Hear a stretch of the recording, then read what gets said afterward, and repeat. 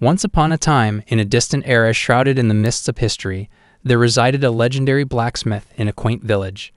This remarkable artisan was the proud proprietor of a modest store where he displayed and sold his exquisite hand-forged ironware.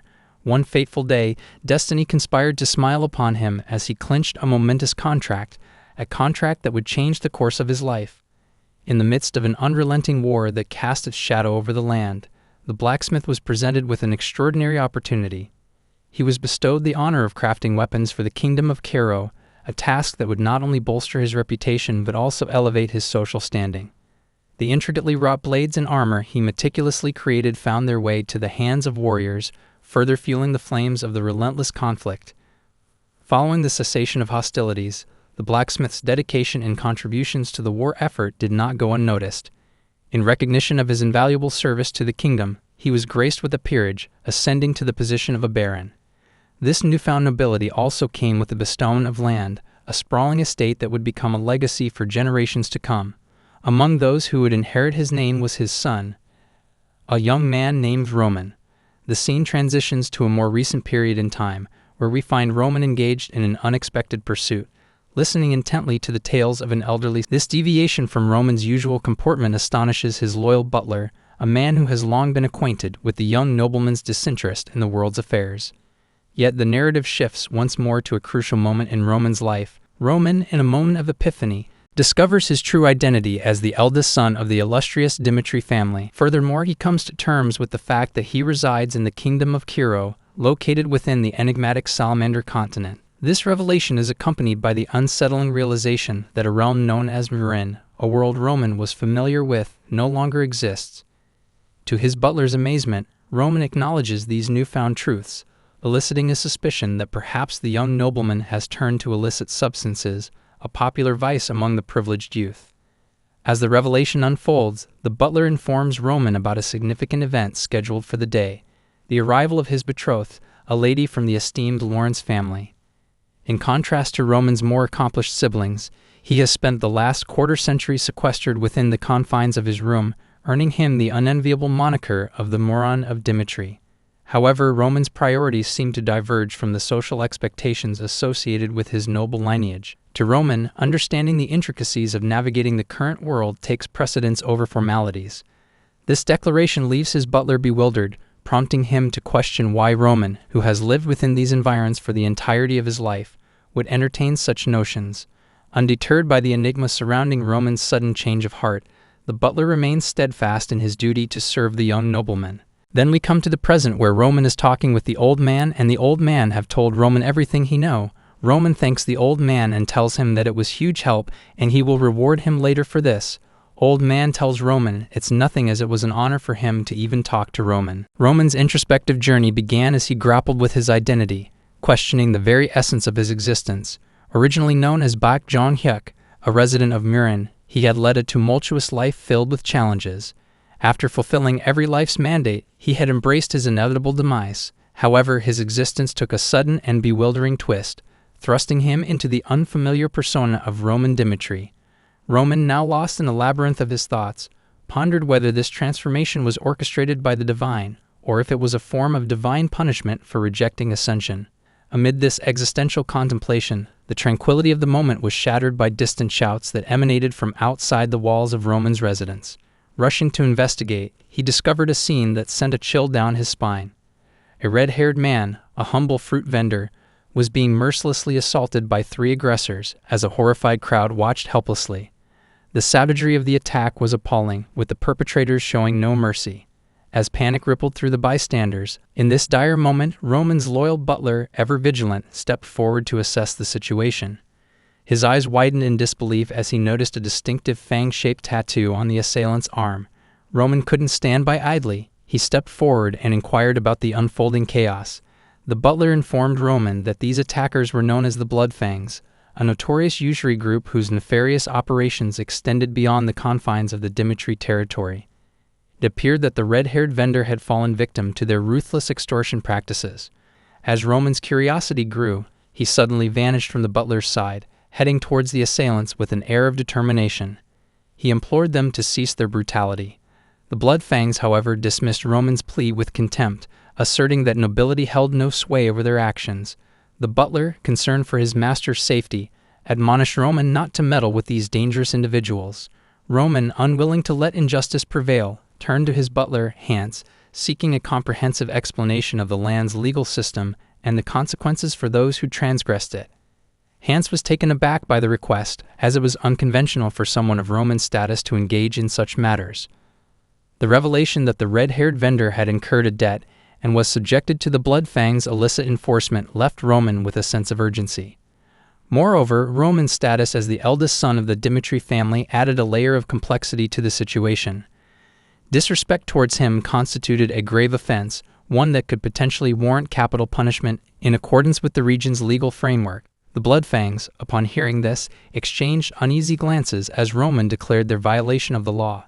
Roman's eyes flashed with determination as he grabbed a wooden stick, vowing to administer justice. The Bloodfangs, unimpressed and unyielding, prepared to confront Roman. They scoffed at his threats and reminded him of the tattoos that adorned their arms. Roman, unruffled, clarified that their inked symbols only served to brand them as lowlifes. The altercation escalated as Roman charged at the assailants, ready to take them to task. Roman's swift movements caught the Bloodfangs off guard. He deftly evaded their blows and with astonishing precision incapacitated the attackers with his makeshift weapon. Other Bloodfangs members attack Roman together, and one of them uses a dagger and tries to cut Roman, but Roman easily dodges one attack and takes the guy down easily. Hans, witnessing this unexpected display of prowess, was left astounded that Roman was indeed his master. In the midst of this chaos, Roman's thoughts drifted back to the moment he awoke in this unfamiliar body. Among the artifacts, a will penned by the old Roman and a scattered array of drugs on the floor formed the mosaic of his recent history. The document speaks of the kingdom of Kiro, frequently embroiled in war, and the practice of selecting representatives from each household to serve the kingdom. Roman Dimitri had been chosen as his family's representative to join the army, a responsibility he found too daunting to bear. In fear, he took his own life. The new Roman regards this previous life as a lamentable existence. Nevertheless, he has inherited the legacy of Baek Jong-hyuk, the leader of the heavenly demon sect, and vows to live according to this new persona's principles. The narrative concludes with a scene of Roman, having dispensed justice to the assailants, standing alone amid the aftermath, his garments stained with their blood. As one of the Bloodfangs attempts to flee, Roman swiftly apprehends and dispatches him, casting a challenge to any who might oppose his judgment.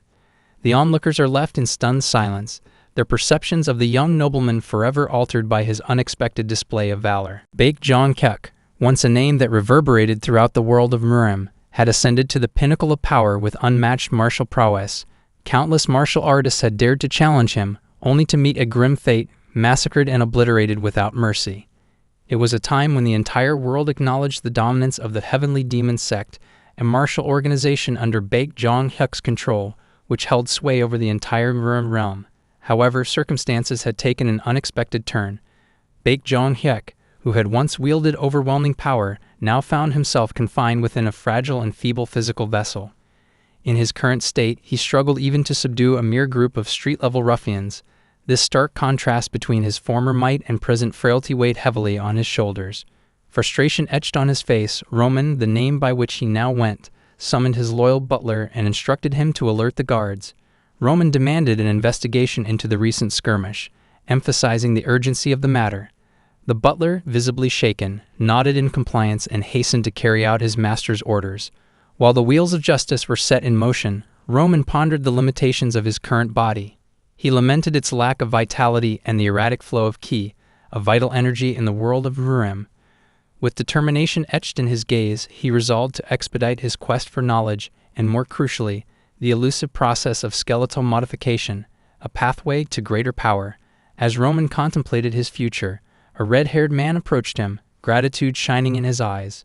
He expressed his heartfelt thanks to Roman for saving his life, to which Roman responded with uncharacteristic candor. He clarified that his intervention was not driven by benevolence, but rather a strict adherence to the rule of law. The Bloodfangs, the group Roman had confronted, had transgressed the boundaries of legality, and he had meted out punishment accordingly. Roman further informed the red-haired man that he was not exempt from scrutiny, urging him to provide a truthful account of the events that had transpired. The red-haired man, whose name was Kevin, agreed to share his story. He revealed that his parents had borrowed money from the Bloodfangs to acquire land for farming, with the intention of repaying the debt through the sale of their crops.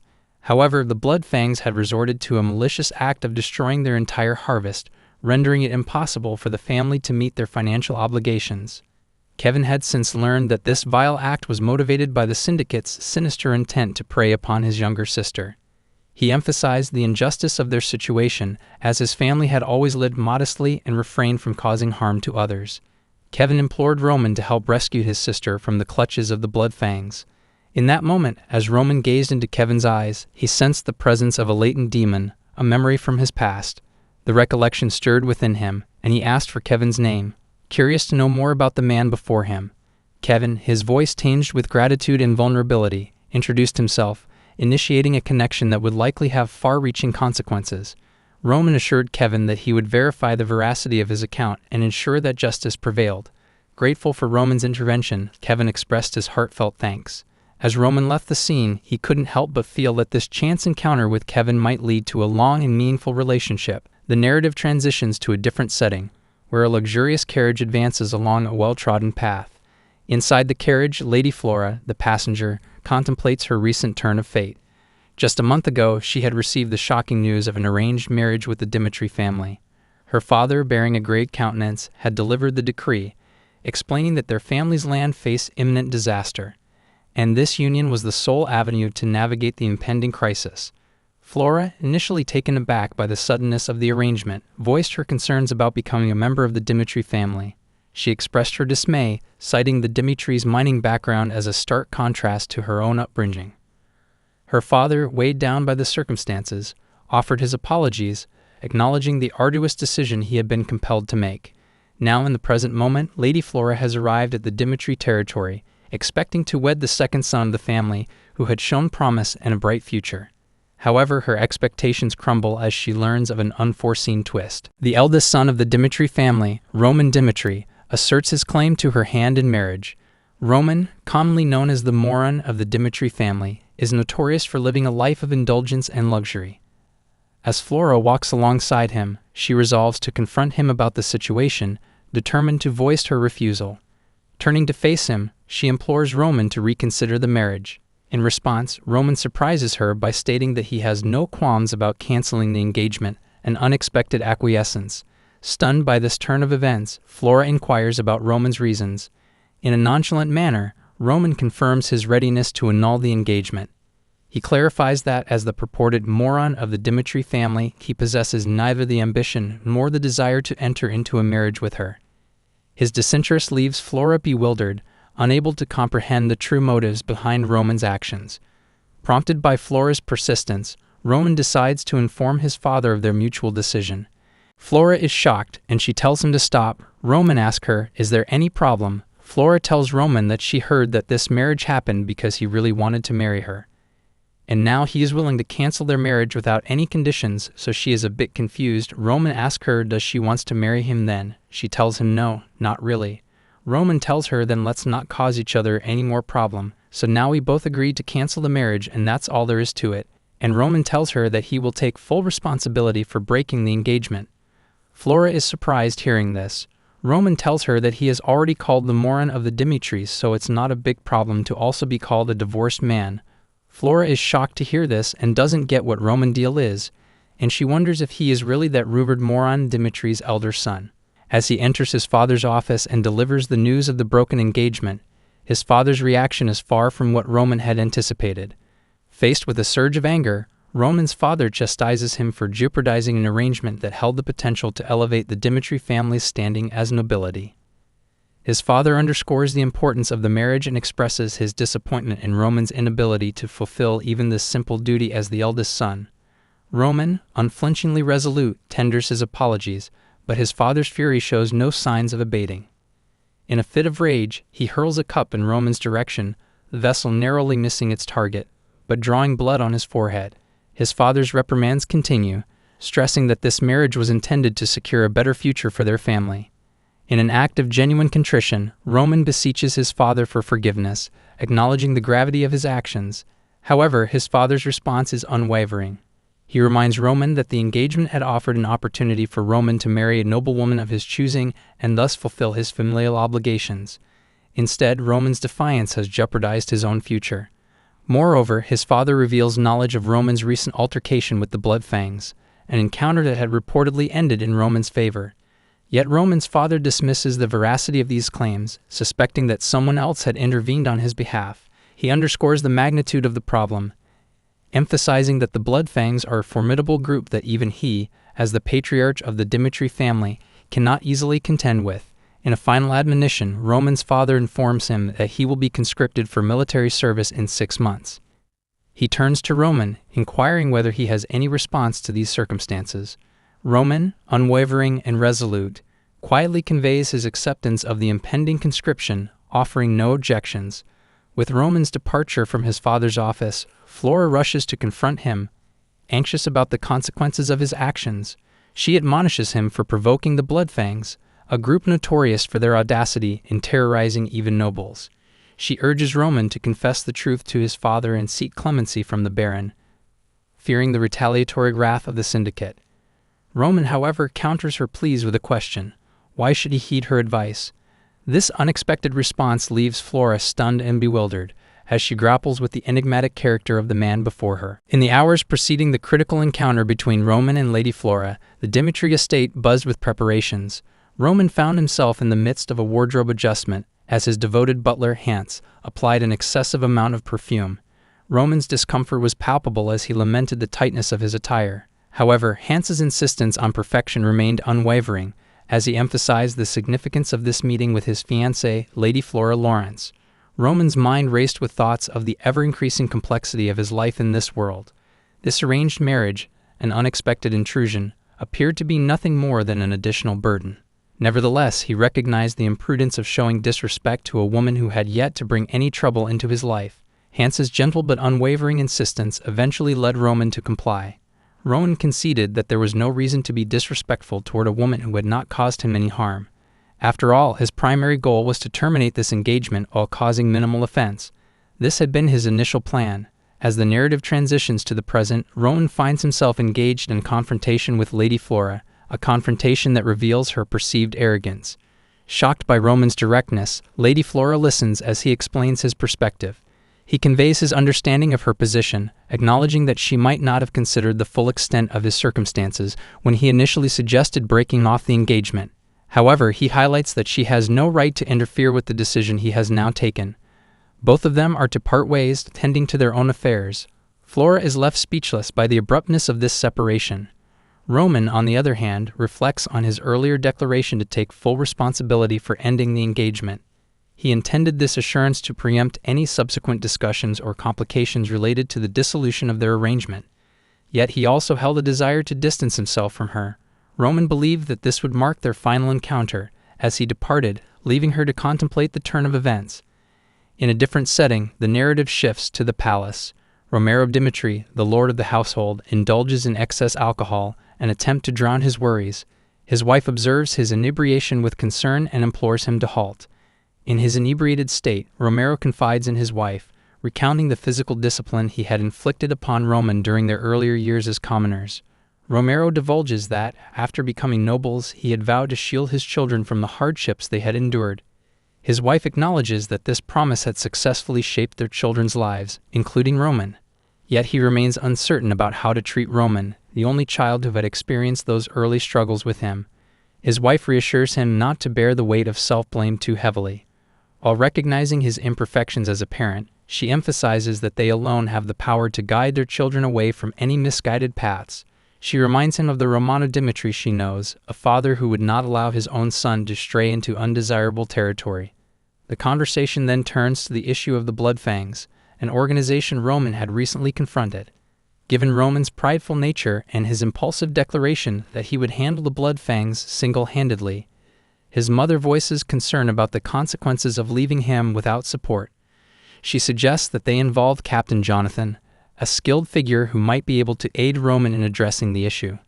Convinced by his wife's wisdom, Romero promptly instructs a servant to summon Captain Jonathan.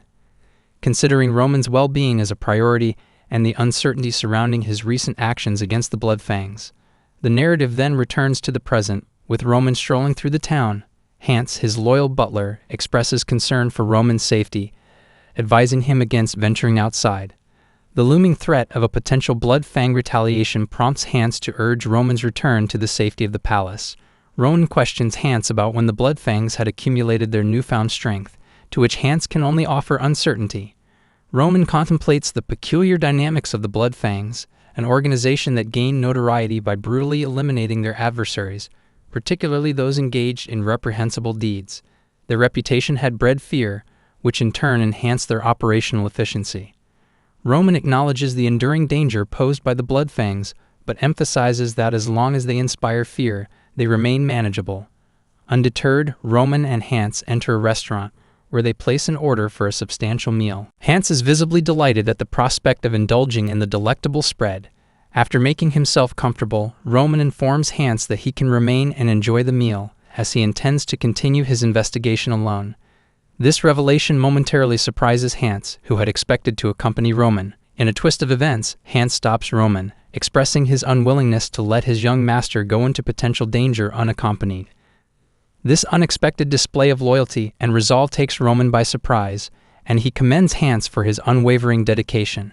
Roman offers his parting words, and as he leaves the restaurant, Hans remains behind, having already made the decision to contact the soldiers and inform them of the situation. Roman, meanwhile, strolls through the streets with a deliberate intent to draw the Bloodfangs toward him. Roman's calculated strategy aims to lead the Bloodfangs to him. He knows that they have likely discerned his presence and location. Additionally, the day corresponds with the regular training of the Dimitri Knights, resulting in decreased street security. This presents an opportune moment for the Bloodfangs to exact their revenge. As Roman ventures through the town, deliberately leaving a trail to be followed, he finds himself suddenly ambushed by an assailant armed with a dagger. The attacker charges at him with full force, attempting to catch Roman off guard. Then the scene shifts to soldiers where their captain Jonathan meet with Roman's butler, and he told him that they have to go and find Roman immediately, as he has gone alone to fight with the Bloodfang. Then the scene shifts back to Roman, where his reflexes and combat skills come to the fore, allowing him to effortlessly block the assault and disarm his opponent. He quickly incapacitates the would-be assailant. The attacker's companions, shocked by Roman's prowess and their shattered preconceptions of him, stand in bewildered disbelief. Roman, exuding an air of confidence and authority, encourages them to engage further. The stage is set for a confrontation that will reveal Roman's true capabilities to his adversaries. In the dimly lit grounds of the Grand Estate, Hans, the butler, approached Captain Jonathan with an urgency that mirrored the gravity of the news he bore. Young Master Roman, the seemingly frail scion of the house, had ventured into the city alone, forsaking any protective entourage, on a daring mission to confront the notorious Bloodfang group. Captain Jonathan, a seasoned leader with a penchant for strategic wit, and his loyal soldier regarded this revelation with a mixture of amusement and incredulity. Young Roman, known as the weakest of the house, willingly embroiling himself with the notorious Bloodfang. Laughter erupted from both captain and soldier, echoing within the hallowed halls as they questioned the butler's credibility. Undeterred by the skepticism, Hans stood his ground, insisting vehemently that Roman spoke the truth. Why would the young master lie about such a perilous endeavor? This assertion hung in the air like an unanswered riddle, prompting the captain to delve deeper into the enigma that now unfolded before him. Captain Jonathan's contemplative gaze drifted into the shadows of suspicion. He speculated that Roman's father, the patriarch of the house, might have delivered a forewarning about his son's perilous confrontation with the Bloodfang. A silent plea for assistance, a clandestine call to arms. Imagining the paternal concern that might have spurred this decision, Jonathan resolved to aid Roman and solve the enigma that now enveloped the young master. Despite his musings, the captain couldn't fathom why Roman, lacking the skills of a seasoned warrior, would willingly thrust himself into such a dangerous mission. A sense of urgency gripped Jonathan, prompting him to issue swift commands to his soldiers. The clatter of weapons being readied filled the air as he instructed Hans to guide them to the location of young Master Roman. Assurances flowed from Jonathan's lips like a shield, promising Hans that as long as they were present, the Bloodfang wouldn't dare lay a finger on Roman. Yet beneath the veneer of confidence, Jonathan harbored a nagging thought. If Hans's information held any truth, the need to locate Roman quickly became paramount. The narrative pendulum swung back to Roman, now immersed in a face-off with two vengeful bandits seeking retribution for their fallen comrade. Swift as a shadow, Roman dodged the attacks of the first assailant, bringing him down with a calculated grace. The second bandit, fueled by rage, lunged forward only to meet the force of Roman's counterattack, a powerful kick to the stomach that left him crumpled on the floor. Amidst the chaos, Michael, Roman's steadfast companion, emerged on the scene. The defeated bandit pleaded for mercy, urging Roman not to deliver the final blow. Unyielding, Roman reminded the bandit of the lives he had already extinguished and brandished a knife, threatening to inflict further pain unless the bandit divulged information. In a voice laced with determination, Roman sought the identity of the Bloodfang's leader. The narrative threads then wove into the fabric of a bustling restaurant, where Roman, as enigmatic as ever, approached the counter. The man behind the counter recognized him, curiosity etched across his features. Roman, in his cryptic manner, uttered the words "Tear of the Dawn" from the 20s. The bald guy, a patron in the establishment, interjected, revealing the absence of such a drink in their repertoire. Unfazed, Roman accepted an alternative, requesting a strong drink with the explanation that he had early morning plans, a statement that stirred interest among the bar's patrons. A seamless transition transported the narrative to the bandit who had directed Roman to this particular bar. He unraveled the intricacies of the establishment, detailing the missions assigned through a special code. Intrigued, Roman sought to decode this clandestine language, learning that the code involved mentioning "Tear of the Dawn," something strong, and work in the morning, all in a specific sequence. The tapestry of events returned to the pub, where Roman, seated calmly, faced the sudden aggression of the bald guy, who unsheathed his sword, signaling an imminent attack. With the grace of a seasoned warrior, Roman swiftly neutralized the bald guy, then turned his attention to the charging members of the bar. In a display of unparalleled skill, he dispatched them with ease, leaving the remaining patrons in awe. The realization dawned upon them that Roman was not the feeble figure they had anticipated. The narrative momentarily diverged to delve into the concept of Murim, a martial arts technique that harnessed strength through controlled breathing. Roman, referred to as the Heavenly Demon, had undergone rigorous martial arts training, though he acknowledged that he had not yet reached his zenith. The onlookers, witnessing his extraordinary prowess, were left stunned by the revelation of his hidden abilities. As additional assailants approached Roman, he dismissed them as mere nuisances, effortlessly thwarting their attempts. The bald guy, regaining consciousness, questioned Roman's motives. Uninterested in providing explanations, Roman pointed out that they had initiated the attack, and now only he and the bald guy stood amidst the aftermath. Roman expressed his intent to pose some questions to the bald guy and led him away for a private conversation. In this moment of tension and revelation, soldiers under the command of Captain Jonathan stormed into the bar, met with a scene of chaos orchestrated by Roman. The tumultuous atmosphere left them shocked and bewildered. Another soldier relayed information from a survivor on the second floor, unveiling the destination of young Master Roman, Lawrence. Jonathan's surprise mingled with confusion as he pondered the reason behind Roman's choice of location. The soldier added that the survivor mentioned Lawrence as the primary stronghold of the Bloodfang. In the ebbing shadows of a clandestine encounter, the narrative unfolds with a clandestine air, transporting us to a pivotal moment that transpired just an hour ago. Roman, a figure cloaked in mystery, finds himself in the company of a bald man, his fingers lost to some ominous past. The air is thick with tension as the bald man, tethered to the dark underbelly of the Bloodfang, remains resolute in his silence. A palpable sense of despair permeates the scene as the bald man implores Roman to end his life, a desperate plea born out of the looming threat of the Bloodfang's vengeance. Yet Roman, with a cryptic smile playing on his lips, admires the bald man's stoicism. There's an unexpected affinity that sparks within Roman, an appreciation for those who endure unspeakable torment without succumbing to the temptation of divulging secrets, those unafraid to stare death in the face. There's a peculiar fondness in Roman's voice, an acknowledgement of the strength he perceives in those who remain tight-lipped amidst torture. It is a testament to Roman's understanding that beneath the veneer of suffering lies the potential for harboring the most valuable of secrets. In an intriguing shift, Roman's attention is drawn to something unseen by the naked eye. A flicker in his gaze betrays the emergence of a plan, a method to test the bald man's resolve further. Roman, with a calculated ease, picks up a photograph. With a deliberate tone, he informs the bald man of his intent to locate and kill the young figure captured within the frame, purportedly the bald man's son. A seismic shock ripples through the bald man, his features contorting with disbelief and dread. Yet in a striking display of defiance, he vehemently denies any familial ties to the innocent face frozen in the photograph. Roman, undeterred, accuses the bald man of falsehoods, insisting that the boy's likeness to the captive is too uncanny to dismiss. Tempers flare as the bald man, angered by Roman's audacity, questions the nobility of one resorting to threats against a family. Roman, however, unfurls a chilling revelation, an insight into the Bloodfang's sinister workings. He peels back the layers of the criminal organization, exposing a modus operandi that turns seemingly ordinary individuals into devilish pawns. Roman delves into the organization's tactics, illustrating how Bloodfang coerces individuals into servitude, pushing them to the precipice of morality. The bald man, however, remains unyielding, steadfast in his belief that the truth won't alter the course of the Bloodfang's retribution. Undeterred, Roman advises the bald man to choose carefully where he places his allegiances, hinting at the high stakes of their ominous game.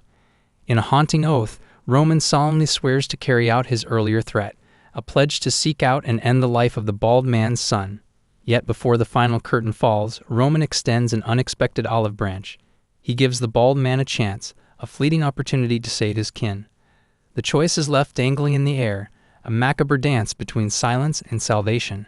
As the narrative pivots, we are transported to a different setting, a house where a subordinate relays a tale of Roman's unprecedented feat. An entire division vanquished by the hand of one who was once rejected from the prestigious Royal Swordsman Academy.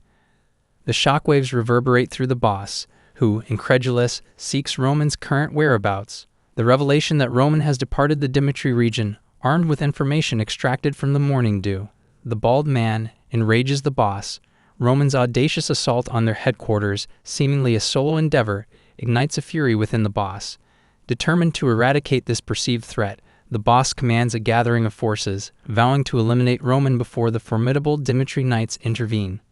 Simultaneously, the stage transitions to the Lawrence family's palace, a bastion of power and intrigue. The family, displeased with the decisions of the Barco family, engages in a tense discussion about the brewing storm of war.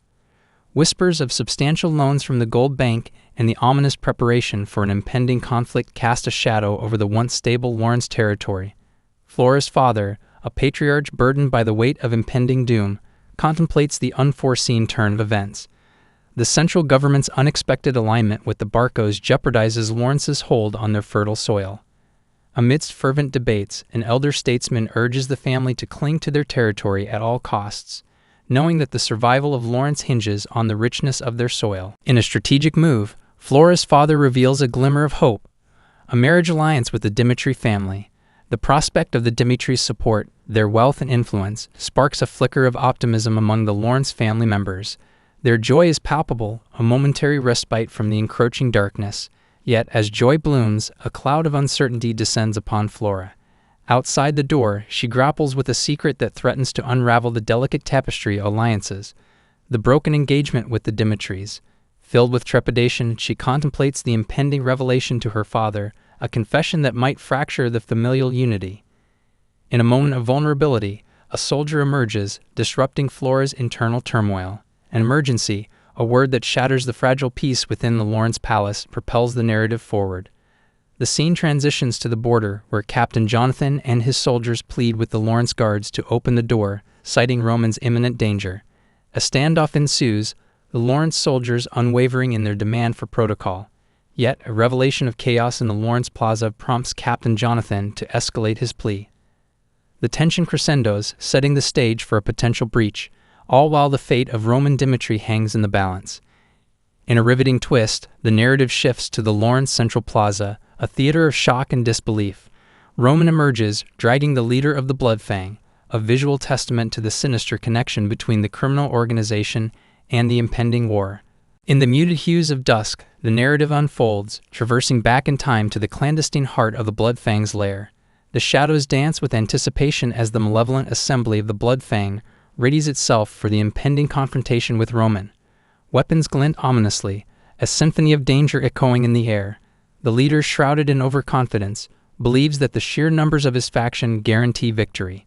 Yet, in a sudden twist of fate, fear grips the leader's core, a visceral terror that eclipses his bravado.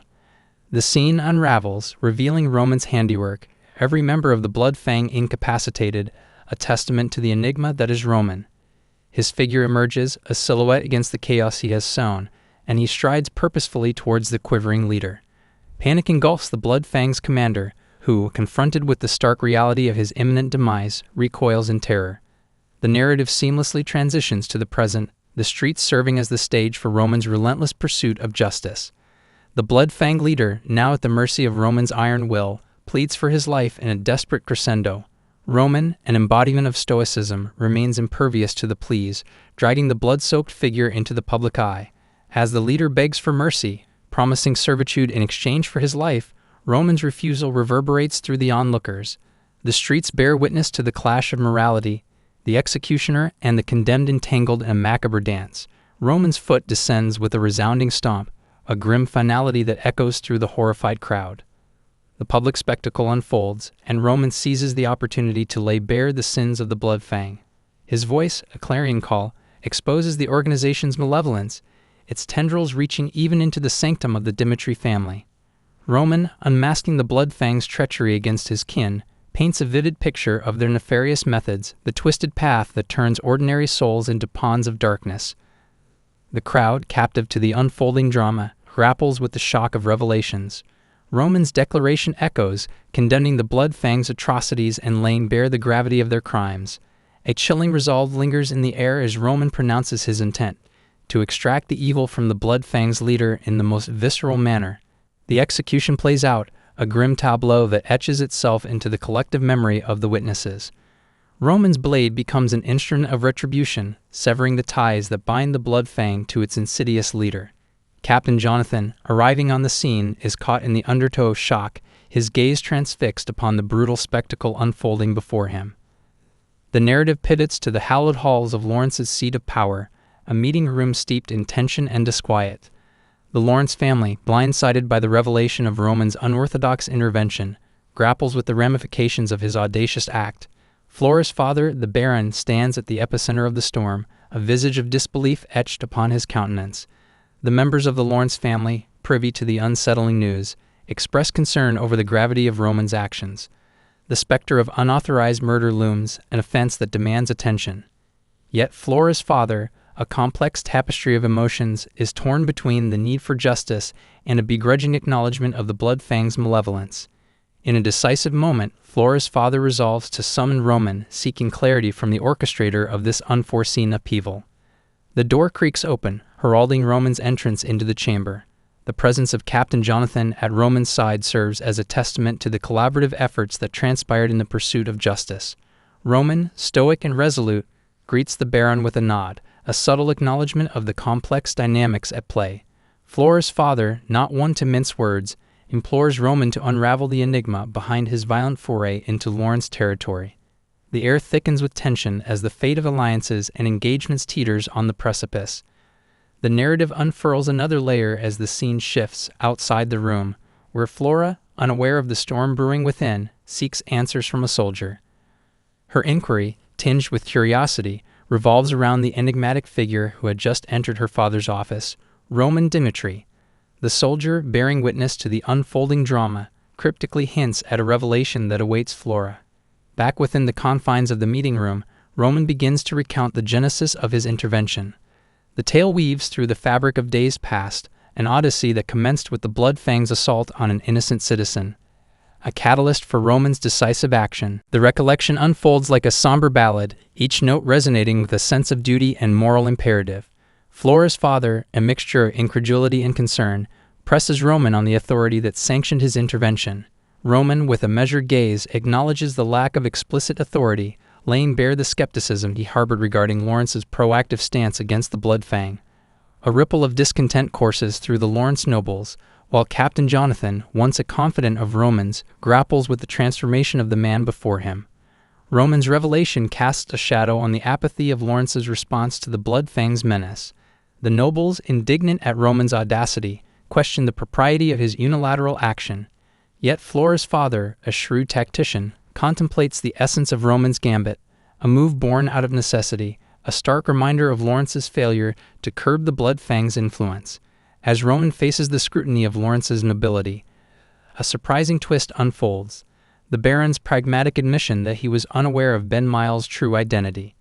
The revelation shifts the dynamics, forcing the nobles to confront the reality that the Bloodfang's leader had operated under the guise of criminal notoriety within Lawrence's jurisdiction. In a masterful stroke, Flora's father diffuses the tension, declaring the case closed and absolving Roman of immediate consequences. The calculated move is a testament to the Baron's political acumen, recognizing the potential benefits of aligning with a figure capable of decisive action. Roman, unyielding in his convictions, stands his ground. The meeting concludes with a promise of future rewards for Roman, a gesture that hints at a nuanced understanding of the value he brings to the Lawrence alliance. Outside the meeting room, the Baron instructs his servant to summon Flora, anticipating a pivotal moment of revelation. The wheels of fate turn, and Flora, blissfully unaware, is beckoned to meet her father, a meeting that promises to reshape the contours of her future. The narrative threads intertwine as Roman, Jonathan, and their retinue return to the Dimitri territory. Captain Jonathan, unable to reconcile the metamorphosis of the once familiar Roman, confronts him about the provocative confrontation with the Baron. Roman, enigmatic and calculated, unveils the rationale behind his actions, the perception of Lawrence's negligence, and the need for decisive intervention. Jonathan, stunned by Roman's foresight, grapples with the realization that the man before him has evolved into a strategic architect, a far cry from the Roman Dimitri of yesteryears. The chasm between expectation and reality widens, and Jonathan, like the Lawrence nobles, struggles to comprehend the layers of complexity that now shroud Roman's identity. In the tapestry of celestial lineage, Jon-Hyuk Baek emerged as an enigmatic figure, the son of the heavenly demon whose destiny unfolded in the crucible of a pit, a place where the cold, hard ground bore witness to his struggle for survival. His father, the celestial patriarch, cast him into this desolate abyss, an arduous proving ground meant to extract from Jong the essence of his worth. A chilling proclamation echoed through the pit as Jong's father, indifferent to the plight of his 12 children, declared that Jong's death held no significance. To the heavenly demon, progeny were expendable, mere numbers to be replenished without remorse. The celestial patriarch, a harbinger of divine indifference, conveyed a solemn directive to Jon, a mandate to ascend to power, to reign over the pit's inhabitants, and thereby to prove himself worthy in the eyes of his father. Yet destiny took an unexpected turn in the form of a punch.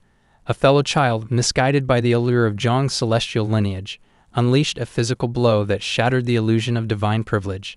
In the eyes of this child, Jong was not a figure of reverence but an arrogant brat. A violent confrontation ensued, unraveling a childhood marked by brutality in a world where only the strongest held sway.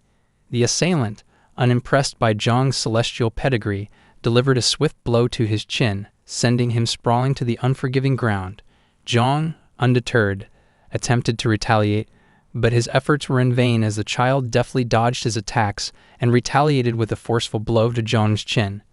The pit became a battleground, witnesses to the primal spectacle of a celestial hare brought low by the harsh realities of survival. Childhood unfolded amidst the pit's desolation, where other children were shielded by the protective embrace of their parents. Jon, however, was an anomaly.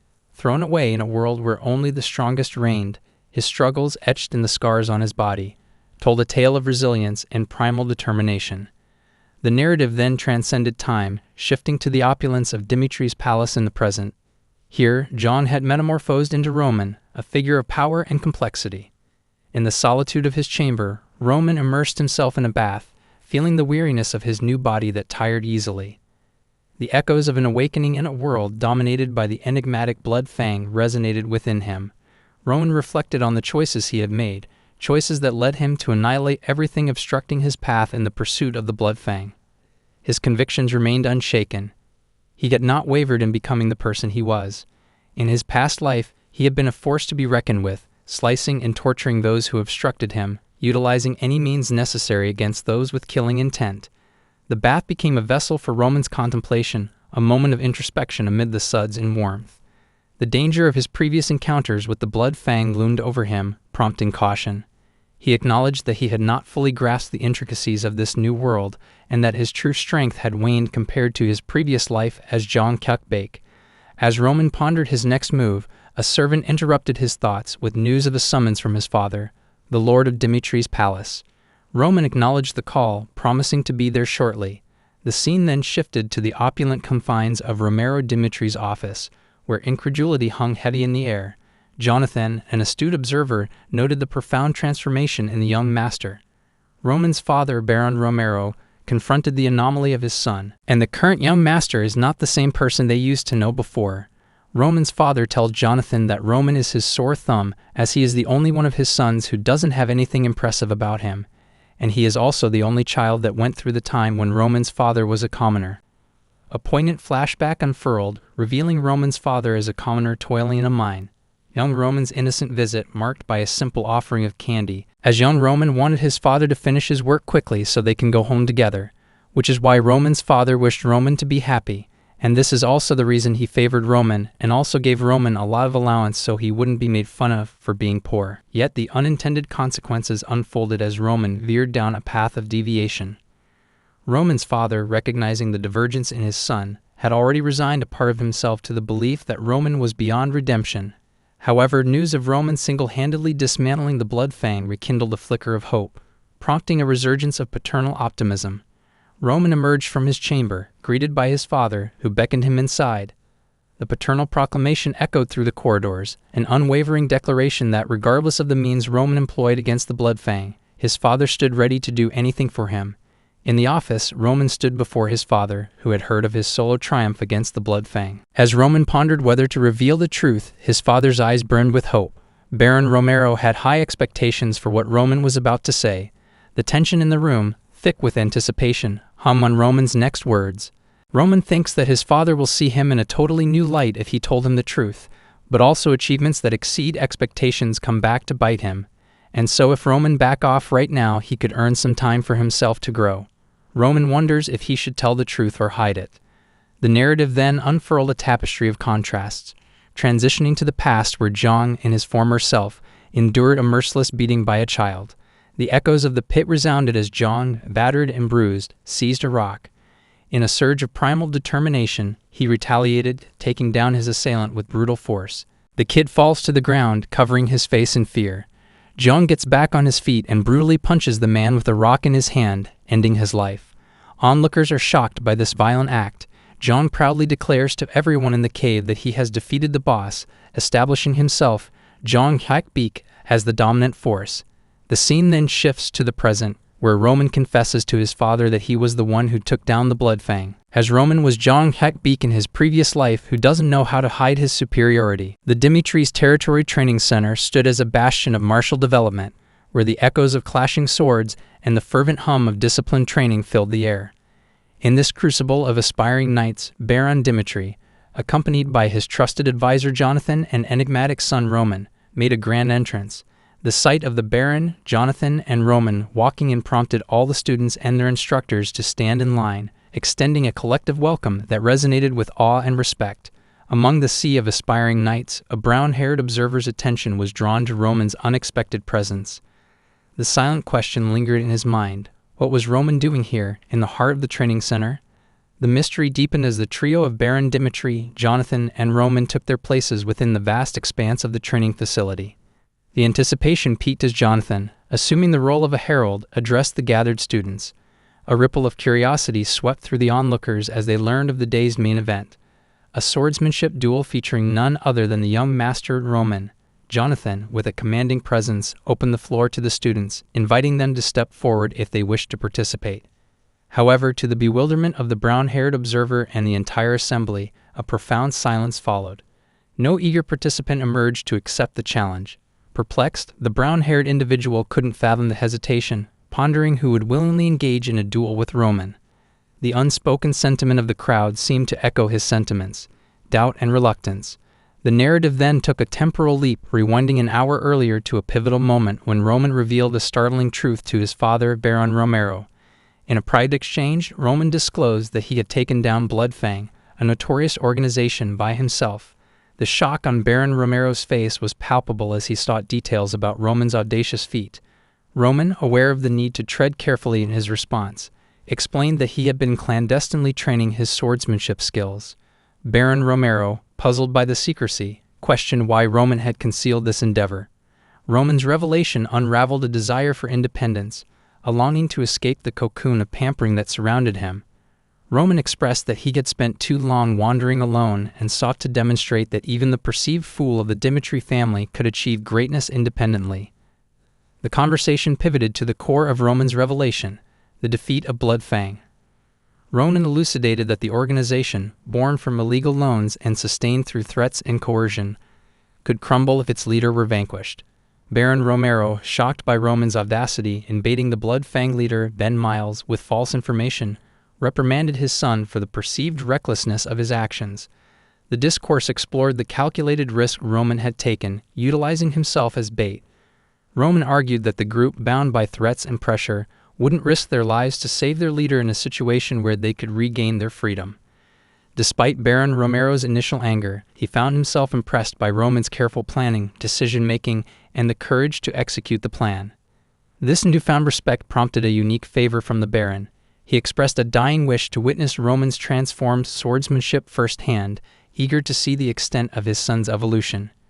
Returning to the present, a solemn atmosphere prevailed as it became evident that no one among the aspiring knights was willing to step forward and face Roman in the impending duel.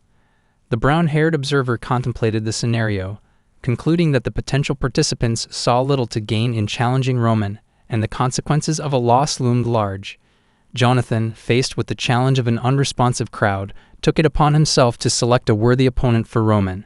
His gaze fell upon the brown-haired observer, and with a determined resolve, he called upon Chris, the vice-captain of the Dimitri Knights, to step forward and engage in a duel with Roman. The revelation of Chris as the chosen opponent stirred shock in the atmosphere. The narrative then delved into the past a year ago when Chris first encountered Roman. Reports had surfaced of a disturbance in a restaurant, where a drunkard, causing a ruckus, turned out to be Roman Dimitri. Chris, tasked with restoring order, intervened, only to be slapped by Roman. In that moment, Chris realized the stark truth. Roman had never trained, possessing the strength of a below-average adult man. The revelation left Chris incredulous, unable to reconcile the image of the pathetic individual before him with the status of the Lord's son. Returning to the present, the shock of being chosen for a duel against someone he had once considered trash lingered in Chris' expression. Despite his reluctance, Jonathan insisted that Chris, as vice-captain and witness to Roman's confrontation with Bloodfang, was the rightful candidate for a fair match.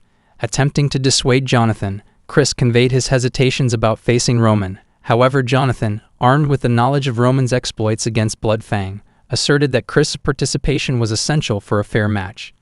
Chris, still grappling with preconceived notions about Roman's abilities, half-heartedly accepted the duel. As Roman and Chris faced each other in the arena, the tension reached its zenith. Jonathan, on the brink of initiating the duel, faced an unexpected request from Chris. He expressed a condition, one that reflected the intensity of his training and the gravity of the impending clash. Chris insisted that any duel involving swords should be treated as a real battle, devoid of mercy. He conveyed his unwavering commitment to this principle, regardless of who his opponent was. Jonathan, standing at the crossroads of decision, looked towards Baron Romero, who, in turn, fixed his gaze upon Roman. The air crackled with anticipation. Roman, seemingly unperturbed, responded with a smile.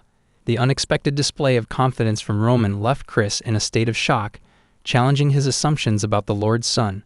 The stage was set for a duel that transcended the physical realm. Within the hallowed grounds of the Dimitri's Territory Training Center, anticipation hung thick in the air. The clash between Roman and Chris, the vice-captain of the Dimitri Knights, promised to be a spectacle that would etch itself into the annals of the Dimitri family history.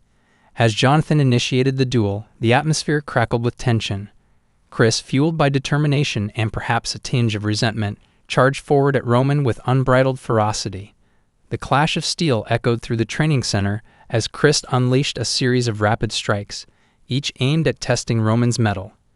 To the astonishment of onlookers, including fellow knights and instructors, Chris's speed was truly formidable. The brown-haired observer, who had initially dismissed Roman, now found himself reevaluating the situation. Perhaps this duel held more significance than he had anticipated. Jonathan, serving as the overseer of this unexpected contest, couldn't conceal his surprise as Roman skillfully blocked Chris's relentless assault. The clash of blades, the dance of precision and strength, left an indelible mark on the witnesses. Roman's defensive posture proved to be not only stable but also adept at withstanding the onslaught from Chris. As the initial shock settled, Chris, too, registered his own surprise. Backing away, he assessed the situation, recognizing the repulsive force emanating from Roman's hands. The defensive prowess displayed by Roman wasn't what Chris had expected. This realization, however, only fueled Chris's determination to beat Roman decisively. Undeterred, Chris gathered his resolve and charged at Roman with renewed vigor. Roman, seemingly possessing an uncanny ability to anticipate Chris's strikes, dodged with the grace of a seasoned swordsman. The ebb and flow of the duel painted a vivid picture of two skilled combatants locked in a dance of blades. Roman, not content with mere defense, shifted his stance and launched a counterattack. The fluidity of his movements left the onlookers in awe. Chris, determined to break through Roman's defenses, intensified his assault. Blow after blow, the clash of swords echoed through the training center. In a pivotal moment, Chris spotted what seemed like an opening, a chance to deliver a final decisive strike. Roman, however, proved to be one step ahead. Evading Chris' attack, Roman swiftly retaliated, his blade grazing Chris's head. The near miss sent shockwaves through the spectators, leaving them questioning the true extent of Roman's abilities. Baron Dimitri and Jonathan, observing the duel with keen interest, were equally taken aback. The knights, initially skeptical of Roman's prowess, couldn't deny the evidence before them. Roman's skill surpassed expectations, and Chris, the once confident vice-captain, found himself reassessing the situation. Chris, grappling with the realization that Roman possessed abilities far beyond his initial estimation, contemplated the potential consequences of defeat. However, a surge of pride and determination surged within him. There was no way he would allow himself to be bested by the so-called idiot of the Dimitri family, especially not in front of an audience. Gritting his teeth, Roman muttered to himself that it was just a warm-up. He declared that he would take the offensive, aiming to turn the tide in his favor. In the blink of an eye, Roman was about to strike, catching Chris off guard. However, Chris managed to block Roman's attack, though he couldn't shake off the feeling that Roman's speed had intensified. With an impressive display of speed and precision, Roman unleashed a relentless flurry of strikes. The other knights, witnessing this masterful demonstration, couldn't help but be impressed. In contrast, Chris found himself barely holding his ground against Roman's onslaught. The realization dawned on him, continuing at this rate would be perilous. Roman, seemingly in control of the duel, prepared for a decisive strike. In a daring move, he aimed to bring the duel to a swift conclusion. Chris, however, seized what he believed to be an opening. In a surge of determination, he lunged at Roman, intending to take him down. Yet Roman, with a smug smirk, effortlessly evaded Chris's attack. In that moment, Chris realized he had fallen into a carefully orchestrated trap. Roman, confident in his imminent victory, prepared for the final blow. In a surprising turn of events, Chris tapped into an unseen well of power, his aura. A surge of energy surrounded him as he unleashed a powerful sword aura, creating a dazzling explosion that captivated the attention of everyone present. Jonathan, realizing the potential danger, shouted for Chris to stop, but Chris was immersed in the fervor of battle and paid no heed, and fully strike Roman with his sword aura, which creates a huge explosion. To the shock of Baron Dimitri, Jonathan, and the assembled knights, Roman managed to evade the devastating strike by deftly ducking. The ensuing explosion, while impressive, left Roman unscathed. In a swift and decisive move, Roman seized the opportunity created by Chris' reckless maneuver. With a final well-timed strike, Roman brought Chris to his knees. The training center fell into stunned silence as the realization sunk in. Roman, the perceived fool of the Dimitri family, had emerged victorious over the formidable vice-captain of the Dimitri Knights. Jonathan, Baron Dimitri, and the other knights stood in awe of the unexpected outcome. The brown-haired observer, who had witnessed the entire spectacle unfold, now understood that Roman Dimitri was far more than meets the eye. The duel had not only shattered preconceptions, but also established Roman as a force to be reckoned with within the Dimitri legacy. As the echoes of the duel lingered in the air, the training center bore witness to a transformative moment. Roman, once dismissed as an idiot, had emerged triumphant, rewriting the narrative of his capabilities and leaving an indelible mark on the history of the Dimitri family. The scene shifts to the past, where Chris finds himself engaged in a spirited sparring match with Jonathan, a scene that would later be etched in the memories of their fellow knights. The collective astonishment among the onlookers is palpable as Chris, at his tender age, not only manages to hold his ground against the seasoned Jonathan, but also attains the esteemed rank of a 2-star knight. The murmurs of surprise ripple through the assembly, echoing the disbelief at Chris's meteoric rise in the knightly hierarchy. Adding to the intrigue is the revelation that Chris' journey to a one-star knight took a mere 3.5 years, a feat that defies the conventional timeline for such advancements. The whispers of the crowd betray a mix of admiration and curiosity, as they witness the unfolding spectacle of a prodigious talent making its mark on the knightly order. In the midst of the sparring match is when Chris, upon Jonathan's suggestion, takes a knee. However, what follows is a testament to Chris's unwavering determination and resilience. Rising promptly to his feet, he expresses a keen desire for yet another round. Jonathan, perceptive and impressed, recognizes in Chris not only natural aptitude, but also an unyielding work ethic, a combination that distinguishes him as more than a mere prodigy. Fast-forwarding to the present, the once revered swordsman, Chris, finds himself facing an unexpected challenge in the form of Roman. The disbelief etched on the faces of Jonathan and Romero Dimitri mirrors the shockwaves resonating through the knightly enclave. In a moment that challenges the established order, Roman, seemingly an inconspicuous troublemaker a month ago, emerges as a formidable adversary. Romero Dimitri, seeking clarification from Jonathan, inquires whether he had forewarned him about the significance of Deputy Knight Commander Chris, Jonathan's most prized 2-star Aura Knight. The revelation of Roman's prowess sends ripples of disbelief, challenging the preconceived notions of the onlookers. The skills displayed by Roman transcend the markers of a mere 1 or 2 years of training, hinting at a depth of experience and dedication that defies expectation. Jonathan, with a measured demeanor, dismisses the surprise of his comrades, attributing Roman's extraordinary skills to an innate genius. He points to the fusion of natural talent and relentless work ethic as the catalyst propelling Roman's rapid advancement. While Chris's skills remain commendable, Jonathan acknowledges Roman's unique prowess, labeling him a genius in his own right. Roman, in his assessment, believes that Chris possesses the capability to single-handedly dismantle the notorious Blood Fang gang. The juxtaposition of standards within the order becomes apparent as Jonathan beams with pride for Chris, considering him a skilled warrior by their measures. Yet Roman, with a discerning eye, places Chris at the bottom of his own stringent hierarchy. Despite Roman's initial disbelief at Chris's actions, Romero Dimitri breaks into applause, reveling in the realization that his eldest son is, indeed, a genius in the realm of sword skills. Turning to Jonathan for reassurance, Romero Dimitri seeks confirmation of the revelation, expressing immense joy at the recognition of the latent potential within his progeny. In this revelation, Romero Dimitri finds a profound sense of pride and contentment, grateful for the genius that Chris undeniably embodies. In a moment of triumph and pride, Roman's father beckons him forth and expresses unparalleled happiness at the accomplishment his son has achieved independently. Overflowing with admiration, he commends Roman's success and extends an invitation to applaud the young man for his remarkable feat. Roman's father, exuding a sense of paternal pride, assures his son that a fitting reward awaits him and encourages Roman to articulate any desire he may harbor.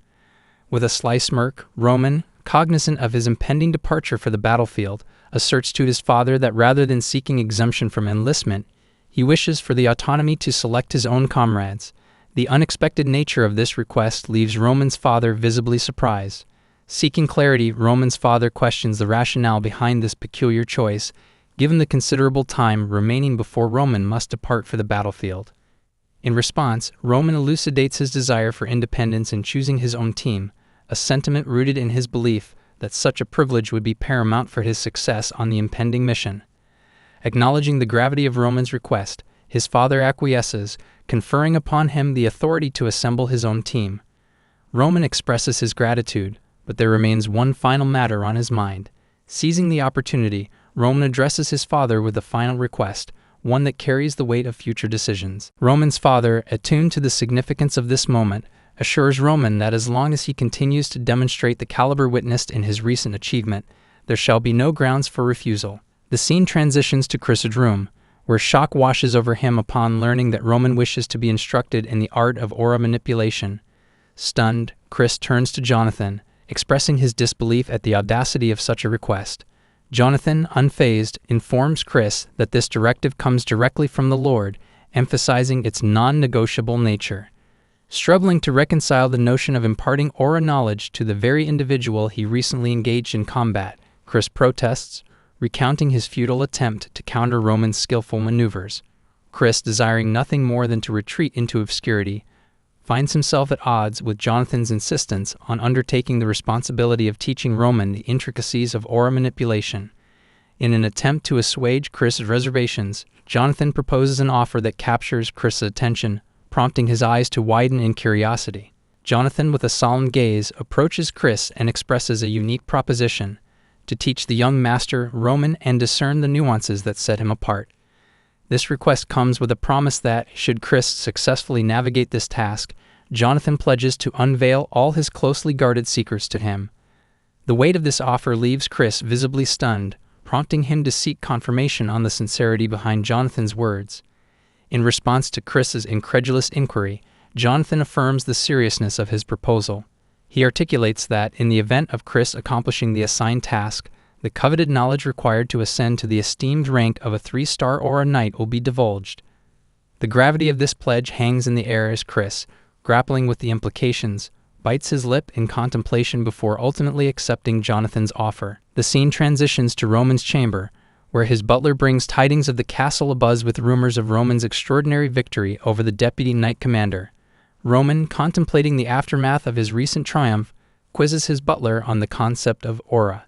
The butler, candidly admitting his lack of knowledge, suggests that it might be akin to the ability to manipulate mana. Roman, drawing from his experiences in the realm of Merim, perceives a disparity in the terminologies.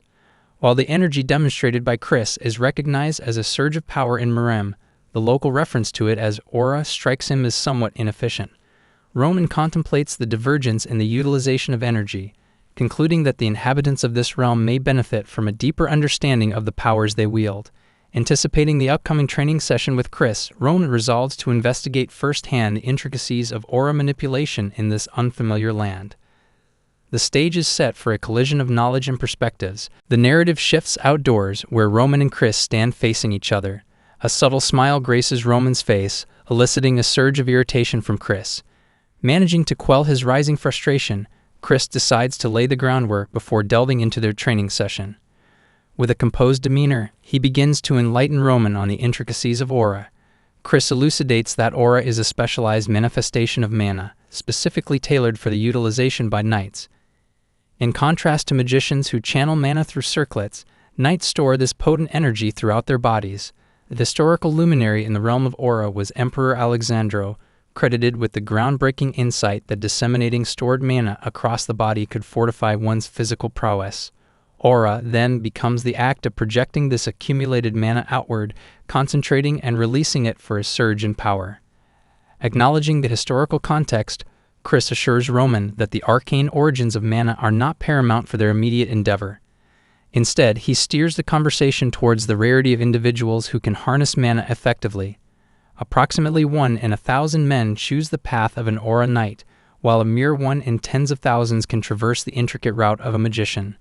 The pivotal initial step for an aspiring Aura Knight is the ability to sense mana, a hurdle most fail to surmount. Chris reflects on his own journey, recounting that it took him about half a year to develop this sensory capability, a time frame considered commendable, given that many take more than a year to achieve even basic mana perception. Here, innate talent emerges as a decisive factor. Roman, absorbing this newfound knowledge, expresses eagerness to commence training with a focus on mana sensing. Intrigued, he queries Chris about the methodology employed in honing this skill. Chris willingly agrees to share his insights, contemplating the latent pride Roman might harbor after triumphing over him in their recent match. However, Chris cautions Roman that their training won't be as straightforward as Roman perceives. Proficiency in swordsmanship, which Roman has demonstrated, differs significantly from talent in mana manipulation. The impending reality check, Chris hints, will reveal the nuanced challenges that lie ahead. Unbeknownst to Roman, the premise of their aura training might require recalibration. Considering Roman's existing awareness of mana sensing and his exposure to the teachings of the heavenly demon magician, in the pursuit of mastery, Roman harbors a conviction that relying solely on his existing knowledge is a shortcut to degradation. Even in the face of tasks whose rationale eludes his comprehension, Roman acknowledges the necessity of familiarizing himself with the processes before him. Chris, a mentor of sorts, advises Roman to attune himself to the cadence of his breath and to focus intently, emphasizing the importance of sensory awareness regarding every point of contact with Roman's body. A crucial juncture arises as Roman begins to channel mana into a singular focal point within his body, the precursor to manifesting what is known as aura. It becomes apparent that Roman's initial struggles with the process yield results as his aura materializes. Yet a twist awaits, confounding expectations. In the mind of Chris, the mentor, Roman's manifestation of aura signifies the attainment of a one-star aura knight status. However, to Chris's astonishment, Roman's entire being is enveloped in a fiery aura, surpassing the anticipated outcome. Roman, in his introspective musings, deems the conventional method of harnessing ki in Mirim, wherein waste is purged to facilitate the storage of ki within the body, as inadequate for this new world. Here, the gathering of mana and its natural diffusion throughout the body contrasts sharply with the Mirim approach. In this realm, mana, while abundant, is lighter and more prone to escaping the corporeal form. The disparity extends to the methods employed by the denizens of this world, including Chris, whose utilization of aura mirrors Mirim's external arts in training the physique, but lacks efficacy in mana retention. The inefficiency of a sword that releases stored mana further underscores the divergent principles at play. Roman, discerning the limitations of this world's techniques, foresees a protracted training regimen yielding little progress. His skepticism is met with incredulity from Chris, who questions the ease with which Roman achieved what took him over a decade to accomplish. In the face of Chris's inquiry, Roman bursts into laughter. The mentor, puzzled, confronts Roman about the apparent mockery of his earnest efforts. In a pivotal exchange between Roman and Chris, Roman raises a thought-provoking question. Amidst Chris's relentless pursuit of his goals, has he ever critically assessed the efficacy of his chosen training methods? The query leaves Chris visibly shocked, prompting him to seek clarification from Roman. Roman, in response, delves into the common tendency of individuals to unquestioningly embrace traditional, inherited training methods as the optimal approach. As Roman learns aura manipulation from Chris, a contemplative air surrounds him. He wonders aloud why people remain fixated on these established methods despite their evident flaws. Is it rooted in ignorance, or is it a testament to Chris's unwavering faith in Captain Jonathan? These reflections underscore Roman's discerning nature and his inclination to question the status quo. Roman succinctly articulates that the simplicity of teaching these established methods contributes to their perpetuation. The reluctance to expose individuals to potential failure or criticism becomes a driving force behind the continuation of such practices. While acknowledging the importance of Chris's decade-long training, Roman points out the irony that Chris never once questioned the methods employed during this extensive period. This realization becomes the source of Roman's amusement, visible in his subtle laughter at Chris's expense. Undeterred by Chris's astonishment, Roman continues his discourse, passing by him with a conviction that there is no perfect answer in the world. He emphasizes that even the methods he, himself, has chosen to follow were born out of a single individual's concerns for their successors. This revelation highlights the intrinsic link between tradition and the well-intentioned worries of those who paved the way. In a philosophical turn, Roman explores the notion that these worries are the root cause of pain in life. Confronting challenges and criticisms during moments of failure becomes the crucible for personal growth. Yet Roman argues change is essential, drawing parallels to his own life, where he rejected his father's teachings to forge an individual path. As the conversation unfolds, Roman proposes they conclude their training, prompting Chris to seek guidance on his future endeavors. Then Chris asks Roman to tell him what he should do from now on here. The narrative then takes a poignant detour into Roman's past life. A vivid memory emerges where Roman triumphs over a formidable warrior. In the aftermath of the intense encounter, Beat John Hyuk, also known as Roman, sought out the warrior who had faced him in battle. With a blend of curiosity and inquiry, Roman questioned the warrior's intent to persist in retaliation. The warrior, however, humbly acknowledged his defeat and revealed that the Blood Demon sect, under his command, would now align itself with John of the Heavenly Demon sect. In a moment of candid reflection, the warrior admitted to Roman, or Beat John Hyuk, that this was the first occasion he had encountered someone as formidable as John. Sensing an opportunity for guidance, the warrior posed a question similar to the one previously asked by Chris of Roman. "What steps must I take to attain the strength you embody, John Hyuk?"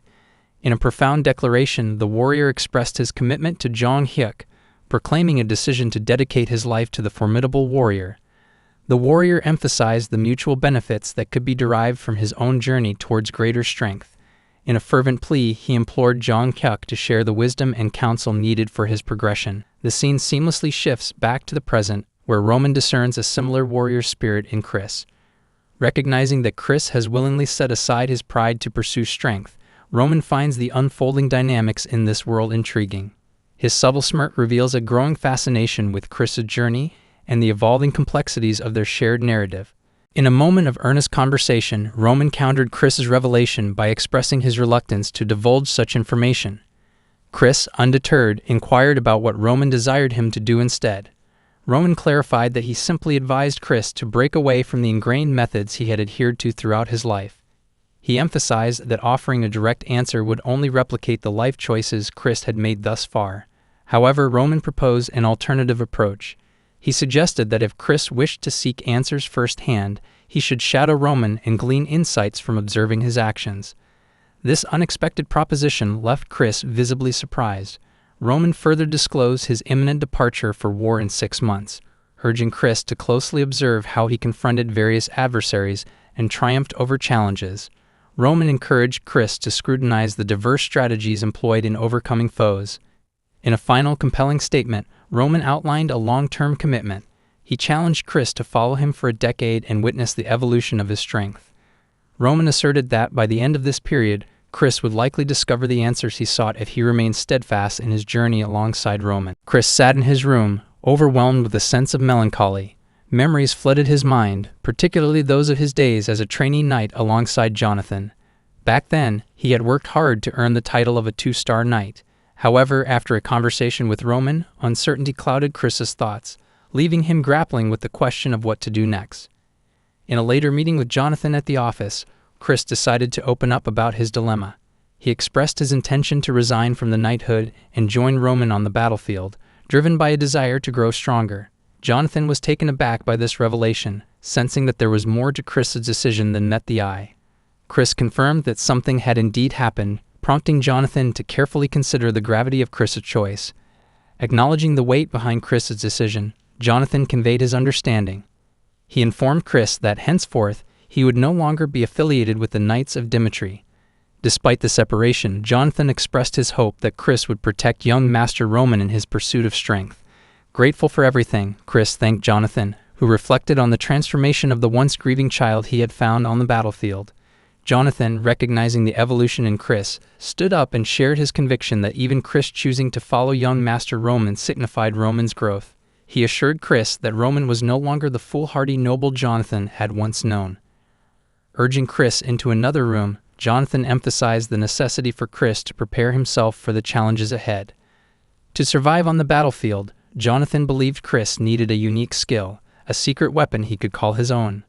Chris gets happy hearing this. The news of Roman's prowess spread beyond the confines of their meeting. People in the market discussed how Roman, once considered a mediocre noble, had single-handedly defeated the formidable Bloodfang. Kevin, overhearing this, couldn't believe that Roman had accomplished such a feat. He wondered if Roman had done it to fulfill his promise to Kevin, though skepticism lingered.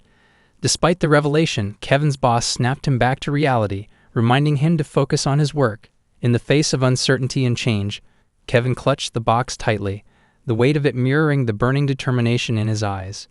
In that quiet moment, he found himself contemplating a profound desire, the aspiration to embody the strength and resilience he saw in young Master Roman, to become a force formidable enough to shield those around him, to be a protector in a world still haunted by threats like the ominous Bloodfang. For Kevin, the path forward demanded strength, a strength he believed he lacked but desperately needed to acquire to safeguard his family from the unpredictable dangers of their existence. As he ambled along, absorbed in his thoughts, Kevin's eyes widened with shock. There, standing before him, was young Master Roman. The unexpected encounter left Kevin bewildered, his mind struggling to comprehend why Roman would be in this place at this time. A sense of awe washed over Kevin, and without a second thought, he found himself instinctively bowing before the young master. Gratitude poured from Kevin's words as he thanked Roman for the intervention that had allowed his family to persevere through challenging times. Roman, always composed, responded with a calm reassurance. He encouraged Kevin not to dwell on the past and inquired about Kevin's well-being.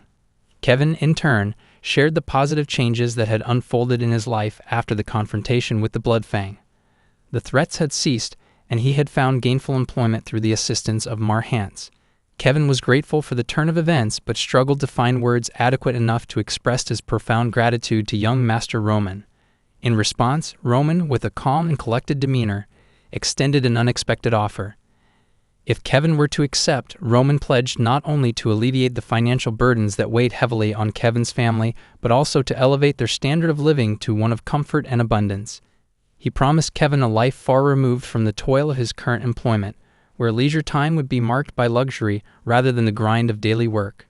Roman assured Kevin that he was fully committed to making this transformation a reality, provided Kevin reciprocated with a pledge of unwavering loyalty. Kevin found himself grappling with the enormity of Roman's proposition. A life beyond his wildest dreams hung tantalizingly before him, contingent upon his allegiance to young Master Roman.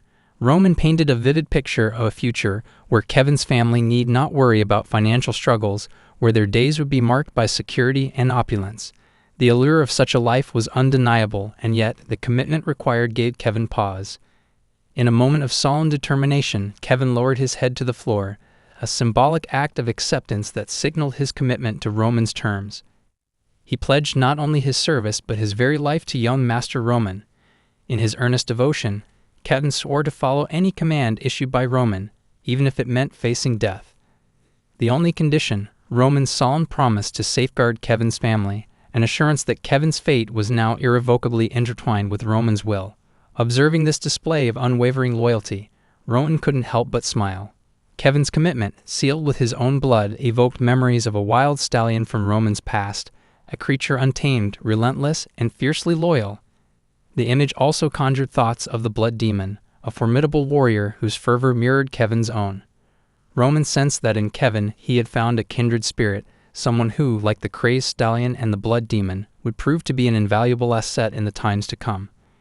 With a satisfied smile, Roman formally declared that, from that moment onward, Kevin's life belonged to him. The pact was sealed, and Roman anticipated that Kevin's loyalty would be an investment well worth the effort. The narrative pivots to the resplendent palace where Roman, the master of this regal domain, confides in Hans, his venerable butler. Roman divulges the story of Kevin, the novice in their midst, entrusting Hans with the pivotal role of aiding Kevin in navigating the opulent yet unfamiliar intricacies of life within the palace walls. In a gesture of benevolence, Roman assures Kevin of his imminent return, leaving the newcomer to express profound gratitude for the unforeseen turn of events. Before Roman departs, he imparts a directive to Kevin, guiding him to the library should he require any assistance. Kevin, grappling with the magnitude of the moment, sincerely thanks Roman for his unparalleled generosity. Roman proceeds to the sanctuary of knowledge that is the library, leading Kevin under the watchful guidance of Hans, the stalwart custodian of the estate. Within the hallowed halls of the library, Roman delves into the profound teachings of a tome delineating the path of an Aura Knight. The text unfurls the intricate stages of ascending within the ranks of this prestigious order, with the embodiment of aura serving as the hallmark of progression. The mere glimmer of aura designates one as a modest 1-star Aura Knight. Advancement to the esteemed 2-star rank requires the demonstration of the ability to cut through steel using the ethereal force of aura. The intensity and strength of this manifested aura become the benchmarks that determine an individual's rank. Ascending to the revered status of a 3-star Aura Knight places one beyond the comprehension of ordinary mortals, warranting exclusive treatment within the kingdom's hierarchy. As Roman immerses himself in the illuminating pages of the book, the narrative unfolds the elusive lore of the 6-star Knights. Whispers of their existence, said to dwell within the mythical Salamander continent, echo through the ages. Astonishingly, tales of individuals attaining the fabled 7th-star rank remain shrouded in mystery. Even among the illustrious top 10 ranked knights, few have managed to ascend to the exalted 6th star. In Roman's discerning eyes, the prowess displayed by a 2-star knight, exemplified by the formidable Chris, and even the esteemed Jonathan, a 3-star knight, appears diminutive compared to the awe-inspiring might of those at the 6th star. Roman contemplates the ethereal flames these elite knights conjure from their blades, spanning tens of meters with impacts that transcend the realm of mortal understanding. The narrative introduces the enigmatic 12 Blades of the Continent, a pantheon of individuals who have achieved the mythical 6-star rank. Irrespective of race or nationality, these 12 knights are revered as if they were royalty. Armed with the information gleaned, Roman acknowledges the formidable nature of these knights, astutely recognizing that their ascent to such extraordinary heights with what he deems as inefficient usage of ki signifies an innate and unparalleled talent. Roman's ruminations gracefully say into contemplation of magicians, particularly those who ascend to the seventh circle rank and are honored with the prestigious title of Archmage. These enigmatic beings, perceived as a fusion of mortal and divine, embody a walking cataclysm, their power waiting to be unleashed upon the world. These archmages are more dangerous than the six-star Aura Knights. Roman thinks that magic abilities don't exist within Mirim, and now Roman thinks he has a pretty good idea of what to do. Roman thinks he won't know when he will be facing these beings, and while it will be rare that old man Dimitri will do something risky, the fact that he can't predict what might happen is what makes this dangerous for Roman. As someone inherently restless, never destined to remain confined like others, Roman contemplates the need to amass experiences, to carve out a life that satisfies his intrinsic desires, even if it involves navigating the treacherous waters of magic. Excitement courses through Roman as he envisions the adventures that await him in this uncharted territory. The scene shifts to a room, a hallowed space where Roman and Hans make their entrance. Hans, the ever-efficient butler, unveils the room's history as a workshop once utilized by the old baron. Hans, meticulous as always, took measures to ensure strict prohibition against outsiders, going to the extent of preventing the passage of air. Roman, discerning the potential of this secluded space, deems it the ideal locale for honing his newfound magical prowess. Expressing his intent to dedicate the upcoming week to rigorous magical training, Roman assures Hans that he won't require sustenance during this period. A steely gaze accompanies Roman's request for absolute privacy. He instructs Hans to permit no one to enter, emphasizing that interruptions are only permissible if Roman's people face imminent danger. Hans, understanding the gravity of the directive, nods affirmatively, leaves the room, and firmly seals the door behind him, leaving Roman in his mystical sanctuary. Within the confines of this room, Roman surveys the straw scattered on the floor, a well-intentioned but disruptive addition by Hans. Appreciating the gesture, Roman recognizes that it disrupts the flow of ki, the life force energy. Setting the straw aside, Roman settles onto the floor, assuming a meditative posture. The intention is to commence the journey towards mastering the techniques of the heavenly demon magician, a path fraught with challenges and revelations. Roman initiates the creation of an aura around him, a critical step to expel impurities from his body and attune himself to the magical energies that lie dormant within. However, the process takes an unexpected turn, marked by the emergence of blood from Roman's face. The mana, the essence of magical power coursing through his body, encounters impediments, revealing an unusual concentration of impurities. Roman, anticipating this challenge, remains unfazed, understanding that it's a necessary phase to gather the minimum mana required to progress to the next stage. The room becomes a crucible of determination as Roman grapples with the consequences of his magical pursuit. The act of bleeding becomes symbolic, a testament to the purification process underway. Roman's resilience shines through as he navigates the turbulent currents of mana, resolving to reclaim his original strength by gathering the essential energies required to traverse the mystical path before him. The stage is set for Roman's odyssey into the mystical unknown as he seeks to harness the powers that lie dormant within him. The current stage of his journey, a relentless pursuit to reclaim the strength of the heavenly demon, marks only the inception of what lies ahead. Fast forward a week, and the scene unfolds in Dimitri's palace. Viscount Lawrence, accompanied by his daughter Flora, has arrived to meet Roman. Seeking information on Roman's whereabouts, the servant informs them that he is currently occupied with pressing matters. Despite the potential discomfort stemming from their unannounced visit, they are directed to the living room to await Roman. As they settle in, Viscount Lawrence, perceptive of the underlying tensions, reflects on the palpable reluctance emanating from the Dimitri household.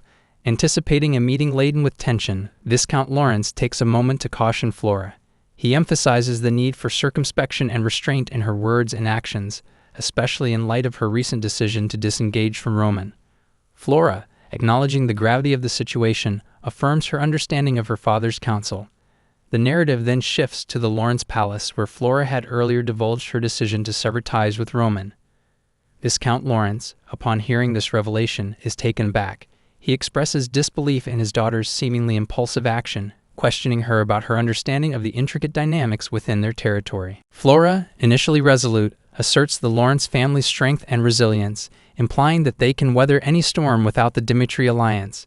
However, Viscount Lawrence provides a stark reality check. he lays bare the complex web of political intrigue surrounding their territory. The Barco family, having borrowed extensively from the gold bank, now stands as a formidable adversary. In response, Viscount Lawrence strategically aligned with the Dimitri family, recognizing them as the only ones capable of fending off the impending threat from Barco. Flora's abrupt disengagement jeopardizes this crucial alliance. The conflict, Viscount Lawrence elucidates, has transcended familial disputes. Political machinations involving dubious documents and orders, coupled with support for the Barco family, paint a grim picture. The central government's involvement signals a conspiracy that extends far beyond the scale of a mere familial feud. Viscount Lawrence impresses upon Flora the gravity of their situation, extending to the potential loss of land, honor, and even Flora herself, the cherished flower of Lawrence. Flora, confronted with the harsh realities, is left in a state of shock. Returning to the present, Flora reflects on her willful ignorance and acknowledges that her selfish motivations led her to ignore the dire circumstances facing their territory. She recognizes the urgency to cast aside the pride associated with being the flower of Lawrence and confront the reality that persists outside the bubble of her own desires. The narrative then shifts back to the Baron's location, where Roman, the central figure in this intricate drama, is engrossed in rigorous training. The butler, a figure of concern and responsibility, grapples with the dilemma of whether to approach Roman. Viscount Lawrence and Lady Flora have been waiting since morning, and the day has now transitioned into evening. The butler contemplates breaking Roman's solitude, but a recollection of Roman's explicit instruction not to disturb him restrains any impulsive action. As Hans the butler navigates this internal struggle, the door unexpectedly swings open, revealing the figure of the young master Roman. Hans, startled yet relieved, stands witness to Roman's emergence from his seclusion. Returning to the living room, Baron Lawrence and his daughter Flora find themselves in a state of heightened anticipation as they await Roman's arrival. The room, thick with tension, bears witness to the unfolding drama that has roots in Flora's earlier misstep. Baron Lawrence, contemplating the chain of events set into motion by his daughter's mistake, recognizes the imperative of ensuring the survival of the Lawrence family. In his eyes, the marriage between Roman and Flora stands as a strategic move to secure their position. However, a disquieting feeling gnaws at him, and unable to contain his frustration, he abruptly rises from his seat. Voicing his dissatisfaction, he asserts that he will personally seek out Baron Dimitri, determined to address the perceived injustice. Stepping into Baron Dimitri's office with an air of palpable anger, Baron Lawrence doesn't mince words. He questions the prolonged delay and expresses disbelief at what he perceives as Dimitri's cruelty. Baron Dimitri, maintaining a composed demeanor, acknowledges the sentiments but probes whether an appointment had been scheduled for the meeting. Flora's father conveys that although their visit was unannounced, they had communicated their intention to meet Dimitri a week ago. He further explains that the impetus behind this unexpected visit is Roman's refusal to respond to their requests and the ensuing lack of communication. In response, Baron Dimitri, his expression serious and composed, queries whether Lawrence's grievance is solely about the wait and if he has come solely to express discontent over the delay. However, before Baron Lawrence can respond, Dimitri discloses a crucial piece of information that casts a new light on the situation. On the day Flora Lawrence visited the Dimitri family, Roman had already informed his father about his intention to break off the arranged marriage. While Baron Dimitri scolded Roman for his decision, he recognized the underlying dynamics. He reveals that it was apparent, even to a 3-year-old, that Flora was the reason behind Roman's desire to terminate the arranged marriage. This revelation adds a layer of complexity to the situation. Acknowledging the sensitive nature of the circumstance, Baron Dimitri chose not to question Roman further. Having experienced the unwanted imposition of an arranged marriage himself, Dimitri understood the complexities involved. To him, it seemed ironic that the Lawrences, who had initiated the arranged marriage, were now oblivious to their own role in the unfolding drama. Despite Dimitri's reluctance to meet in the first place, the Lawrences, seemingly unaware of their own missteps, came to him with complaints. Faced with this unexpected disclosure, Baron Lawrence finds himself without a retort. Baron Dimitri underscores the Lawrence family's oversight in their own actions, emphasizing that his anger over a short wait pales in comparison to the Lawrences' ignorance of their own mistakes. Then Baron Dimitri tells them that about a month ago they received contact from the Barco family, and if they decided to move forward with an arranged marriage with the Barco family instead of the Lawrence family, and even the Barco family would give Dimitri a chance to make connections with the central government and give them part of the Lawrence territory. Even then, Baron Dimitri still decided to decline the Barco family offer and then asked the Viscount Dimitrance, does he know the reason why he decided to do that? Viscount Lawrence asked Baron Dimitri why he declined the offer, as it would have been more advantageous for them to take Barco's offer from their perspective. In response, Baron Dimitri, maintaining a straightforward demeanor, explained that the reason was simple. Despite the potential benefits of aligning with the Barco family, Dimitri, with an already established source of power, opted for the option that aligned with his personal preferences. Dimitri disclosed a crucial factor that influenced his decision: the admiration of the eldest son of the Dimitri family for the flower of Lawrence. It was this sentiment that propelled Dimitri into a conflict with the Barco family, a decision he now viewed as a mistake. Viscount Lawrence, reflecting on the situation, realized the gravity of his own actions driven by anger. Recognizing the magnitude of his mistake, he grappled with the consequences and contemplated the next steps. Baron Dimitri, unapologetically, pointed out the apparent mismatch between the flower of Lawrence and the fool of the Dimitri. Despite this, he emphasized that the Lawrence family should have remembered the essence of the Dimitri name. According to Dimitri, once the Dimitri family's name was associated with Roman, his value underwent a significant transformation. Furthermore, Dimitri questioned the desperation behind the push for this marriage, subtly shifting the perspective to highlight the Lawrence family's eagerness. In response to Dimitri's pointed queries, Flora Lawrence found her thoughts drifting back to her days at the academy. In that environment where children from royal families congregated to build knowledge and relationships, she recalled a peculiar figure, a child from the Joel family. The Joel family, a small and seemingly inconspicuous entity, existed more in name than in substance. Flora vividly remembered an incident when Joel, making a minor mistake, became the subject of an orchestrated punishment committee. While other children faced negligible consequences for their errors, Joel's situation escalated.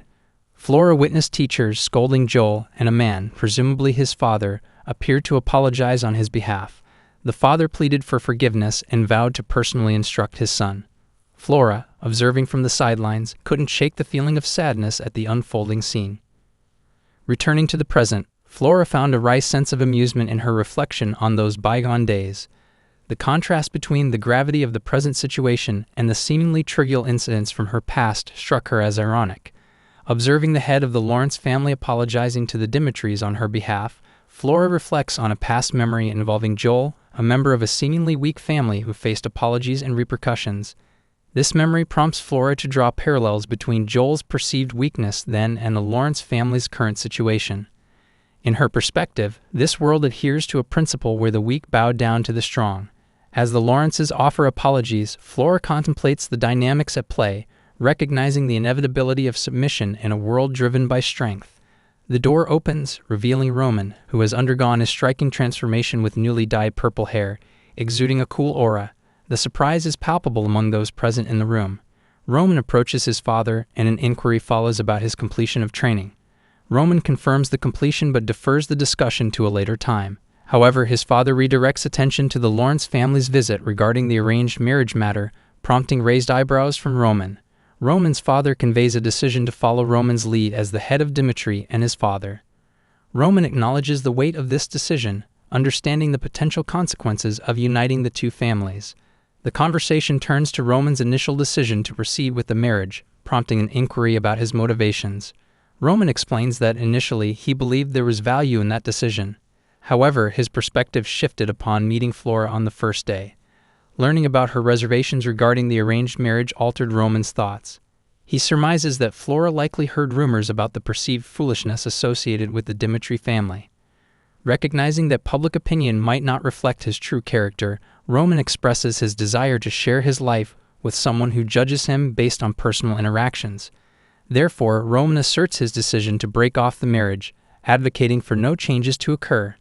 In this moment, Roman's stance crystallizes, grounded in a newfound understanding shaped by personal connections and genuine sentiment. In the aftermath of the revelation that Roman wishes to call off the engagement, a palpable tension grips the room.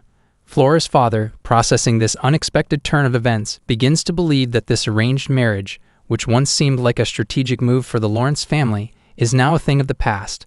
The Lawrences, already burdened with a somewhat tarnished reputation, realized that no reputable family would be willing to proceed with an arranged marriage under such circumstances. Flora's father, contemplating the weight of the situation, determines that the family must confront and resolve their internal issues without relying on external alliances. Baron Lawrence, patriarch of the family, furrows his brow as he contemplates the potential consequences. Concerned that a collaboration between Dimitri and Barco might leave the Lawrence family vulnerable and unable to mount an effective defense, he takes a moment to reflect on a strategy to avert this crisis. Baron Lawrence, recognizing the gravity of the situation, decides to humble himself before Baron Dimitri.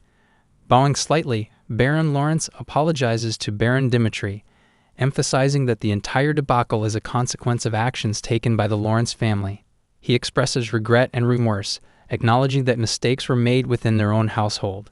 Baron Lawrence, in an attempt to salvage the situation, assures Baron Dimitri that the Lawrence family will forego collecting taxes from those belonging to their lineage. However, Baron Lawrence is acutely aware that this monetary gesture, though intended as a meaningful apology, might hold little significance to the affluent owner of Oran Miners. Nevertheless, he hopes that it serves as a symbolic act of contrition, an olive branch extended to quell the burgeoning feud between the two families. Baron Dimitri, a figure of poise and grace, listens attentively to Baron Lawrence's apology. However, he dismisses the need for such gestures, revealing a mindset that doesn't dwell on potential future conflicts. In his eyes, the Dimitris are not ones to meticulously weigh their options when confronted with the prospect of future disputes. He advises Baron Lawrence to make a public announcement attributing the end of the engagement to Flora's personal reasons. This, he suggests, would nullify any reason for Dimitri to align with the Barco family, effectively diffusing the potential collaboration that worried Baron Lawrence. Flora's father, relieved at Baron Dimitri's understanding, expresses gratitude for his wisdom and guidance. As they prepare to leave the room, a lingering gaze from Lawrence Dimitri towards Roman hints at a realization. Had he been fully aware of Roman's true worth, he might have been more cautious in advising Flora against impulsive decisions. In this moment of reflection, he acknowledges his own oversight. As the Lawrences exit the room, Roman's father seizes the opportunity to inquire about Roman's experiences over the past week. Roman, recounting the events, explains that the past 7 days were dedicated to intensive training within the confines of a shed. During this period, his focus was on purifying his body, eliminating all impurities, in a quest to attain the coveted human stage of development. As Roman traverses the intricate stages of the human journey, each step unfolds as a crucial building block toward his ultimate transformation into a heavenly demon magician. The Murim standards may not readily applaud these achievements, but within the context of a world saturated with abundant manna and the imperative need to purify Roman's body of lingering impurities, every foundational stride takes on profound significance. The tangible, observable changes in Roman's physical appearance stand as irrefutable proof that he has undergone a metamorphosis, emerging as an entirely distinct entity from his former self. Articulating the depth of this profound transformation to his father poses a formidable challenge. Roman, however, decides to open a window into his solitary training, revealing that amidst the rigorous regimen, he managed to unlock his mind. Though the specifics elude his recollection, Roman holds steadfast to the belief that mana has commenced its circulation throughout his body. The revelation leaves Baron Dimitri, the venerable patriarch of the Dimitri family, visibly taken aback. Learning that Roman has achieved mana circulation, a rare phenomenon enhancing physical capabilities by harnessing natural mana within the body, leaves Baron Dimitri astonished. Such feats are typically reserved for a select few. Witnessing Roman, often dismissed as the fool of Dimitri, accomplish extraordinary tasks, such as confronting the formidable Bloodfang, compels Baron Dimitri to acknowledge that Roman is charting a transformative path beyond the understanding of ordinary mortals. Yet in the face of these awe-inspiring developments, Baron Dimitri maintains the unwavering stance of a father. He underscores to Roman that, irrespective of the extraordinary journey he embarks upon, Roman remains his son.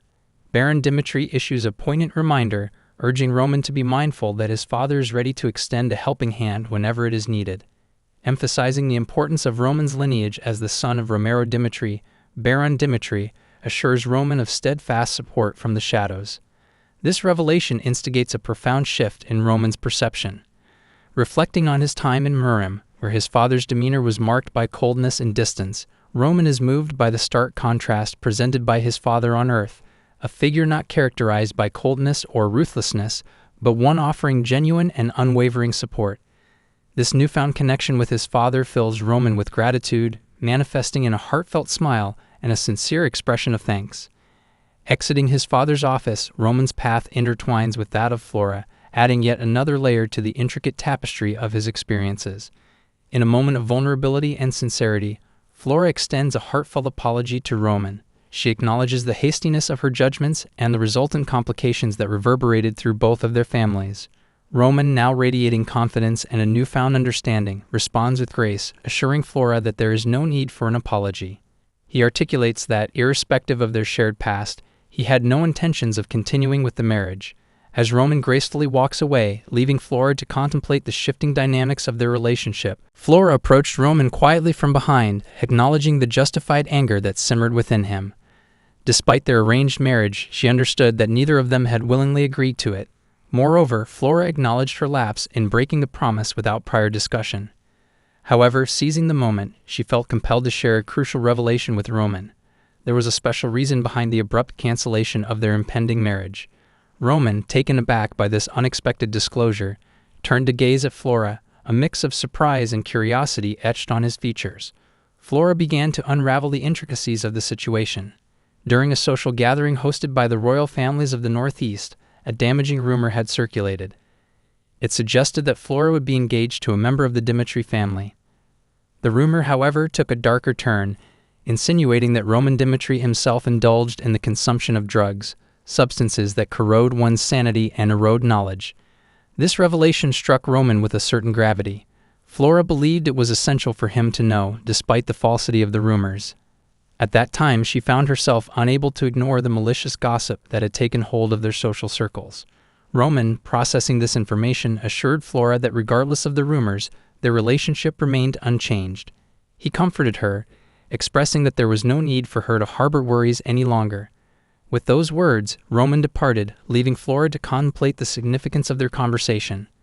Later that evening, Roman found solace in the library, accompanied by his loyal butler, Hans. The weight of Flora's words lingered in his thoughts. As Roman reflected, he realized that during his intensive training, he had been unable to sense any traces of drugs circulating within his body. This fact stood in stark contrast to the rumors that had suggested otherwise. While signs of medicinal use were apparent in the process of ending the previous Roman's life, it became evident that any remnants of such substances had been completely purged from his system during the rigorous training. Intrigued by these revelations, Roman turned to Hans for insight. He questioned whether Hans had ever witnessed him partaking in drugs or if there had been instances where Hans suspected him of such behavior. Hans, visibly taken aback by the inquiry, was shocked to hear Roman pose such questions. Clarifying that he wasn't jesting, Roman explained that he sought to use this moment to reevaluate his life choices.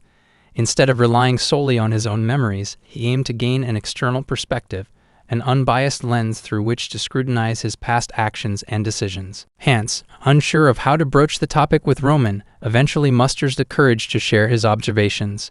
Although he hasn't directly witnessed anything, there were instances when Hans found Roman's actions a bit peculiar. In response to Roman's inquiry about when this occurred, Hans recalls an incident from a month ago. During this time, Roman had just returned from a social gathering. While the event itself didn't seem noteworthy, Hans noticed that Roman appeared to be in an unusual state upon his return. Subsequently, it seemed to Hans that Roman had lost the will to live, confining himself to his room. Night after night, Roman would request excessive amounts of alcohol. This led Hans to speculate that Roman might have accessed drugs during that particular party. Clarifying his thoughts, Hans conveys to Roman that, though he initially found the idea far-fetched, it was a concern that lingered. Roman, absorbing this information, reflects on the social gathering hosted by the royal families. Seeking more clarity, he asks Hans if he knows who hosted that party. Hans identifies the host as Anthony Barco, the eldest son of the Barco family. This revelation triggers a cascade of thoughts for Roman. Recalling the events from the perspective of the previous Roman, who had an arranged marriage planned with the Lawrence family, attending a social party hosted by the Barco family had led to abrupt changes in his mental state. Eventually, he decided to take his own life. Connecting the dots, Roman begins to piece together the puzzle of what transpired during that social gathering. Roman found himself grappling with a cascade of perplexing thoughts concerning the demise of the old Roman, a deep dive into the will-revealed and unsettling focus. The old Roman's decision to partake in battle instead of allowing his two younger siblings to face the perils. What struck Roman as odd was the sole mention of fear of the unknown on the battlefield. But here's the twist. Roman, the current one, was already betrothed to Flora, and in the intricate tapestry of royalty, wedded members had ample avenues to sidestep the grim call to war. The perplexity deepened as Roman pondered why the old Roman, seemingly on the brink of marital bliss, chose to end his own life out of fear. Something didn't quite add up in Roman's discerning mind. The scrutiny of his own circumstances intensified Roman's internal investigation. He had been promised to Flora, and marriage, a sanctuary from the battlefield, awaited him. A confounding reality lay before Roman. While there were numerous ways for him to avoid the tumult of war, the old Roman had chosen the path of no return. This disconcerting revelation fueled Roman's conviction that there was more to the story than met the eye. Roman, perched on a sofa in contemplation, turned to Hans for solace and answers. He inquired about the nature of the relationship between Hans and Anthony Barco. Hans's response was an unsettling revelation. No one had spent time with Roman lately, and an air of animosity seemed to have enveloped him. Particularly around the time discussions about his union with Lawrence began, Roman's astute mind connected the dots. The arranged marriage between Dimitri and Lawrence emerged as a formidable obstacle for the Barcos, who harbored ambitions of seizing control over the vast lands owned by Lawrence. In Roman's eyes, thwarting this marriage would be the simplest solution to the Barcos' predicament. The hypothesis unfolded further in Roman's thoughts. Barco, driven by a ruthless desire for power, might have employed every means at their disposal to influence the old Roman. Was this Machiavellian maneuvering the catalyst that led the old Roman to his tragic end? The pieces of the puzzle began to align in Roman's mind, painting a picture of manipulation and coercion that culminated in the ultimate tragedy. As the weight of these revelations settled, Hans dropped another bombshell. They had received an invitation from the Barco family a few days ago. Roman's surprise at the Barcos extending an olive branch was palpable. Yet the timing was unfortunate. It coincided with Roman's foray into intensive training. The invitation loomed before them, a decision awaiting resolution. Hans, uncertain about the course of action, sought Roman's guidance. Roman, his face adorned with a sly smirk, felt a surge of confidence. The Barcos, it seemed, were underestimating him. Whatever machinations they were plotting, it bothered Roman. His decision was unequivocal. He would attend the party. The scene transitioned to the next day, unfolding within the grandeur of Dimitri Palace. Hans sought out Kevin to deliver the news that Roman awaited him. Hans, the trusted aide, cautioned Kevin not to be overly surprised by the apparent changes in young Master Roman. Taking in this advice, Kevin, visibly surprised, assured Hans that he understood. With that, Kevin ventured into the room, prompted by the earlier summons. As he questioned Roman about the call, Roman, looking back, gestured for Kevin to enter. The room held an air of unfamiliarity, and Kevin couldn't help but notice a subtle shift in Roman's demeanor. He pondered if this was what Hans had alluded to, the intangible alteration in the atmosphere surrounding young Master Roman. Seated in the room, Roman, seemingly different, prompted Kevin to join him. In response to Roman's question about his recent well-being, Kevin, with a genuine smile, shared that he was doing great. Hans's assistance had played a significant role in helping him acclimate to the palace environment. However, with a hint of uncertainty in his voice, Kevin broached the subject that had been lingering in his thoughts. He confessed to Roman that, despite the positive adjustment, he found himself questioning his role within the palace. Kevin candidly expressed doubt about how someone as ordinary as him could truly make a meaningful contribution to young Master Roman's life. Despite Roman's directive to live for him, Kevin sought clarity on what practical actions he, an ordinary individual, could take. Roman, displaying a level of insight and self-awareness that caught Kevin off guard, revealed his intention to utilize Kevin as his metaphorical sword. This unexpected revelation left Kevin surprised and curious about the implications of such a role. Roman, ever the strategist, then unveiled a unique approach. Instead of dictating Kevin's role, he presented 3 distinct paths, allowing Kevin agency in choosing his destiny. The first option was for Kevin to relinquish the role of being Roman's sword if the idea of wielding such power was daunting. In this scenario, Kevin could still contribute as Roman's hands and feet, absorbing knowledge and guidance from Hans. The second choice was more intriguing but came with its own set of challenges. Roman proposed that Kevin could become his sword, standing as a protector by his side. However, there was a catch. Given Kevin's lack of experience with a sword, Roman outlined a test of will that involved enduring excruciating pain. Roman explained that this pain would manifest through a method known as limb crushing, a visceral experience simulating the sensation of bones and muscles being crushed.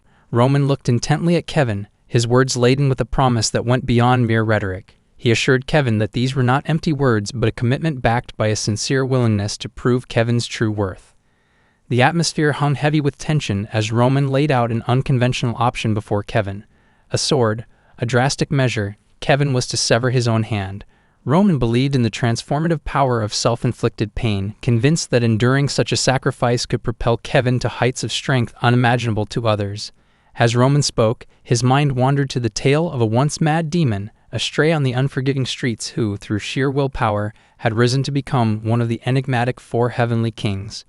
The power of one's will, Roman mused, could transcend the boundaries of the ordinary, turning the seemingly impossible into reality. The question lingered in the air. What would Kevin choose? The room bore witness to the weight of Kevin's decision. Roman, ever calculating, made it clear that regardless of Kevin's choice, he intended to extract value from the outcome. In the recesses of Kevin's mind, memories of his humble origins outside Dimitri Castle resurfaced. The crumbling walls of the old house were a stark reminder of the harsh reality that shaped his early years. Born into adversity, Kevin learned the ropes of survival early on. Following in the footsteps of his parents, he toiled tirelessly, learning every conceivable skill that life demanded. Yet despite his efforts, Kevin's life remained a cycle of stagnation. No matter how hard he worked, someone always appeared to snatch away the fruits of his labor. The narrative of the weak, Kevin thought, a life constantly at the mercy of external forces. It was this very narrative that had etched itself into Kevin's consciousness, making it impossible for him to forget the overwhelming strength Roman displayed against the formidable Blood Fang. As Kevin grappled with the decision before him, he contemplated the significance of cutting off his own hand. The act seemed incomprehensible, its implications shrouded in mystery. Yet a burning desire for change, a yearning for strength beyond the ordinary, fueled Kevin's resolve. If cutting off his hand was the path to strength, a strength capable of rivaling the young Master Roman's, then perhaps it was a sacrifice worth making. In a moment of clarity, Kevin voiced his decision to Roman. The room fell silent, and Roman regarded him with a serious expression, assessing the gravity of Kevin's choice. Without hesitation, Kevin, fueled by a demonic determination, took up the sword and proceeded to cut off his own hand. The air thickened with tension, and even Roman, known for his calculated demeanor, couldn't conceal his surprise at the sheer intensity of Kevin's resolve. The setting transforms beyond the confines of the room, where Chris strides purposefully toward Roman's quarters. In his mind, Chris is convinced that he has made the choice to forsake his knighthood and align himself with young Master Roman. However, just as he nears the threshold, Roman surprises everyone by declaring a week-long commitment to intensive training. Disheartened by this unexpected turn of events, Chris spots Hans and seeks information about Roman's whereabouts. Word has it that Roman has concluded his training, so Chris inquires of Hans about Roman's location. Hans reveals that the young master is engaged in a private conversation with Kevin, instructing him not to allow anyone entry during their discussion. Chris is left dispirited by this revelation. Inside the room, a chilling scene unfolds. Kevin, in a shocking act, severs his own hand, collapsing unconscious onto the floor. Roman, wearing a stern expression, observes Kevin with a grave demeanor. Meanwhile, outside the room, Hans discovers a sword stained with blood. Concerned, he questions Roman about the gruesome discovery. With a smirk, Roman reassures Hans that the blood isn't his own and divulges that he had cast an illusion spell called the Charm of the Illusion Demon on Kevin. Roman explains that the illusion made it appear to Kevin as though he had amputated his hand, a calculated test to assess Kevin's resilience. Roman reflects on the precarious nature of the situation, acknowledging that had the illusion been even slightly weaker, Kevin might have actually severed his entire hand. With only 2 weeks until the party and 6 months until the impending war, Roman is invigorated by the prospect of imparting crucial lessons. A sly smile creeps across his face as he contemplates the busy days ahead, eager to share his knowledge and prepare for the challenges looming on the horizon. The following day dawned, with Roman approaching Kevin with an air of anticipation. He disclosed a secret to Kevin, a technique of mana enhancement that carried with it an aura of danger. Kevin, taken aback by this revelation, couldn't fathom why Roman would teach him such a perilous skill. The notion of Roman instructing him in the ways of mana enhancement was a surprise in itself. In Roman's mind, this technique was no ordinary skill. It was a page from the ancient martial arts manual, the Soul Spirit God technique, once wielded by the Mad Demon and securely stored in the main house's treasury. Roman believed this technique was far from ordinary. It was a perilous method that consumed the user's spirit. It granted power in the face of extreme pain, even when the user had lost all limbs. The Mad Demon had mastered it under intense agony, becoming a valuable asset to Roman. Convinced of Kevin's potential, Roman felt that if Kevin had the resolve to sever his own hand willingly, he possessed the capability to grasp this technique. It was not just any technique, it was a potent force that demanded unwavering spirit.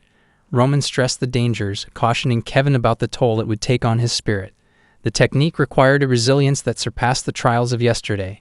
Roman saw this mana technique as a catalyst for Kevin's growth, a means to make him progressively stronger.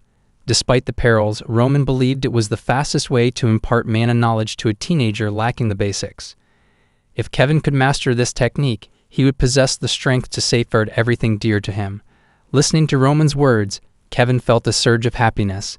Not only had Roman saved him from the clutches of Bloodfang, but now he was also bestowing a powerful technique upon him.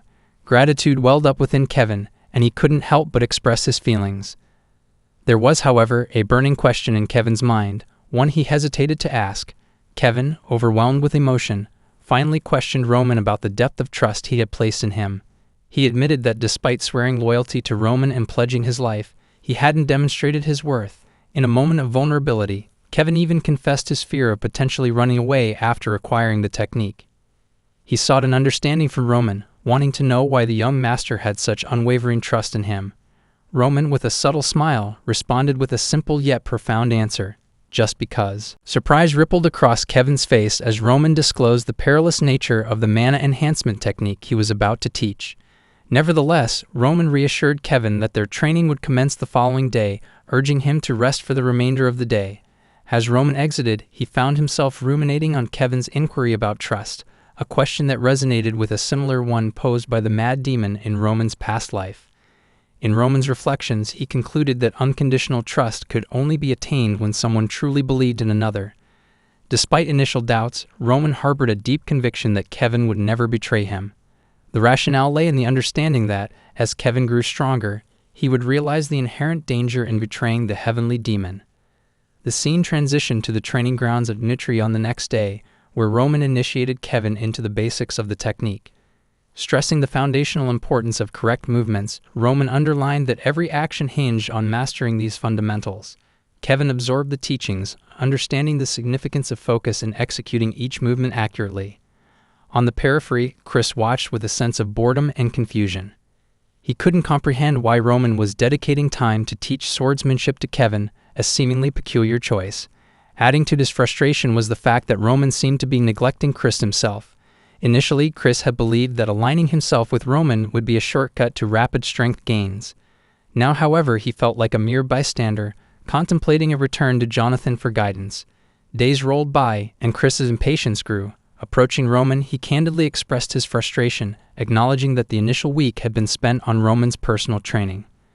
The subsequent week had him relegated to the sidelines while Kevin basked in Roman's attention. Feeling overlooked and neglected, Chris questioned whether Roman's behavior was a consequence of his initial rudeness. Chris extended a sincere apology if that were the case, expressing a genuine desire for guidance. He pleaded with Roman to extend the same level of teaching to him, asserting confidence in his ability to grasp any skill Roman had to offer. After the revelation, Roman leaned in, reminding Chris of his previous counsel to learn through observation. Chris, taken aback, sought clarification, questioning whether Roman intended for him to literally watch and learn.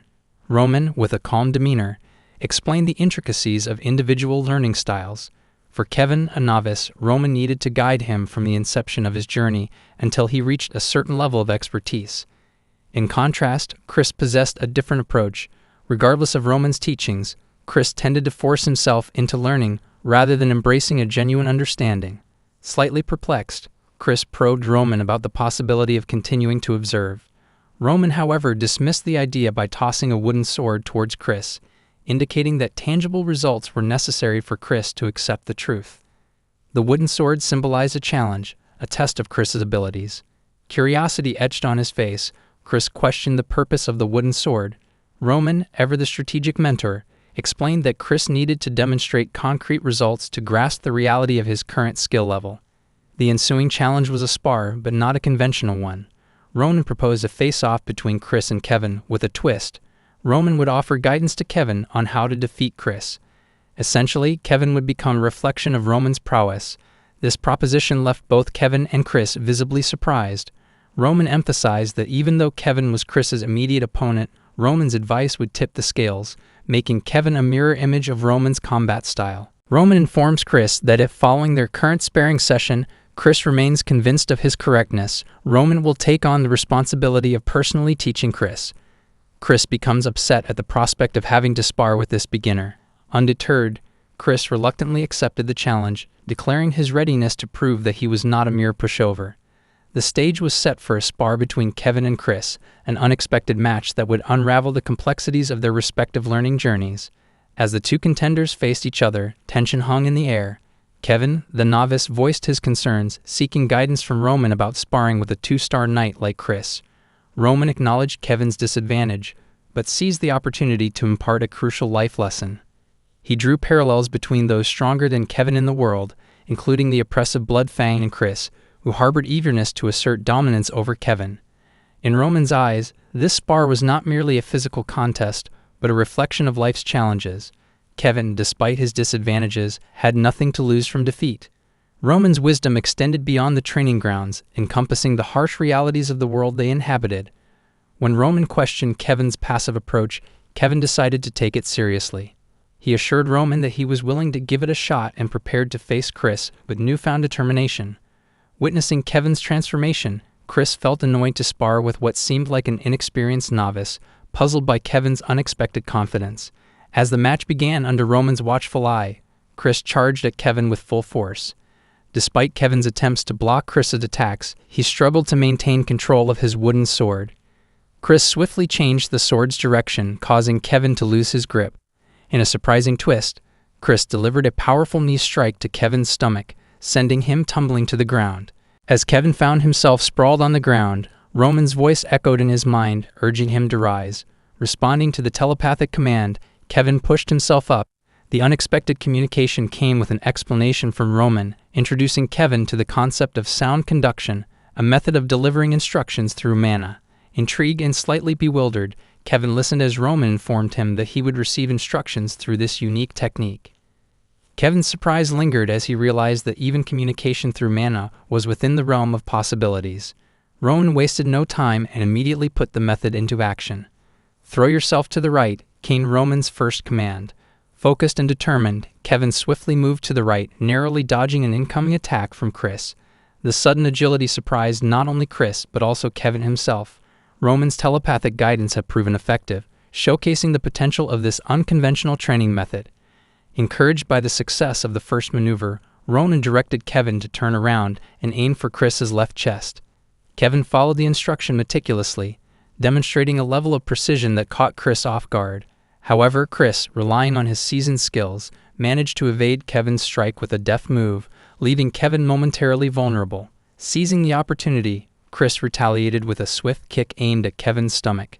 The impact sent a jolt through Kevin's body, but he managed to withstand the blow through sheer determination. Reflecting on the experience, Kevin acknowledged that while he had followed Roman's instructions accurately, the speed of his attack had left him susceptible to Chris's countermove. Undeterred, Roman guided Kevin to block an attack from above. Kevin, trusting in Roman's instructions, raised his wooden sword just in time to intercept Chris's downward swing. The successful defense showcased not only Kevin's growing skills, but also the effectiveness of Roman's telepathic training method. The next command came swiftly. Roman instructed Kevin to escape to the right. However, before Kevin could execute the maneuver, Chris seized the moment and landed a solid punch directly on Kevin's face. The force sent Kevin sprawling back to the ground, momentarily stunned by the unexpected blow. Chris, finding the situation amusing, acknowledged Kevin's resilience but maintained the belief that Kevin was no match for Roman. As the match continued, Kevin grappled with the realization that his body struggled to keep up with Roman's commands. Despite the setback, he marveled at the precision with which Chris moved in response to Roman's guidance. In Kevin's perspective, Chris seemed like a puppet being manipulated by Roman, each move a calculated step in a larger strategy. Roman, undeterred by the temporary setback, instructed Kevin to turn his body towards the right and charge forward to counterattack. Eager to prove himself, Kevin followed the command, aiming to catch Chris off guard.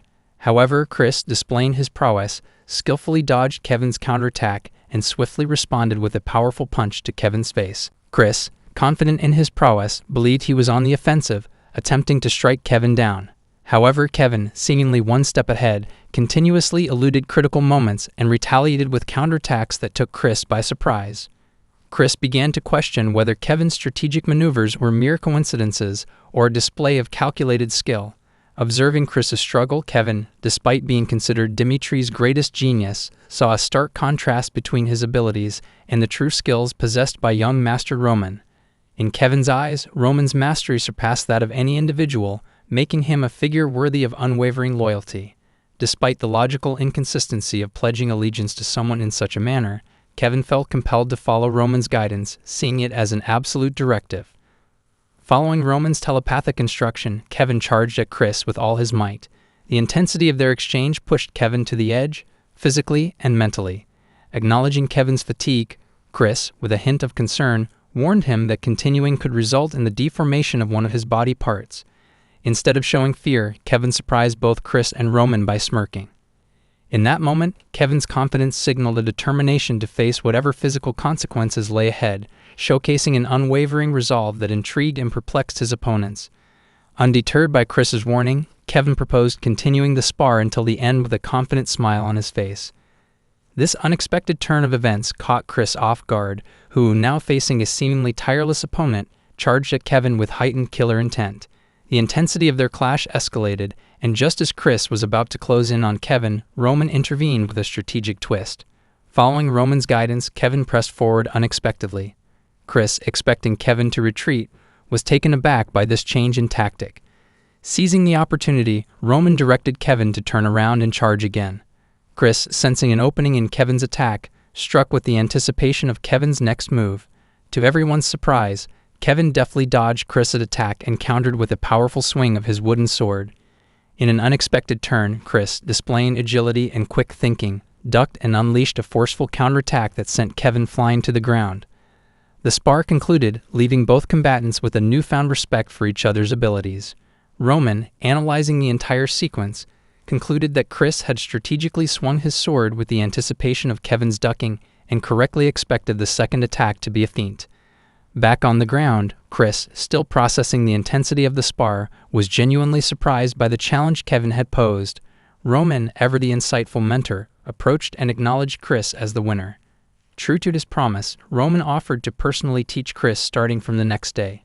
However, Roman left the decision in Chris' hands, emphasizing that he had the choice in this matter. In the quiet solitude of his room, Chris found himself reflecting on the recent spar with Kevin, questioning the motives behind engaging in a battle that seemed to offer him nothing to gain from a victory. As he replayed the scenarios in his mind, Chris couldn't help but recognize the time he had seemingly wasted and the near defeat he had narrowly avoided in the final maneuvers. The echoes of that challenging encounter brought to mind a similar situation he had experienced during a spar with Roman, a day etched into his memory through countless mental replays.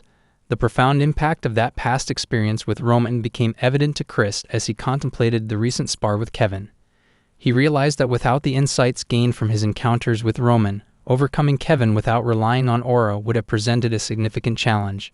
A smile crept onto Chris's face as he acknowledged the tangible growth resulting from that singular experience. The next day, as the practice resumed, Roman, ever perceptive, approached Chris, inquiring about his preferences moving forward. In response, Chris expressed a desire to navigate his journey towards strength independently.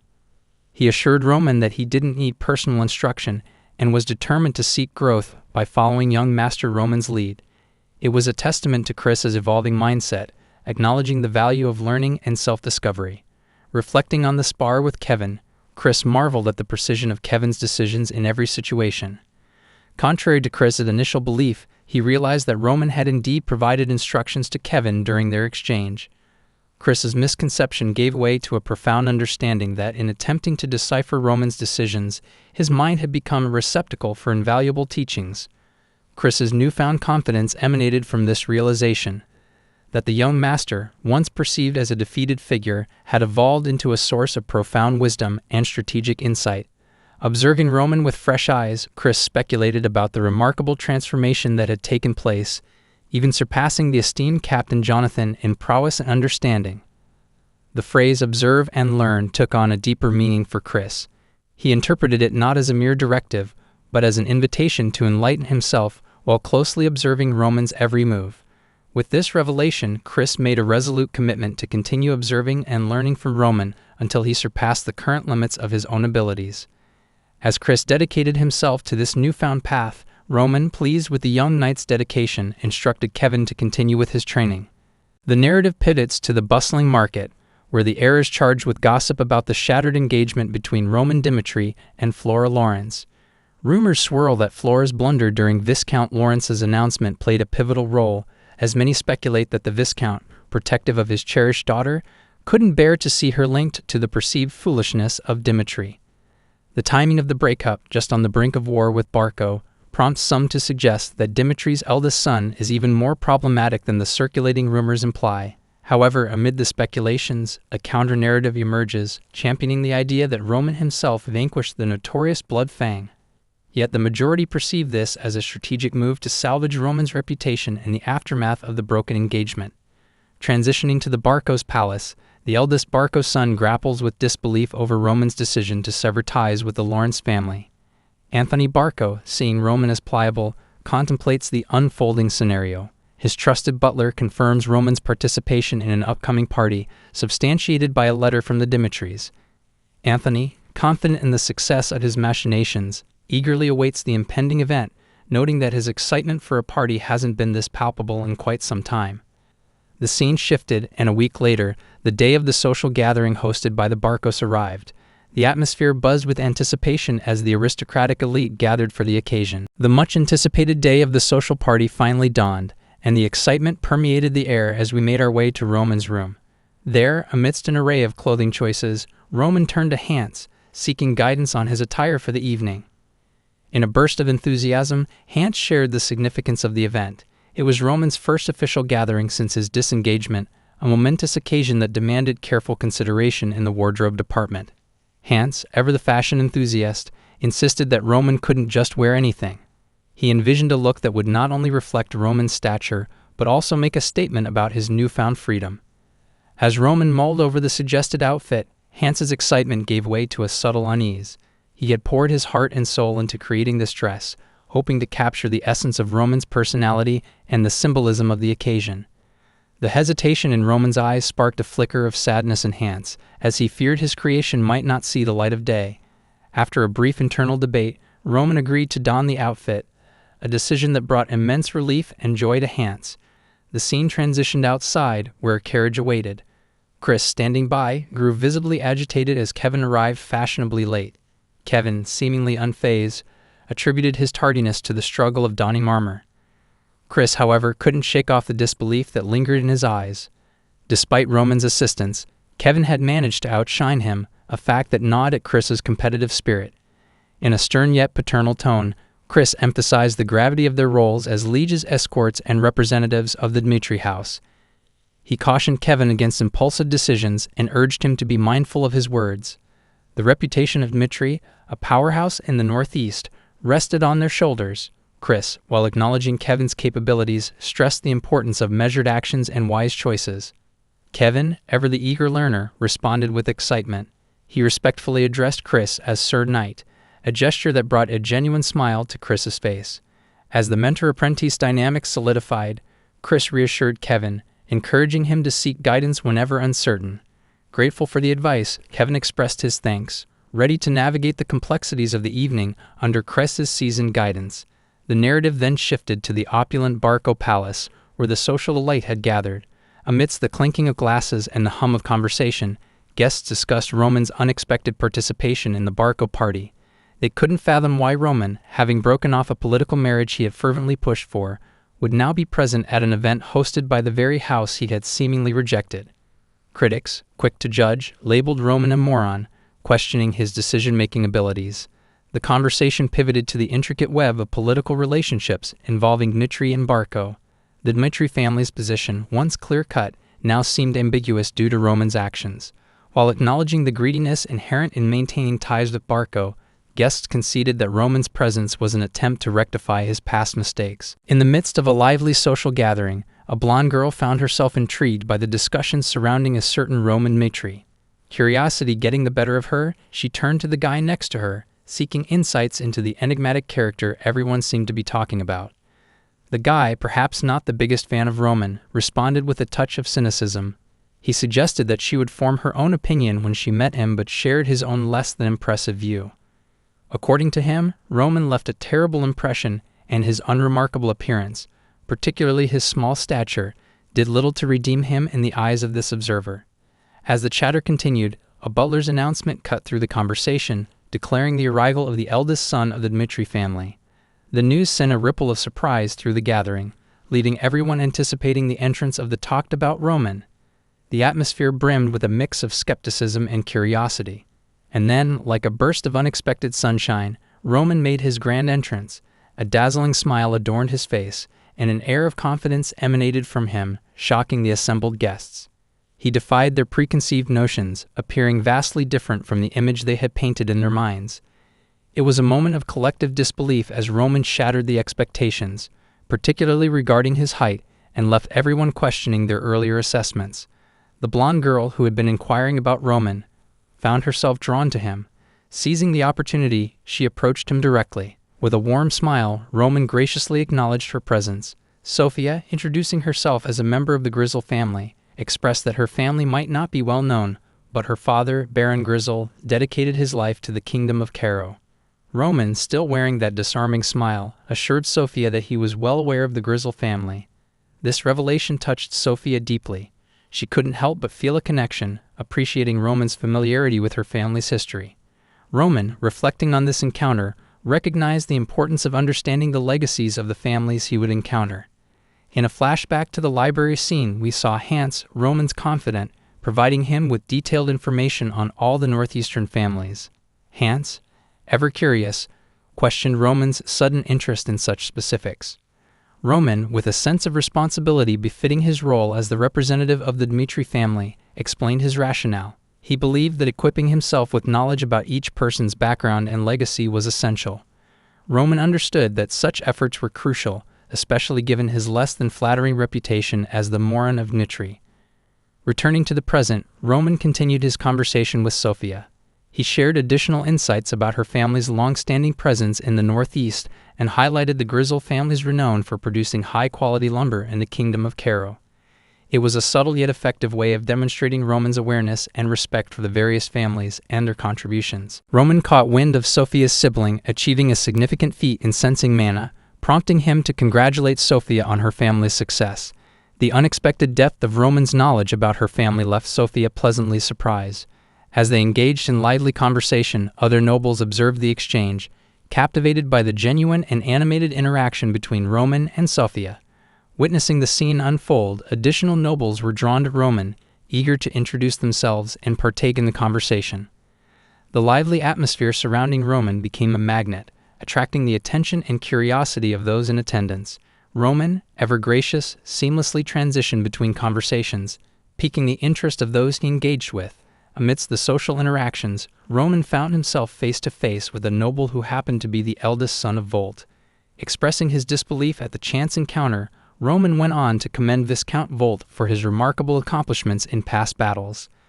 The eldest son of Volt, initially taken aback by Roman's familiarity with his family's history, expressed gratitude for Roman's kind words. Roman's ability to connect on a personal level and showcase awareness of each noble's background began to shape a positive perception of him within the gathering. However, the pleasant social atmosphere took an unexpected turn when a butler entered, delivering news that Lord Baron Anthony had requested Roman's presence in the back room. Sensing that this could be an opportunity to address a lingering issue, Roman contemplated the impending meeting with a mix of curiosity and determination. The scene then transitioned to the outside, where the escorts and knights of nobles awaited developments. In a parallel storyline, Kevin, one of the escorts, sought clarification from Chris, the senior knight, about the nature of a social party. Chris, perhaps jaded by their societal standing, dismissed the idea of them ever attending such an event and advised against taking an interest in it. This exchange caught the attention of two knights who had overheard the conversation and considered Chris and Kevin as inconsequential. Rumors surrounding Roman's status as the abandoned eldest son circulated, and the knights couldn't fathom why Roman would bring an inexperienced escort like Kevin, someone seemingly incapable of wielding a sword properly. Despite Chris's counsel to ignore the disparaging comments, the knights persisted in taunting them. They asserted that the Dmitri family paled in comparison to the influence of the Barkos. In response, Kevin, wearing a serious expression, advanced towards the taunting knights, prepared to confront the disrespect they were hurling their way. The scene seamlessly shifts back to the lively party, where Roman makes his way into a discreet back room to meet with Anthony Barco. Anthony's expression lights up with happiness and surprise upon seeing Roman, prompting a natural curiosity about the changes that had taken place in Roman's life during their time apart. As Roman settles into the conversation, he inwardly notes that Anthony is the person who has been causing him distress. Taking a seat across from each other, Anthony initiates the dialogue, expressing both joy and skepticism at the notable transformation he observes in Roman. There's an air of curiosity around Anthony as he wonders aloud about the events that transpired in Roman's life during the period they hadn't crossed paths. In the dimly lit room adorned with lingering traces of prior occupants, Roman keenly observes the glasses on the table. The fact that Anthony cleared the room for Roman's arrival suggests a confidential conversation lies ahead. Eager to create an atmosphere of comfort, Roman responds candidly. He confesses uncertainty about the changes within himself, acknowledging a time when he used to spend extravagantly to engineer a new identity. However, now, transformation seems to occur organically, without conscious effort. Despite the uncertainty, Roman expresses genuine pleasure at the prospect of reuniting with Anthony. As the conversation unfolds, Anthony tells Roman that he thinks Roman could interpret it positively because, honestly, Anthony didn't know what Roman was thinking at that time. Roman then asks Anthony what he means. He recounts a time when Roman, entangled in a political marriage with the Lawrence family and enjoying amicable relations with the Barkos, was discovered in a compromising situation with Anthony's cousin in a back room during a social gathering. Anthony expresses astonishment and concern, questioning Roman's judgment, particularly with his impending marriage hanging in the balance. This revelation adds layers to the narrative. In the present moment, Anthony interprets Roman's participation in the current party as a form of confirmation regarding a proposal Anthony had in mind. He assures Roman that the indiscretion in the back room will remain shrouded in secrecy, emphasizing the need to move forward and discuss Roman's impending marriage to the Barco family. As Anthony lays out his intentions, Roman's mind becomes a canvas, painting vivid memories of the old Roman who, at one point, felt betrayed by Anthony Barco and sought a political alliance with the Lawrence family. As the narrative unfolds, the older version of Roman realizes that he can't continue evading the repercussions of his past actions. Viewing the upcoming gathering as an opportunity to mend broken relationships, he decides to confront Anthony Barco, the individual who has been a source of frustration. At the latest party, Anthony warmly introduces Roman to his cousin, Emily Barco. In an attempt to ease Roman into the social setting, Anthony encourages him to join them for a drink. Being Roman's first time at such an event, Anthony wants to ensure he feels welcome. As they settle down and begin to drink, Emily, in a gesture of hospitality, tries to pour a drink for Roman. However, displaying a sense of independence, Roman stops her, insisting on pouring his own drink. Anthony teases Roman about potentially showing off, alluding to Roman's upcoming marriage to Flora Lawrence. This revelation unsettles Roman, but Anthony quickly reassures him that the Barco family no longer holds any concern for the Lawrence family, alleviating some of Roman's unease. Anthony, adopting a carefree attitude, urges Roman to cast aside his worries and enjoy the evening. However, as the night progresses, Roman wakes up in bed with Emily, utterly bewildered as he lacks any recollection of the events leading up to that moment. To complicate matters further, Anthony walks in and is immediately incensed upon discovering Roman with his cousin. Anthony steers Roman to a seat and addresses him sternly, stating that he doesn't care about Roman's romantic entanglements. Still, laying hands on a member of the Barco family is deemed unacceptable. In a decisive moment, Anthony presents Roman with two options. The first involves exposing the truth about the night's events, leading to Roman's unilateral disengagement. The second, more unexpected choice requires Roman to marry a direct descendant of the Barco family to repair the fractured relationship between the Dmitri and Barco families. The shock of this ultimatum leaves Roman speechless, and Anthony, with a subtle smirk, conveys his anger at Roman's actions while offering forgiveness if Roman embraces the Barco family fully. The weight of this decision now rests heavily on Roman's shoulders. Fast forward to the present, where the current version of Roman, having experienced the passage of time, gains a fuller understanding of the events that unfolded with his older self. The puzzle pieces fall into place as he comprehends the consequences of past actions. The impending disintegration of the marriage due to Roman's indiscretions with a collateral descendant of the Barco family has severe implications. The honor of the Dimitri family faces a precipitous decline, casting a long shadow over Roman's realization of the gravity of his past choices. Meanwhile, the old Roman, likely overwhelmed by the prospect of facing his father's wrath, stood at a crossroads. Torn between duty and love, he grappled with a decision that would shake the course of his life. Old Roman's heart was tethered to Flora, a love that seemed to transcend the boundaries of social expectations. Yet the patriarchal expectations of his time loomed heavily over him, stifling the confidence needed to confront his father. Faced with an impossible choice, old Roman couldn't bring himself to break off the marriage he had forcibly established. The fear of defaming Flora in the process became an insurmountable obstacle. Trapped in a cycle of despair, old Roman saw only one way out.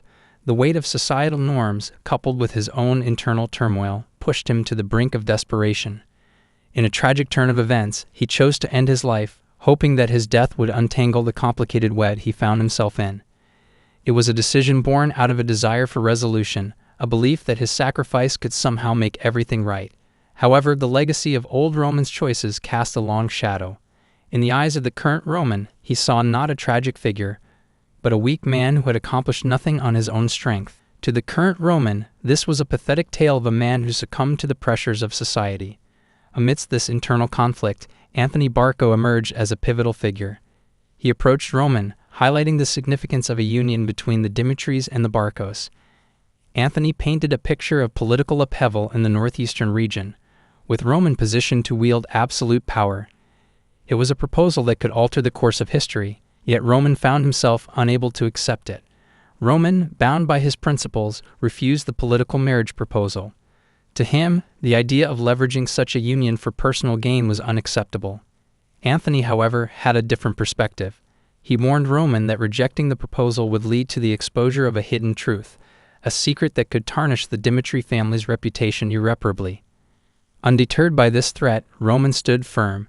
He dismissed the idea that the Dimitri family needed to accept the Barco family's proposal for the sake of avoiding scandal.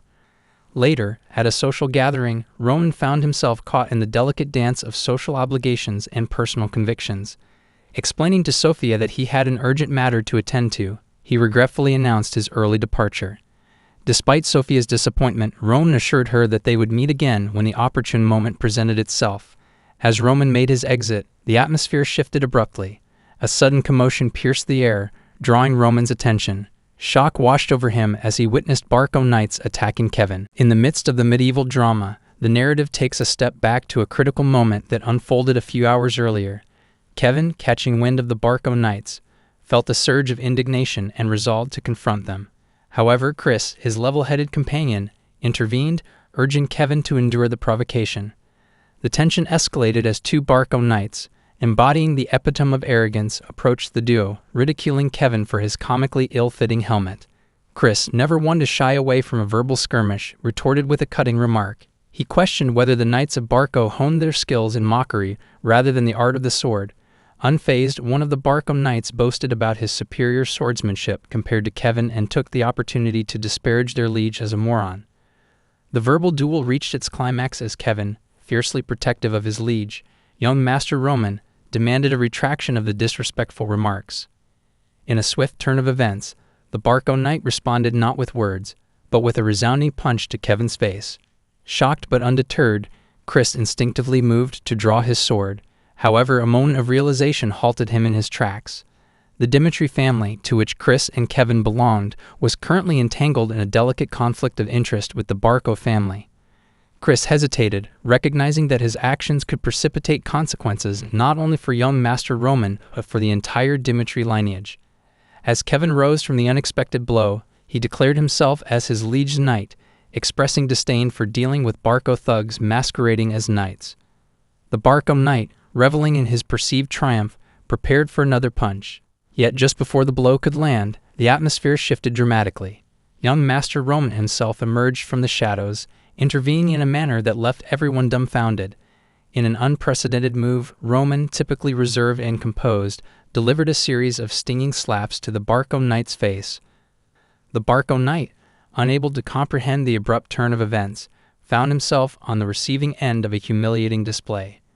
Roman's repeated slaps left an indelible mark, both physically and symbolically, asserting his dominance and commanding the knight to raise his head with a menacing glare. The scene, akin to a theatrical crescendo, pivoted from the confrontation to Anthony Barco, the eldest son of the Barco family. His disbelief mirrored that of the readers as he grappled with the unexpected twist involving his kin and young Master Roman.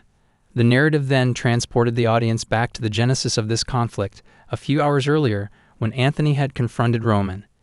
In a bold proposition, Anthony insisted that Roman take responsibility for allegedly laying hands on a lady of the Barco family.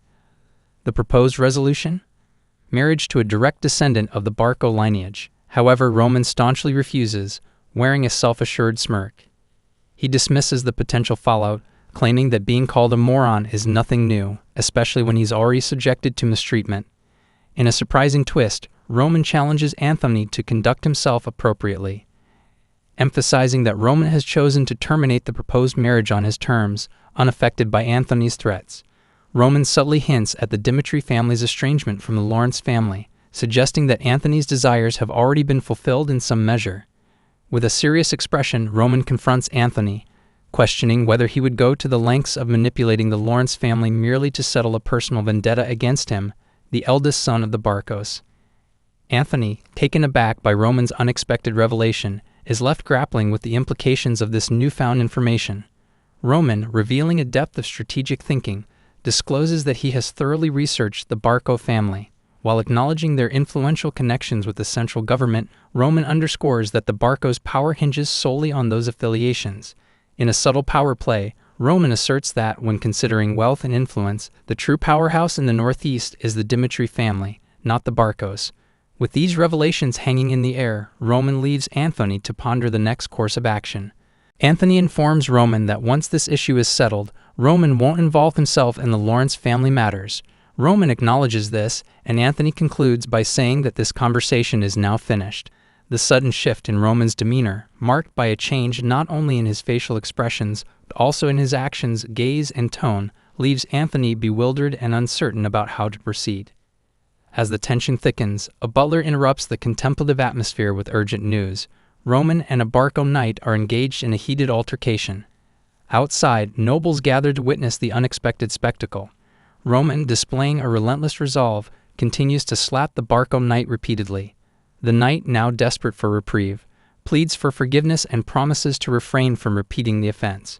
Kevin and Chris, familiar with Roman's fiery temperament, attempt to intervene, urging him to cease the punishment. However, Roman, unwavering, insists that he alone will determine when the Barco knight has faced adequate consequences for his actions. As the confrontation unfolds, Roman remains unyielding in his resolve, expressing a stark philosophy that if the Barco knight faces dire consequences for his words and actions, it's a price he must pay.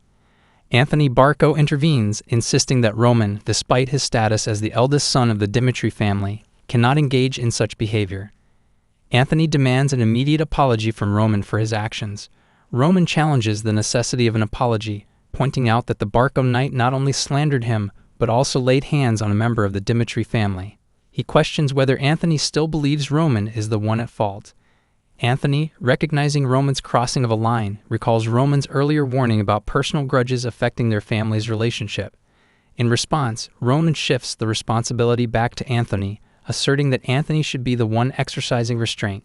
Moving in close, Roman, with impatience in his tone, prompts Anthony to make a decision. Anthony, recollecting Roman's involvement in the conflict with Lawrence, reluctantly agrees that Roman is justified in his actions. He admits that he too would have meted out a similar punishment to the Barco knight. Roman smirks at the acknowledgement, commenting on their seemingly compatible understanding. He proceeds to deliver a lesson to the Barco knight. Afterward, Roman moves to the side to clean the blood off his hand. He then instructs Kevin and Chris to return to their carriage. Everyone present has no option but to accept the undeniable truth that the foolish Roman Dimitri they once knew no longer exists. Hi everyone, the artist for this manhwa made some changes in the art, so now the characters might look different. You might notice differences in their hair color and faces compared to before. So now let's get back to the recap. In the quiet confines of the carriage, A palpable sense of disappointment lingered as Kevin and Chris found themselves immersed in the aftermath of a tumultuous encounter. Kevin, with a remorseful expression, took the first step towards reconciliation. He offered a sincere apology to Roman for the actions that had led to the insult directed at him. Chris, too, recognized the need to address the rift that had developed during the tumultuous events. He apologized to Roman, admitting that he had failed to act when Dimitri's name was being dragged through the mud and Kevin faced physical aggression. Roman listened, his gaze steady, absorbing the sincerity in Chris's words. Amidst these apologies, Roman, with a measured tone, assured both Kevin and Chris that he understood the difficulty they must have faced in enduring such a situation. Gratitude marked his words as he thanked them for weathering the storm until his arrival. The unexpected acknowledgement left both Kevin and Chris surprised, a newfound understanding dawning upon them. However, Roman's expression shifted, adopting a serious countenance. He spoke of the perils of rashness, emphasizing that chaos often accompanied impulsive actions, while he recognized that Kevin and Chris's decisions had averted a potential catastrophe. He made it clear that it wasn't the ideal outcome he had sought. In a moment of guidance, Roman conveyed a powerful message. He asserted that within the vast expanse of the northeast of Cairo, none should dare lay a hand on the Dimitri family. Even if faced with humiliation, Roman instructed Kevin and Chris to etch the faces of those responsible into their memories and to let their resentment burn brightly, never to be extinguished. The gravity of Roman's words lingered as he revealed his aversion to seeing anyone hold power over him. With unwavering determination, he urged Kevin and Chris to embrace his ways and follow his lead in crafting a life where they stood above all. The carriage became a vessel for the profound weight of Roman's expectations, and the trio now stood at a crossroads, their destinies intertwined. As the scene transitioned, the setting shifted to the grandeur of the Dimitri Palace. A butler, with utmost respect, presented Roman with information about the Barco family. This valuable intelligence had been procured from the esteemed Black Moon Information Guild. The recent movements of the Barco family had raised eyebrows, and Roman was eager to unravel the mystery. The document revealed that the Barco family had settled in the northeast over a century ago, coinciding with their ascent to power. Intriguingly, it was during this period that a member of the Barco family had entered the central government, marking a pivotal moment in their history. Roman meticulously examined the details, noting that the military strength of the Barco family did not align with their perceived status. Hans, a trusted confidant, expressed surprise at the apparent mismatch between the Barco family's status and their military capabilities. Roman, with a hint of contemplation, attributed this incongruity to the overwhelming power wielded by the central government. In the sprawling expanse of the Salamander continent, two mighty empires held sway, and within this geopolitical tapestry, the Kingdom of Cairo emerged as a diminutive and feeble entity. The key to Cairo's vulnerability lay in its geographical positioning, surrounded by other kingdoms, bereft of natural defenses like mountains. Over the ages, this exposed the kingdom to a series of invasions from external forces, rendering it weak and beleaguered. The survival strategy adopted by Cairo was one of pragmatic necessity, aligning with the central government. This alliance, while a lifeline for Cairo, inadvertently bolstered the strength of the central government. The mechanics of this alliance were intricate, with the central government wielding absolute authority over conscription. In the face of conscription, noble families in Cairo faced a stark ultimatum. Rejecting conscription branded them as insurgents, triggering immediate dispatches of soldiers to quell any resistance. Post-subjugation, the kingdom seized the insurgents' lands, considering them as possessions of the crown. The neighboring lords who assisted in this suppression were rewarded with a share of the confiscated land. The remaining portions were then bestowed upon new aristocrats, steadfastly loyal to the central government. This intricate dance of power and influence was the source of the Barcos' intangible strength. Their close ties and collaboration with the central government secured their position in the complex political web. This system not only granted the Barcos a level of influence, but also served as a means for them to navigate the delicate dynamics of power within the Salamander continent. Hans, a trusted confidant, found himself taken aback by the depth of this political intricacy. The revelation exceeded his expectations, and he grappled with the implications of such a system.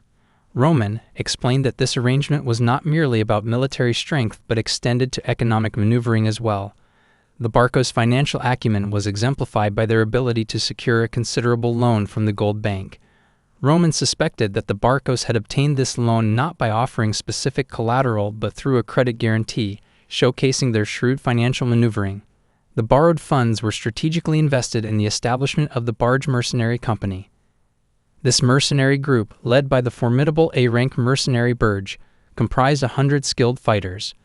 Their primary source of income lay in participating in battles between territories. Roman revealed that the Barcos' financial ventures, coupled with their military might, were part of a larger strategy, positioning them as formidable players in the ever-shifting landscape of power struggles. As the discussion unfolded, Hans brought to Roman's attention the recent conscription efforts by the Barcos. Moreover, there were ominous signs pointing towards an imminent attack on Lawrence within half a month. Roman, a seasoned strategist, processed this information, realizing that the Barcos had concluded their preparations for war. Contemplating the impending conflict, Roman foresaw challenging odds in a war against Lawrence. Even in the event of a siege, he estimated that Lawrence would be able to withstand the assault for no more than a month. In the recesses of Roman's thoughts, a promise lingered, one made to Anthony Barco that he would refrain from meddling in Lawrence's affairs. However, the stakes had shifted.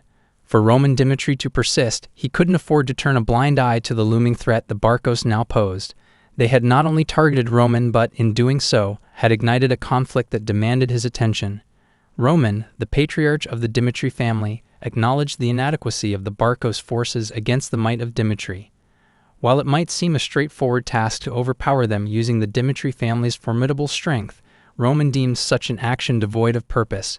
Beyond the shared origin of the Dimitris and the Barcos, the nobility in the northeast considered Roman Dimitri as a negligible threat.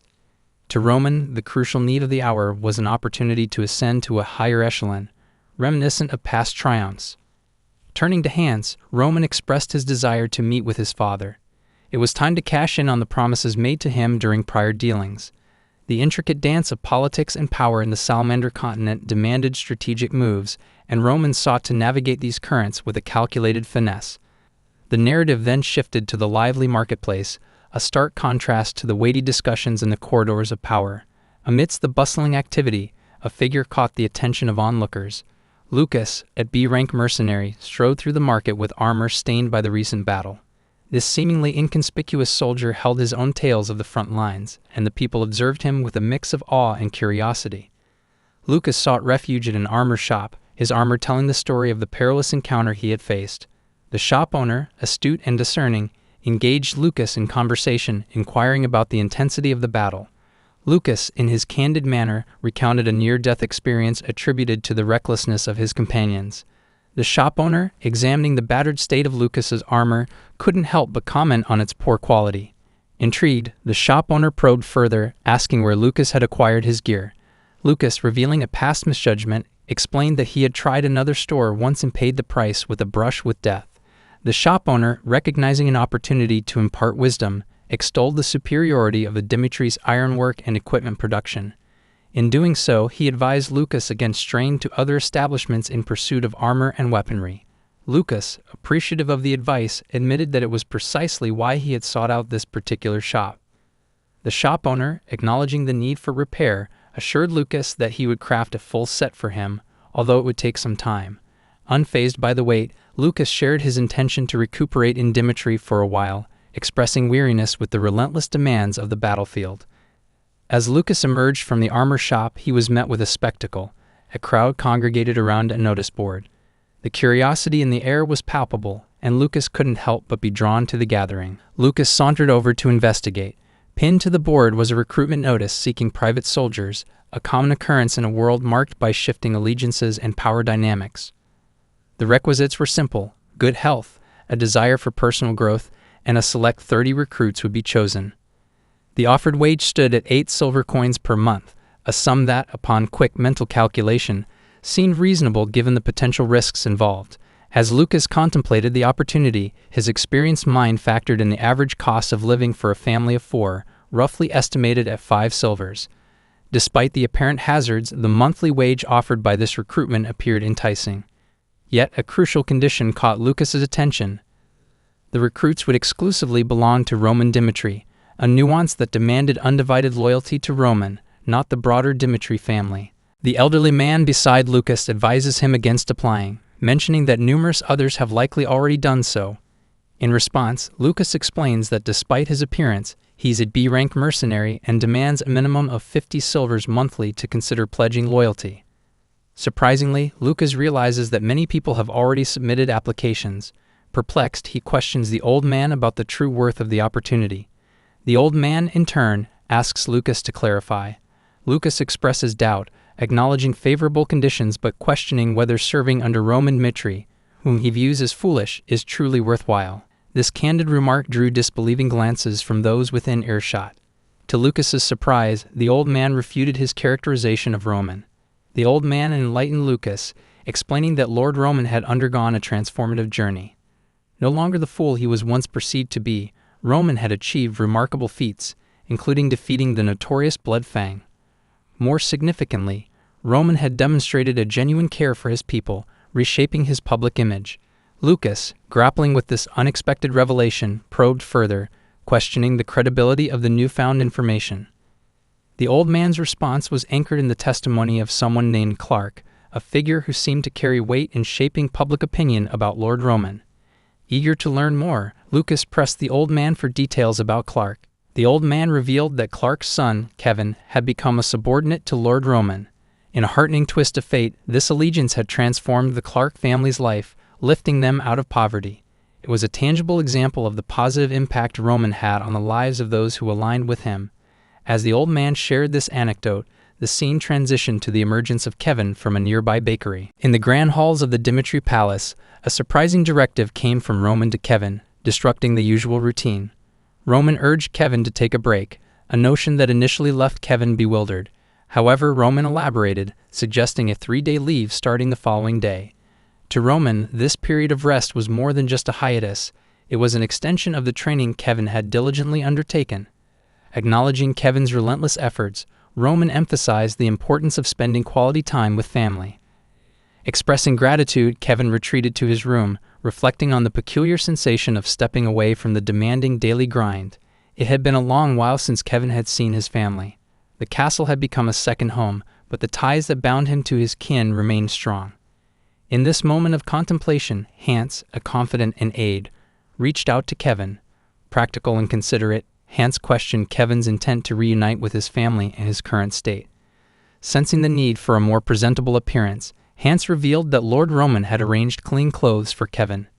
To sweeten the reunion, Hans handed Kevin some money, advising him to buy gifts for his family. Furthermore, Hans shared the news that Kevin would now receive a monthly allowance of 30 silvers, granting him a newfound financial freedom. In the bustling marketplace, Kevin put this financial freedom to good use, purchasing thoughtful gifts for his family. The clothes provided by Lord Roman amazed him with their softness, a stark contrast to the armor-clad life he had become accustomed to. As he bought fresh bread, Kevin couldn't help but think of his sister Mary's peculiar cravings. Mary, with her lifelong wish to enjoy whipped cream on freshly baked bread, had been a source of amusement in the family. Kevin remembered her daily complaints about the monotony of having bread every day. These memories contrasted sharply with darker times when the menacing Blood Fang members would visit their house, demanding money. Kevin, now under the guidance of young Master Roman, resolved to become stronger and protect his family from such threats. Arriving home with a bundle of gifts, Kevin was greeted by a sight that left him in awe. His family, once weathered by hardships, now reveled in a happiness that took Kevin by surprise. As his sister and parents welcomed him with genuine joy, Kevin's mother enveloped him in a warm hug. The reunion was a testament to the transformative power of time and the positive changes that had unfolded. Overwhelmed by the warmth of his family, Kevin couldn't help but inquire about the house. Kevin's world took a sudden and unexpected turn when his parents revealed the astonishing generosity bestowed upon them by none other than Sir Hans, acting on the will of Lord Roman. Their family, which had known its fair share of struggles, was now the recipient of a house and land, gifts from a noble lord that left them bewildered. The castle's residents, recognizing the arrival of Kevin's family, extended a helping hand to ease their settling-in process. Overwhelmed by the unexpected support, Kevin couldn't contain his emotions and found himself shedding tears, contemplating the depth of Lord Roman's impact on his family's life. The tender moment shifted as Kevin's father noticed a bruise on his son's cheek, prompting concern and questions. A suspicion arose that perhaps Lord Roman had played a role in this injury. Quick to defend his lord, Kevin clarified that there was no mistreatment involved, yet the worry etched on Kevin's mother's face persisted, leading her to implore Kevin to share the truth. She expressed a readiness to uproot the family if it meant escaping mistreatment. However, Kevin, unwavering in his belief in Lord Roman's character, reassured them that their fears were unfounded. As Kevin began recounting the events, the scene transitioned to a local restaurant where his father, bursting with pride and excitement, shared the extraordinary turn of events with friends. Lord Roman, contrary to their expectations, had provided them with a house and land upon Kevin's recruitment as a knight. The revelation took an even more unexpected turn when Kevin's father disclosed that Lord Roman had intervened physically, slapping a Barco knight to protect his own subordinate, a revelation that left his father's friends incredulous.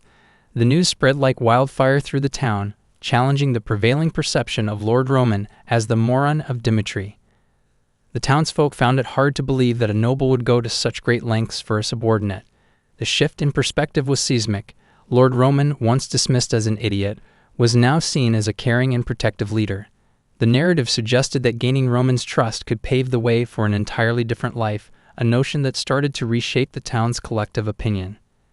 The transformation extended to the notice board, where an old man explained to Lucas the surge in applicants for the private soldier recruitment. Lucas, struggling to reconcile this new image of Roman with the one he knew, found it difficult to believe that Roman had subjugated the Blood Fang and handled the social party incident.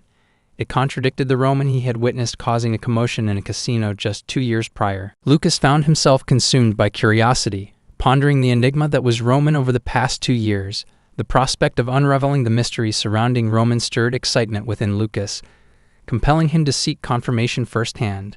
Shifting to the Dimitri Palace, Viscount Dimitri, Roman's father, received an update from Jonathan on the preparations for an upcoming trial. The process was proceeding smoothly, and Lord Roman would take charge of the overall proceedings. However, Viscount Dimitri's curiosity about the timeline prompted him to question Jonathan on how much time had elapsed. Jonathan, with a note of caution, warned the Viscount that this was his last chance to reconsider the path they were treading. He expressed concerns about the potential dangers of developing private soldiers exclusively for one individual. Viscount Dimitri then shared a pivotal moment when he first learned that Roman would participate in Barco's social party. His initial fear was that Roman might align with the Barcos to remove Dimitri's second-born from the line of succession. To his surprise, Roman defied expectations, publicly slapping a Barco knight in front of numerous nobles.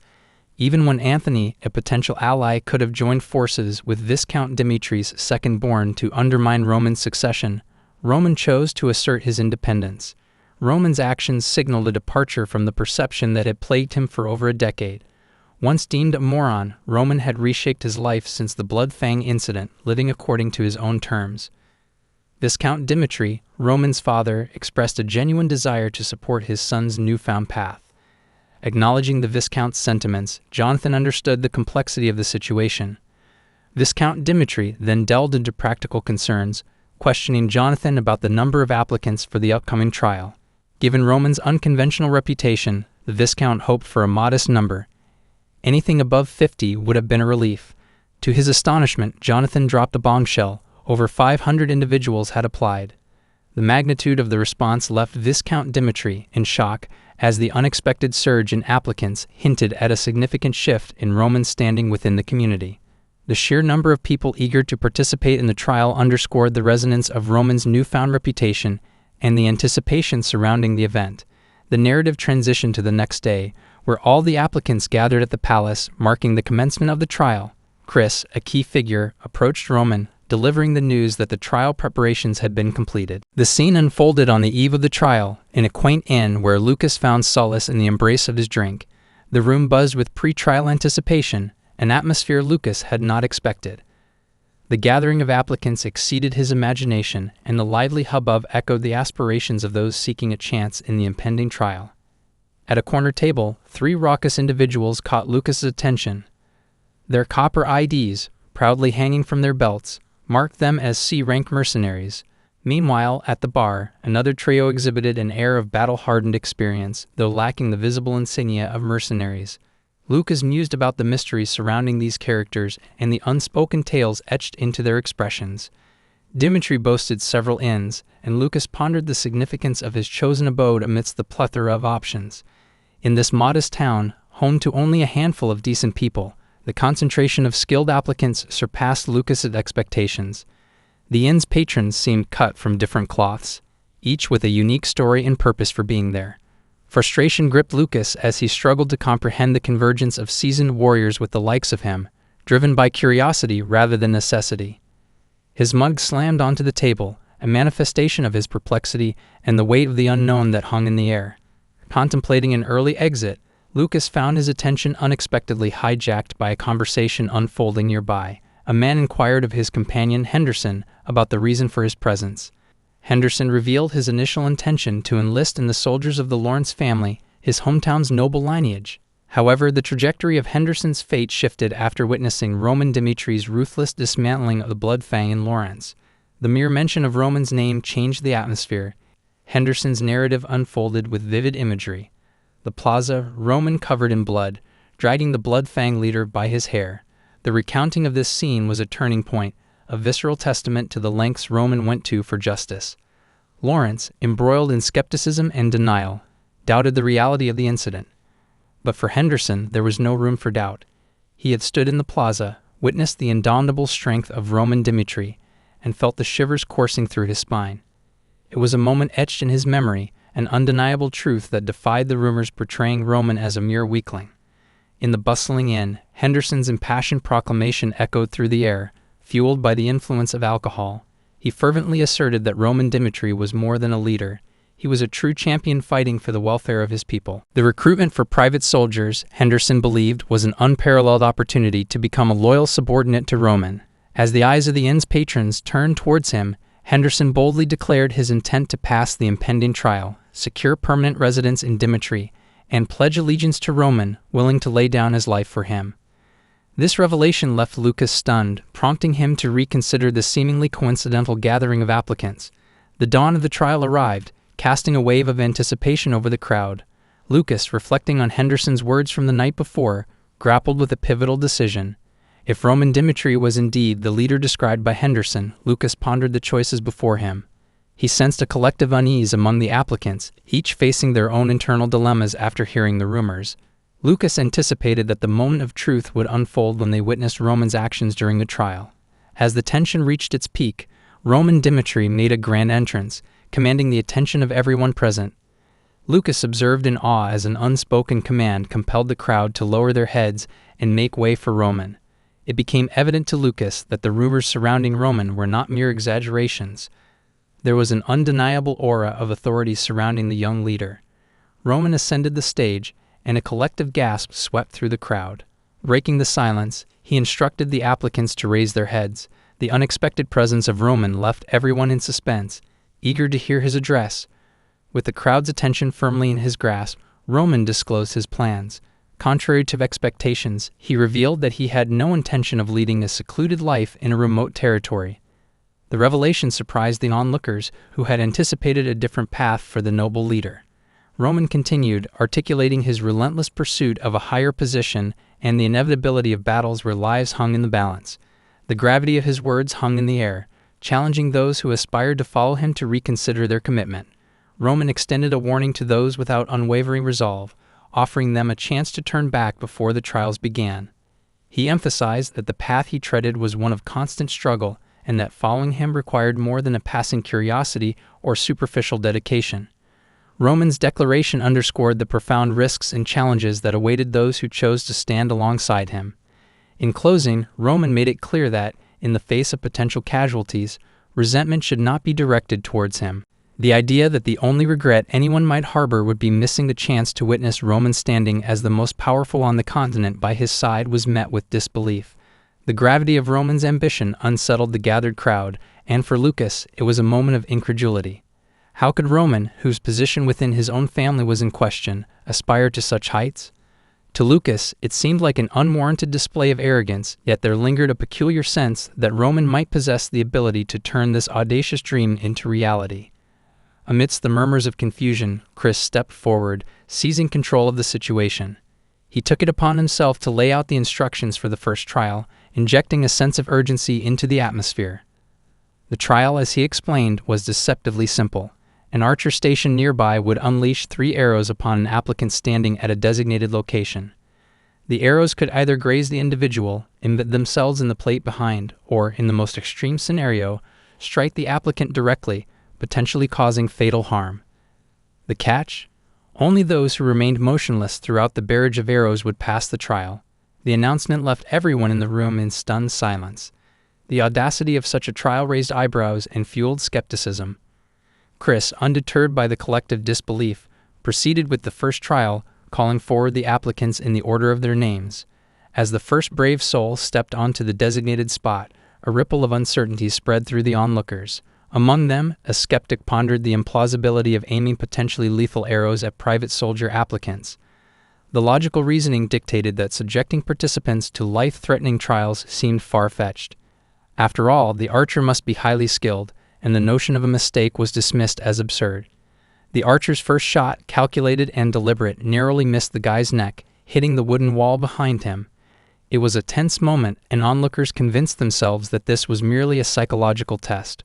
Holding firm and believing that nothing would transpire seemed like the key to success. However, as the archer released the second arrow, the atmosphere shifted. The projectile found its mark, striking the applicant in the right leg. The sudden and unexpected injury sent shockwaves through the room. The participant crumpled to the ground in pain, vividly illustrating the harsh reality of the trials. Chris, unflinching, ordered a soldier to escort the wounded individual to the medic, emphasizing the unforgiving nature of the challenges that lay ahead.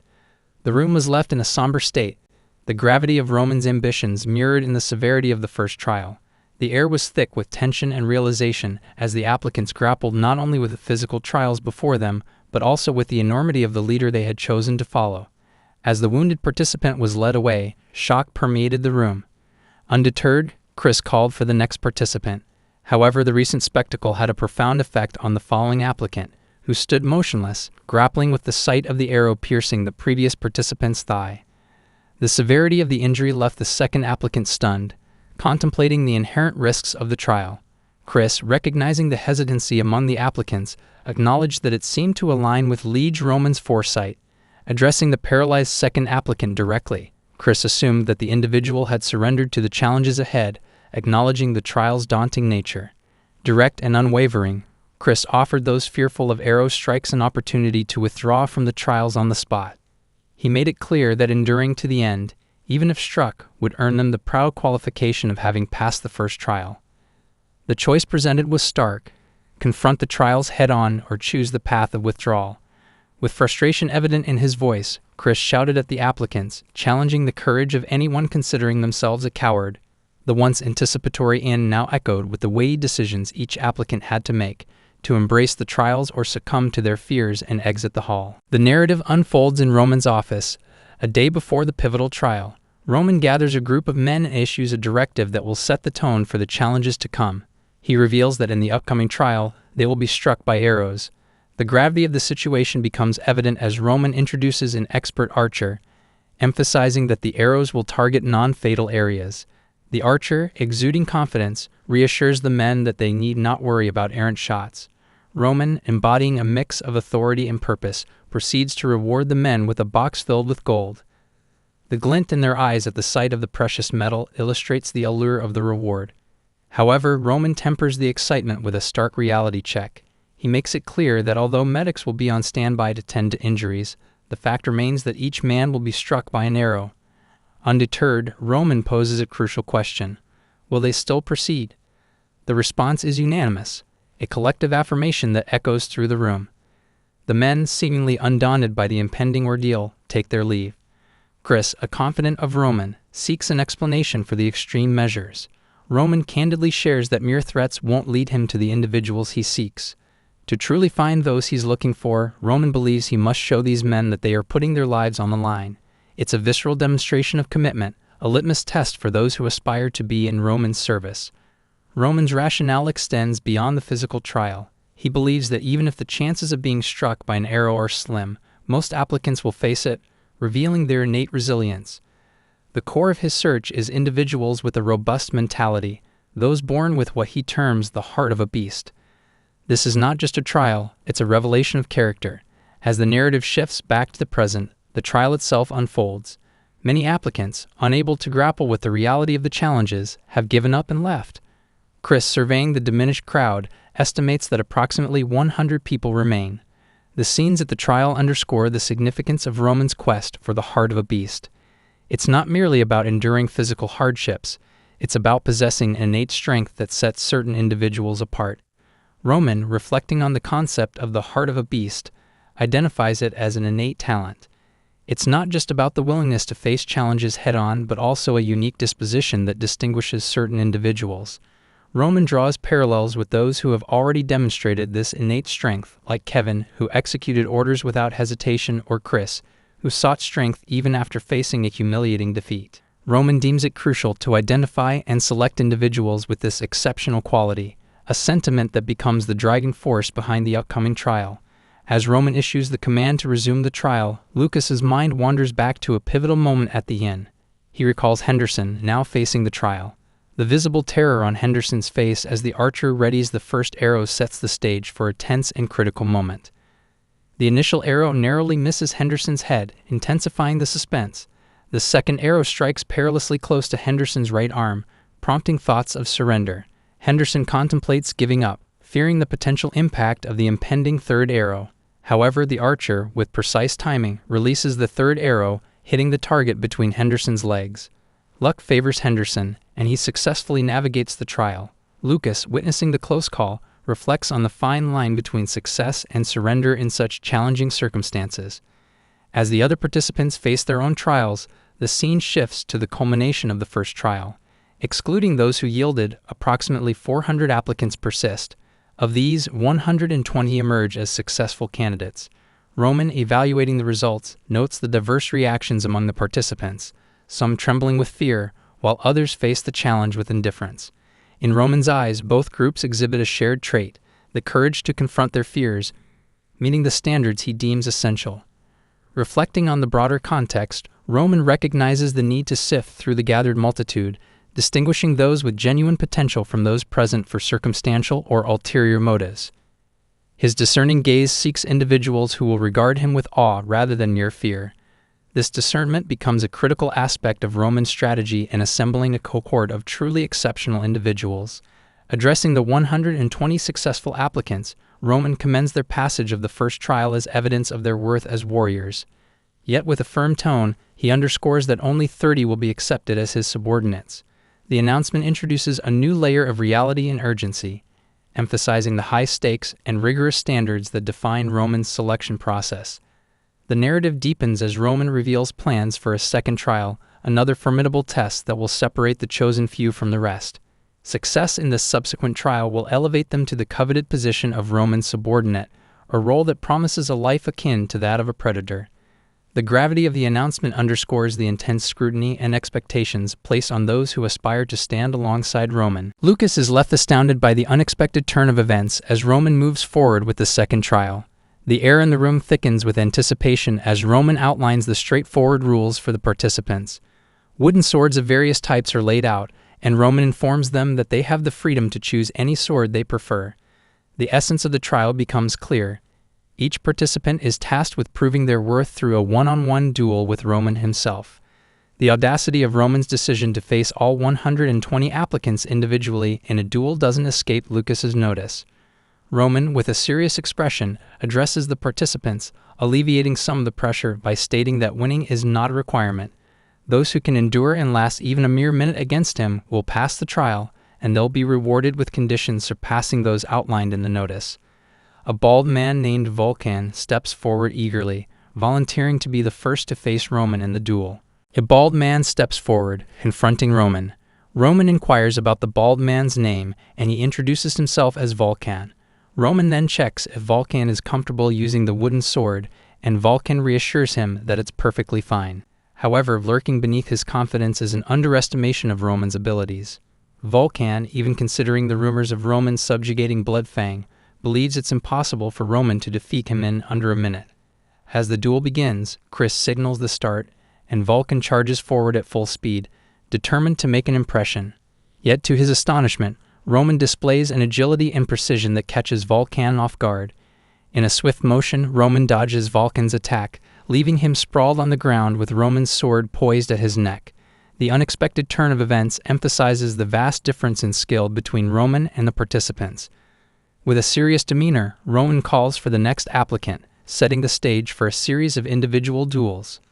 Lucas, witnessing this display of Roman's prowess, is thoroughly impressed. The movements Roman exhibited were not just swift, they were seemingly impossible, defying the laws of physics.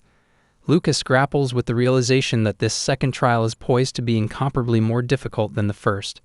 The room is charged with tension as Roman stands firm, a purple aura enveloping him. The collective gasp that swept through the onlookers was palpable as Roman effortlessly defeated Vulcan. The initial shock lingered, giving way to a curious mix of disbelief and admiration.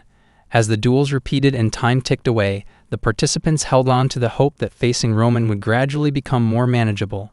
It was a commonly held belief that his stamina would eventually wane, providing them with an opportunity to strike. However, Roman defied their expectations.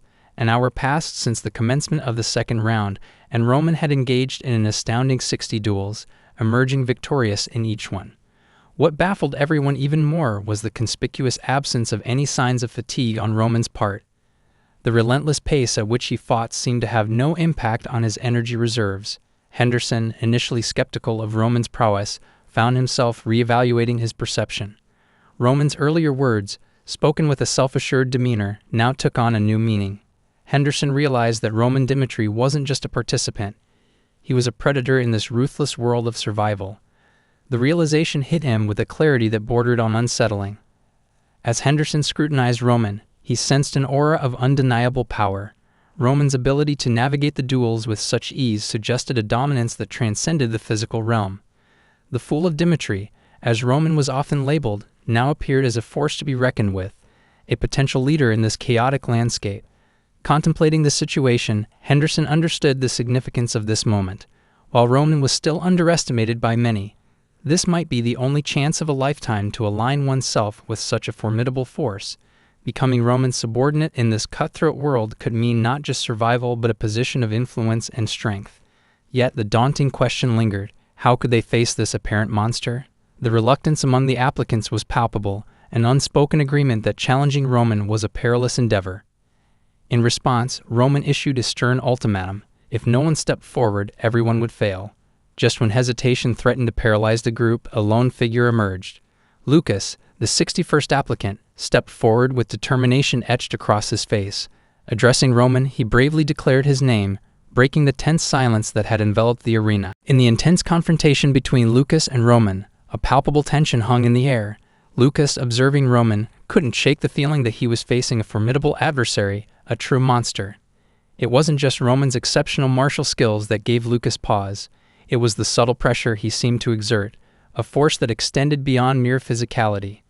As Lucas grappled with this realization, he couldn't help but reflect on how different this Roman Dimitri was from the one etched in his memory.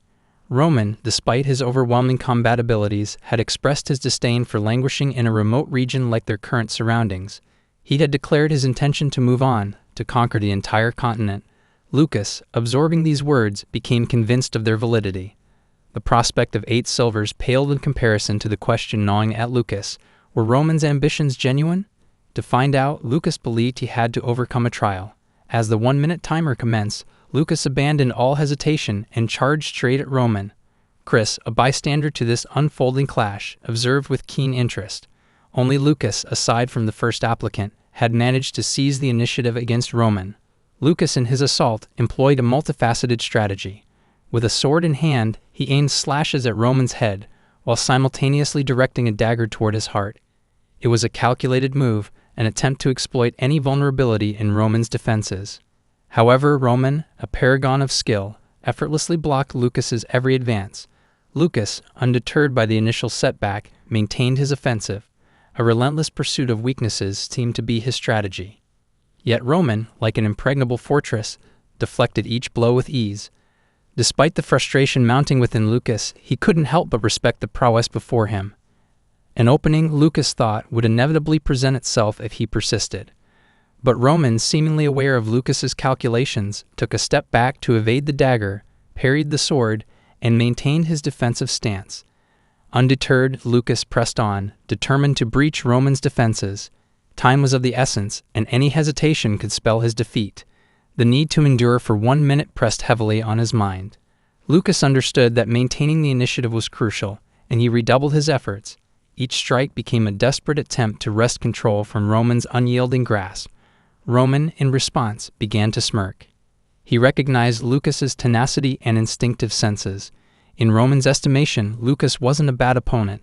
The smirk hinted at a level of respect, though Roman cautioned against such decision-making on the battlefield. Roman wasn't about to let Lucas hold out for just 1 minute. To him, this brief time frame was more than a test. It was a symbolic wall meant to showcase the exceptional qualities of the leader the applicants would be pledging allegiance to. The purpose of the trial, according to Roman, was to impress upon the applicants the greatness of their future liege right from their initial encounter. Feeling that the duel had served its purpose, Roman decided it was time to conclude it. With a decisive strike, he sent Lucas sprawling on the floor. In that moment, Lucas contemplated the limitations of a B-rank mercenary. While an ordinary person could attain this rank through hard work and risking their life, reaching the realm of an A-rank mercenary required the ability to wield mana, a power Lucas lacked. This realization settled in, and Lucas accepted that, no matter how hard he struggled, he couldn't escape the confines of a B-rank mercenary. Despite this acknowledgement, Lucas drew strength from his experiences surviving in battlefields where countless others had perished. He grasped a fundamental truth: to survive and emerge victorious, he must employ any means necessary. This realization brought the focus back to the ongoing duel, where, facing Roman, Lucas decided to throw a bag of sand into Roman's eyes. Chris, the observer, found Lucas's unexpected move valid. After all, Roman had only instructed the applicants to endure for 1 minute. No additional rules had been established. As the sand temporarily blinded Roman, Lucas seized the opportunity, swiftly rising from the ground and charging at him. Lucas entertained the hope that, with Roman temporarily impaired, he might gain an advantage. However, to Lucas's surprise, as he closed in on Roman, he was met with the unsettling sight of Roman's red eyes glaring directly at him through the sand. It was a testament to Roman's resilience and awareness. Lucas, acknowledging the unexpected turn of events, responded with a smile. In a spontaneous decision, he dropped his weapons and conceded, declaring his surrender. Within the confines of the heavenly demon god cult, the initiation into martial arts for the children takes an unexpected detour before the earnest teachings commence. The foundational lesson bestowed upon them is not about strikes, kicks, or stances, but rather the art of keeping one's eyes wide open. In the midst of exchanging blows, a single blink could, in the greatest sense, mean the difference between life and death. Much like the prescribed order for breathing to circulate internal energy, the act of blinking is elevated to a matter of serious consideration. Consequently, members of the heavenly demon cult undergo rigorous training to maintain open eyes at all times, irrespective of the situation. Returning to the duel where Lucas had chosen to surrender, a curious scene unfolds. Chris hands Roman a container of water. This simple act is the beginning of Roman's effort to rid himself of the sand that Lucas, in a moment of desperation, flung into his eyes during the duel. As Roman pours water on his face, Lucas stands behind, a mixture of embarrassment and reflection etched across his features. Lucas contemplates the unexpected turn of events.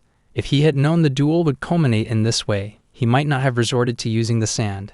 His intent was to use any means necessary to last 1 minute and successfully navigate the trial set before him.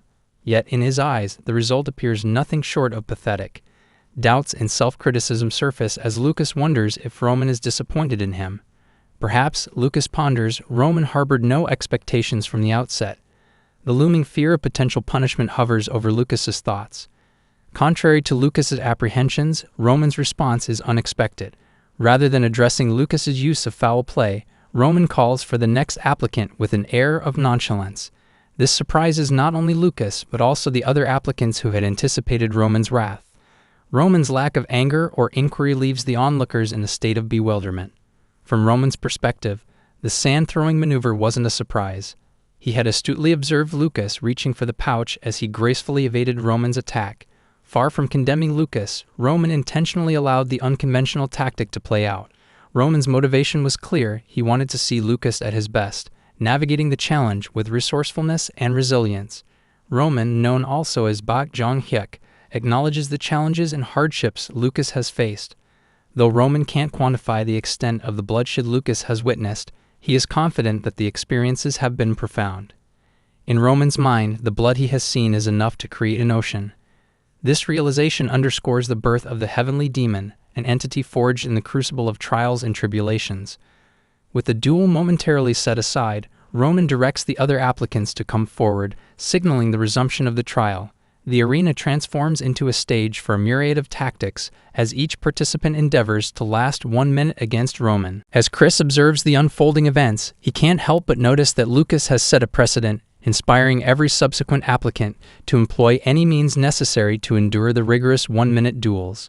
Roman engages in successive duels with various applicants, and Lucas, from his vantage point, realizes that although foul play is not explicitly grounds for disqualification, Roman shows no mercy when the line is crossed. Lucas contemplates how, had he not surrendered earlier, he might have found himself resorting to unconventional tactics like those now attempting. The entire situation baffles Lucas. It's the 100th duel, and a full 2 hours had elapsed since the trial commenced. Despite the physical toll, Roman remains seemingly unfazed. Lucas is particularly struck by Roman's stable breathing. In the cruel reality of combat, opponents seldom show mercy due to fatigue. Rather, unstable breathing leads to faltering movements and eventual demise.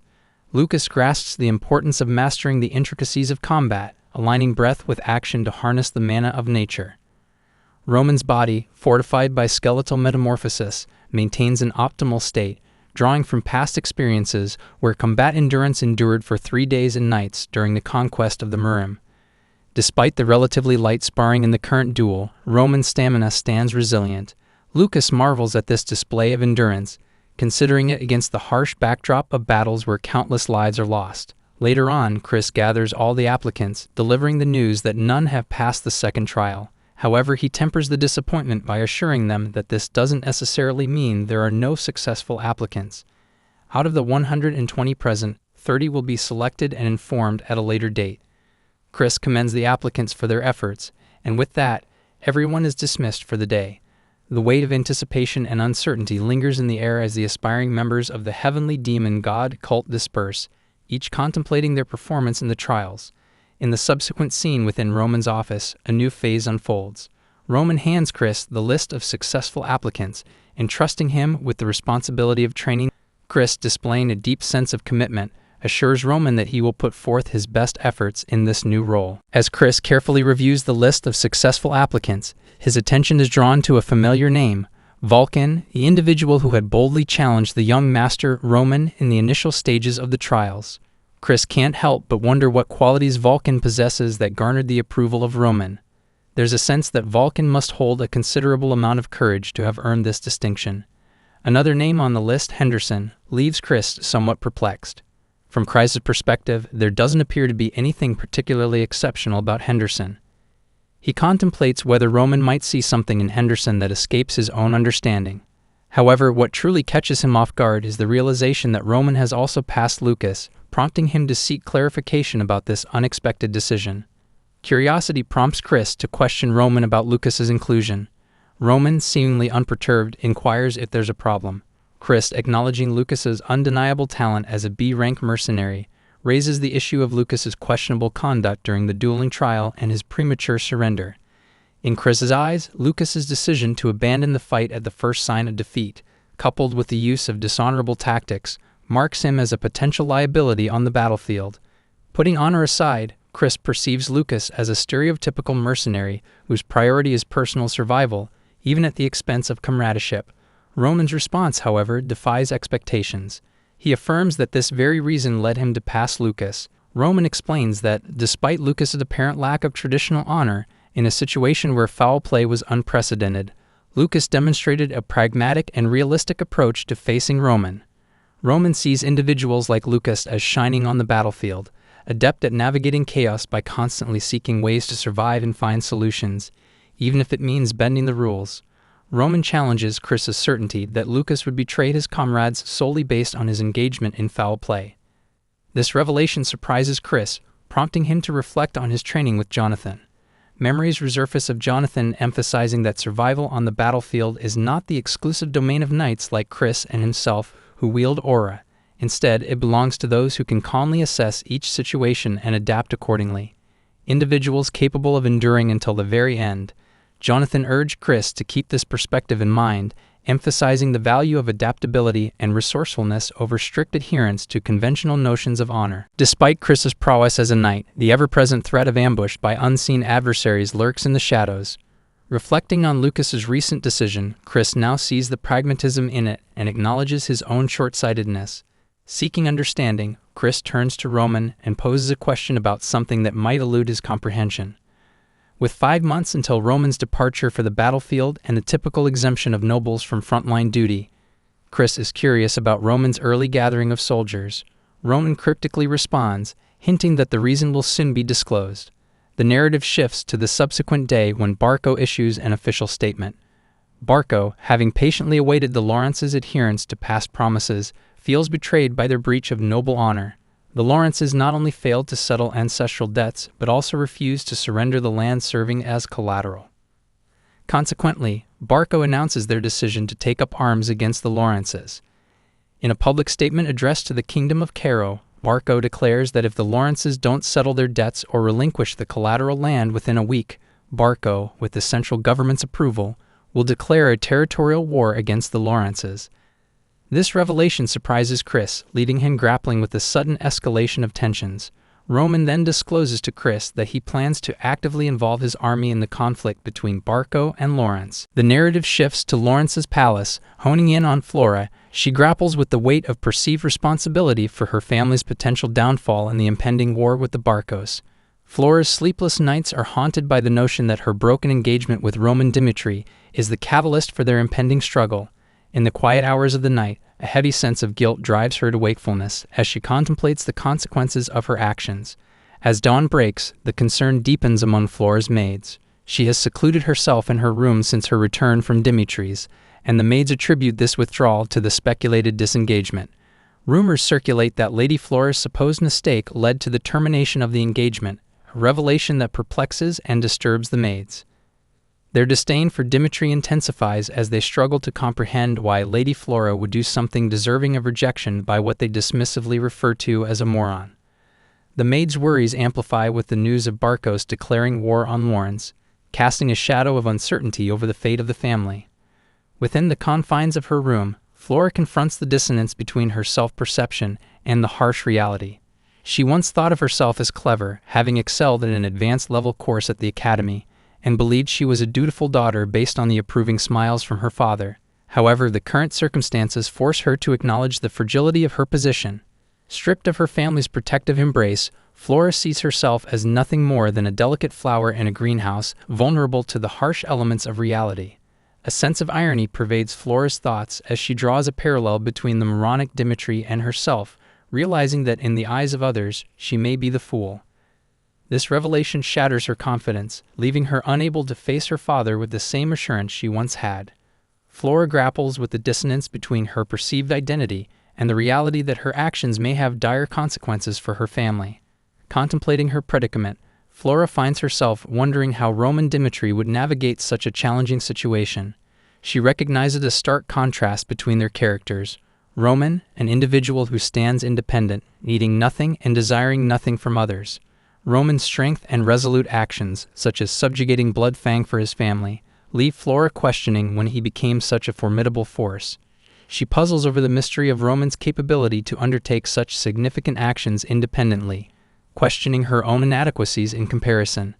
Setting aside thoughts of Roman, Flora reflects on the resolve he displayed in his actions and the stark disparity with her own perceived shortcomings. In the face of Roman's unwavering determination, Flora feels diminished and inconsequential. Outside Flora's room, her servants deliver a meal, and as they knock on the door, Flora surprises them by suddenly opening the door. In a spontaneous decision, she expresses her desire to visit the library. This unanticipated move catches the servant off guard, leaving them curious about Flora's sudden change in routine. Inside the library, Flora contemplates her father's earnest attempts to garner support from other families amidst the impending conflict with the Barcos. However, a sense of skepticism lingers within her. She is doubtful that any neighboring families will extend assistance to the Lawrence clan in their dire situation. Drawing a parallel to Roman Dimitri's self-reliance in subjugating Bloodfang, Flora believes that, similarly, the Lawrences must navigate their challenges using their own strength and resourcefulness. The narrative shifts to the Lord's room at Lawrence Palace, unveiling a disheartening tableau. The collaborative efforts to secure support from other families have met staunch resistance. The Martel family was the first to reject Lawrence's proposal, followed by the Vastra family, who, despite prior agreements, declined to offer their assistance. The Viscount of Lawrence, overseeing the chaos, receives distressing news. Neighboring regions are hesitant to intervene due to the oppressive shadow cast by the Barcos. Rumors swirl that Barcos may retaliate against anyone in the northeast who dares to support Lawrence. The Lord faces a formidable challenge, with alliances crumbling and potential allies turning their backs. Meanwhile, Flora, immersed in the library's confines, grapples with a growing sense of urgency. With only 1 week remaining until the war, she contemplates what she perceives as Lawrence's most viable course of action in this critical juncture. In the Viscount's office, a palpable air of disbelief hangs heavy. The Viscount expresses incredulity that neighboring families, once thought to be allies, are now unwilling to extend a helping hand in the impending conflict. Seeking information and potential alternatives, the Viscount inquires about any communication from the Gold Bank. The response unveils a disheartening reality. The Gold Bank is indeed investigating the land collateral matter, but the time frame for resolution exceeds the immediacy of the impending conflict. The man further speculates that the Gold Bank, considering its significant investments in Barcos, may have chosen to align with Barcos for strategic reasons. This revelation deepens the Viscount's worry, as the Lawrences find themselves without a concrete solution to their impending crisis. Within the Lawrence family, a disheartening suggestion surfaces as a noble recommends surrender to the Viscount. The blockade of assistance from neighboring regions by Barcos, coupled with an evident discrepancy in troop strength, leads this noble to advocate for surrender. The rationale behind this proposal is to protect the innocent Lawrence soldiers and salvage as much land as possible, even if it means conceding everything to Barcos. The Viscount contemplates this grim suggestion, weighing the potential cost of defiance against the perceived benefits of yielding. In the midst of this deliberation, the scene undergoes a sudden shift as Flora enters the conference room. Interrupting the somber discussions, she expresses a desire to convey something important to her father. This unexpected entrance injects an air of urgency and personal involvement into the room, leaving both the noble and the Viscount curious about what Flora has to say. The narrative then transitions to the Dimitri Palace, where Roman confronts his father with a decision that could alter the course of events in the brewing conflict between Barco and Lawrence. Roman reveals his intention to engage actively in the war under the banner of Roman Dimitri. His father, Viscount Dimitri, responds with a mixture of concern and caution, questioning whether Roman fully comprehends the repercussions of such a move. Viscount Dimitri sternly reminds Roman that the war between Barco and Lawrence is officially sanctioned by the central government. Moreover, he underscores the potential consequences of meddling in a legitimate battle, especially considering Roman's recent dissolution of the marriage arrangement with Lawrence's daughter. Such interference, the Viscount warns, could sever ties with Northeast nobles and, at its worst, prompt the central government to send soldiers to quell any rebellion. In response, Roman provides a more nuanced perspective on his decision. He unveils a recent threat from Anthony Barco, the eldest son of the Barco family. Anthony perceived Roman's marriage to the Lawrence as an obstacle to their plans and used intimidation to dissuade Roman. Despite lacking tangible evidence of the threat, Roman feels compelled to act. He candidly shares this revelation with his father, emphasizing the external pressures and threats that influence his course of action. Roman also hints at a deeper consideration, the perception of the Dimitri family as a formidable force in the Northeast. The notion that Dimitri holds a position as a true powerhouse in the region underscores the potential impact of Roman's involvement in the conflict. The Barcos already viewed the Dimitri family as beneath them, and Roman decides it's time to confront his father about the family's passive stance. Despite possessing considerable power and wealth, Roman believes his father is content with the current situation. In stark contrast, Roman Dimitri craves power and refuses to stand idly by while the Dimitri name is tarnished, whether by Barco or any other adversary. Roman points out the Barco strategy of declaring war based on a non-existent cause, a mere ploy for those in positions of power. He sees his current existence as navigating an endless ocean, full of uncertainty. Amid this ambiguity, Roman is unwavering in his commitment to live a life of dominance. Turning to his father, Roman clarifies that he isn't seeking the family's strength. Instead, he intends to intervene in the war solely under the qualification of Roman Dimitri. He requests his father's observance, emphasizing that the path he is about to embark upon represents the life he intends to lead moving forward. The storyline seamlessly transitions back to a pivotal memory involving Roman's father. In this reflective moment, Roman's father holds a steadfast belief that one's origin of birth remains an immutable aspect, irrespective of the heights one may attain in life. This conviction forms a cornerstone in his worldview, setting the stage for the interplay of aspirations and societal expectations within the family. Amidst this contemplation, Roman's mother introduces a speculative angle, positing that perhaps some incident transpired among the nobles during Romero's sojourn to the capital. There, Romero shared with his wife the discernment of gazes cast upon him by the nobility. These were not the familiar looks exchanged between equals, but rather scrutinizing eyes, laden with a certain judgment. Romero, however, remains unperturbed by the social nuances, expressing contentment with his present circumstances. A nuanced dialogue unfolds between Romero and his wife, revealing Romero's acceptance of his current station in life. He discloses his reluctance to embark on an arduous journey to accumulate more wealth or power. Despite his contentment, there lies a dormant hope within Romero, a hope that his sons will forge paths distinct from his own, transcending the limitations imposed by their humble origins. This adds layers to Romero's character, showcasing a complex interplay of satisfaction and unfulfilled aspirations. The narrative seamlessly transitions back to the present, where Roman's father is taken aback by the resolute gaze of his son. The eyes that meet his are not those of a malleable individual, open to persuasion. In this moment, Roman's father recognizes the fruition of a long-awaited vision. The once apprehensive child has metamorphosed into a self-assured individual, capable of making independent choices. Roman's father extends an encouraging hand, urging Roman to pursue his desires with the assurance of unwavering support. The message is clear: Roman doesn't have to navigate the complexities of life in isolation. Familial support is a steadfast constant. As the scene transitions once again, this time to the outside world, we are greeted by the sprawling shops of the blacksmiths of Dimitri. Roman's observation validates the widespread acclaim that Dimitri's smithies are unparalleled in scale within the Kingdom of Cairo. The narrative details the grandeur of the workshops, with 30 such establishments lining the blacksmith street. The imagery evokes a sense of industriousness and craftsmanship, encapsulating the essence of Dimitri's prominence in the kingdom.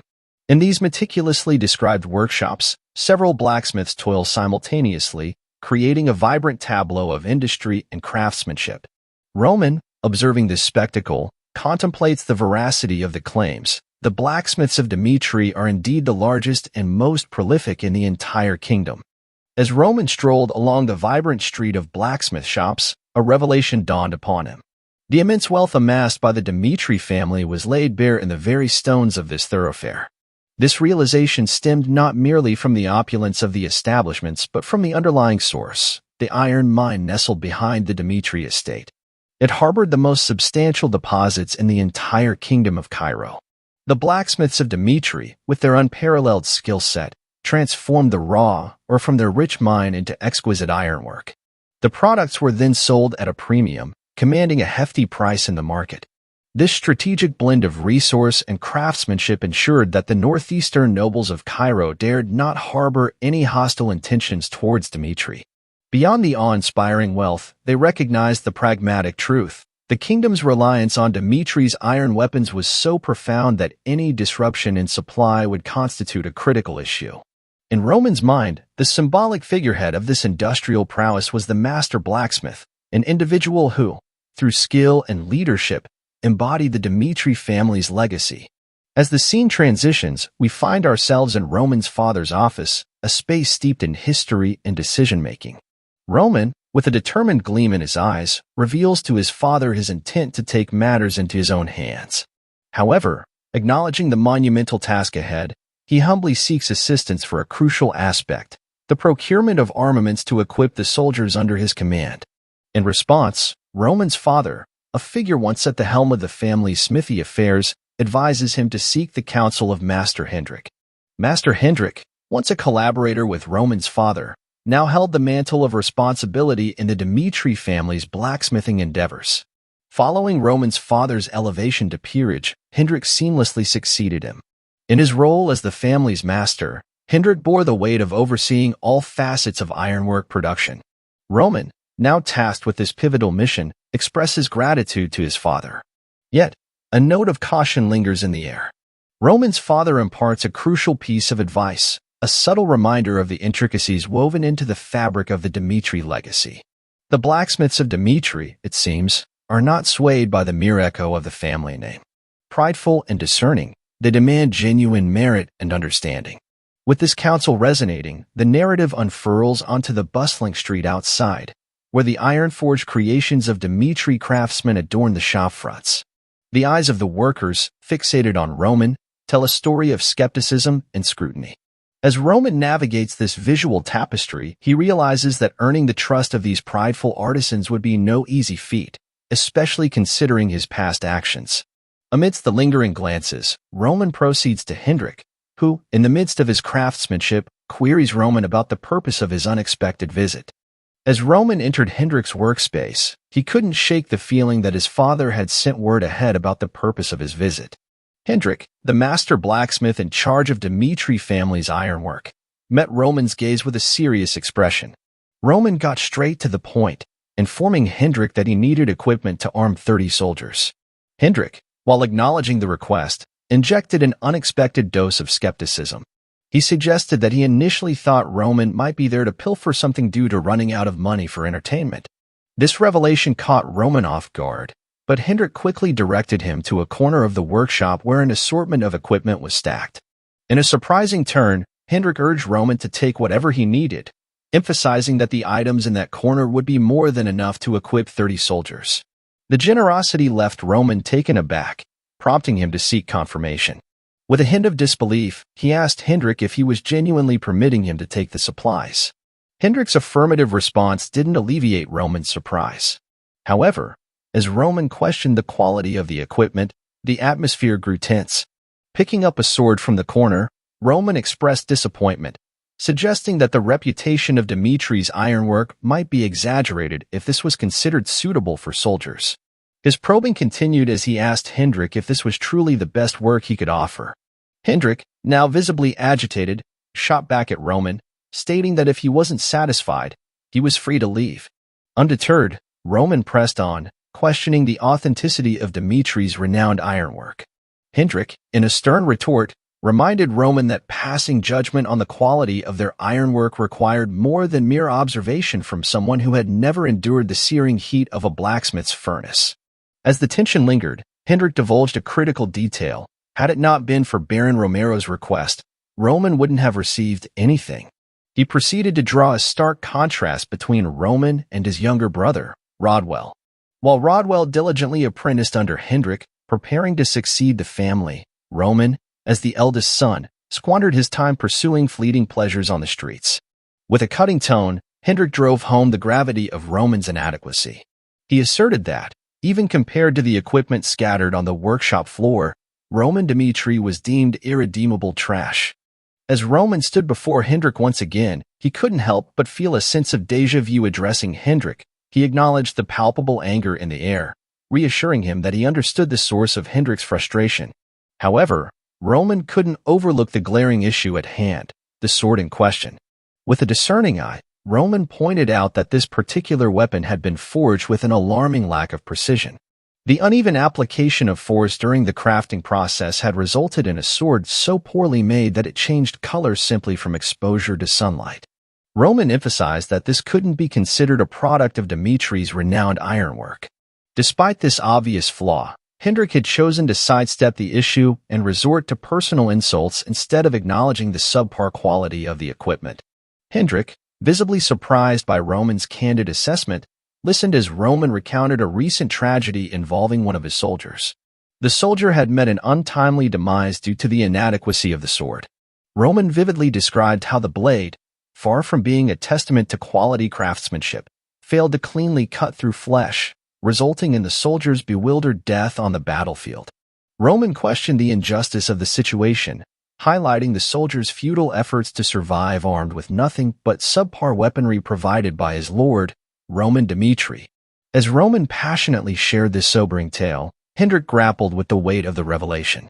Roman then shifted his attention to a piece of armor, challenging Hendrik about the suitability of such weak protection for soldiers. He argued that the heaviness of armor would be justified if it could effectively shield the body. However, the chainmail provided by Roman had failed in its duty to protect a soldier, leading to a fatal outcome.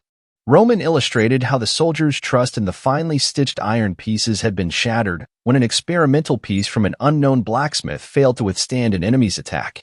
The armor betrayed the soldier, resulting in a grievous wound that exposed his organs. Hendrik, still grappling with the gravity of Roman's words, sought clarification. Roman responded, emphasizing that the issue extended beyond the inferior quality of the equipment. He believed that Hendrik's frustration stemmed from the eldest son, Roman himself, only stepping forward when there was an immediate need, rather than consistently addressing the ongoing concerns of the family's blacksmithing endeavors. As Roman inspected the scattered ironwork, it became evident that Hendrik held little interest in the smithy. While Roman empathized with Hendrik's disinterest, he believed that Hendrik had overstepped a boundary. With a stern expression, Roman addressed Hendrik, pointing out that if he failed to recognize the pieces on the floor as trash, the soldiers following Roman might unwittingly risk their lives with subpar equipment. Roman stressed that this issue extended beyond personal feelings or a desire for retaliation. It directly impacted the lives of 30 individuals. Despite Hendrik turning away from the truth, Roman questioned whether Hendrik could genuinely consider himself an artisan proudly representing Dmitri when he offered what Roman deemed as inferior equipment. The pieces, tainted by Hendrik's personal feelings towards Roman, jeopardized the lives of individuals who had done nothing wrong. Hendrik attempted to defend himself, stating that jeopardizing lives wasn't his intention. However, Roman asserted that intentions held little weight in this context. The clear purpose of weapons and armor was to provide reliable protection, and Roman had made the request with the authority of Barco Romero, his father. Instead of furnishing suitable equipment, Hendrik had offered what Roman saw as pieces of trash. Roman interpreted Hendrik's actions as a form of insubordination toward his father.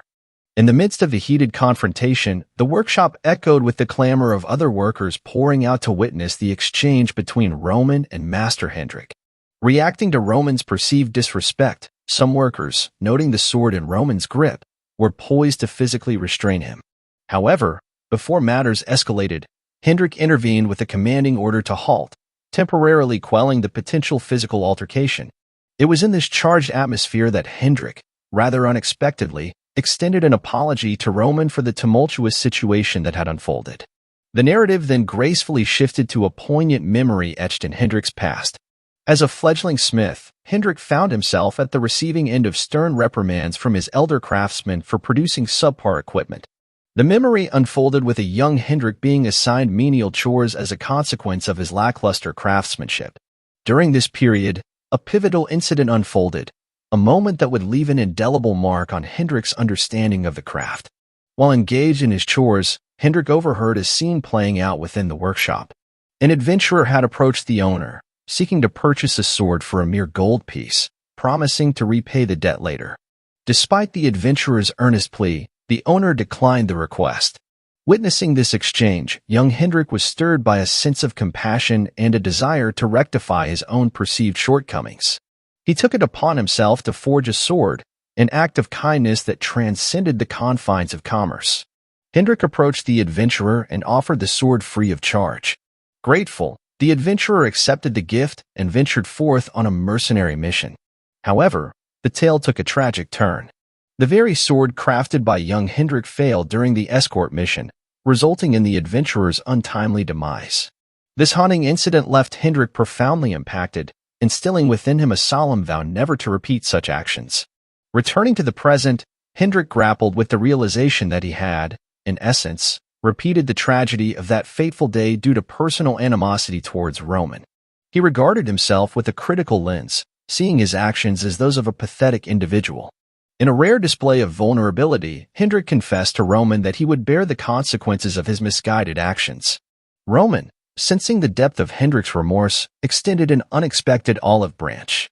He reassured Hendrik that if he was genuinely repentant to such an extent, Roman would not pursue the matter any further. This unexpected turn revealed Roman's capacity for forgiveness and understanding, acknowledging the complexity of emotions at play. Transitioning to the practical matters at hand, Roman acknowledged Hendrik's undeniable prowess as a blacksmith. Despite the recent conflict, Roman made the surprising decision to entrust Hendrik with the critical task of crafting equipment for his 30 soldiers. In a gesture of reconciliation, Roman expressed his belief that Hendrik's actions were likely driven by animosity, and he proposed burying both of their mistakes in the mud of the past. In the quest for swords and armors to protect the lives of his soldiers, Roman presented Hendrik with an unexpected chance at redemption. The revelation left Hendrik surprised, grappling with the evident transformation in Roman. Although rumors of change had reached Hendrik, witnessing the stark difference firsthand left him in contemplation. It became clear to Hendrik that the Roman standing before him was not the same individual as before. Recognizing the sincerity in Hendrik's remorse, Roman reiterated his commitment to the safety of his soldiers. Hendrik, realizing the gravity of his misguided actions, offered another heartfelt apology. Promising that such a lapse in judgment would not repeat itself, Hendrik pledged to craft weapons and armors for Roman soldiers that epitomized the highest quality ironwork, a source of Dimitri's pride. This promise resonated with Roman, securing not just the necessary equipment but also a newfound understanding. A smile graced Roman's face as Hendrik instructed his workers to resume their tasks and initiated the meticulous process of crafting the high-quality equipment. The workshop, once fraught with tension, now buzzed with focused activity as the workers, under Hendrik's guidance, began forging the tools of war that would safeguard lives. However, amidst this unfolding reconciliation, a worker divulged a crucial detail that shed light on Hendrik's lingering animosity toward Roman. The source of Hendrik's resentment traced back 3 years when Roman, in dire need of money after a lord severed his allowance, clandestinely entered the smithy. In a regrettable act, Roman stole Hendrik's prized sword and sold it to a street merchant for a paltry sum. This particular sword represented Hendrik's masterpiece, a labor of love that consumed 6 months in design and an additional 3 months in meticulous crafting within the confines of the smithy. The revelation struck Roman with a pang of remorse, realizing the depth of the transgression committed by his former self. As Roman contemplated the gravity of his past actions, the realization dawned that the old Roman had crossed a line. With this revelation in mind, he prepared to leave the shop. However, just as he was about to exit, Hendrik emerged from the shadows. While Hendrik acknowledged Roman's recent request as a form of reconciliation and extended a chance at redemption, he made it clear that forgiveness for the stolen sword hadn't been granted. Hendrik, despite accepting responsibility for his own wrongs, couldn't overlook the negligence of the eldest son of the Dimitri family when it came to matters of the smithy. With a stern yet measured tone, Hendrik reminded Roman of the foundational importance of the smithy to Dimitri, urging him to bear this in mind moving forward. In the prospect of Roman one day crafting a subpar sword with his own hands, Hendrik might reassess his opinion of him. Roman responded to this hypothetical scenario with a confident smirk, assuring Hendrik that the day of a flawed creation wouldn't be far off. With a casual farewell, Roman stated his intention to return once the weapons were completed. Later, Roman made his way to the workshop where he had undergone solitary training. The interior met his gaze in impeccable order, precisely as Roman had directed. Every tool lay at the ready. With a resolute expression, Roman commenced the creation of his own sword. Reflecting on a past chapter of his life, Roman delved into memories of his time in the Murim at the age of 18. This period was marked by the uncertainty surrounding the successor for the demon cult and frequent discord among brothers. Constantly vigilant against assassination attempts, Roman faced a critical juncture when his 11th brother, Bekchangian, ambushed him, intent on taking his life. The ensuing battle saw Roman's cherished sword succumb to the onslaught and break. In a narrow escape from the brink of death, Roman resolved to forge a sword that could endure any battle and fully harness his current physical capabilities. Motivated by this realization, Roman sought guidance from various blacksmiths outside the Murim, learning the art of sword forging. Before each decisive battle, he meticulously crafted a sword tailored to complement his evolving self. Through hundreds of thousands of battles, the sword underwent continuous refinement, culminating in the creation of the 39th sword known as the Heavenly Demon Sword, a priceless treasure beyond measure. Now, as an impending war loomed, Roman felt the necessity of fashioning a sword attuned to his present self. In the quiet solitude of his workshop, Roman meticulously forges his own sword, repeating each precise action with a rhythmic precision and controlled strength. With each movement, he becomes entirely engrossed in his craft, entering a trance-like state where his focus is solely on the creation of this weapon. As the hammer strikes the blade, Roman's mind begins to wander, contemplating the purpose and meaning of his existence. In the midst of his work, Roman reflects on his past life as Baekjung, a life filled with the relentless pursuit of survival in a world that adhered to the principle of the fittest. The heavenly demon, his father, cast a formidable shadow over his upbringing. Despite the adversities that befell him, Roman emerged victorious, earning the reputation as the strongest. This arduous journey, Roman muses, was never perceived as a burden. Instead, it shaped him into the resilient individual he is now. In the present moment, as the rhythmic clang of metal against metal persists, Roman grapples with a profound question. What is he living for? The echoes of his past resonate with the challenges he faced, and he contemplates the significance of his current endeavors. Remaining true to his reality, Roman recognizes that his current state is not formidable enough to withstand the unpredictable variables that may come his way. It is in this realization that he resolves to intensify his training, seeking to fortify himself against the uncertainties of his world. Within Roman's universe, potent forces exert their influence, yet he remains unaware of their full extent. As he continues to hammer away at the sword's blade, his thoughts intertwine with the need to comprehend and confront these powerful entities. The unyielding resolve that marked his past triumphs fuels his determination to elevate himself to new heights, transcending the limitations that currently bind him. In a pivotal moment, Roman decides to draw upon a formidable skill from his past life in Murim, the godly inferno arts. This martial technique, once wielded by the renowned flame demon, harnesses the scorching power of intense heat to rapidly accumulate mana. Roman acknowledges the risks. Frequent use could inflict damage upon his lungs and internal organs. Yet, driven by an insatiable desire for a power that can confront any adversity, he embraces this perilous art. The scene transitions to the grandeur of Lawrence Palace, where Flora, a determined figure, addresses the Lawrence nobles and her father. In this opulent setting, Flora delivers a stark reality. Lawrence is backed into a corner. The support from neighboring regions is restricted, and the military disparity with Barcos is unmistakable. Faced with the harsh truth, discussions ensue about surrendering, a desperate attempt to salvage even a fragment of Lawrence family's land. Flora, however, vehemently opposes this notion. Her unwavering belief is that surrender, regardless of the perceived cost, is an avenue Lawrence must not tread. In her eyes, conceding defeat is a betrayal of the very essence that defines their heritage.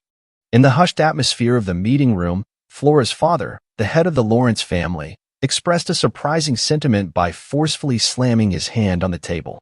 He suggested to Flora that perhaps surrendering would be the most prudent choice, a way to prevent the unnecessary loss of innocent lives in a war that seemed destined for defeat. His rationale was rooted in the revelation that Barco, their adversary, had leveraged their connections within the central government to secure a loan from the prestigious Gold Bank. In response to this unexpected proposal, Flora calmly countered her father's suggestion. She speculated that if Barco indeed secured the loan, it was likely processed as an unsecured one, an arrangement without collateral. Such loans, Flora pointed out, typically carried exorbitant interest rates. Moreover, she astutely observed that the war's consequences were not exclusive to Barco's benefit. The Gold Bank, as the lender, would reap rewards as well. Flora foresaw a grim future where, once Barco occupied Lawrence, the land itself would bear the brunt of their occupation. The revelation sent ripples of surprise across the faces of those gathered at the table. Flora's father, now turning to her for guidance, sought to understand the path forward in this complex and dire situation. However, his expectations were met with a response that left him flustered. Flora's proposed solution, framed as desperate resistance, seemed disappointingly mundane to Baron Lawrence. He had anticipated a more extraordinary countermeasure from Flora, known for her discernment and ability to see through intricate situations. Baron Lawrence, seeking clarification, inquired about the specific actions constituting Flora's proposed best way for Lawrence to survive closing the castle gates. Flora's response, however, transcended the mere act of defensive fortification. She expounded on a strategy that involved not only holding out but also making sacrifices. Flora advocated for giving up the entire year's produce by setting fire to the fields, a drastic measure to ensure the survival of Lawrence. Her proposal extended beyond mere military strategy, delving into the realm of resource management and resilience. The shock on Baron Lawrence's face was palpable as he grappled with the implications of Flora's plan. Holding out until winter, as suggested by his daughter, seemed a daunting and unprecedented challenge. Flora, undeterred, continued to lay out the rationale behind her strategy. She emphasized that Barco's advantage, derived from their connection to the central government, was not an infinite resource. The interest rates on their loan would inevitably rise over time, potentially becoming a significant burden. Additionally, Flora underscored the involvement of the Gold Bank, a colossal entity with expansive influence throughout the entire continent. In Flora's perspective, the prolonged continuation of the war would only amplify the consequences for Barco, especially in terms of the interest accrued on their loan. The Gold Bank's pervasive influence, she argued, could tip the scales in favor of Lawrence if they adopted a strategy of resilient endurance. The complexities of power dynamics, financial intricacies, and strategic foresight converged in Flora's proposed plan, forming a nuanced approach to a seemingly insurmountable challenge. As the narrative unfolds, the Gold Bank begins to exert pressure on the Barco family through mounting interest. Despite Barco's influential connections in the central government, the Gold Bank proves to be an entity resistant to such influence. The money that funds mercenaries, a key component of Barco's strength, originates from the Gold Bank. With winter approaching and siege warfare becoming less favorable, the Barcos find themselves facing inevitable desiccation. Flora's father and the others at the table are visibly surprised by this revelation. Flora's unexpected insight unveils a potential strategy that could alter the course of the battle. Baron Lawrence, who had previously questioned Flora's maturity due to an incident involving Dimitri, now recognizes the depth of her strategic thinking. He marvels at the considerable growth he sees in his daughter. Responding to Flora's proposal, Baron Lawrence affirms her correctness. From this moment onward, Lawrence will prepare for a desperate resistance. He expresses their determination to endure and safeguard the lineage of the Lawrence family. Even in the face of potential collapse and seemingly insurmountable odds, Lawrence commits to persisting in the fight until the bitter end. The narrative then shifts to Roman, who completes the preparation of his sword. Contemplating the significance of a person's first creation, Roman believes that this sword, his inaugural masterpiece, aligns perfectly with his current self. Choosing a name borrowed from the world around him, Roman christens the sword Salamander, signifying both its fiery essence and his newfound strength. The scene unfolds, and we find ourselves in the Lawrence Palace on the following day. A Barco knight steps confidently forward, positioned in front of the imposing gate of Lawrence Castle. This knight, a representative of Viscount Barco, is about to deliver a message that will determine the course of events to come. Barco, through his proxy, presents three choices to the rulers of Lawrence. The first, a seemingly practical one, involves Lawrence capitulating by emerging through the castle gate to surrender. This, according to Barco, is the only path to mercy for the lives of Lawrence's soldiers. The second option is the stark alternative of an all-out war. Barco proposes a fair and square battle on an open field, with a judge from the central government overseeing the confrontation. Lawrence is also given the option to choose a battle between two individual warriors, utilizing any method of combat that suits their preference. Barco pledges to abide by Lawrence's decision. In response, Baron Lawrence rebuffs Barco's cause, alleging that the document claiming Lawrence's ancestors dead is a fabrication. He vehemently declares that the proclamation of war against Lawrence is unjustified. Baron Lawrence raises his voice, making it clear that Lawrence has no intention of sacrificing its people. In a bold move, Lawrence counters with a third choice, a determined resistance within the protective walls of their castle. The Barco knight, now in the midst of this diplomatic exchange, assures Baron Lawrence that the Barco family will respect Lawrence's decision and acknowledge the inevitable bloodshed in the upcoming siege warfare. What unfolds next takes both Lawrence soldiers and Baron Lawrence by surprise. Barco soldiers are already assembled, geared up, and prepared for the impending conflict. The atmosphere is charged with tension as the war drums of anticipation beat louder. As the battle kicks off, Lawrence archers positioned strategically above the castle walls rain down a barrage of arrows on the advancing Barco soldiers. The air is filled with the whistle of arrows in flight and the thud as they find their targets. In the Barco camp, Baron Barco is visibly taken aback by Lawrence's unexpected choice of desperate resistance. Despite having a numerical advantage with 3 times as many soldiers, the dynamics of the battle unfold in a manner contrary to Barco's expectations. The Barco forces, prepared for a swift and decisive victory, now face a resilient Lawrence that appears to have completed thorough preparations for this conflict. For Baron Barco, the realization dawns that Lawrence is not to be underestimated.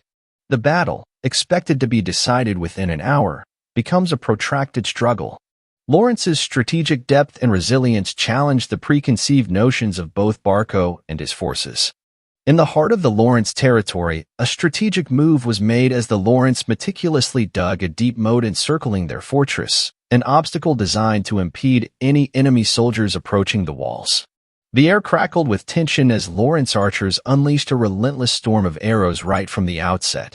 This ceaseless barrage hinted to the keen-eyed commander that Lawrence had amassed a considerable stockpile of war supplies. News of Lawrence's defensive measures reached Baron Barco, the opposition's leader, and frustration etched itself across his face. A week had passed since the last encounter, and Baron Barco found himself grappling with the question of what had unfolded in that time. He couldn't fathom the unexpected turn of events. Lawrence, in Baron Barco's calculations, should have chosen to surrender, clinging to whatever sliver of land they could salvage.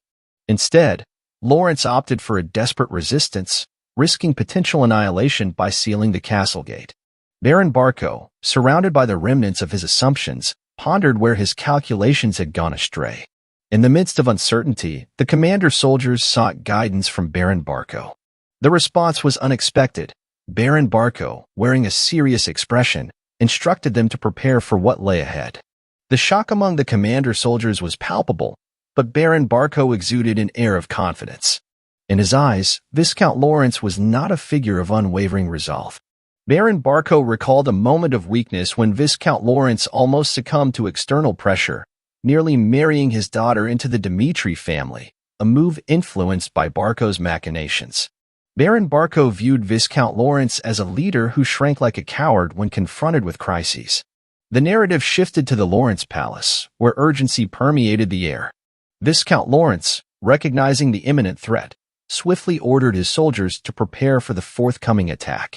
The unpredictability of Barco's next move hung over them like a looming storm.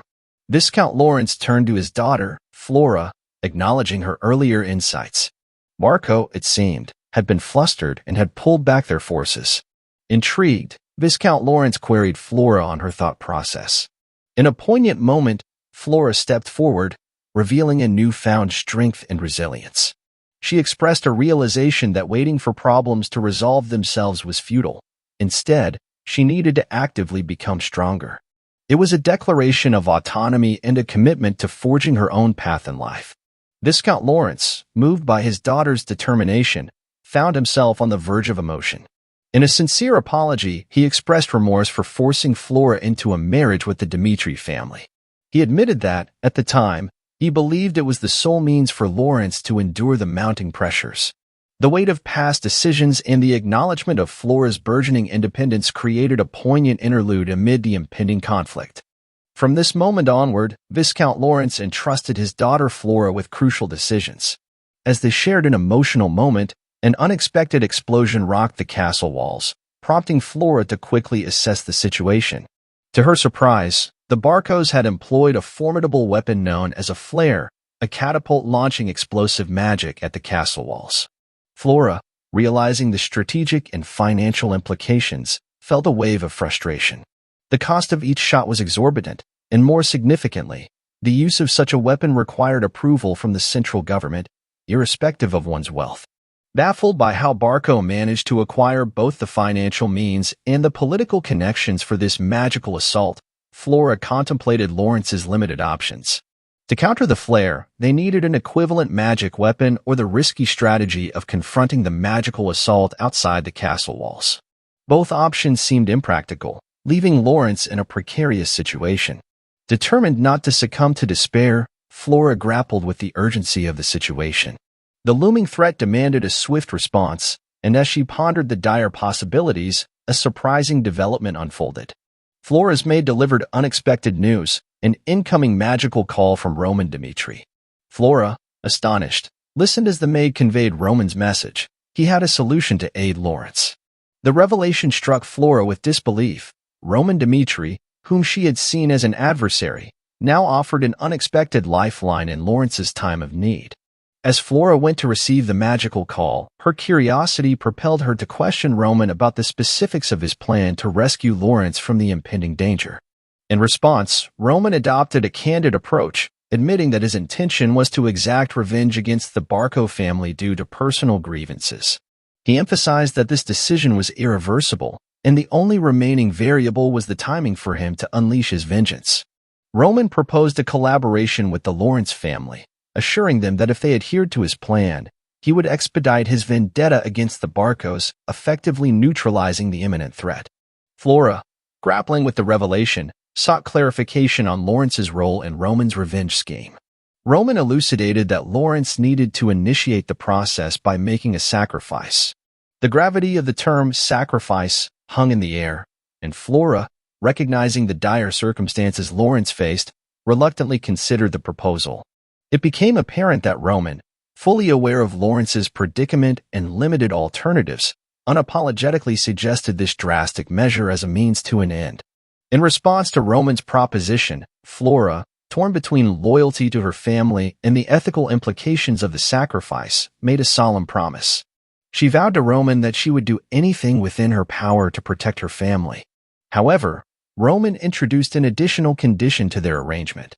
In a bid to legitimize his intervention in the ongoing conflict, Flora found herself tasked with a peculiar mission.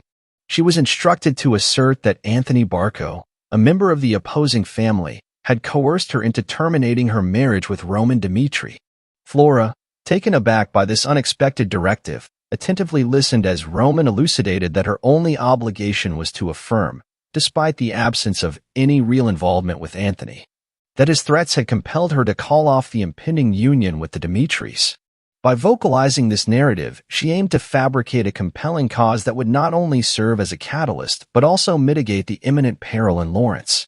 Flora stood in stunned silence as Roman revealed his unyielding intention to seek revenge against the Barco family. The shock of his proclamation hung in the air, and Flora, grappling with the weight of the revelation, sought clarification on the intricate details of his plan to rescue Lawrence from the looming danger. In response to her inquiry, Roman introduced a chilling condition to their collaboration. If Flora claimed that Anthony Barco had threatened her, asserting that the alleged incident occurred before their disengagement, she would be considered one of Roman's people. As Flora contemplated the gravity of Roman's proposal, the distant echoes of the ongoing war served as a stark reminder of Lawrence's precarious situation. The urgency of the moment pressed upon her, and a surge of frustration and determination welled up within Flora. She shouted at Roman, pleading with him to obliterate every single one of the Barco family, her words infused with a desperate desire to protect Lawrence at any cost. Returning to the tumultuous battlefield, where Barco soldiers attempted to breach the castle walls, Viscount Lawrence was engrossed in guiding his defenders. In the midst of this distraction, a Barco soldier managed to scale the wall and struck at Viscount Lawrence. However, in a moment of providence, Flora, positioned strategically behind her father, shot an arrow that intercepted the attacker, saving Viscount Lawrence from harm. With her father momentarily safe, Flora implored Viscount Lawrence to open the castle gate and confront the Barco forces directly. The proposal, however, left Viscount Lawrence perplexed. Sensing his hesitation, Flora disclosed Roman Dmitri's promise to aid Lawrence. Roman, she explained, would lead his forces to destroy Flare, the magical weapon the Barcos wielded, if Lawrence faced Barco head-on. Viscount Lawrence, still puzzled, questioned the motive behind Roman Dmitri's sudden assistance. Flora, constrained by time, assured her father that Roman was a man of his word. The specifics remained unexplained, but Flora's conviction in Roman's commitment spurred her to push forward with this unorthodox strategy.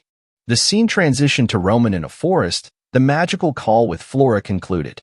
Chris, Roman's companion, approached him, questioning the delay in attacking the Barco forces. Chris, concerned about the imminent fall of Lawrence, emphasized the destructive potential of Flare, a magical weapon capable of breaching castle walls. To counter Barco's plan and support Lawrence, Chris advised Roman to attack their rear promptly. Roman, however, was not convinced and sought clarification from Chris. The unexpected inquiry caught Chris off guard, prompting him to explain the urgency of the situation. He underscored the critical need for Roman to act swiftly and decisively to protect Lawrence from the imminent peril posed by Flare. Roman remained steadfast in his indifference to the fate of Lawrence, expressing to Chris that preserving the lives of his people held greater importance to him than the survival of Lawrence itself. He clarified that he refused to compel those who had sworn allegiance to him to become mere sacrifices, even if Lawrence suffered losses due to following an incapable leader. Chris, though surprised, acknowledged and understood Roman's position. The focus then shifted back to the Lawrence Palace, where Viscount Lawrence, fueled by righteous anger, commanded his soldiers to open the gate and confront the Barco adversaries. In a fervent charge, the Lawrence soldiers faced the formidable Barco forces. However, the momentum took an abrupt turn as a Barco soldier from the Berga Mercenary Company effortlessly dispatched several Lawrence soldiers in a single strike. Shocked by this display of strength, the Lawrence soldiers retreated back into the safety of the castle walls. Witnessing this, Flora, determined not to yield, ordered her soldiers to hold their position and resist the impulse to retreat. As anxiety mounted, Flora pondered whether Lawrence's inability to serve as effective bait would result in Roman's non-intervention. To her surprise, Roman emerged from the shadows and strategically struck at the heart of the Barco forces. In the midst of the unpredictable throes of war, Roman found himself grappling with the abrupt arrival of conflict, a war that had descended upon his soldiers sooner than the carefully laid plans had foreseen.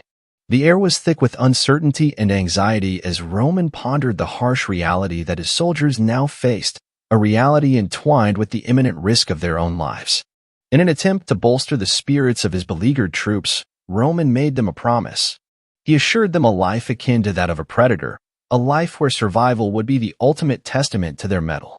Yet, beneath this veneer of reassurance lay a deeper truth. It would be the individual strength and unyielding willpower of each Roman soldier that would ultimately dictate their survival on the unforgiving battlefield. The narrative then shifted backward in time, a few hours before the present moment of impending conflict. Roman gathered his soldiers for a briefing. He outlined the primary objective of their mission: to assail Barco's rear and obliterate the enemy's siege weapon. Lawrence, Roman's strategic pawn, was deemed an unlikely bait, and Roman harbored modest expectations for the success of this operation. With a demeanor that bore the weight of impending battle, Roman announced his intent to take the vanguard personally, a decision not born out of misplaced confidence in his soldiers, but rather a stark acknowledgement of the gravity of the situation. He disclosed his plan to charge ahead, striking down the adversaries at the front lines, effectively paving a path for his comrades to follow. The directive was clear: the soldiers were to trail Roman and eradicate the remnants of the opposition. However, an underlying caveat lingered in Roman's instructions, a reminder to his soldiers that, amidst the chaos, their paramount goal remained the destruction of the siege weapon. The success of the entire mission hinged on this strategic imperative, an objective not to be overshadowed by the skirmishes on the front line. As the narrative seamlessly transitioned back to the present, Roman's forces loomed on the outskirts of Barco. The sight of approaching soldiers caught the attention of Baron Barco, who, assessing the seemingly scant numbers, dismissed the possibility of Roman's forces posing a credible threat. Dismissing himself with an air of arrogance, Baron Barco delegated the task of handling these perceived nuisances to his own soldiers. Unfazed by the underestimation, Roman charged headlong into the awaiting adversary. His horse, a majestic symbol of war, vaulted over the shields of Barco's soldiers, and in a single, fluid motion, Roman dispatched them with a lethal efficiency. In that moment, as the dust settled, Roman contemplated the significance of his actions. Recalling an ancient saying from the Murum's Orthodox sect, Roman ruminated on the concept of the heavenly demon leading the vanguard of the demon cult. The saying posited the heavenly demon as an invincible force, a harbinger of chaos that rendered a direct confrontation futile. It begged the question: why would the heavenly demon, now akin to Roman himself, willingly assume the most perilous role on the battlefield? In the crucible of conflict, a singular motive echoed through the chaos: the necessity for the strongest individual to shatter the enemy's morale from the vanguard. Such was the conviction that propelled Roman forward into the heart of battle, where the Barco soldiers, their confidence rattled, stood paralyzed by the sight of Roman dispatching one of their own with unsettling ease. Fear held them captive, impeding any advance they might have contemplated. Roman, his countenance twisted into a sinister grin, reveled in the power he held over his adversaries. With a malevolent gleam in his eyes, he issued a chilling ultimatum to the Barco soldiers: come to him or face the dire consequences. It was a moment that crystallized the psychological warfare Roman waged, a display intended to cripple the resolve of those who dared oppose him.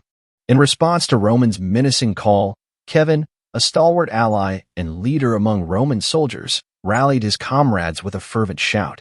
The directive was clear: follow their liege and vanquish any obstacle in their path. A surge of determination coursed through Romans' forces as they charged forward, a formidable wave of resolve set in motion by their indomitable leader. Amidst the tumult, a Barco soldier targeted Kevin's steed, seeking to destabilize the advancing force. Yet, Kevin, undeterred and resolute, met the challenge head-on. With a defiant headbutt, he swiftly incapacitated the assailant, ensuring that no disruption hindered the momentum of Roman's assault.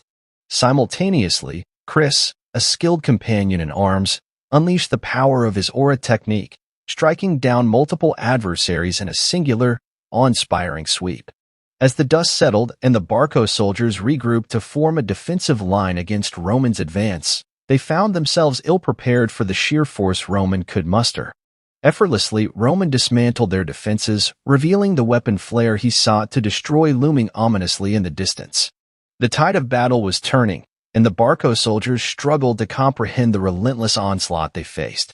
In the midst of this unfolding drama, Berga, the mercenary captain with a reputation acknowledged even by the kingdom as an A-rank mercenary and a 2-star Aura Knight, found himself confronting an unexpected adversary. Roman's presence on the battlefield surprised Berga, who weighed the potential rewards of aiding Barco in the war against the fate of the Berga mercenary group. Ready to take matters into his own hands, Berga faced Roman in a clash of titans. His A-rank status, achieved through mastery of aura manipulation, marked him as a formidable opponent. Yet, as Berga swung his sword with unbridled force, Roman, with an unwavering smirk, defied expectations by standing firm.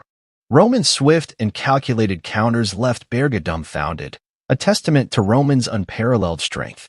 In a matter of seconds, Roman overpowered the A-rank mercenary, leaving Berga defeated and the surrounding witnesses in a state of stunned disbelief. The jubilation among Roman soldiers, Chris and Kevin, was palpable, for Roman's triumph against an A-rank mercenary spoke volumes about his prowess on the battlefield. Having witnessed Roman's swift takedown of Berga, Baron Barco, frustrated by the turn of events, urged his soldiers to attack Roman. The Barco soldiers, however, intervened, calming the Baron and advising a strategic retreat. Sensing the wisdom in regrouping, they defused the immediate threat. Undeterred, Roman pressed forward towards the magical flare weapon, an arcane creation foreign to the Murim. Dark aura enveloped him as he unleashed his heavenly demon Godard, employing the first form of the heavenly demon sword technique. In a single, decisive strike, Roman dismantled the flare weapon, leaving the Barco forces in stunned disbelief. Standing amidst the wreckage, Roman triumphantly declared the destruction of Barco's siege weapon. He raised his sword high, a symbolic gesture of victory. The announcement echoed through the battlefield, sparking a jubilant celebration among Lawrence's soldiers in the castle and Roman's forces stationed at the Barco camp. Flora, emotionally moved by Roman's accomplishment, observed as the destruction of the weapon marked a pivotal moment. With the flare reduced to ruins, Barco found itself bereft of its key weapon, a pivotal blow that left the military force with little recourse but to retreat. The battlefield, once a chaotic canvas of clashing forces, now echoed with the resonating aftermath of Roman's strategic triumph. In the throes of this intense battle, Chris, a stalwart companion in Roman's ranks, demonstrated a significant evolution in his combat approach.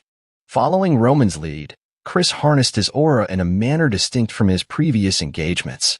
Mimicking Roman's technique of condensing his aura, Chris managed to maintain a remarkably low mana consumption even in the heat of the fierce conflict.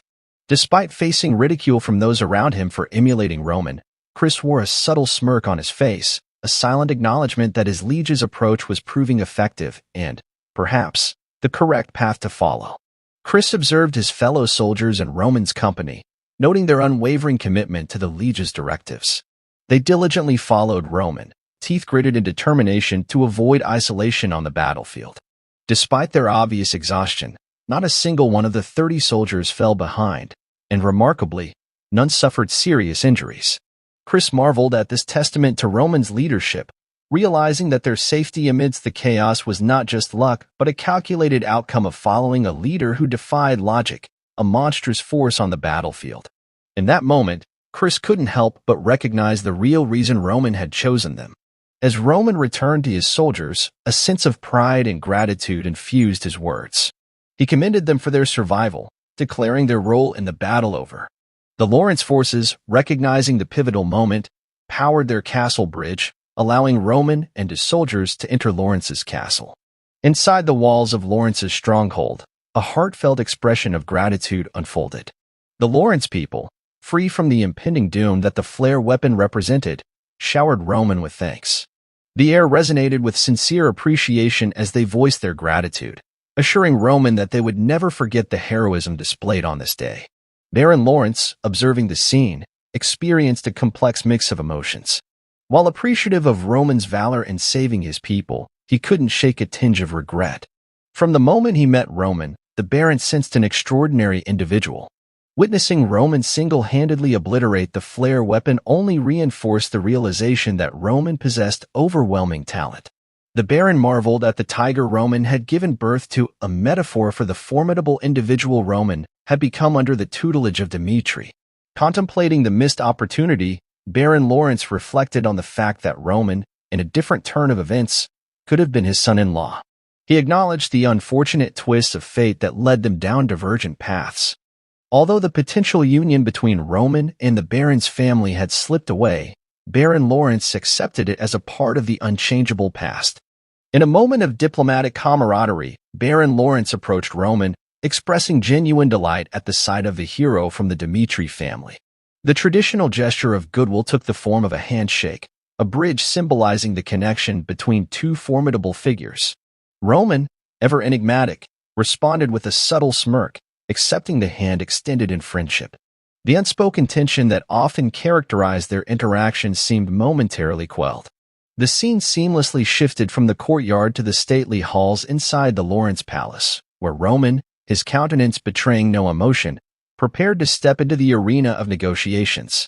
As he moved toward the meeting room, Flora, a representative of Lawrence's gratitude, approached him. Her earnest expression conveyed the depth of her appreciation for Roman's pivotal role in saving Lawrence from imminent peril. Flora acknowledged Lawrence's shortcomings in their designated role as bait, an admission tainted with a sense of regret. Yet, she marveled at Roman's unwavering support, a steadfast commitment that guided them through the crisis. Her words were laden with sincerity as she thanked Roman from the core of her being, expressing a gratitude that transcended the immediate predicament. Roman, ever the pragmatist, responded with humility, asserting that he had merely fulfilled the role he promised. In his eyes, Lawrence had met the expectations set for them. Flora, undeterred in her desire to reciprocate the favor, pledged unwavering support during the impending conference. She assured Roman that, as a representative of Lawrence, she would stand by his side to ensure his desires were heard and acknowledged. A smug grin played on Roman's lips as he acknowledged Flora's unwavering determination. He agreed that, should her desire to return the favor persist, he wouldn't actively resist it. Together, they entered the conference room, where the dynamics of political negotiation and strategic maneuvering unfolded. Around the table, voices emerged, suggesting that Lawrence propose an end to the conflict with Barco. The rationale presented was pragmatic. Barco, boasting a larger army, should be more inclined to accept Lawrence's proposal to avert further trouble and danger. The sentiments expressed revolved around the pursuit of peace and reconciliation, urging Lawrence to release the grip of the past and embrace a future defined by harmony. Roman, seated among the decision-makers, absorbed the diverse perspectives presented. He remained the silent observer, his gaze discerning, as each argument was put forth. Baron Lawrence aligned himself with the prevailing sentiment, acknowledging the limitations of Lawrence's power and fending off Barco's relentless assaults. The realization dawned that, despite assistance, the inherent vulnerabilities of Lawrence were coming to the forefront, necessitating a strategic shift. Amidst the weighty discussions at the table, Roman, seizing a moment of opportunity, asserted himself. Breaking the silence that had settled over the assembly, he requested to interject. The eyes of all present turned toward him, and an air of anticipation enveloped the room as Roman rose to his feet. In a commanding tone, Roman unraveled a critical piece of information. Barco, it seemed, was ensnared in a web of financial troubles, obligated to repay an exorbitant loan. This revelation shed light on the driving force behind Barco's aggressive pursuit of Lawrence. Roman contended that, even with the destruction of the flare, Barco's desperate circumstances remained unaltered. His words hung in the air, punctuating the tense atmosphere in the room. With a prophetic tone, Roman ventured to predict the likely outcome of any peace overture from Lawrence. He asserted that the response would be nothing short of the messenger's remains, a stark reminder of the harsh reality they faced. The weight of Roman's words settled upon those seated at the table, rendering them momentarily speechless. Shifting his gaze to Baron Lawrence, Roman posed a direct question, probing the depths of Lawrence's intentions. Did Lawrence, Roman inquired, still harbor a desire for peace with Barco, despite the heinous acts committed against them? In Roman's eyes, forgiveness was not an option. He believed that Lawrence, together with him, must stand as a symbol to the world, showcasing their resolve to exact revenge upon those who dared to harm them. Baron Lawrence, acknowledging the gravity of their situation, conceded a sense of helplessness in the face of Lawrence's inherent weaknesses. Roman, maintaining a sinister glint in his eyes, offered a stark solution, a departure from the meekness of herbivores to the predatory nature of savage beasts. It was a transformation, he implied, that Lawrence had no choice but to undergo if they were to survive and thrive in the ruthless world they found themselves in. The narrative then shifted to Barco's side, where Baron Barco, seething with frustration, struggled to comprehend Roman Dimitri's interference in their affairs. Recognizing their disadvantageous situation, Baron Barco saw only one path to remedy it: a warrior battle. Astonishingly, this was the same solution Roman had proposed to Lawrence, illustrating a symmetry in his approach to conflict resolution. The terms of the warrior battle were unveiled: a duel between representatives of the two families with a provision allowing up to 3 swordsmen to participate. This custom, deemed blessed by Valhalla, bound both families to accept the outcome. Crucially, the central government would dispatch a judge once an agreement was reached, solidifying the combat's legitimacy. The judge would command the proceedings, ensuring a fair resolution to the long-standing conflict. In the dimly lit chamber, the once noble tradition of warrior battles had descended into a murky arena of political connections and amassed wealth. The looming adversary on the horizon was none other than Barco, a figure whose influence extended deep into the central echelons of the government. With a colossal sum borrowed from the prestigious Golden Bank, the speculation ran rife in Baron Lawrence's mind about the enigmatic choices Barco would make in selecting his champions for the impending battle. As the tension in the room thickened, Roman, a seasoned strategist and confidant of Baron Lawrence, stepped forward. With a calm demeanor, he acknowledged the concerns etched on Lawrence's face. "I understand what you mean, Baron," Roman reassured, his eyes reflecting an unwavering resolve. "I will provide you with a sense of certainty, starting now." Intrigued, Baron Lawrence probed Roman for clarification. "What certainty can you offer, Roman?" he inquired, searching for a glimmer of hope amid the uncertainties that surrounded them. Roman's response was succinct yet filled with conviction. "Certainty of victory," he declared, his words echoing through the chamber. Addressing the members of Lawrence gathered around the table, Roman revealed crucial intelligence about Barco's arsenal, a formidable 3-star knight, likely to be the first challenger. Without hesitation, Roman volunteered to be Lawrence's inaugural warrior, promising to face this formidable opponent head-on. His eyes locked onto Baron Lawrence. Roman assured him that regardless of whether the adversary hailed from Barco's knightly ranks or was an eternal master, victory was assured. Yet, Roman, ever the pragmatic strategist, reminded Baron Lawrence of a critical truth. No matter how skilled our warriors may be, a single victory does not secure our standing. We must win consistently, he cautioned, underlining the importance of a strategic approach. To address this concern, Roman unfolded his plan, unveiling his subordinate Chris as the secret weapon. Although a 2-star warrior, Chris exhibited signs of genius that set him apart. Roman envisioned Chris triumphing even against a 3-star opponent, securing Lawrence's victory in the crucial third battle. Roman's calculated strategy seemed to paint a path toward success for Lawrence. He urged those seated at the table to consider the advantageous position they found themselves in. "This is in Lawrence's favor," Roman emphasized, his words resonating with the potential for redemption and restoration of the once-fallen reputation of Lawrence.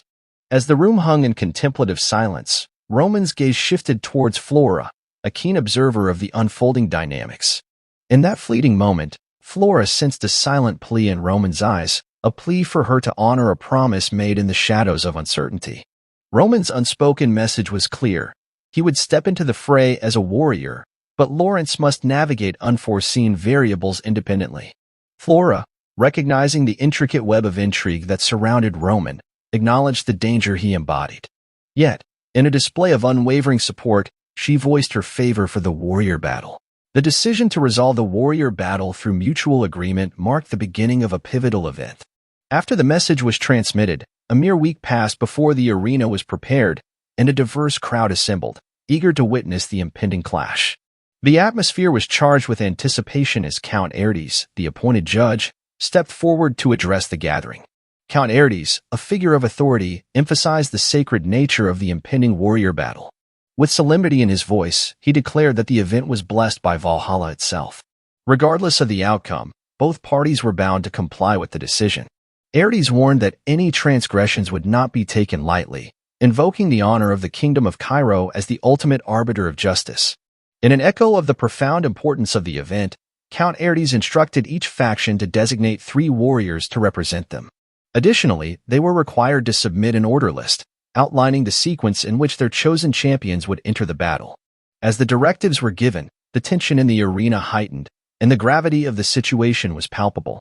Amidst this charged atmosphere, Roman, a keen observer, noticed a disturbingly carefree demeanor among the members of Barco's contingent. Something was amiss, and Roman felt compelled to address the situation. He approached Baron Lawrence, his counterpart from the opposing faction, with a suggestion to alter the predetermined order. Baron Lawrence, taken aback by this proposal, reminded Roman that the order had been decided a week ago. Roman, however, was quick to point out the temporal significance of the delay. In his view, the extra week had provided Barco's faction with an opportunity to strategize, creating an advantage that needed to be nullified. Roman suspected that Barco deliberately prolonged the decision-making process, and the lack of anxiety among Barco's associates hinted at a hidden agenda. Baron Lawrence, inquisitive and concerned, questioned Roman about the proposed changes to the order. Roman feels the presence of a stronger individual than the other soldiers in the vicinity, observing as this formidable figure lounges in a chair near Barco. Roman, displaying a strategic mindset, suggested a radical shift. Initially planning for himself to go first, followed by a knight of Lawrence, and Chris to conclude, Roman now advocated for a change. Chris would take the lead, facing the challenge head-on, followed by Roman, who would adapt the strategy to overpower the opponent Barco had prepared. The revelation of this revised plan left Baron Lawrence and Flora, a prominent figure in the assembly, visibly shocked. Roman, undeterred, explained his rationale, emphasizing the need to keep Barco off balance and maintain the initiative. In the face of uncertainty, Roman's confidence and adaptability shone through. As the discussion unfolded, the first match loomed on the horizon. Chris stepped into the arena to face his opponent, Yinsun, a formidable 3-star Aura Knight.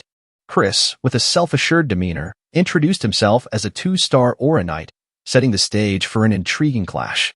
Whispers and murmurs rippled through the audience as they recognized Chris as the pupil of Jonathan and a reputed genius from the northern region. The anticipation in the crowd was palpable as the warriors, Chris and Yinsun, stepped into the arena. The odds seemed stacked against Chris, a mere 2-star Aura Knight, facing off against the formidable 3-star Aura Knight, Yinsun. Many in the audience believed Chris stood little chance against his higher-ranked opponent. However, Chris held a different philosophy. To him, taking risks was not a sign of weakness but a crucial pathway to becoming stronger. This belief had led Chris to make a significant choice, to leave Jonathan, his previous mentor, and follow a new leader, referred to as my liege. As the battle commenced, Yinsun wasted no time and charged at Chris with the full force of his aura. Drawing from his past sparring sessions, particularly one with Roman, Chris quickly realized that Yinsun's potent aura would only be effective if it could successfully land on its target. It was a moment of clarity that shaped Chris's strategy for the unfolding duel. Chris opted for a tactical approach, focused on dodging Yinsun's attacks and patiently waiting for the opportune moment to strike. Yinsun, growing increasingly frustrated with Chris's elusive maneuvers, couldn't contain his impatience. He shouted at Chris, questioning how long he intended to keep evading. In a surprising twist, Yinsun unleashed a wide, red aura attack that caught Chris off guard. Faced with this unexpected assault, Chris found himself pondering his next move. It was in this critical moment that he recalled the advice given to him by Roman, the need to distance oneself from conventional logic. In response, Chris decided to emit his own aura, understanding that a thoughtless outburst of mana wouldn't showcase the full force of his abilities. He focused on Roman's counsel, which emphasized the importance of transforming the directional plane into a line, then refining it further into a single point. The goal was to concentrate the aura into that singular point of focus. As both warriors prepared to strike, the arena was filled with an electric energy. In a climactic exchange, Chris and Yinsun unleashed their attacks simultaneously. To the astonishment of everyone present, Chris emerged victorious. The 2-star knight had defeated the formidable 3-star opponent, defying the expectations of the audience.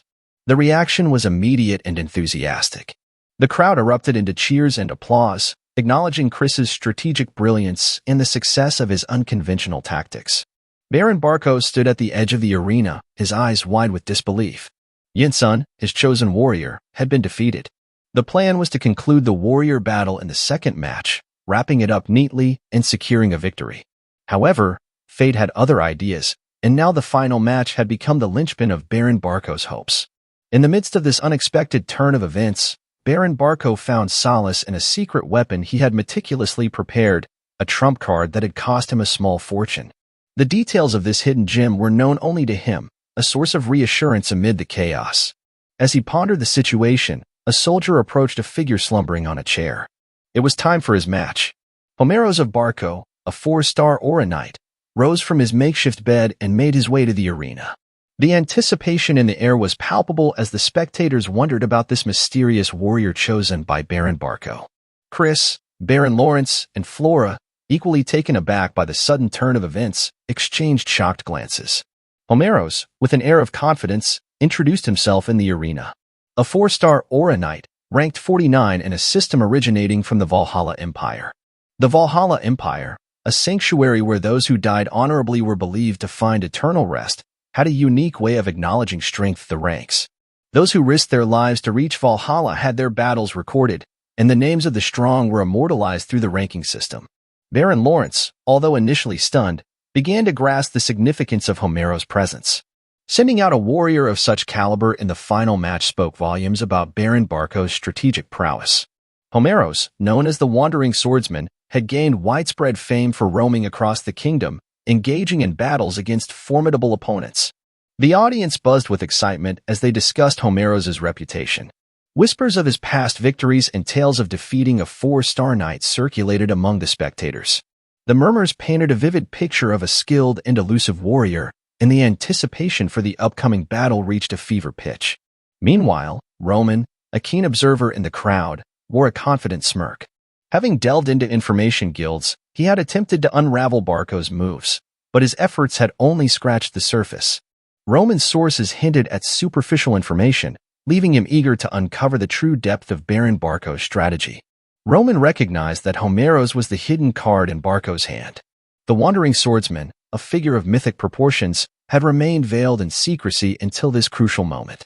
The revelation added a layer of excitement to the impending match, and Roman, with an eager gleam in his eyes, leaned forward in anticipation. As the crowd discussed and speculated, Roman couldn't contain his excitement. The 4-star aura knight, a trump card carefully concealed by Barco, promised an exhilarating showdown. Roman, aware that his opponent had hidden his strength, now surmised that Barco had strategically concealed the true prowess of Homeros, making the final match an unpredictable and thrilling spectacle. In the arena, Roman stood poised for a confrontation with his opponent, Homeros, unaware of the brewing storm within the ranks of Lawrence's camp. Flora, genuinely concerned for Roman's safety, attempted to persuade him to surrender. Homeros, holding the impressive rank of 49, was considered powerful enough to ascend even higher, possibly reaching rank 30 or beyond. Flora, acting as the voice of reason, implored Roman to weigh the risks carefully. She urged him to consider the importance of preserving his life and suggested that victory in the next match was a more achievable goal. Homeros, on the other hand, regarded Roman with a piercing gaze that exuded an absolute confidence in his own abilities. This unyielding demeanor grated on Roman's nerves, and a sense of dislike began to fester. Flora advises Roman that it's the right moment for him to let Lawrence take care of the unexpected situation. She assures Roman that Lawrence will send out their skilled knight to handle it. Flora firmly tells Roman that there's no need for him to put his life at risk in a battle that seems impossible to win. Brushing off Flora's concern and ignoring her outstretched hand, Roman asserted his independence, expressing a lack of desire to explain his decisions. With unwavering determination, Flora insisted that Lawrence, their ally. Despite Flora's plea, Roman moved forward, determined to face the challenge head-on. He entered the arena, introducing himself as Roman Dimitri from Lawrence's camp. The air crackled with anticipation as both Roman and Homeros prepared for the impending clash. The juxtaposition of their energies was palpable, setting the stage for a battle that held the promise of revealing hidden strengths and strategies. Homeros sized up Roman, thinking that if Roman possessed enough skill to defeat Flair, then he must be a formidable two-star Aura Knight. Homeros couldn't fathom having to deal with a seemingly minor opponent like Roman when he was gearing up to face the formidable rank 30 Fernando soon. As the match commenced, Homeros, determined to swiftly conclude this encounter, charged forward with full force. As the initial moves unfolded, Homeros, the seasoned warrior with a formidable reputation, couldn't help but harbor surprise and perhaps a hint of frustration. Roman's agility and skill, evident in effortlessly dodging Homeros's initial attack, suggested a level of prowess that Homeros hadn't anticipated. The spectators, including onlookers Chris and Kevin, were taken aback by Homeros's impressive speed and Roman's adept evasion. Homeros, recognizing Roman's abilities, began to reassess the situation. As the match progressed, Homeros, with a blend of curiosity and a hint of respect, inquired about the method Roman employed to manifest his aura. It was a moment of acknowledgement, where the seasoned warrior found himself genuinely intrigued by the newcomer's skills. Roman, who had hoped for a meaningful battle after a prolonged period without one, observing Homeros's cautious approach, Roman couldn't shake the feeling that his opponent was holding back, underestimating him in the process. Rather than going all out, Homeros seemed to be restrained. Responding to this perceived underestimation, Homeros decided to intensify his aura, creating an immense pressure that sent shockwaves through the audience. Despite the impressive display of power, Roman found it hard to reconcile the overwhelming aura with Homeros's rank of 49. He regarded Homeros as a killjoy, a warrior who dampened the excitement of the battle by not fully unleashing his capabilities. Sensing that prolonging the confrontation was pointless, Roman, with a determined and deadly intent, surged forward. Directly challenging Homeros, Roman invited him to block the impending attack if he could. Roman's sword emitted a dark purple aura as he prepared to unleash his heavenly demon sword technique, known as the Black Wave. As Roman initiated this formless technique, named for its swiftness and precision, it felt as if time itself had frozen for Homeros. Homeros, taken aback, couldn't believe the level of mastery Roman displayed in manipulating mana. The swift execution of the Black Wave technique left Homeros stunned. In a single, fluid motion, Roman brought down Homeros, concluding the battle with a strike that echoed with finality. The narrative takes a brief detour, shifting to a memory that unfolds in the recesses of Homeros's mind. In this recollection, the Guildmaster is portrayed as astutely aware of Homeros's anticipation for the impending match against Fernando, a pivotal contest that could elevate him to rank 30. However, the Guildmaster diverts Homeros's attention, requesting him to partake in a seemingly inconsequential warrior battle between two remote families. The Guildmaster views it as a light warm-up, a means to keep Homeros engaged. Homeros, in reflection, acknowledges the logic behind the Guildmaster's decision. Despite having garnered an A-rank mercenary plaque, Homeros had been consistently declining missions, choosing instead to roam the kingdom and engage in battles against formidable opponents. Faced with the Guildmaster's request, Homeros recognizes the inevitability of this warrior battle and reluctantly participates. The scene then shifts back to the arena, where the aftermath of the duel between Homeros and Roman unfolds. Flora and the audience are collectively taken aback, witnessing the downfall of a superstar who had not only risen in the rankings but was also ambitiously aiming to break into the esteemed rank 30. The shockwave intensifies as Roman Dimitri, with a single, swift slash, defeats Homeros, leaving a sense of disbelief in his wake. Roman, wearing a sinister expression, contemplates the audacity of a man who, despite not having reached the peaks, dared to exude such arrogance. Roman's standards, we learn, are not tethered to the norms of this world, but rather to his experiences in a past life. He recalls the Murim, a realm reminiscent of a vast galaxy with endless stairs of martial masters. In that world, the pace was unrelenting, and only death awaited those who were careless. Roman finds the mindset of the people in this world inefficient and dismisses it as garbage. With an air of authority, Roman directs the judge to announce the result. The judge, visibly shocked by the unexpected turn of events, declares Roman Dimitri of Lawrence as the winner. The Barconites, along with the rest of the onlookers, struggle to come to terms with Homeros' swift defeat. The arena, once filled with anticipation, now holds an eerie silence. Chris, who has been a keen observer throughout, is not immune to the shockwave that reverberates through the arena. Thoughts swirl in Chris's mind as they grapple with the sudden transformation of events. The question arises, did Roman possess this staggering level of strength even before their initial duel? Or was there a remarkable surge in his abilities afterward? Chris is confident that during their first encounter, Roman lacked the strength to overpower someone of Homeros' caliber. Moreover, there simply hasn't been enough time for Roman to undergo such substantial growth.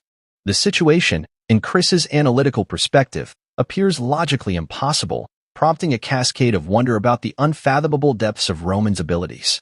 The unexpected outcome leaves doubt lingering in Chris's mind. After defeating Jensen in the first match, the notion of surpassing Roman had seemed within reach, but now, as the dust settled from Roman's match, Chris found himself grappling with the stark reality that surpassing Roman had been a naive notion. Lawrence's triumph in the warrior battle sent shockwaves through the arena. Count Aertes stepped forward, announcing that the winner had been decided, and there was no need to squander additional resources. The families were granted the right to rearrange the order list, allowing for the selection of new warriors after thorough discussions. On the other side of the arena, Baron Barco stood in disbelief at the outcome. The defeat of Homeros, a 4-star knight and one of the kingdom's true warriors, left Baron Barco questioning the authenticity of the guild's selection. The possibility of a fake Homeros sent a shiver down Baron Barco's spine. Amidst this confusion, a soldier approached, informing Baron Barco that they needed to send out a warrior. The urgency of the situation dawned on Baron Barco, recognizing the imperative to avoid further losses. In a surprising move, Baron Barco decided to send out Benson, a Nullstar Knight. This decision startled the soldier, who grasped the implied risk of deploying a seemingly low-ranking warrior. However, Baron Barco saw this as an opportunity for Benson to redeem himself, especially after an incident during a social event that had tarnished the Barco family's reputation. It was a chance for Benson to prove his mettle in the arena. As Benson found himself standing in the arena, the audience struggled to identify the unfamiliar knight. The Lawrence camp, meanwhile, began to strategize for the unexpected opponent. Kevin, a member of the Lawrence forces, noticed Benson and approached Roman with an intensity in his eyes that conveyed a killer intent. Roman, perceptive to the harsh dynamics of their world, understood the unspoken challenge that Kevin sought to embrace. In a world where survival of the fittest reigned supreme, Roman contemplated the stark reality that losers were often met with death. Even though Benson held a Nullstar Knight status, Roman acknowledged the potential threat he posed, recognizing that every opponent brought its own challenges. Despite the smile he wore, Roman understood the gravity of the situation and the stakes at play. With a nod of permission, Roman allowed Kevin to take on the challenge posed by Benson. As Kevin stepped into the arena, the atmosphere became charged with anticipation. Within the confines of the arena, Benson grappled with fear, questioning the series of events that led him to this daunting moment. Once strolling down a promising path with the security of his father's knighthood, Benson had ascended to become a knight of the influential Barco family in the Northeast. The road had seemed secure until the heavy cost of loyalty revealed itself, an obligation to face potential death in a warrior battle. As Benson sized up his opponent, Kevin, a surprising sense of familiarity eased his apprehension. Despite the grim circumstances, a smirk adorned Benson's face, signaling a misplaced confidence that victory was well within his grasp. The two warriors, Kevin and Benson, stood poised for the impending clash. In the tense atmosphere, Benson couldn't help but smirk, questioning Kevin's motives, whether seeking revenge or volunteering for the battle.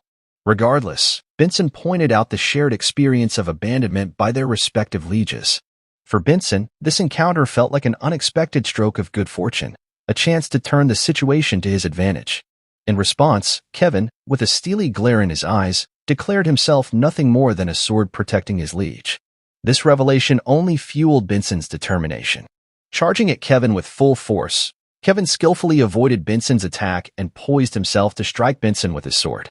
Benson caught Kevin off guard, evading his attack and countering with a swift kick to Kevin's stomach. The impact sent Kevin sprawling to the ground, a surprising turn of events that played to Benson's advantage. Observing the unfolding spectacle, Chris couldn't ignore the substantial difference in their physical builds. The question of Roman's strategic reasoning loomed large in Chris's mind. What had prompted the decision to send Kevin into the fray? Benson, seizing the momentum, unleashed a barrage of slashes upon Kevin's body. Despite the onslaught, Kevin displayed resilience, standing firm against each strike. A glare in Kevin's eyes hinted at an internal struggle, a darker force within him coming to the forefront. As Benson continued his assault, Kevin's internal conflict intensified. The devil within Kevin whispered the desire for revenge against Benson, urging him to take control of the situation. With a menacing determination, Kevin readied himself to strike back. The artist working on this manual has tweaked the artwork, so you might notice some differences in how the characters look, including Roman's hair color changing from silver to black, as some of you have already observed in the last episode. Now, let's get back to the recap. In the realm of swords and spirits, Roman harbored a belief that Kevin's self-amputation marked the arrival of a demonic entity into his consciousness.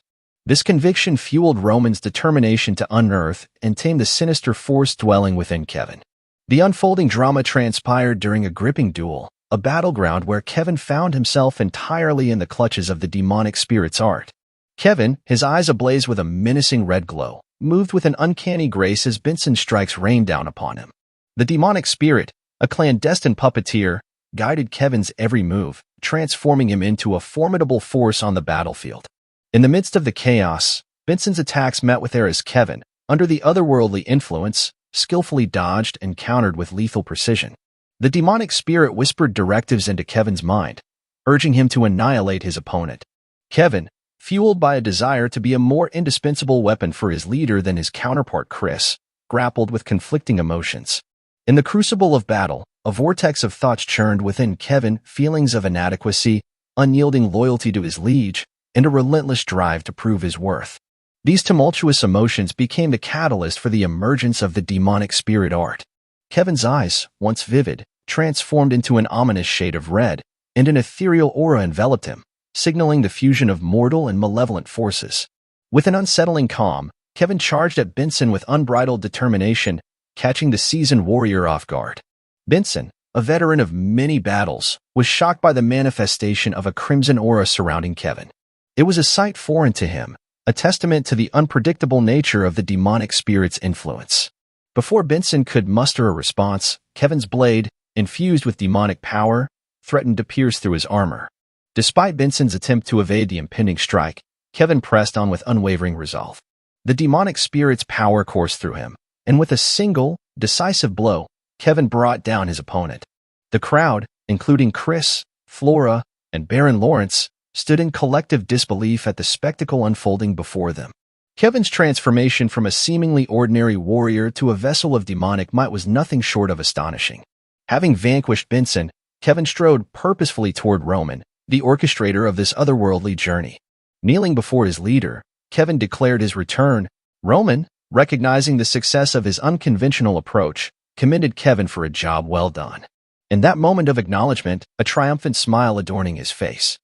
Kevin's sense of purpose and belonging found validation. As the dust settled on Kevin's conquest, the arena witnessed the conclusion of another battle between Lawrence and Barco. With a resounding victory in all three matches, Lawrence emerged as an indisputable victor. Roman Dimitri, a pivotal figure in the unfolding saga, stood at the center of it all. His strategic maneuverings and unorthodox methods became the stuff of legend. Word of Roman's accomplishments echoed beyond the arena, spreading like wildfire across the continent. Tales of his exploits, though embellished with a blend of truths and lies, captivated the imaginations of people from distant lands. In the aftermath of Lawrence's triumph over Barco, a wave of speculation and opinions flooded the streets. Some onlookers whispered that Barco must be grappling with frustration, given the grand spectacle they had made before ultimately facing defeat. Others, however, asserted that Lawrence had been justified in their stance from the very beginning. Amidst the gossip and hearsay, a narrative emerged, casting Roman Dimitri as the unexpected hero in this unfolding drama. Rumors spread like wildfire, recounting how Roman Dimitri, seemingly on a whim, decimated hundreds of Barco's soldiers from the rear. The tale continued with a vivid description of Roman's prowess, narrating how he effortlessly erased Flair with a single, devastating strike. The prevailing sentiment now suggested that without Roman's intervention, Barco might have successfully planted their flag in Lawrence's territory.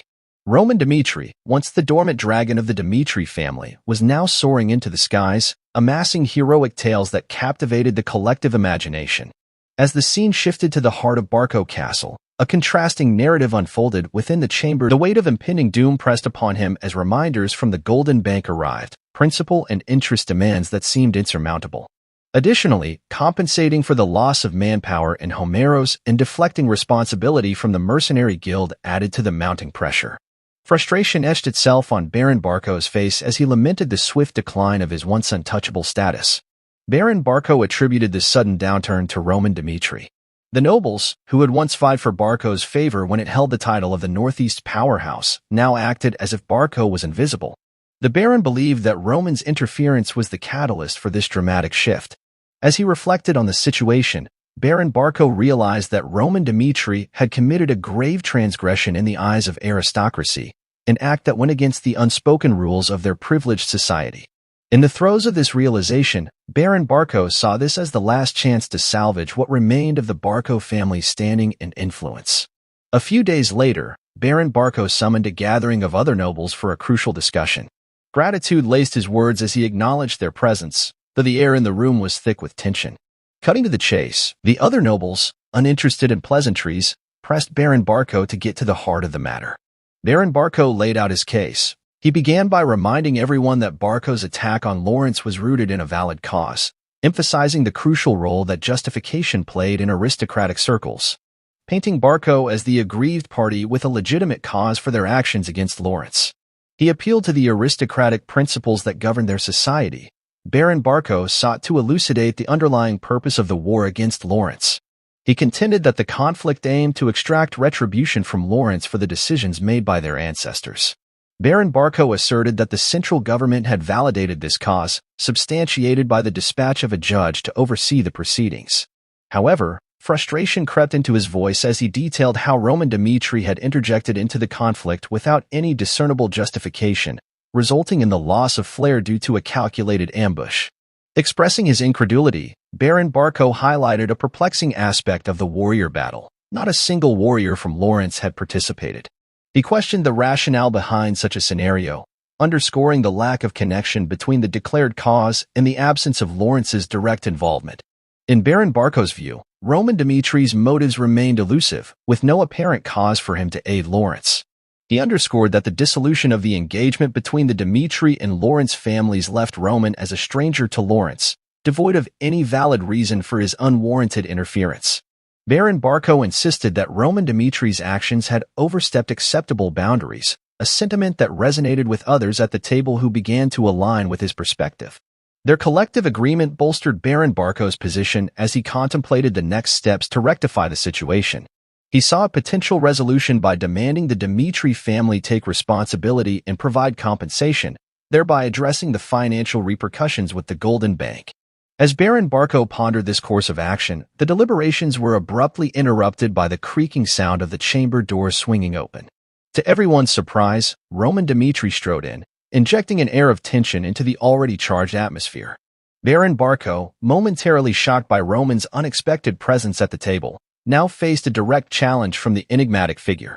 With a sinister look, Roman Dimitri invited Baron Barco to voice any complaints directly to his face. The narrative then takes us to Lawrence territory, where Chris is taken aback upon learning of Roman's intent to visit Barco. Concerned for Roman's well-being, Chris strongly advises against it, emphasizing that Viscount Barco is unlikely to let Roman off the hook easily. Roman, however, counters Chris's apprehensions, challenging him to consider the inevitable trajectory of their relationship with Barco. Chris, perceiving Roman as Barco's mortal enemy, suggests that avoiding a meeting with Barco would be the most prudent course of action. Undeterred by Chris's cautionary words, Roman asserts that the situation might have been different if he hadn't initiated the conflict. However, now that the conflict has begun, Roman believes he must see it through to its conclusion. He is convinced that Barco harbors a deep-seated grudge against him. With determination, Roman mounts his horse and informs Chris that, at this critical juncture for Barco, it's the opportune time to address the root of revenge. Despite Chris's shock, Roman resolves to face the impending confrontation alone. Returning to the present, Roman shares with everyone his curiosity about the cause Barco presented at the meeting. Baron Barco, visibly angered by Roman's presence, perceives Roman's apparent disregard for the difference in their social statuses. Addressing Roman as a commoner who hasn't inherited a peerage, Baron Barco scolds him for daring to ignore the nuances of aristocratic law. He proceeds to educate Roman about the intricacies of the Cairo Kingdom's rules, emphasizing the prohibition against interfering in a war without a justifiable cause. According to aristocratic law, Baron Barco explains, he presented a valid cause, obtained approval from the central government, and subsequently declared a territorial war against Lawrence. In response to Roman's seemingly dismissive attitude towards the established procedures, Baron Barco rebukes him, asserting that these regulations exist to safeguard the honor of each noble. Ignorance of aristocratic law, Baron Barco argues, is no excuse. In a stern tone, Baron Barco accuses Roman of bringing disgrace to the Dmitri family through his impulsive actions. He foresees severe consequences for the Dmitri family, consequences that arise directly from Roman's perceived transgressions. In the aftermath of Baron Barco's scathing remarks about the Dmitris, the northeastern nobles were quick to criticize them, laying the blame squarely on the shoulders of their perceived clumsy son. Roman Dmitri, seemingly unfazed, calmly addressed Baron Barco, asking if he had said his piece. Feeling it was time to present his cause, Roman adopted a sinister expression that caught Baron Barco off guard. Roman's tone took a dark turn as he revealed a shocking truth to everyone present. He explained that initially, the Lawrence and Dmitri families had planned to be connected through matrimony. However, Roman was now considered nothing more than a disengaged fool in the eyes of those around the table. He challenged their assumptions, questioning why they thought the marriage was called off. Was it due to his reputation or his experience with women? Roman dismissed these rumors as false, choosing this moment to reveal a hidden and disturbing reality. The engagement was broken off because Roman had been threatened by Anthony Barco, the eldest son of Baron Barco. The revelation sent shockwaves through the room, leaving everyone, including Baron Barco, stunned. Roman continued, recounting a meticulously orchestrated trap during a social gathering at the Barco estate. Roman, once close to Anthony Barco, attended the party at Anthony's invitation. However, Roman fell into Anthony's trap, finding himself in the same room as Emily Barco. Anthony exploited this situation to coerce Roman into canceling the marriage with Lawrence, revealing a premeditated scheme aimed at separating Lawrence and Dmitri. The truth unfolded before them, and the dynamics of the room shifted as some present began to reconsider their judgment, wondering if Barco might be in the wrong. Roman, with confidence in his voice, asserted that once a weakness is exposed, it ceases to be a vulnerability. Baron Barco, flustered and disbelieving, dismissed Roman's account as nonsense, expressing disgust at what he perceived as Roman's attempt to cover up the truth. However, Roman anticipated Baron Barco's reaction and proceeded to disclose another reason for his interference in the war between Barco and Lawrence. Baron Barco, caught off guard once again, could only express surprise. Roman boldly asserted that Anthony had crossed a line by threatening one of Roman's close associates, Flora Lawrence. This shocking turn of events had led Flora to ultimately break off her engagement with Roman. As Roman fixed Baron Barco with a penetrating gaze, he challenged the Baron to deny this unsettling truth and urged him to seek confirmation from Flora Lawrence herself. Seizing the opportunity to turn the tables, Roman acknowledged Anthony Barco's deceitful actions and revealed his own tactical response. With a calm yet determined demeanor, Roman disclosed to everyone present that his interference in the war was driven solely by his strength, and it was not intended to bring harm to the Dmitri family. Instead, it served as the only form of revenge he could exact for the mistreatment of Flora. Addressing the assembly, Roman questioned their belief in whether he had a sufficient cause to involve himself in the war. With this revelation, Roman effectively dismantled Barco's disputes and established a cause rooted in personal vendetta and retribution. Baron Barco, visibly stunned by the turn of events, grappled with the realization that exposing Roman's supposed lack of cause was now a futile endeavor. Baron Barco, feeling the pressure of the situation, contemplated his next move. Recognizing that time was of the essence, he pondered the idea of stalling for time and exploring alternative solutions to salvage what remained of his family's standing. Despite his skepticism, Baron Barco conveyed his intent to confirm the truth at a later time, attempting to buy himself a temporary reprieve. However, Roman wasn't content with leaving the matter unresolved. He presented Baron Barco with two distinct options, each carrying profound implications for both families involved. The first option was a more straightforward approach, to conclude the matter by having Anthony Barco punished for his transgressions, treating it as a personal issue between Roman and the Barco family. The second option, more ominous in nature, involved allowing the issue to escalate into a full-fledged dispute between the two noble houses, Barco and Dimitri. Roman made it clear that a decision had to be made on the spot. Sensing the urgency of the situation, he issued a stark ultimatum to Baron Barco. If a choice wasn't made immediately, Roman declared his intention to return to his family and divulge the entirety of the situation to his father, Viscount Dimitri. Baron Barco, taken aback by this revelation, is now grappling with the gravity of the situation. He believes that it's crucial for the Barco family to steer clear of a war with the Dimitri family. If Barco were to engage in a conflict with Dimitri, especially when Barco is already teetering on the brink of collapse, the outcome could be the total annihilation of the Barco family. Baron Barco, initially proposing that Anthony apologize on his knees, was met with a resolute rejection from Roman. Roman asserted that the one who committed the offense shouldn't dictate the punishment. He declared that he alone would determine how Anthony would be held accountable for his actions. The scene shifted to the dimly lit office, where Anthony knelt, his posture reflecting the weight of impending judgment.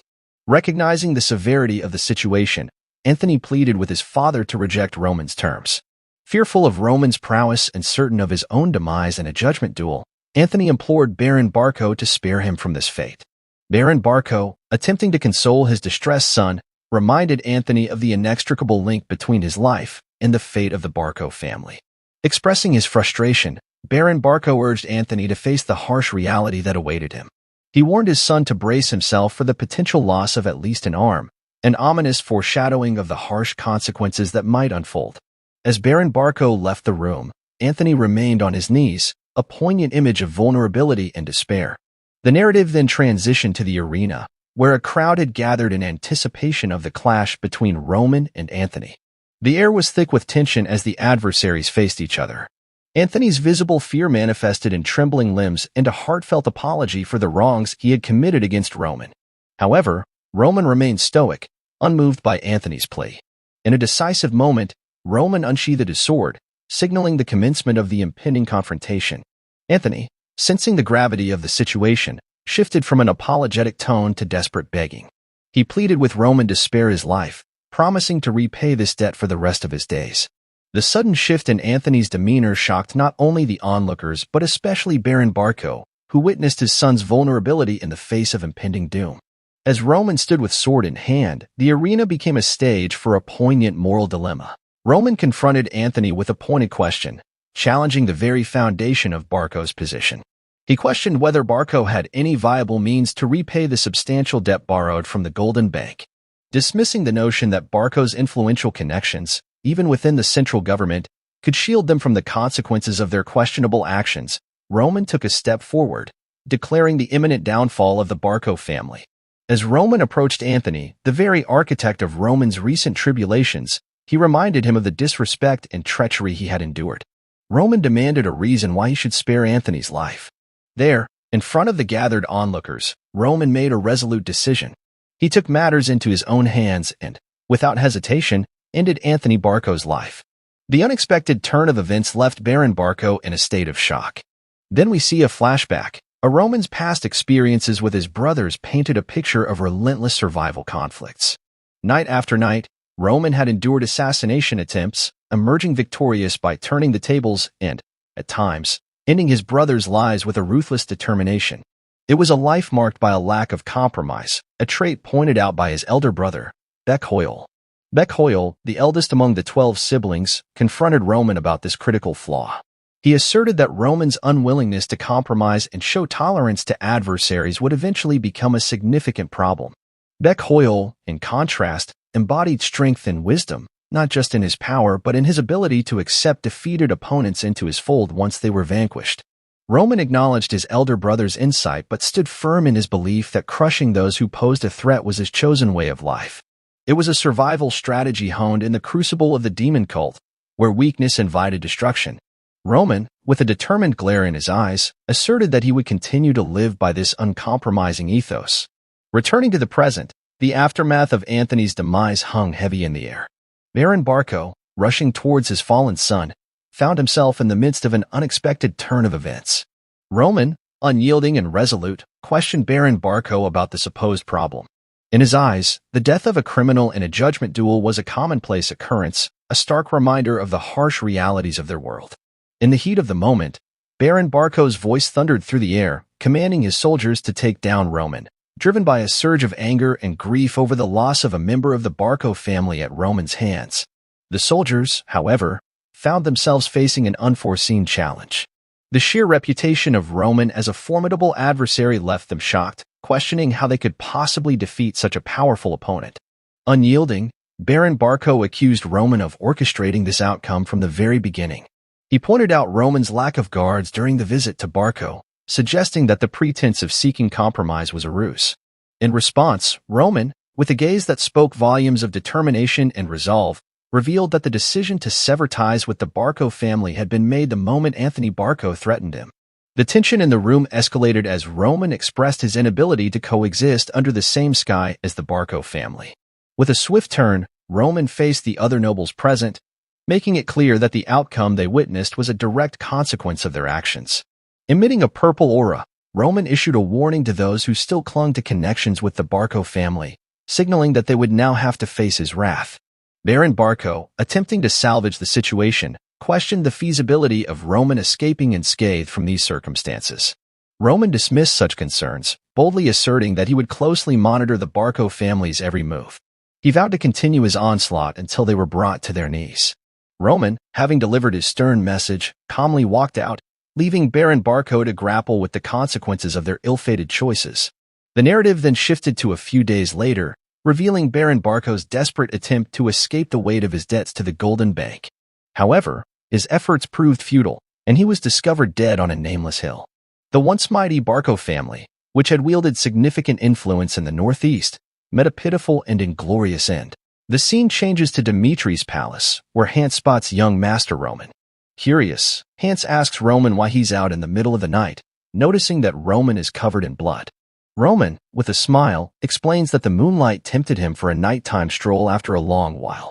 While changing clothes, Hans expresses concern for Roman, noting that everyone is worried about him. Despite being happy that Roman is acknowledged, Hans is anxious about Roman's tendency to put himself in danger, especially with matters like war. Hans advises Roman to always be cautious, to which Roman responds by reminding Hans that he has said this before. Roman emphasizes that Hans is one of his people. Hans acknowledges this, recalling a previous life when Roman, as Baek Jung, had massacred countless enemies. Roman had a rule that allowed him to become a heavenly demon in that past life. Protecting those under him was crucial. Roman explains that a single person within his care is more valuable to him than hundreds of thousands of enemies.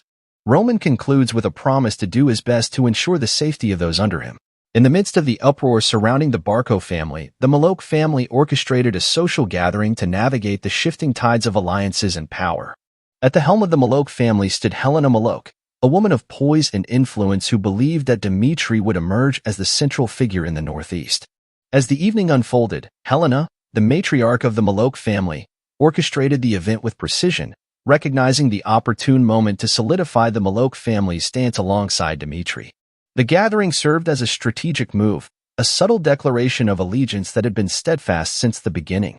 The atmosphere buzzed with anticipation as the guests arrived. Helena, adorned in regal attire, welcomed Rihanna Dimitri, the formidable lady of the Dimitri family. Rihanna, as the wife of Baron Dimitri, had played a pivotal role in navigating the intricate web of aristocratic politics. Her interactions with noble ladies were not merely social, they were calculated moves to build a formidable pro-Dmitri force. Baron Romero, in contrast, lacked the finesse for politics that his wife possessed. The interference from the Barkov family threatened to undermine Dmitri's ascendancy in the aristocracy. However, Riana Dmitri, with her shrewd understanding of political maneuvering, had set the stage beforehand. Her foresight and strategic efforts prevented the Dmitri family from collapsing under the weight of Barkov's interference. Expressing gratitude to the noble ladies who had gathered, Riana Dmitri acknowledged their crucial role in the unfolding drama. The gathering, she asserted, was not just a social event, but a platform for regional unity and understanding. Her words carried weight, emphasizing the necessity for those in the same region to stand united in the face of changing circumstances. As the ladies converged around the table, the air thickened with a sense of purpose. Helena Malok, seizing the moment, directed her attention to Riana Dmitri. With a careful gaze, she inquired about the lady's opinion on her daughter, Veronica. Helena believed Veronica to be a suitable match for Roman, a revelation that sent ripples of surprise through the gathering. Roman at 25, Helena asserted, Roman stood at the precipice of responsibility. It was time for him to take a wife and establish a family, a strategic move that would secure the Malok family's future in the aristocracy. It was a delicate matter, and Helena felt compelled to clarify that her suggestion wasn't merely rooted in maternal bias. With sincerity in her voice, Helena assured Riana that her endorsement of Veronica as a suitable match for Roman wasn't solely because of their familial connection. Instead, she genuinely believed that Veronica possessed the qualities that would make her an ideal partner for Roman. However, before Helena could delve further into her reasoning, other noble ladies at the table interjected, casting doubt on the viability of Helena's proposal. These ladies pointed out that Veronica was already in discussions for a marriage proposal with another family, effectively shutting down Helena's proposition. The atmosphere became charged with a mix of disappointment and intrigue as the attention shifted from Helena's family to potential suitors for Roman. Seizing the opportunity, other noble ladies eagerly invited Riana Dmitri into the conversation, expressing their interest in having their daughters considered as potential matches for Roman, each lady vying for the coveted position of securing Roman's hand in marriage.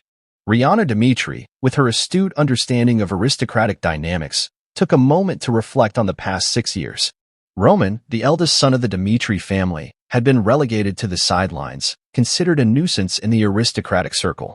The fact that he would not inherit the family added an additional layer of complexity to his position. However, Roman's rise as a 4-star knight had changed the game entirely, securing for him a promising future that had eluded him before. As Riana acknowledged the transformation of Roman from a nuisance to a man of attention, she shared her perspective with the assembled ladies. She appreciated their high regard for her son but revealed that Roman had already endured significant hardships. Rather than orchestrating marriages based on the desires of two families, Riana expressed her desire for Roman to find someone he genuinely loved. In a bold declaration, Riana announced an end to the discussions about arranging marriages for Roman. She set forth a different criterion. The one who captured Roman's heart first would emerge victorious. The noble ladies, perhaps relieved to escape the complexities of familial negotiations, welcomed this refreshing approach with enthusiasm. The narrative then shifted to the Lawrence Palace, where Flora, a contemplative figure in the library, grappled with the harsh realities of power dynamics. Lawrence had suffered a defeat against Barkov, and Flora had harbored hopes that they could endure until winter for a chance at redemption. However, the unforeseen variables that unfolded had shattered those hopes. In contrast, Flora acknowledged Roman's foresight and strategic brilliance in navigating the complex landscape. As she thought about him, a blush crept onto her cheeks. Despite her initial disdain, Flora found herself yearning to embody some of Roman's qualities. His strength and ability to tackle challenges head-on had earned her admiration, reshaping her perception of the man she had once loathed. In the realm of social intricacies and shifting relationships, Roman's reputation precedes him as an egotistical and arrogant man, someone seemingly consumed by his own pursuits. However, amidst the perceptions that shroud him, Flora finds herself contemplating the source of Roman's strength and the true essence of his character. Closing the book she had been engrossed in, she decides to step out into the open air, seeking a respite from her musings. Flora wrestles with her curiosity about Roman. Despite the enigmatic aura surrounding him, she acknowledges the stark reality that their paths have diverged since the dissolution of their engagement. Flora believes there's no discernible reason for her to cross paths with Roman Dimitri again. This realization, however, is disrupted as someone unexpectedly calls her sis. Intrigued and taken aback, Flora turns to see her cousin, Sylvia Lawrence, making an unanticipated appearance. The sudden encounter with Sylvia raises questions in Flora's mind. Puzzled by her cousin's presence, Flora decides to seek clarification from her father, the Baron. Making her way straight to his office, she confronts him about the party in Dimitri that Sylvia alluded to, expressing surprise at being kept in the dark about such an event. Baron Lawrence, in a moment of transparency, reveals that recent events have prompted him to reevaluate certain aspects of their family dynamics. Flora's keen discernment and judgment skills, particularly exemplified by bringing Roman Dimitri into the fold during a crucial battle, played a pivotal role in securing a victorious outcome in the war. Grateful for Flora's contributions, Baron Lawrence admits to having underestimated her value in the past. Expressing remorse for his oversight, Baron Lawrence assures Flora that he won't repeat the mistake of undervaluing her capabilities. He pledges unwavering support for Flora's dreams and endeavors, releasing her from the familial expectations that may have hindered her personal pursuits. Touched by her father's words, Flora finds herself moved. However, the heartfelt sentiment is juxtaposed with Flora's evolving skepticism as she contemplates attending the party. Despite her father's seemingly sincere words, Flora remains cautious, recognizing the complexities that often underlie familial dynamics. Inquisitive by nature, Flora probes her father about the invitation extended to Sylvia. Suspicion creeps in as she wonders about the potential ulterior motives behind Sylvia's journey from the capital. Baron Lawrence, with surprising candor, admits that his decision was fueled by personal greed. Upon hearing her father's words, Flora discerns a subtle attempt to rekindle the connection between the Lawrence and Dimitri families through Sylvia. Acknowledging this intention, Flora happily expresses her willingness to accompany Sylvia to the upcoming event, viewing it as an opportunity for Lawrence to reciprocate Roman Dimitri's past assistance. In response, Baron Lawrence, in a protective tone, reassures Flora that she need not go out of her way, assuring her that he will ensure she remains uninvolved with Roman. Unyielding, Flora, with a determined expression, insists on being Sylvia's guide. The narrative then transitions to the Valhalla Temple, a branch in the Cairo Kingdom, where Willis, the head of the temple and an evaluator of Valhalla's ranking, receives surprising news. He learns of a 25-year-old son from a remote noble region who has remarkably defeated a 4-star Aura Knight with a single strike. Intrigued by this revelation, Willis contemplates the emergence of a potential prodigy. Wearing a smirk, Willis recognizes the need to personally confirm the validity of this information. An evening of festivity loomed with a scheduled party, but before the merriment commenced, the noble ladies decided to pay an early visit to the Dimitri family. Excitement buzzed among them, fueled by the prospect of encountering the enigmatic Roman. Sylvia, however, couldn't shake the gloomy impression attributed to him in the circulating rumors. As the noble entourage ventured deeper into the Dimitri region, they were met with a landscape that aligned with their preconceived notions, a terrain dominated by the labor-intensive activities of mining. Dimitri, renowned as the mining hub, presented a stark contrast to the refined aesthetics the noble ladies were accustomed to in the capital. They found themselves questioning the living conditions in such a neighborhood, raising doubts about the broader appeal of Dimitri. Even the common folk in the capital, they reckoned, prioritized basic aesthetics. Sylvia, not one to conceal her distaste, resorted to covering her face with a handkerchief, deeming Dimitri far removed from any semblance of artistic beauty. Observing Sylvia's reaction, Flora, with a perceptive gaze, couldn't help but piece together some of Sylvia's background. Sylvia's father, a merchant who had settled in the capital, was revealed to be the younger brother of the Earl of Lawrence. In Flora's mental landscape, the bustling capital stood in stark contrast to both Lawrence and Dimitri, which she now considered countryside compared to the urban expanse she was familiar with. The ladies continued their exploration, encountering miners returning from their day's toil, their figures cloaked in a fine layer of dust. The sight left the noble ladies unsettled, particularly concerning the potential impact on the cleanliness of their finely adorned dresses. A miner confidently strode down the street, embodying what the noble ladies perceived as the inherent issue with Dimitri, a place defined by its industrial pursuits. In the midst of the scene, someone passed by Flora, briefly fooling her into believing it was Roman. Upon closer inspection, she discovered it wasn't Roman himself, but an illusion that had momentarily captivated her attention. However, This illusion soon turned into reality as the unmistakable figure of Roman Dmitri came into view. The entrance of Roman brought forth Hans, his devoted butler, who rushed to Roman with an air of concern. Hans expressed his reservations about Roman heading to the mines, and upon noticing Roman's dust-covered appearance, he instinctively moved to rectify it.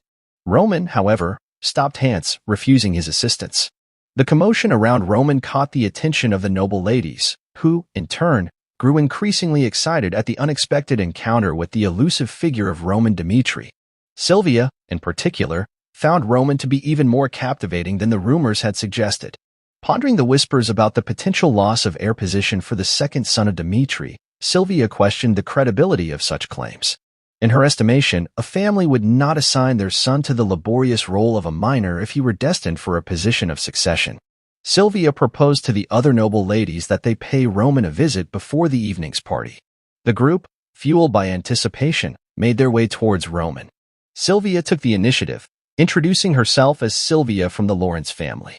Gratitude adorned her words as she thanked Roman for extending assistance to her family during a critical time. Sylvia expressed genuine appreciation, affirming that Roman was indeed as wonderful as the rumors had circulated. Roman, in response, modestly acknowledged his exceptional qualities before excusing himself, departing alongside Hans, his loyal butler. Sylvia, caught off guard by Roman's swift departure, stood there in a state of stunned surprise. Meanwhile, Flora, observing the unfolding scene, couldn't contain her laughter at the unexpected turn of events. Hans, concerned for Roman's well-being, inquired if he still intended to attend the upcoming party. He suggested that Roman take a moment to rest before joining the festivities. However, Roman hesitated, revealing that he preferred spending time only with those who genuinely appreciated his presence. The mockery directed at Dmitri's mining industry by the noble ladies had given him pause, prompting a reconsideration of his participation in the event.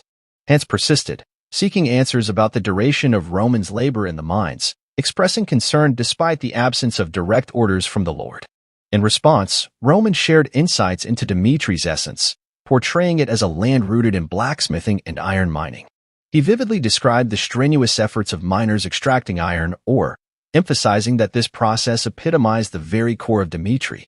Roman expressed a desire to share in the experiences of the people, acknowledging that mere words could not encapsulate their reality. Roman's sentiments touched Hans, who marveled at the evident growth in Roman's character, prompting reflective thoughts about when this transformation occurred. The scene transitioned to the Dmitri training grounds, where soldiers diligently underwent training under the guidance of Chris. Roman recognized Chris's invaluable experience from the war against Barco, fostering a deep-seated loyalty among the soldiers. In addition to the basic magical training Roman imparted, Chris seamlessly integrated the Surazim and Swara sword techniques.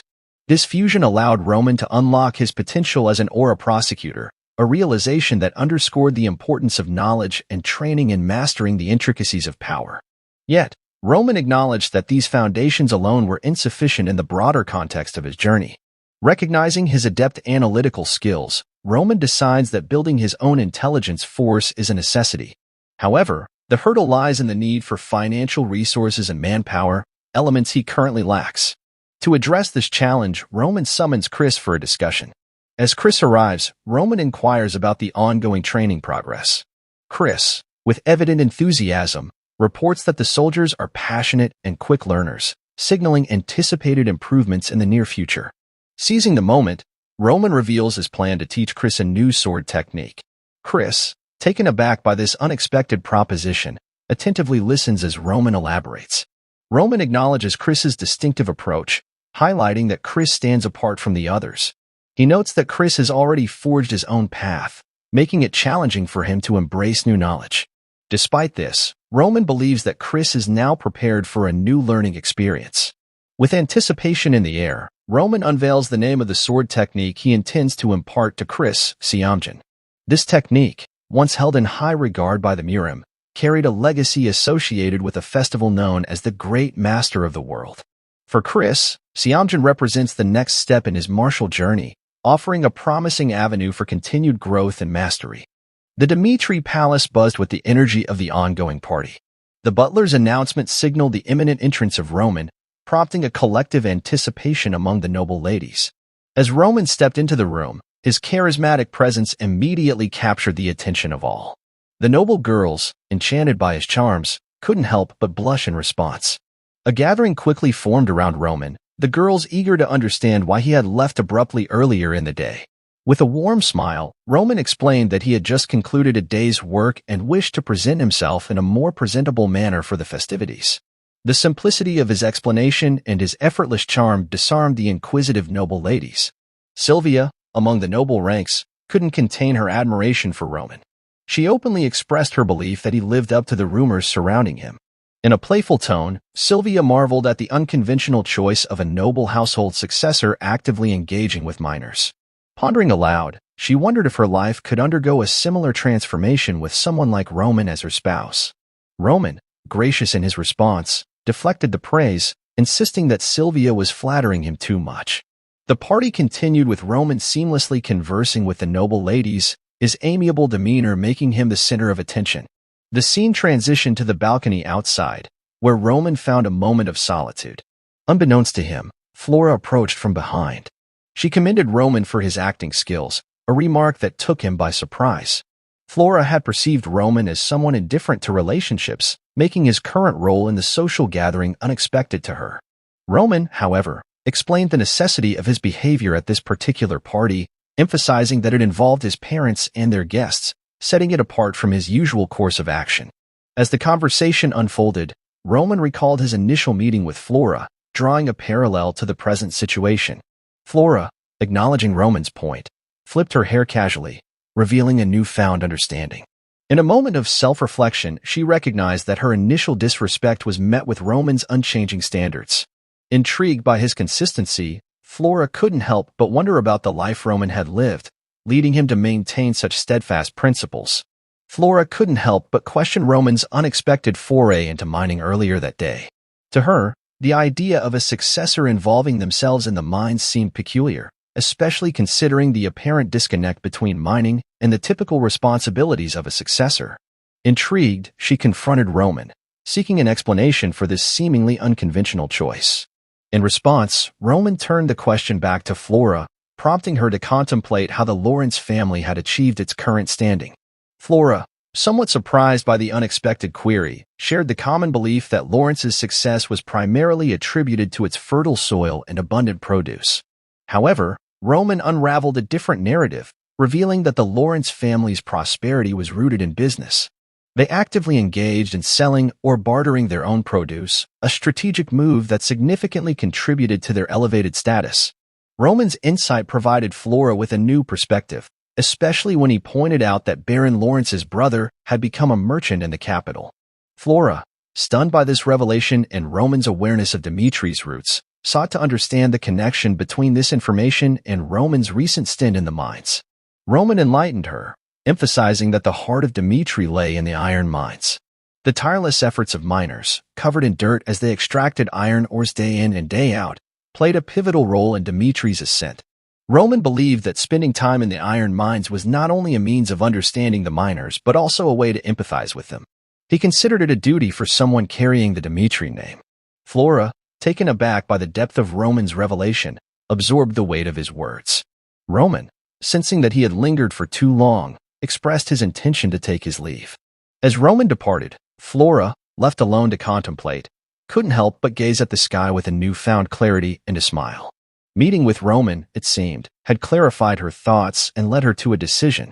The narrative shifted to a few days later, marking Flora's departure from Lawrence to the capital.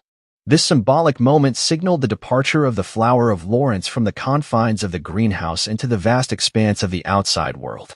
Flora's decision to venture beyond familiar territories hinted at a transformative journey ahead. The story then pivoted to the iron mines, where Jacob, the mine master, engaged in a conversation with Hendrik the smithy master about recent work activities. Jacob spoke with confidence as he assured Hendrik that the Lawrence Mountain had only been partially developed. Even if the Dimitri family continued mining from it for decades, the iron mine wouldn't be depleted. Drawing on his lifelong experience in mining, Jacob provided a guarantee of its enduring richness. Intrigued by the recent rumors, Hendrik queried Jacob about Roman Dimitri's uncharacteristic involvement in the mines over the past half-month. Hendrik couldn't help but wonder why there was an unusual hush in the air lately. The scene then transitioned to half a month ago, when word spread among the miners that Lord Roman Dimitri would be joining them in the mine. Anticipating Roman's arrival, some miners speculated that he would merely go through the motions and quickly depart. Morkan, a veteran miner, expressed skepticism, suggesting that Lord Dimitri had lost his touch. In Morkan's view, if Baron Dimitri intended to educate his successor, such efforts should have been initiated much earlier. He argued that Baron Dimitri had favored blacksmiths, neglecting the miners who played an essential role in the foundation of Dimitri. Morkan contended that the three Dimitri successors had learned iron forging in the smithy since childhood, but had never taken the time to understand the intricacies of mining. To him, this lack of interest served as clear evidence of discrimination against miners. While some workers found Morkan's argument a bit of a stretch, he remained steadfast in his belief. He insisted that the foundation of Dimitri lay in the iron mine, despite the blacksmiths receiving all the glory. Morkan was convinced that Roman had been coerced into performing mining tasks against his will. Despite this, he had no intention of showing deference to Roman. Rallying his workers, Morkan declared that they would demonstrate to Roman just how challenging mining truly was. When Roman eventually arrived at the mines, Morkan took the initiative to introduce everyone, announcing that Roman would be working alongside the miners starting that day. Emphasizing safety as the top priority, Morkan instructed his workers to focus on it above all else. As everyone resumed their tasks, Roman couldn't help but notice that he was being ignored. Unfazed by their indifferent attitudes, he decided not to let it affect him. Meanwhile, the city of mining Dimitri loomed in the backdrop, prompting Roman to reflect on the intricacies of the people's lives, the power dynamics at play, and the potential contributions he could make to this land. Roman envisioned a comprehensive understanding of everything concerning Dimitri, contemplating how he could integrate these insights into his future plans. As the labor force embarked on their daily duties, Roman watched the rhythmic cadence of their efforts. The workers moved with a synchronized precision that spoke of a well-organized system. Each task, from excavating the earth to transporting materials, was executed with a meticulous care that hinted at a seasoned routine. Roman found himself contemplating the intricacies of their labor. The even distribution of responsibilities among the workers caught Roman's discerning eye. As Roman observed this organized chaos, his thoughts meandered towards the renowned Dimitri ironwork. Its reputation, he speculated, was not solely a product of well-honed smithing skills. The key lay in the raw materials, the iron ores of the highest quality. The foundation of Dimitri's success was, in part, laid in the innate excellence of these ores.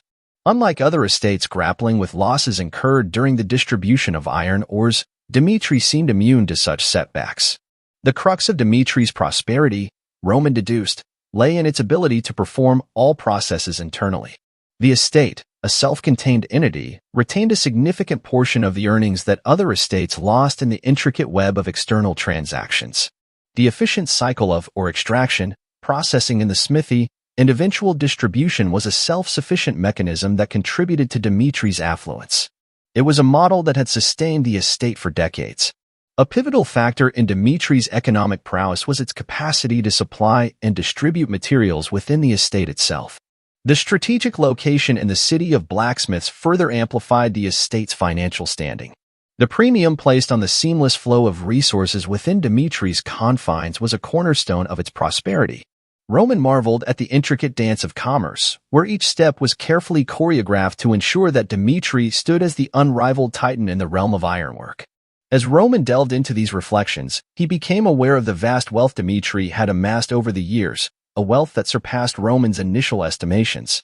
It was a revelation that spoke to the enduring success of Dimitri ironwork. The tranquility of Roman's contemplation was disrupted by Morkan, a seasoned overseer of the mining operations. Morkan's gruff demeanor carried authority as he admonished Roman. This was not a place for idle chatter. It was a realm of toil and sweat. Morkan's directive was clear: focus on work or depart. Roman, realizing his lapse, apologized to Morkan and pledged to immerse himself in his assigned tasks. Days turned into a week, and the routine of labor persisted. Roman found himself, despite the immersive nature of the work, in a solitary routine during lunch breaks. It became evident that interactions among the workers were scarce, and Roman's attempts to engage in conversation were met with reticence. A subtle territoriality emerged, marking boundaries among the laborers. In the midst of this silent camaraderie, Morkan approached Roman. There was a curiosity in Morkan's eyes, a question that had lingered throughout the week. Why was Roman, a newcomer, toiling in the mines when even Rodwell, the powerful second-born successor of Dmitri, had never graced the iron mines with his presence. Roman, the eldest scion of the Dmitri lineage, took on the guise of a successor in training. To Morkan, the seasoned overseer of the mining operations, it seemed as though Roman might be trivializing the laborious nature of mining work. This perception fueled Morkan's vigilance, prompting him to closely scrutinize Roman's every move. To Morkan's surprise, Roman's approach to the labor-intensive tasks proved to be anything but lackadaisical. In fact, Roman exhibited a fervor for his work that surpassed the expectations of even the discerning overseer. Consistently meeting and often surpassing his assigned quotas, Roman emerged as a diligent contributor to the mining efforts. The intrigue surrounding Roman's presence at the mines deepened when insights from a castle servant revealed that Lord Dmitri had not issued any direct orders for young Master Roman to engage in the toils of the iron mines. This revelation hinted at the possibility that Roman had volunteered for this gritty endeavor. Morkan, grappling with his initial skepticism, decided to confront Roman about his motivations. In a conversation between Roman and Morkan, Roman inquires whether Morkan prefers to hear an idealistic or realistic response. Morkan suggests that Roman provide both answers. Subsequently, Roman begins by sharing his idealistic perspective with Morkan. His idealistic answer delved into a desire to intimately understand the lives of the people within Dmitri. Viewing the city as a mining hub, Roman expressed a genuine curiosity about the daily struggles of those toiling in the iron mines. He sought a first-hand experience, stepping into the shoes of the labor force that formed the backbone of Dmitri's prosperity. Morkan, in response, questioned the necessity of such a personal venture. Roman, unwavering in his conviction, asserted that as long as he bore the Dmitri surname, it was incumbent upon him to delve into the lives of those sustaining the city's wealth. It was a duty born out of a sense of connection and responsibility. Carmen, a bystander privy to the exchange, found Roman's idealistic answer to be a reflection of the noble ideals that people yearned for in their rulers. It was an answer that resonated with the populace's perception of nobility and engagement with their subjects. However, Roman's narrative took an unexpected turn as he revealed the realistic answer. Despite the opulence associated with the Dmitri name, Roman acknowledged that the amassed wealth belonged to his father. His presence in the iron mine was not merely a quest for experiential understanding. It was a deliberate effort to contribute meaningfully to Dmitri's prosperity and, perhaps more notably, to rightfully claim his share. Morkan's initial skepticism gave way to laughter at this revelation. The notion that Roman aimed to assert his claim on his father's wealth through the sweat and toil of the mines was a perspective Morkan had not anticipated. Roman's presence, it seemed, was driven by a profound understanding of the dynamics at play within Dmitri. Within the echoes of the mining estate, Morkan extended an invitation to Roman, assuring him that he was willing to address any inquiries that might occupy his thoughts. Roman, with an unending stream of questions, found Morkan to be a patient and informative guide. The revelations that emerged from their dialogue painted a picture of Dmitri's iron mine as a colossal entity, unparalleled in the kingdom and ranking among the continent's foremost. This distinction extended to the enigmatic territories known as the edge of the continent, lying beyond the reaches of Dmitri. However, Morkan, with a seasoned perspective, injected a dose of realism into the grand narrative. Despite the lofty claims, Dmitri's actual output fell short of its inherent potential.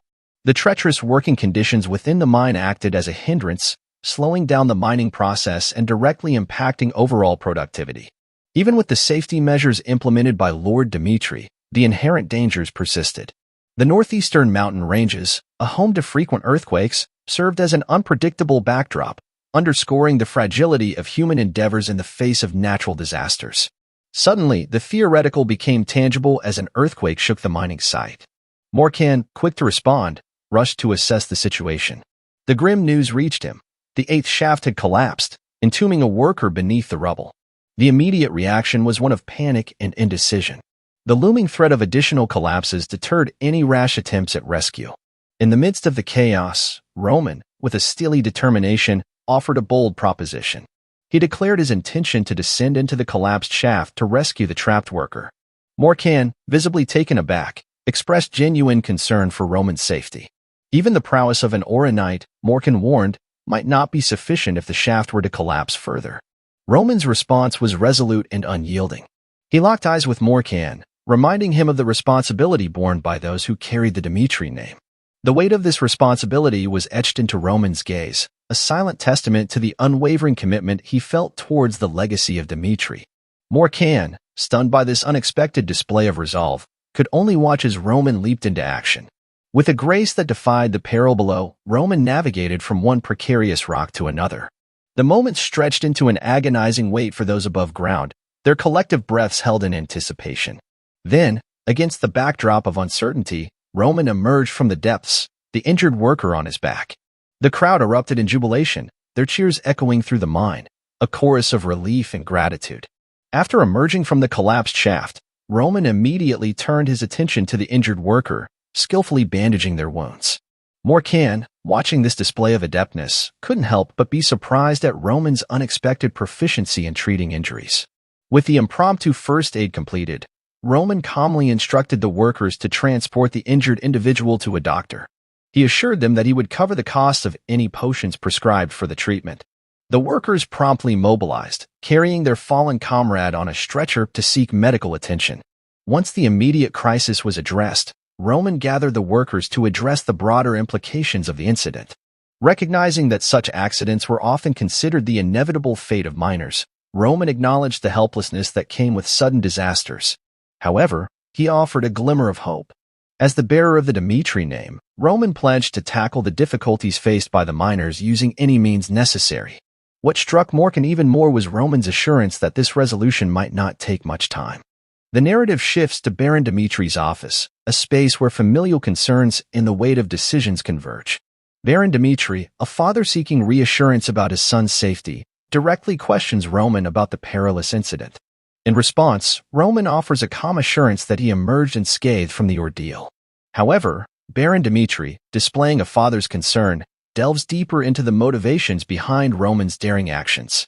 He points out the inherent dangers and the stark reality that, despite Roman's prowess as an Aura swordsman, facing certain challenges alone is fraught with peril. There's an underlying acknowledgement of the vulnerability that even someone with Roman's capabilities can entirely negate. As the conversation unfolds, Baron Dmitri candidly expresses the gravity of the situation. He emphasizes that luck was on Roman's side this time, but the recklessness displayed could have resulted in the loss of his son. It's a stern admonition, devoid of any sense of familial privilege. Baron Dmitri wants Roman to understand the severity of the situation and the potential consequences of such audacious actions. The tone carries a weight that transcends familial bonds. In response, Roman, displaying a resolute demeanor, asserts that he simply did what he felt compelled to do. He maintains that even if given the chance to turn back time, he would make the same decision. There's an unwavering conviction in Roman's words, a steadfast belief in the righteousness of his actions, and an adherence to a personal code that goes beyond the immediate familial context. This stance doesn't sit well with Baron Dmitri, who raises his voice in frustration. He struggles to comprehend why Roman, as the eldest son of the Dmitri family, would choose such a perilous path. Yet, Roman stands firm, asserting that his decision was not guided solely by familial expectations but by a broader sense of responsibility tied to the Dmitri name. Baron Dmitri, perhaps perplexed and exasperated, advises Roman to cease working in the iron mines. From his perspective, this was a decision beyond his understanding. He reiterates that he never asked Roman to undertake such a task and questions the reasoning behind this unconventional choice. Roman, however, counters with an explanation that unveils a deeper understanding of Dmitri's reality. He contends that to truly comprehend the essence of Dmitri, one must venture beyond the realm of the blacksmith's workshop. While acknowledging the family's renown in blacksmithing, Roman emphasizes that the majority of the local populace earns their livelihoods in the iron mines. Thus, his decision to work in the mines was a deliberate effort to bridge the gap between reputation and the lived experiences of the people. Intrigued by this revelation, Baron Dmitri probes further, seeking to understand the insights Roman gained from toiling in the iron mines. Roman, in response, paints a vivid picture of the hardships faced by the workers. He highlights the genuine concern his father exhibits for the treatment and safety of the workers. In the realm of the iron mines, Baron Dmitri commands respect even from the toiling workers. However, despite the concerted efforts to ensure safety, the specter of risk remains an ever-present reality. The workers live with the constant uncertainty of when the earth might tremble, causing the mine to collapse. Baron Dmitri, in the aftermath of such incidents, acknowledges the inherent dangers, emphasizing the challenging truth that preparedness alone cannot completely avert. Roman, ever resourceful, proposes a solution to mitigate the pervasive risks: the use of magical artifacts. These enchanted items, Roman suggests, can fortify the safety of the mine.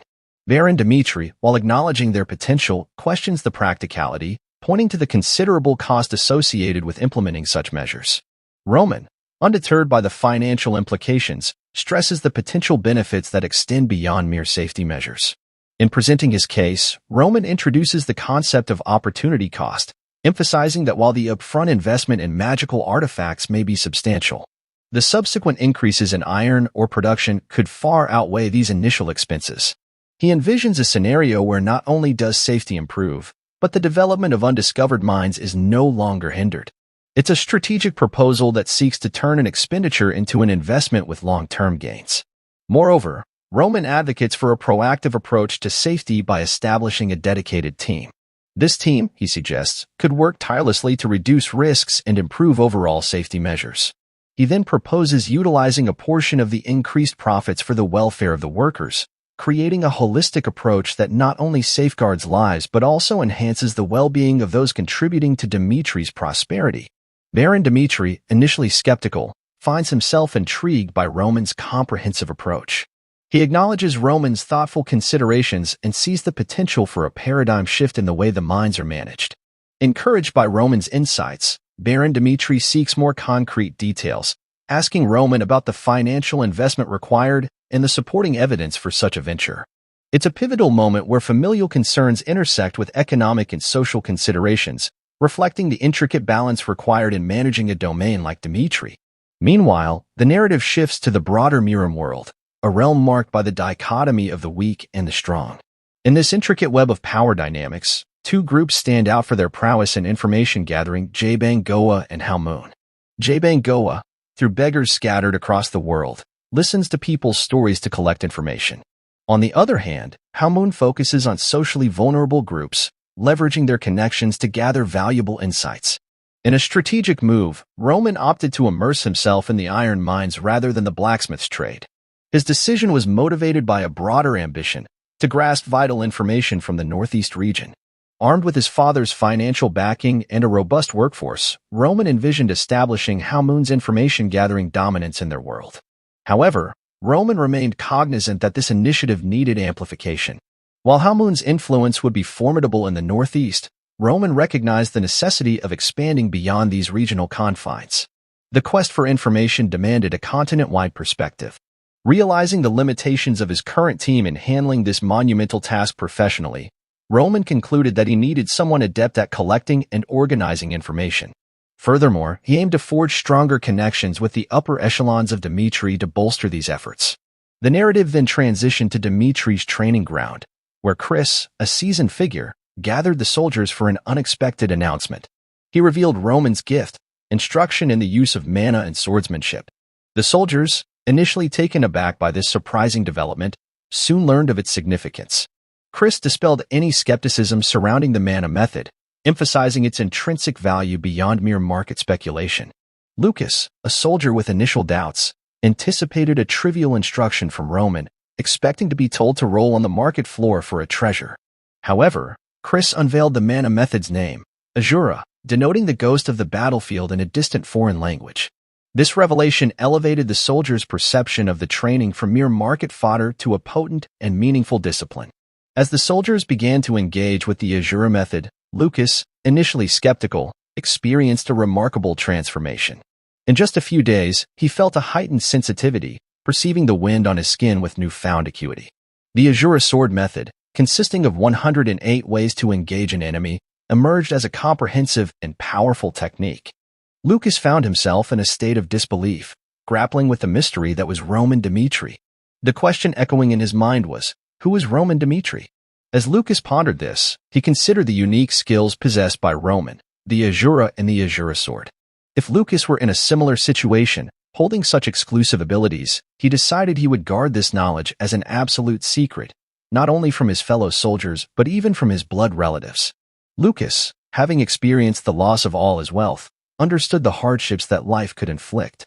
Amidst the disturbances and challenges that had characterized his existence, The training with the Azura method emerged as a source of happiness and empowerment. It was in this state of contemplation and personal growth that Lucas found himself. The narrative then shifted to Roman's office, where Lucas mustered the courage to share a profound decision.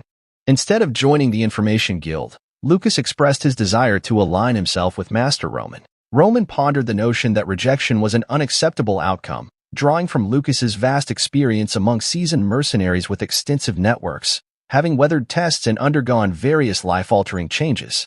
In Roman's perspective, Lucas stood out as the right individual for the task. Lucas, in turn, conveyed to Roman that if he were in charge of the Information Guild, he would have to part ways with Roman. During the war with Barco, Lucas had sworn to dedicate his life to safeguarding Roman. He implored Roman not to send him elsewhere. Despite Roman's recognition of Lucas's acting prowess, he couldn't help but question Lucas about the origins of his proficiency in the aura skill and the Azura sword. In response, Lucas admitted his ignorance, prompting Roman to remind him of the gifts bestowed as tokens of loyalty. Curious, Roman inquired about Lucas's perception of him. Roman clarified that he didn't seek blind loyalty. Rather, it was the inherent cost of following Roman onto the battlefield and risking one's life.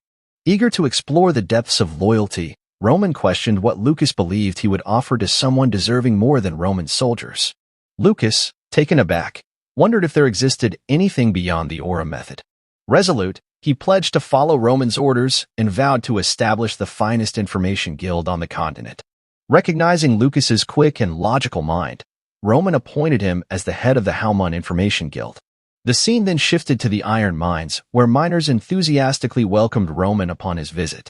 Grateful for saving a miner's son, Roman received expressions of deep gratitude. The worker pledged his life to Roman's service if needed in the future. Roman expressed appreciation and anticipated future cooperation. The public sentiment toward Dimitri turned in Roman's favor from that day on, creating an atmosphere that greatly irked Baron Romero. A month had swiftly passed since the clash with Barco, and now, gathered within the halls of Dimitri's house, its members convened for a pivotal meeting. The atmosphere was thick with the weight of recent victories as an old man, presumably an esteemed member of the council, addressed the assembly. House Barco, the once mighty adversary, now lay in ruins. The old man, with a voice that carried the wisdom of time, proclaimed that no force in the northeast could rival Dimitri. Even those who had once sided with Barco were now expressing a desire to ally themselves with the prevailing power of Dimitri. The tides had turned, and the old man recounted the developments to all those present. However, the news took a darker turn as the old man shifted the focus to a delicate matter. Baron Dimitri had previously ordered a rejection of negotiations with forces aligned with Barco, given their overt hostility. The old man sought guidance from Baron Dimitri on how to handle these former adversaries. In response, Baron Dimitri, a figure of authority and strength, expressed a sentiment that rejected the notion of generosity in this context. Joining forces with those who had inflicted unforgettable wounds upon Dimitri would not be an act of magnanimity, but rather one of arrogance. Baron Dimitri sternly instructed the old man to never negotiate with these entities, vowing to teach them the consequences of opposing Dimitri. With this matter settled, Baron Dimitri deftly transitioned the discussion to Jonathan, who brought forth a strategic perspective on the recent conflict. Jonathan highlighted the variables introduced by Barco, specifically the borrowing of external powers. He emphasized that had Dimitri and Barco clashed directly, the threat to Dimitri would have been immense. Variables such as Flare and Homeros were cited, and Jonathan proposed an expansion of Dimitri's military forces to counter such unforeseen threats. Additionally, he advocated for the acquisition of magic weapons to bolster Dimitri's defenses. Baron Dimitri, recognizing the importance of military strength in ensuring security, concurred with Jonathan's proposals. The safety of Dimitri lay in its ability to adapt and respond to evolving challenges. The discussion then shifted to the financial aspect of fortifying Dimitri's military capabilities. Despite the significant financial investment in installing artifacts throughout mining shafts, Baron Dimitri reassured the assembly that Dimitri was financially stable, thanks to the contributions of young Master Roman. The young master had proven instrumental in ensuring the economic prosperity of Dimitri. The installation of artifacts had not only secured the mining operations, but had also led to a remarkable 30% increase in iron ore output within a short period. The old man, drawing from his knowledge and foresight, predicted a promising future for Dimitri. He asserted that, at the current growth rate, A 100% increase in output could be expected in the near future. Baron Dimitri, ever vigilant about the financial aspect, sought specific details about the losses incurred through the installation of artifacts. The person addressing Baron Dimitri conveyed that the financial situation was under control, thanks to increased earnings. Baron Dimitri silently acknowledged the accuracy of Roman's judgment. Roman, by laboring in the iron mine himself, gained first-hand insight into the challenges and ingeniously devised solutions. This practical experience caused a perceptible shift in people's opinions of him, marking a turning point in their perceptions. Jonathan, ever astute, broached the delicate topic of succession with Baron Dimitri. Baron Dimitri acknowledged that the wheels of succession had already been set in motion. Jonathan elaborated on the decision made 3 years ago when Baron Dimitri chose young Master Rodwell as the heir apparent. At that time, Roman's actions and temperament didn't seem suited to such a pivotal role. However, circumstances had transformed dramatically since then. The war against Barcan, concerns over the safety of the iron mine, and Roman's prowess as a swordsman altered the equation. Jonathan asserted that Roman's current actions showcased the characteristics of a potential ruler. Others around the table concurred with Jonathan's assessment, signaling a collective acknowledgement of Roman's evolving stature. Intriguingly, the old man suggested an impartial competition between Roman and Rodwell for the position of successor, even though no official announcement had been made. This proposal injected a ripple of tension into the usually tranquil atmosphere of Dimitri's deliberations. Baron Dimitri found himself contemplating the merits of such a competition, weighing Roman's rapid rise against Rodwell's long-standing responsibilities as a potential successor. Baron Dimitri, cognizant of the weightiness of the decision, chose to observe the situation for the time being. The scene transitioned to Baron Dimitri's office after the meeting, where he delved into deeper reflections. He recognized that the matter of succession wasn't a solitary decision but required the agreement of key individuals who held significant sway in Dimitri's power structure. The vassals, whose loyalty and support were crucial, played a pivotal role in the decision-making process. Their allegiance could sway the trajectory of the succession contest. The Iron Mine Master, a figure overseeing a crucial economic aspect of Dimitri, was another key player. Baron Dimitri needed assurance that the economic backbone of the house remained intact. Lastly, there was Hendrik, the master blacksmith, whose expertise and influence in matters of weaponry and strategy were indispensable. Baron Dimitri understood that any decision regarding succession would be incomplete without Hendrik's approval and support. Baron Dimitri summoned Hans, seeking his opinion on whether young Master Roman was suited to be the successor of House Dimitri. As Hans entered the room, Baron Dimitri cut to the chase, prompting Hans to share his insights. Hans revealed that if he had been asked the same question 3 months ago, his answer would have been a resounding no. However, a perceptible change had taken place in the demeanor of the current young Master Roman. Hans, who had been closely observing Roman, attested that he had grown into a man now fitting for the role of successor. Intrigued, Baron Dimitri probed further, asking Hans to elaborate on this transformation. Hans painted a vivid picture of Roman's commitment to understanding the people of Dimitri. Rather than leading from a distance, Roman had humbled himself by toiling in the iron mine. He sought to grasp the intricacies of the miners' lives, facing the harsh reality of Dimitri head-on. According to Hans, the current young Master Roman displayed a genuine concern for the responsibilities that came with bearing the Dimitri name. Satisfied with Hans' perspective, Baron Dimitri dismissed him to consider the valuable insights he had gained. The next visitor summoned into the sanctum of Baron Dimitri's office was Jacob, the Iron Master. A pressing matter demanded Baron Dimitri's attention, the collapse incident in the iron mine. Jacob entered, accompanied by someone who had been present at the scene, Morkan. As Morkan nervously introduced himself, Baron Dimitri's keen mind stirred, recognizing the name from somewhere in the annals of Dimitri's affairs. Cutting to the chase, Baron Dimitri directed Morkan to recount the details of the fateful day when the iron mine shaft collapsed. Morkan, with a palpable sense of trepidation, began narrating the incident that unfolded just a week after young Master Roman had commenced his work in the mine.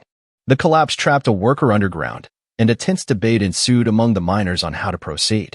Fearing further collapse and strictly adhering to safety protocols outlined in the manual, some were hesitant to take immediate action. In the midst of this uncertainty, young Master Roman emerged as a beacon of decisiveness. Unfazed by the potential risks, he declared that he possessed the strength to rescue the trapped worker. Against the backdrop of dissenting opinions, Roman defied caution and headed straight to the site of the incident. In a daring display of courage and competence, he successfully extricated the trapped worker from the perilous situation. Morkan confessed that, initially, he hadn't held a favorable impression of young Master Roman. However, witnessing Roman's bravery and leadership during the crisis had reshaped his perception.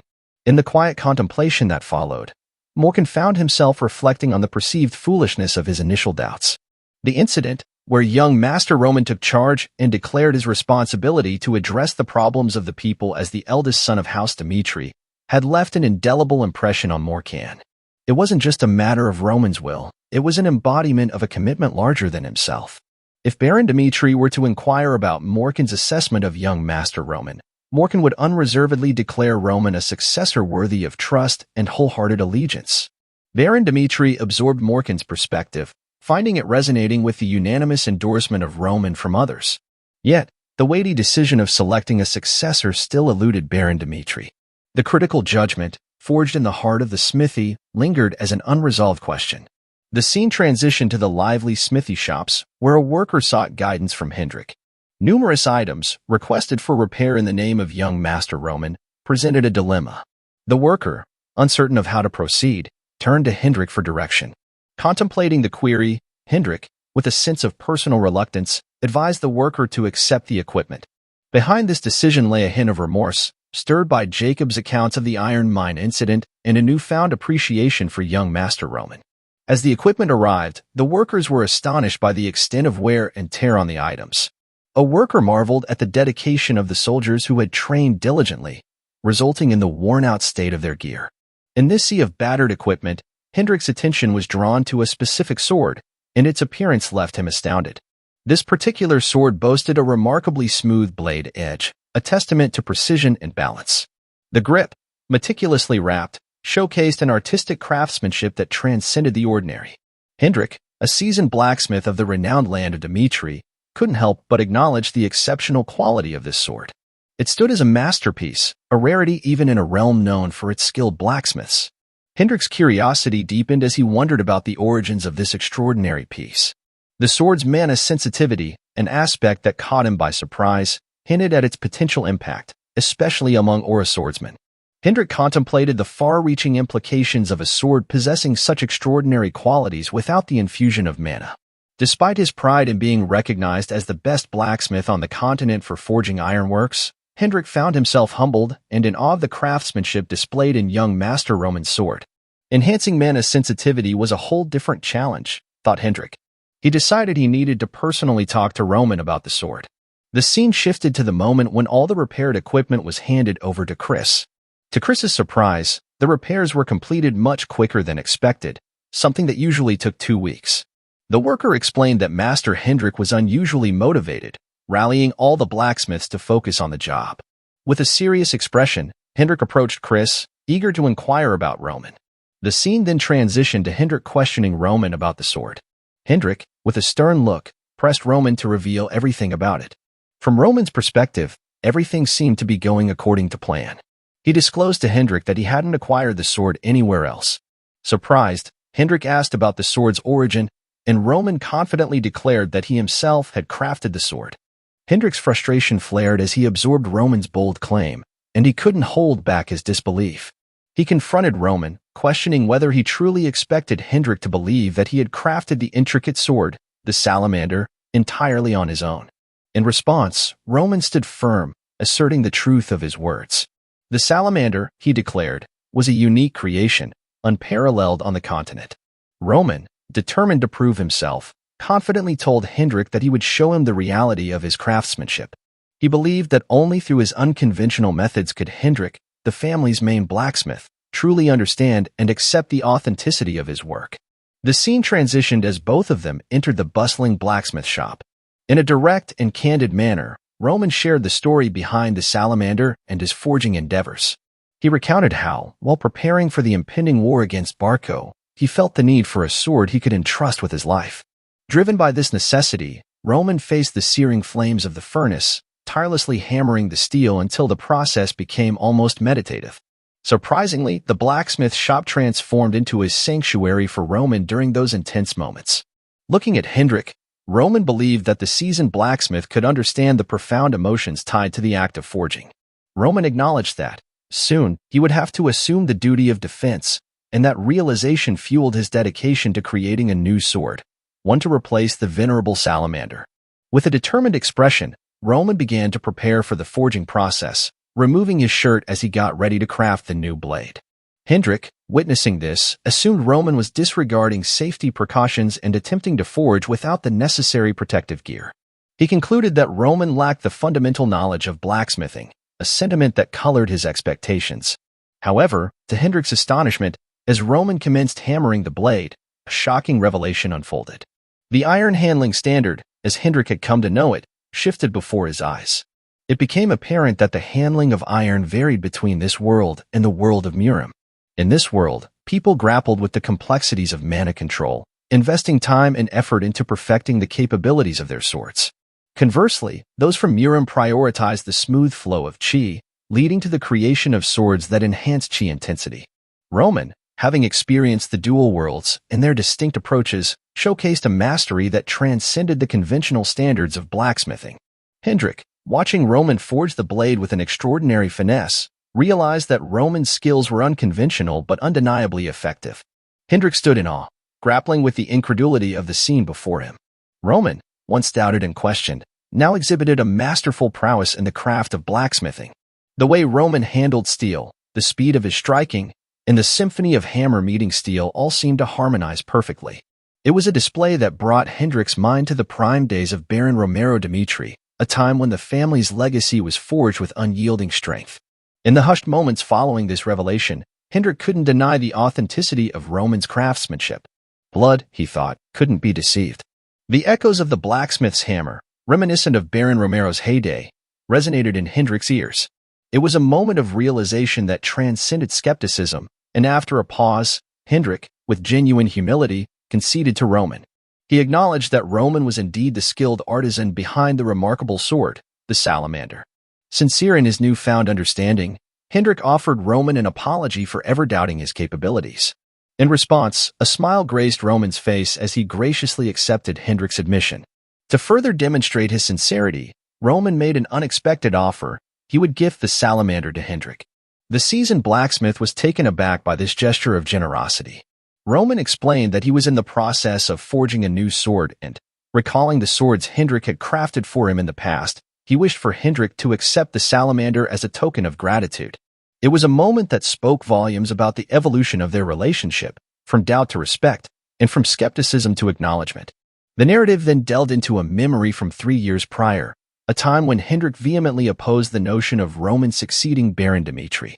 In a heated exchange, Hendrik expressed his concerns to the Baron, asserting that Roman's reputation among the people was far from favorable. Describing Roman as a fool, Hendrik proposed an alternative successor, Rodwell, Baron Dimitri's second son, who had dedicated himself to the art of blacksmithing and showcased his skills in the capital. Returning to the present, the passage of 3 years had wrought changes in Roman, evident not only in his blacksmithing prowess but also in the eyes of those who once doubted him. Baron Dimitri, while acknowledging Roman's transformation, harbored a lingering concern. He feared that Hendrik might not wholeheartedly endorse Roman as the rightful successor, despite the evident growth and capabilities displayed by the young blacksmith. However, much to Baron Dimitri's astonishment and relief, Hendrik not only acknowledged Roman's qualifications but also expressed a belief that Roman surpassed any other candidate for the heir to House Dimitri. The revelation left the Baron in a state of shock, prompting him to seek confirmation from Hendrik. The seasoned blacksmith, his conviction unwavering, assured Baron Dimitri that he would never lie about such matters. In Hendrik's view, Roman had been putting in relentless effort, working tirelessly behind the scenes, investing sweat and tears into his craft when no one was there to witness it. Initially, Hendrik harbored a belief that, due to his reservations about Roman, he had intentionally provided subpar weapons when Baron Dimitri instructed him to supply Roman with some. However, Roman's stark remark, comparing the inferior products to murder, compelled Hendrik to reconsider his actions. Upon deeper contemplation, Hendrik began to recognize the inherent value in Roman's work. He acknowledged that Roman's insights and contributions were undeniably benefiting House Dimitri. Hendrik had not merely heard about Roman's dedication, he had personally observed Roman in the blacksmith shop, witnessing the young artisan immersed in his work, facing the relentless heat of the furnace with unwavering determination. This shared experience as fellow blacksmiths forged an unspoken connection between Hendrik and Roman. To demonstrate Roman's true capabilities, Hendrik presented Baron Dimitri with a sword crafted entirely by Roman's hands. Hendrik's confidence in the weapon's quality was palpable, as he believed that even a single glance at the sword would reveal its exceptional value to the discerning eyes of the Baron. Witnessing the craftsmanship, Baron Dimitri was genuinely surprised, pondering in amazement how Roman had managed to create such an extraordinary weapon. Hendrik, in his role as the master of blacksmiths, took the opportunity to suggest that perhaps it was time to reconsider the decision made 3 years ago. The acknowledgement of Roman's skills and the tangible evidence of his craftsmanship had the potential to reshape the perceptions and decisions regarding Roman's role within House Dimitri. As Hendrik exited the scene, the focus shifted to Baron Dimitri, who turned his attention to a letter retrieved from his drawer. The letter bore news from Baron Dimitri's second son, Rodwell. According to the letter, Rodwell had recently achieved an S rank at the Royal Academy in the capital city of Cairo. Rodwell expressed his intention to forego theoretical classes, opting instead to gain practical experience as a commanding officer in the field. He pledged to graduate with the highest honors, a promise that would make the House of Romero Dimitri proud. Contemplating the contents of the letter, Baron Dimitri gazed up at the sky, perhaps searching for clarity in the expanse above. He marveled at the talents possessed by both Rodwell and Roman. Despite Rodwell's reputation as a prodigious talent, Baron Dimitri acknowledged that Roman's current abilities surpassed even those of his highly accomplished son. The realization dawned that Roman's exceptional talent had the potential not only to shine within the Kingdom of Cairo but to resonate throughout the entire continent. Baron Dimitri had a clear vision for the future. He believed that once Rodwell graduated from the academy, Roman would step into his role in military defense.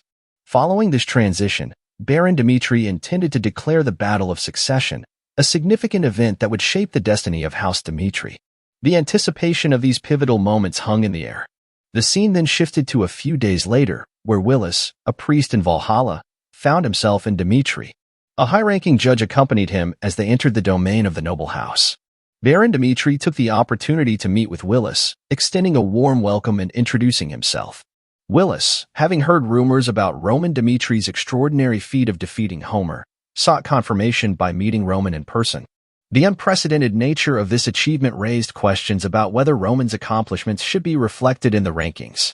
Baron Dimitri, regretfully, informed Willis that Roman had been dedicating his time to the blacksmith's forge for several days. Recognizing the significance of Willis's inquiry, Baron Dimitri suggested that Willis take the day to rest and arrange a meeting with Roman on the following day. He also encouraged Willis to explore Dimitri during his stay, inviting him to witness the unique aspects of their estate. Accepting the Baron's suggestion, Willis followed Hans, a guide appointed for this purpose. Hans took pride in explaining the grandeur of the Dimitri family, boasting of their possession of the largest iron mine in the Kingdom of Cairo and the production of the finest types of iron. He highlighted the role of iron in the construction of the castle's interiors, emphasizing its structural and aesthetic significance. As they strolled through the estate, the rhythmic sounds of soldiers practicing reached their ears.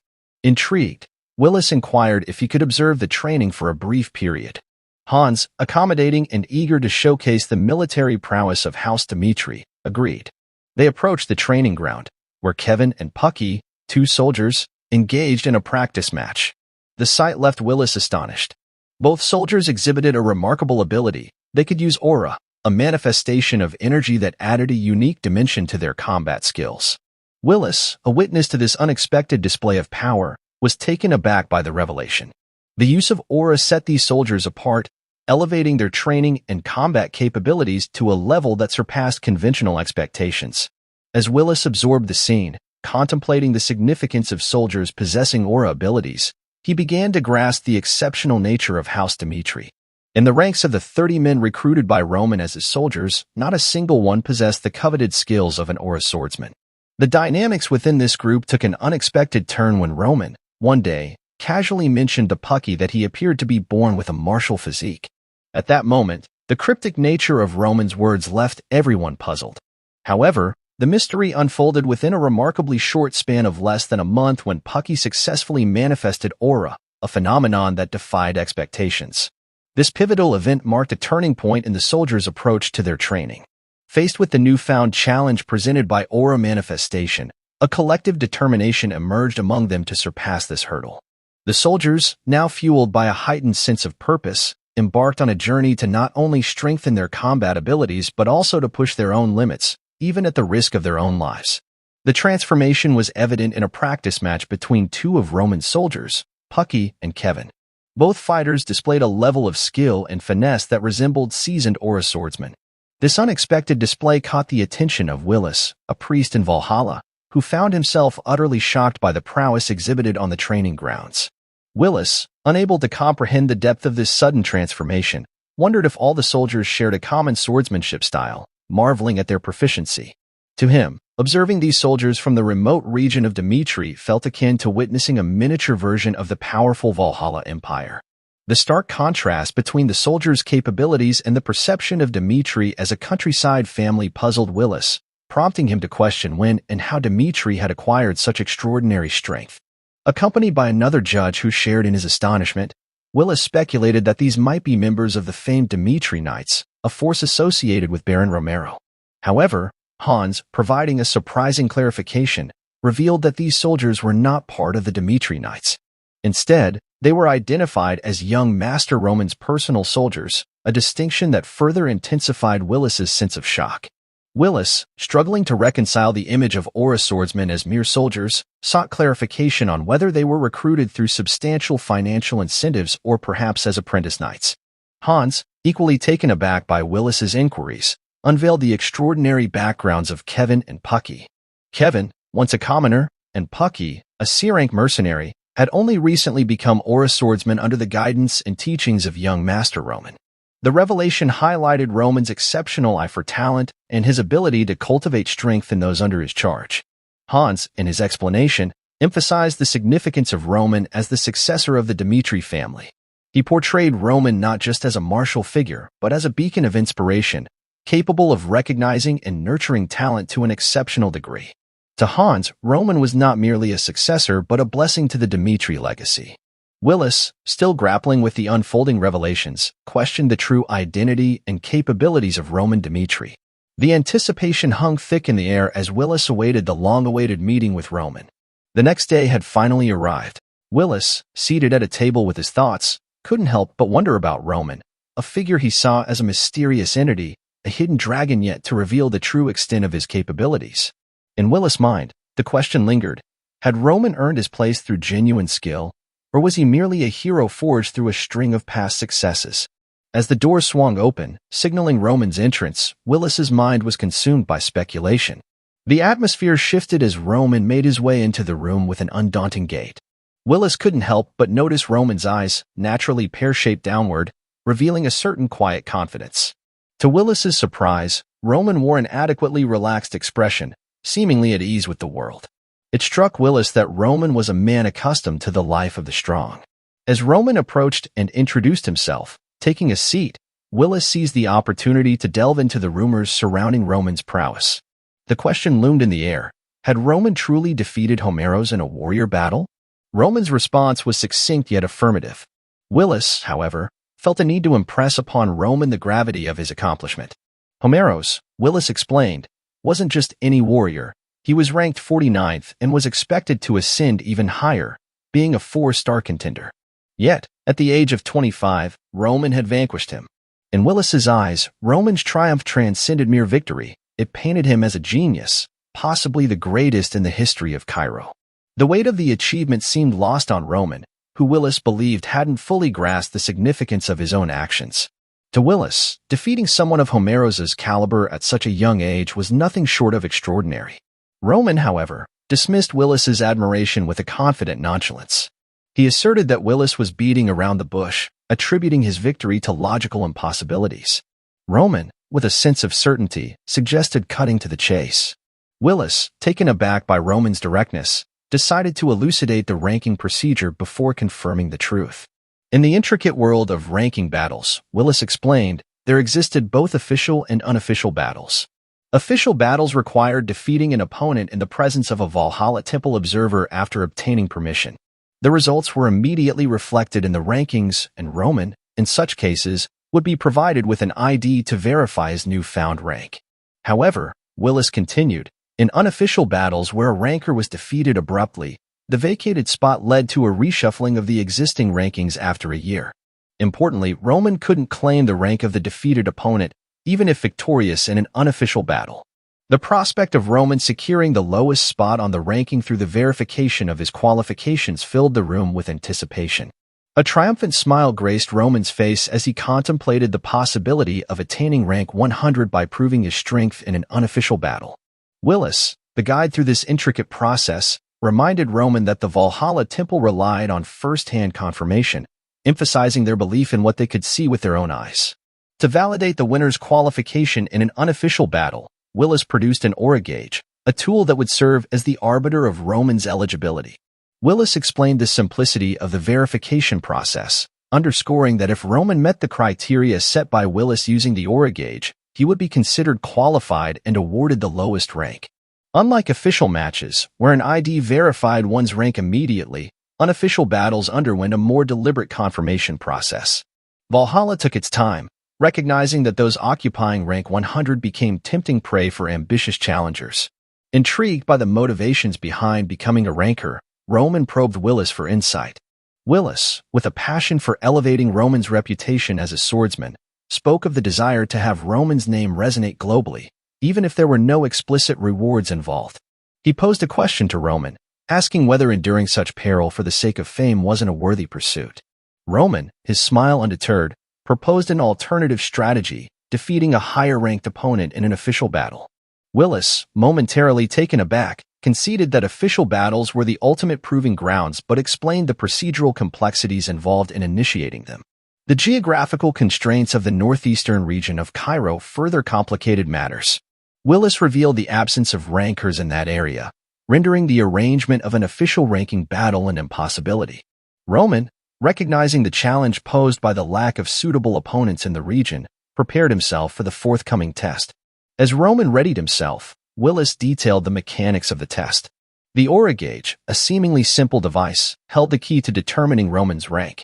Infusing mana into the gauge would trigger a color change, providing a visual representation of Roman's prowess.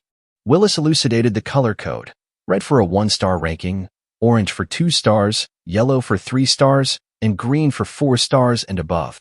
The expectations were set high, considering Roman's previous feat of defeating a formidable 4-star aura swordsman. For Roman to qualify, he needed to display a minimum of a 3-star yellow on the aura gauge. Understanding the requirements, Roman confidently approached the device, ready to showcase his prowess. In his contemplation, Roman noted the stark contrast between this world and the Murim. Here, mana played a pivotal role, and tools like the aura gauge were used to assess a martial artist's skills. Intrigued, Roman pondered the nature of mages in this technologically advanced realm. Were they akin to the sorcerers of the Murim, or had they transcended into the realm of superhumans reaching the status of gods? The power of magic, prevalent in this world, was something Roman couldn't afford to overlook. As Willis gave the signal to begin, Roman recognized the distinct differences in the logics of the two worlds. Wondering about the outcome if he infused mana using the methods of this particular world, Roman couldn't resist a smirk. He saw it as an opportunity to test the boundaries of his abilities and the extent of this world's magical influence. With a sense of determination, Roman initiated the test. Pouring mana into the aura gauge, a transformative energy enveloped him, manifesting as a vibrant purple aura. The aura extended beyond Roman, covering the surrounding space. The unexpected display of potent energy left Willis visibly shocked. As Roman continued to pour his mana into the aura gauge, the room bore witness to a spectacle that defied expectations. Willis, serving as the arbiter of this unconventional test, found himself in a state of shock as the gauge exhibited a swift transition from orange to yellow. Such rapid changes were far from the norm, especially considering the customary 5-minute measurement process. Even for a skilled 4-star aura swordsman like Roman, this deviation from the expected left Willis stunned. Roman, perceptive of the limitations posed by the methods of this world, decided to explore the techniques of the Murim, a realm that had nurtured his formidable skills. Initiating the infusion of mana once again, Roman succeeded in turning the gauge to green. However, the triumphant moment was short-lived as the aura gauge, a revered item crafted by the continent's greatest minds, unexpectedly broke. This turn of events left Willis in a perplexed state, grappling with the implications of the shattered gauge. Willis elucidated the significance of the Aura Gauge, an item meticulously designed for flawless assessments. Crafted by channeling the mana of a sixth-star swordsman into its core, the gauge boasted unparalleled durability. Its color spectrum ranged up to green, symbolizing the pinnacle of achievement. Even if subjected to mana exceeding its threshold, the Aura Gauge was anticipated to function without complications. The unforeseen breakage shattered these expectations. In Roman's inquiry about a defective gauge, Willis, caught off guard, struggled to provide a definitive answer. Recollecting the moment before the gauge's abrupt demise, Willis confirmed that it had indeed emitted a radiant green light. This revelation prompted a re-evaluation of Roman's abilities in Willis's mind. No longer seen as a hidden dragon waiting to ascend, Roman emerged as a fully matured monster, a realization that Willis found hard to fathom. The revelation carried profound implications. Roman, a swordsman with the potential to reach a six-star rank, posed a significant threat to the established order. Willis envisioned the repercussions not only within the Kingdom of Cairo but across the expansive continent of the Salamander. The mere presence of a warrior of Roman's caliber had the potential to overturn the existing hierarchy and reshape the landscape of rankings. As the weight of this revelation settled, Willis acknowledged the uniqueness of the situation. The broken Aura Gauge presented a first-time occurrence, preventing Willis from making hasty judgments. With a sense of responsibility, he assured Roman that the results would be communicated soon, recognizing the gravity of the moment. As Willis excused himself from the room, a sense of urgency enveloped him. The encounter with Roman Dimitri had sparked a realization. There was much more to discover about this enigmatic figure. Shifting the scene to Willis's office, a perplexed expression etched across his face, he grappled with the complexities surrounding Roman's identity. Immersed in the task at hand, Willis delved into the historical accounts of Roman Dimitri. The records painted a vivid picture of Roman's life before the age of 25, revealing a profound transformation. The subjugation of the Bloodfang and the war against Barco were chapters that showcased Roman's remarkable evolution. What stood out to Willis was the extent of this change, a metamorphosis that seemed almost implausible. The strategic finesse with which Roman navigated challenges spoke volumes about his character. Willis found himself questioning the nature of such a radical transformation. Roman's ability to handle affairs with precision and determination was a testament to his unwavering resolve. In the face of peril, he displayed nerves of steel, risking his life to achieve his objectives. Willis marveled not only at Roman's monstrous power but also at the intellect that accompanied it. The Aura Gauge, intended to measure Roman's prowess, was now a broken relic in Willis's hands. Confirmed was the absence of abnormalities. The only plausible reason for its unexpected breakage was the overwhelming power it had been subjected to. Pondering this revelation, Willis stood up with a sense of urgency.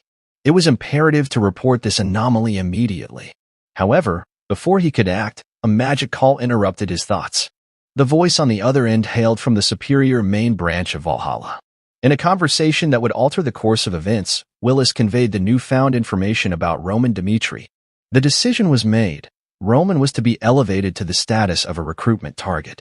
The Valhalla Empire, Willis learned, was not merely a collection of combat-driven savages. They were strategic thinkers, cognizant of the need to act cunningly as their empire's status rose. Their knowledge of utilizing traditions, such as the ranking system, to outmaneuver other nations showcased a level of sophistication that transcended brute strength. Even with their limited numbers, Valhalla possessed the insight to identify those with talent who aspired to rise as rankers. Willis's superior acknowledged the desirability of recruiting Roman Dimitri. The directive was clear: raise Roman's evaluation to tank A and figure out a way to bring him into the fold. However, the superior stressed the utmost importance of confidentiality. Recruiting prospects from other nations required a nuanced approach, one that would seamlessly integrate them into Valhalla without raising suspicions, as Willis absorbed these instructions. In the aftermath of the revelation surrounding Roman Dimitri's ranking, Willis acknowledged the directive from his superior with a measured sense of responsibility. He pledged to convey the news to Dimitri, emphasizing the supposed defect in the Aura Gauge. As a consequence, Roman Dimitri's classification would be adjusted from a 4-star swordsman to a 3-star, and the matter would be resolved by granting him the unofficial position of rank 100. Willis foresaw the potential repercussions of this adjustment, particularly the stir it might cause within the intricate social fabric of Cairo. As the sun ushered in the next day, Willis's announcement resonated throughout the city, sending shockwaves through the established norms. The youngest ranker had emerged, defying expectations and challenging the status quo. In the heart of Cairo, within the halls of power, the news reached Marquez Benedict, an authoritative figure in the central government. Marquez Benedict, seated in his office, received the report from his subordinate detailing Willis's visit to Dimitri. The confirmation that Roman was indeed a three-star swordsman and the rumors surrounding his victory over Homeros piqued Marquez's interest. However, doubts lingered as discussions arose about the circumstances of Homeros's defeat. Rumors suggested he might have been caught off guard, unable to exhibit his full four-star aura. Curiosity piqued, Marquez Benedict inquired about Roman's age, learning that he was a mere 25 years old. The realization that such exceptional swordsmanship skills manifested at such a young age marked Roman as an outstanding prospect, not only in terms of his abilities but also in the potential influence he could wield in the outer regions. The unfolding events prompted Marquez Benedict to delve into the broader geopolitical landscape. He sought information on the movements of other powers, particularly the empires of Kronos and Valhalla. The revelation that these two formidable entities were swiftly making strategic maneuvers raised Marquez's ire. He questioned how these empires could dare to engage with Roman before the central government had the chance to establish its stance. Cairo, at this moment, stood divided into four factions. The royal faction, staunchly supporting the king, maintained a stronghold. The aristocratic faction, led by Marquez Benedict himself, wielded influence over the city's political intricacies. Additionally, there were the pro-Kronos and pro-Valhalla factions, each swayed by foreign powers and their own vested interests. Marquez Benedict, perceiving the urgency of the situation, swiftly issued orders to send a representative to Dimitri. The central government couldn't afford to lose Roman to the influences of rival factions. Marquez Benedict's stern directive echoed through the corridors of power. The central government must do whatever it takes to prevent the royal faction from acquiring Roman Dimitri. This decree set in motion a strategic maneuver that would redefine the political landscape within Cairo. The narrative then shifted to the western front of the Kingdom of Cairo, where the borders shared space with the formidable Kronos Empire and the Kingdom of Hector. Here, the harsh reality of external pressures unfolded. Kronos, a continent-spanning superpower and the birthplace of Emperor Alexandro, persistently demanded Cairo's submission. Years of relentless border attacks had taken a toll on Cairo's soldiers, who faced the aggression daily. Simultaneously, citizens within Cairo, swayed by Kronos, applied internal pressure, advocating for surrender.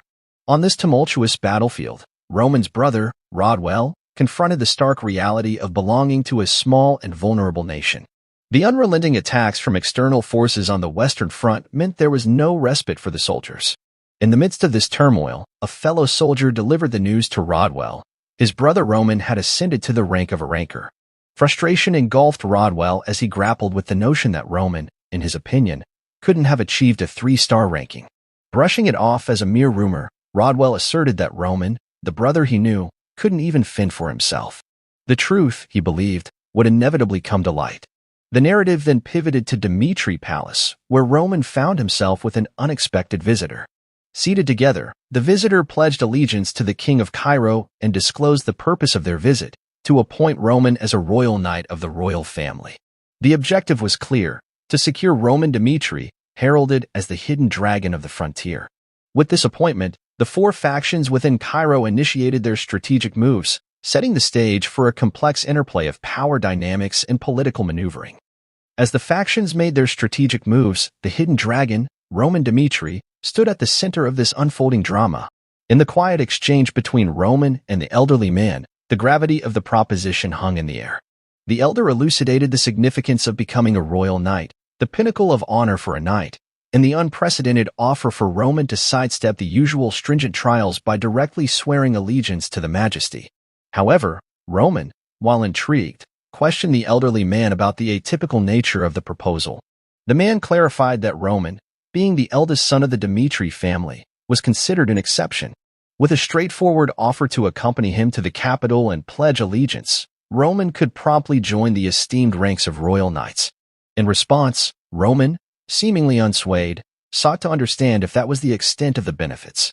He inquired if being granted his own mansion and the elevation of the Dimitri family to a higher title were the best the royal family could offer. The old man, taken aback, seemed surprised by Roman's lack of enthusiasm. Prompted by Roman's apparent reluctance, the elderly man asked if he was declining the extraordinary opportunity presented to him. In response, Roman adopted a serious demeanor, expressing that such a decision was to be expected. As the eldest son of the Dmitri family, Roman asserted that he lacked nothing, raising the question of why he should bother venturing to the capital to become a royal knight. The old man, undeterred, elaborated on the rewards awaiting Roman, the bestowment of his own mansion and an elevated title for the Dmitri family. Yet, Roman, seemingly unimpressed, pushed further, questioning if these were truly the most substantial rewards the royal family could provide. This led to a revealing revelation from Roman. Just 5 days prior, a representative from the prestigious Gregory family had approached him with an enticing offer.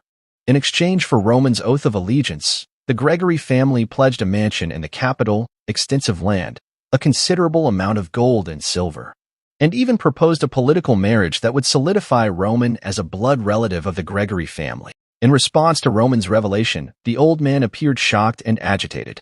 He sternly warned Roman that he was making a monumental mistake.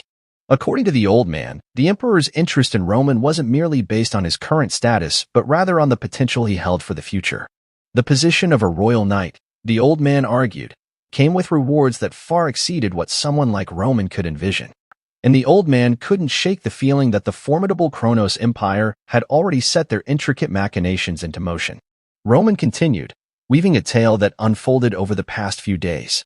3 sunsets ago, a representative from the Denver family had approached Roman with an unexpected proposition. The envoy spoke of sponsorship, a lifeline thrown into the unpredictable currents of Roman's fate. Then, just last night, Roman met with a member of the Benedict family, and their offer carried an air of unconventionality that set it apart. Not only were the conditions more favorable than those presented by other families, but they were threefold. However, amidst these tempting offers, Roman dropped a bombshell on the old man. Next month, he planned to make Dmitri, presumably a crucial ally, self-sufficient. The old man believes it's the end of the road. He urges Roman to consider joining the royal faction, claiming the others are traitors aiming to destroy the entire kingdom.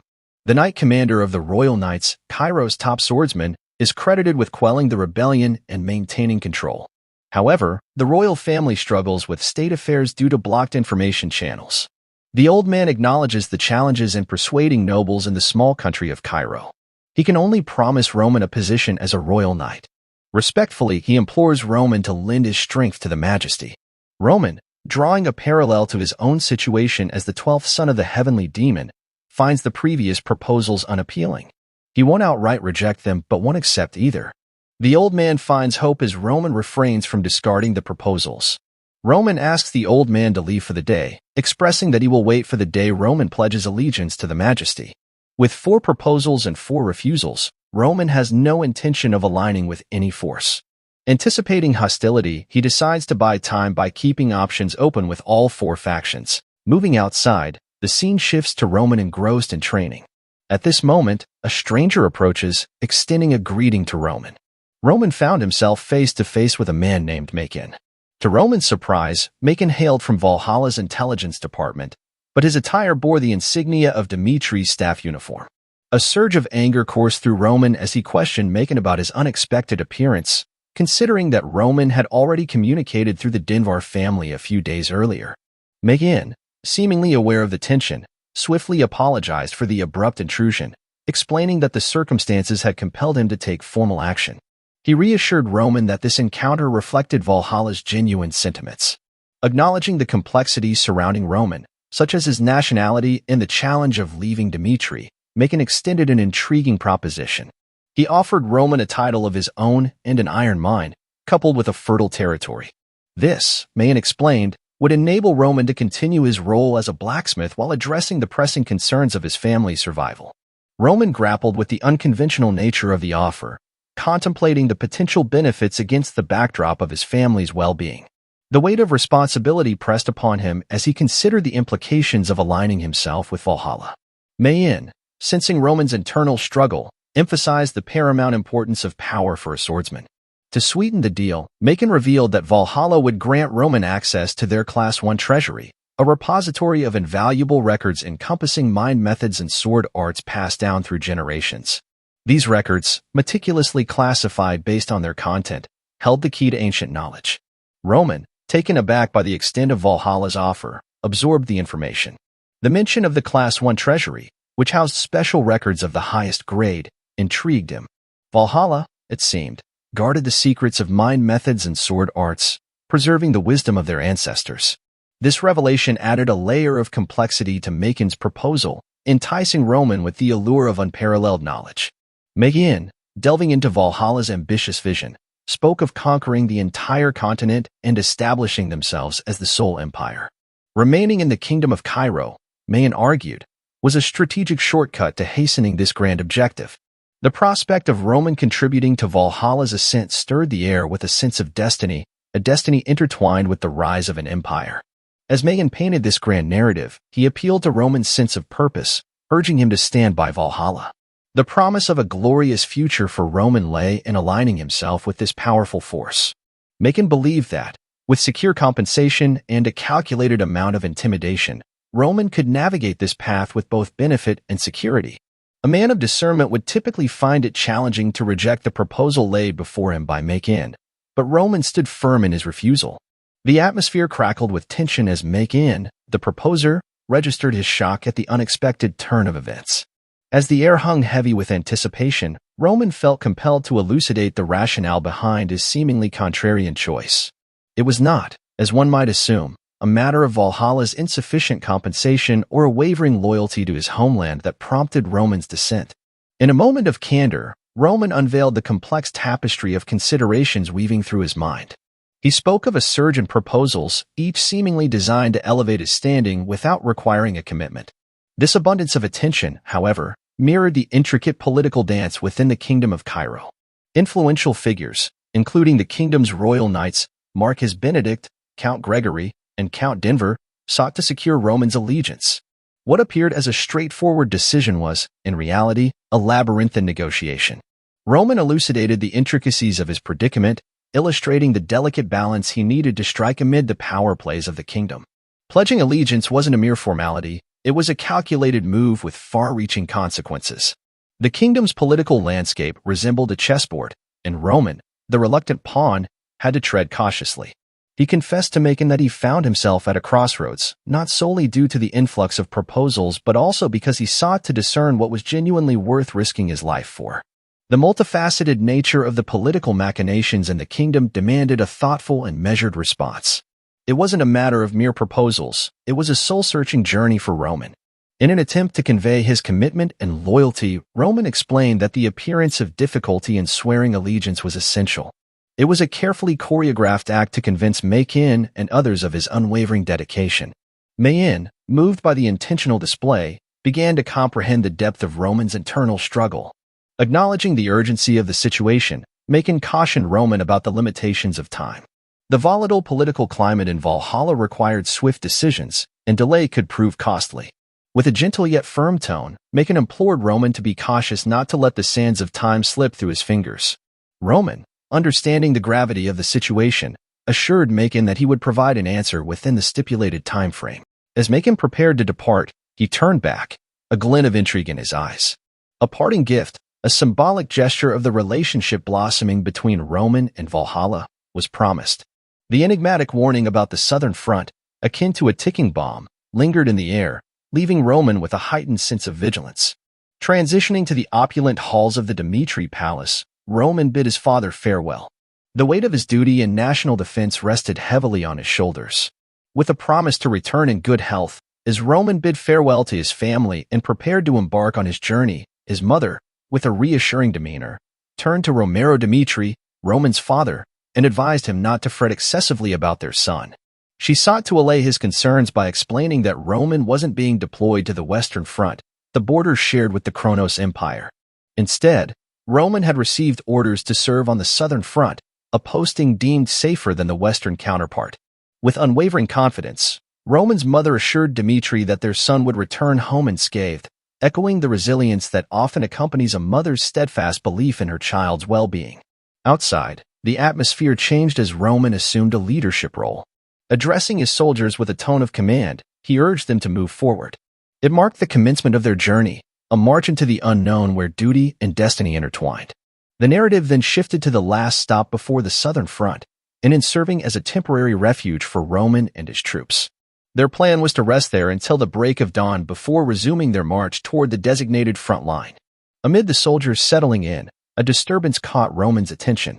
Investigating the source of the commotion, he found Kevin and Chris engaged in a heated exchange with Henry Albert, the eldest scion of the prestigious Albert family. Then the scene shifts to a few hours earlier. Roman reads a letter from central government where Benedict expressed concern for Roman's well-being, acknowledging his dedication to the kingdom. In a display of goodwill, Benedict had intervened to ensure Roman's assignment to the seemingly safer southern front, shielding him from the harsh conditions of a barren environment. Roman contemplated Benedict's actions, noting a pattern of consistent goodwill extended over the past few months. It became evident that the Marquess, at the helm of the aristocratic faction, was unwilling to lose Roman, recognizing his exceptional talent, especially in confronting the royal knights. Despite these efforts, Roman harbored doubts about the perceived safety of the southern front. Intelligence from Valhalla had painted a contrasting picture, describing it as a ticking time bomb waiting to detonate. Returning to the unfolding scene with Henry Albert, the narrative delved into the clash of social statuses. Henry, asserting his lineage as a descendant of one of Cairo's prestigious families, demanded the use of the inn. He questioned the audacity of individuals like Chris, deeming them lowlives to speak against someone of his elevated stature. In the midst of a heated conversation between Chris and Henry Albert, Roman entered the scene, seeking an explanation for the commotion. Chris quickly briefed him on the situation.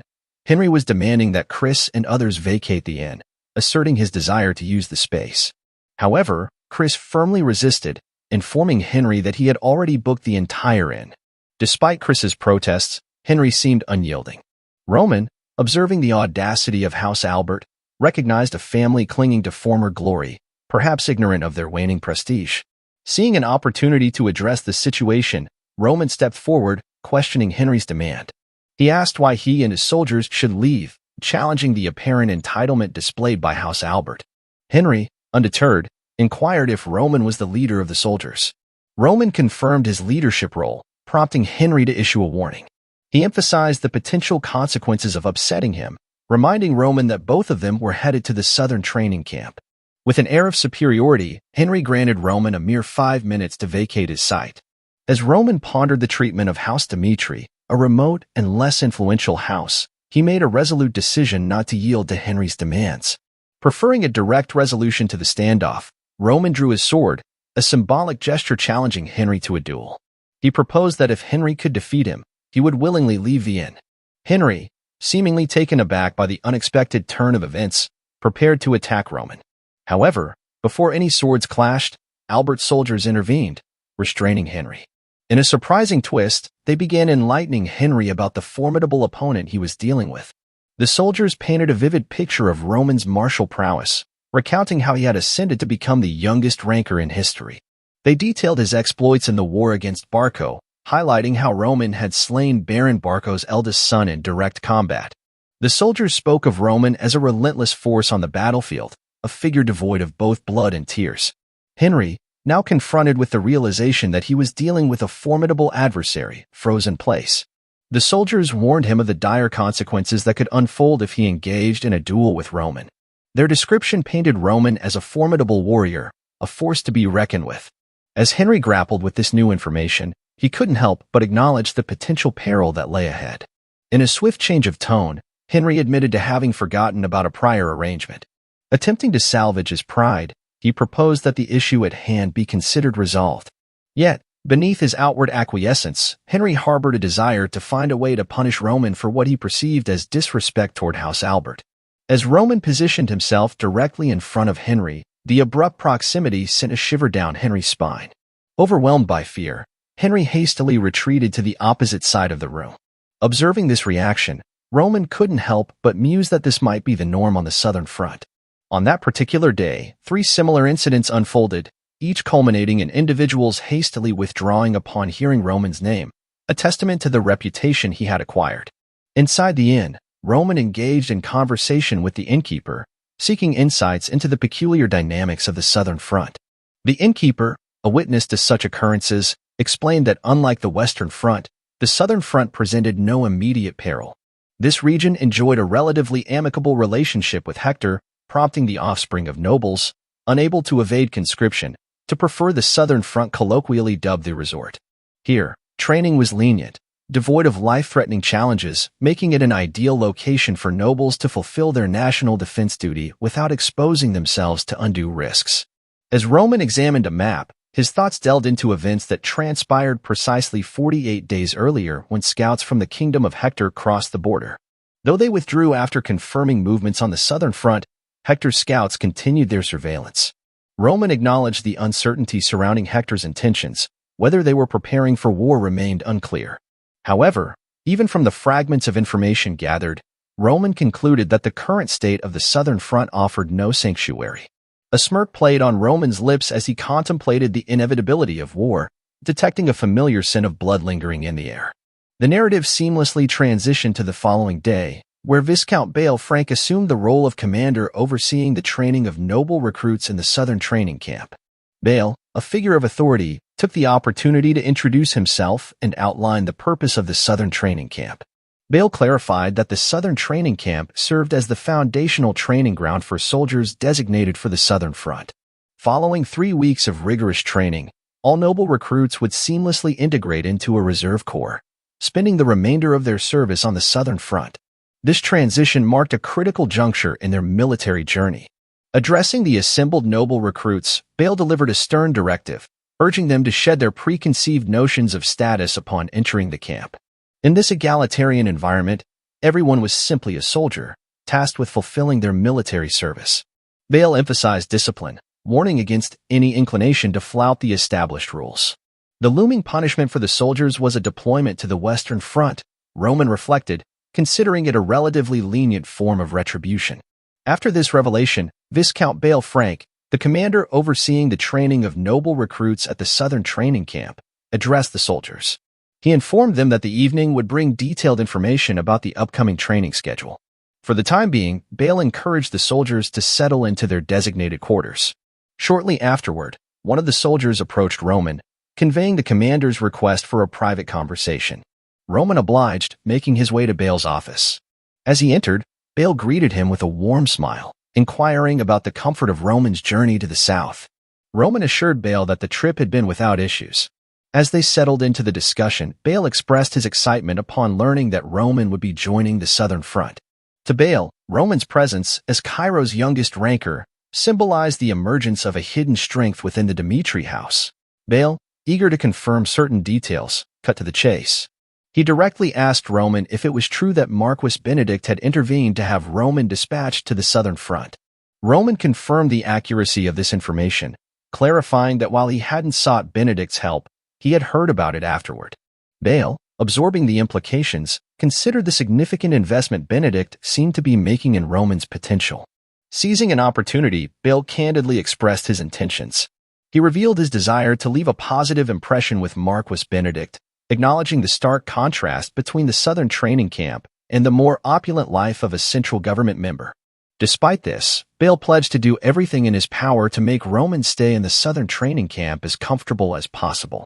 In return for his efforts, Bale put forth a straightforward request.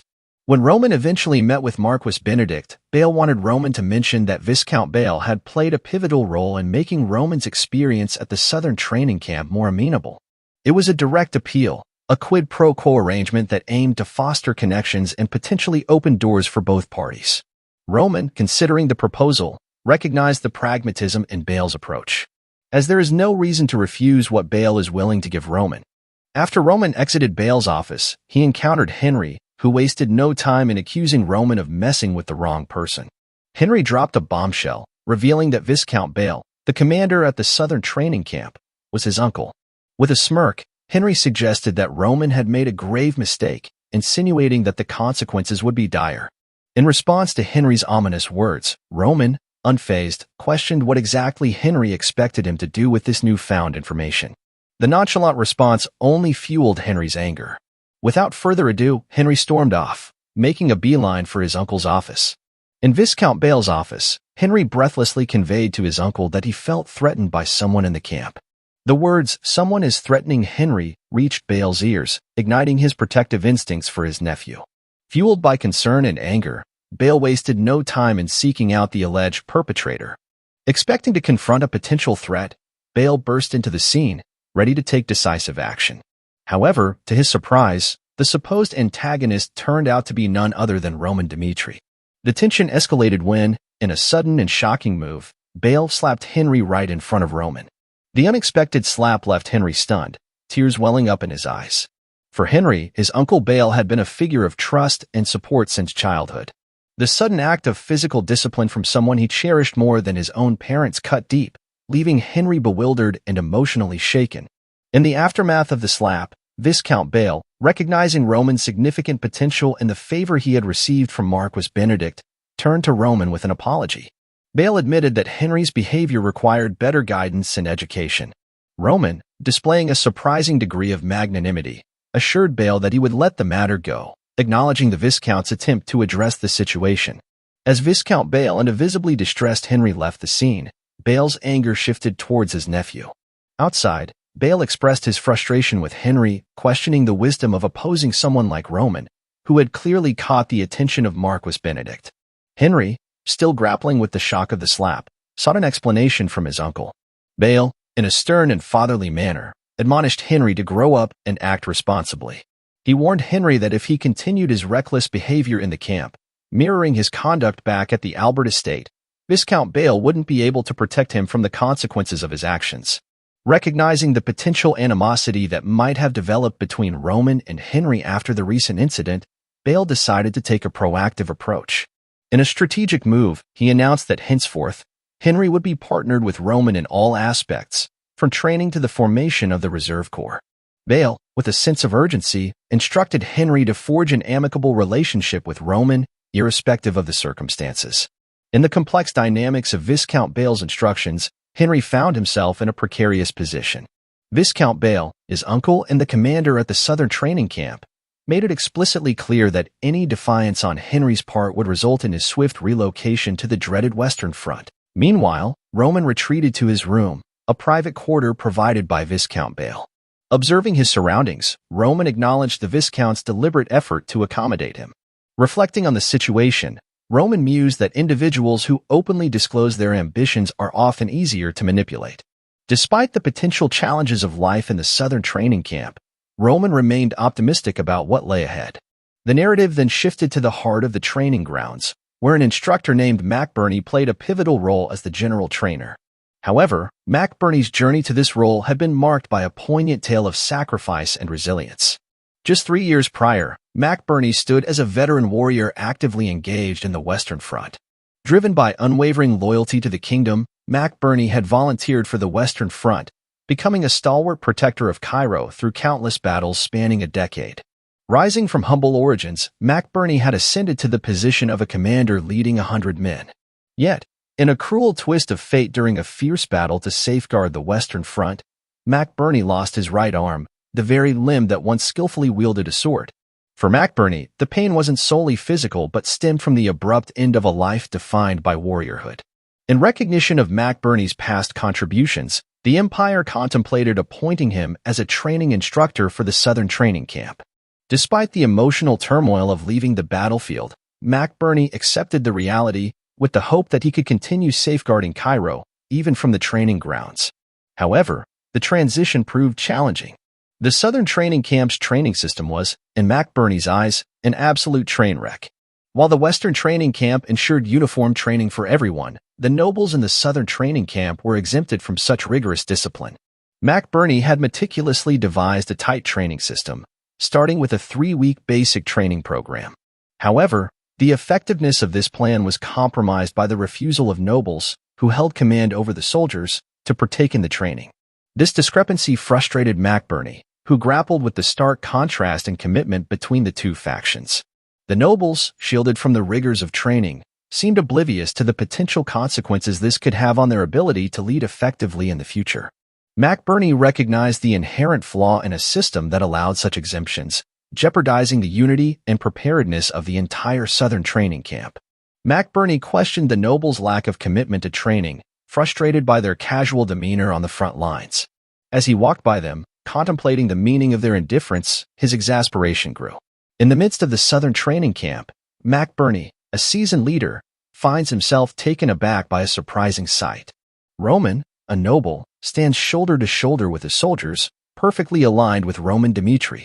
The precision in their formation suggests a unity that catches McBurney off guard.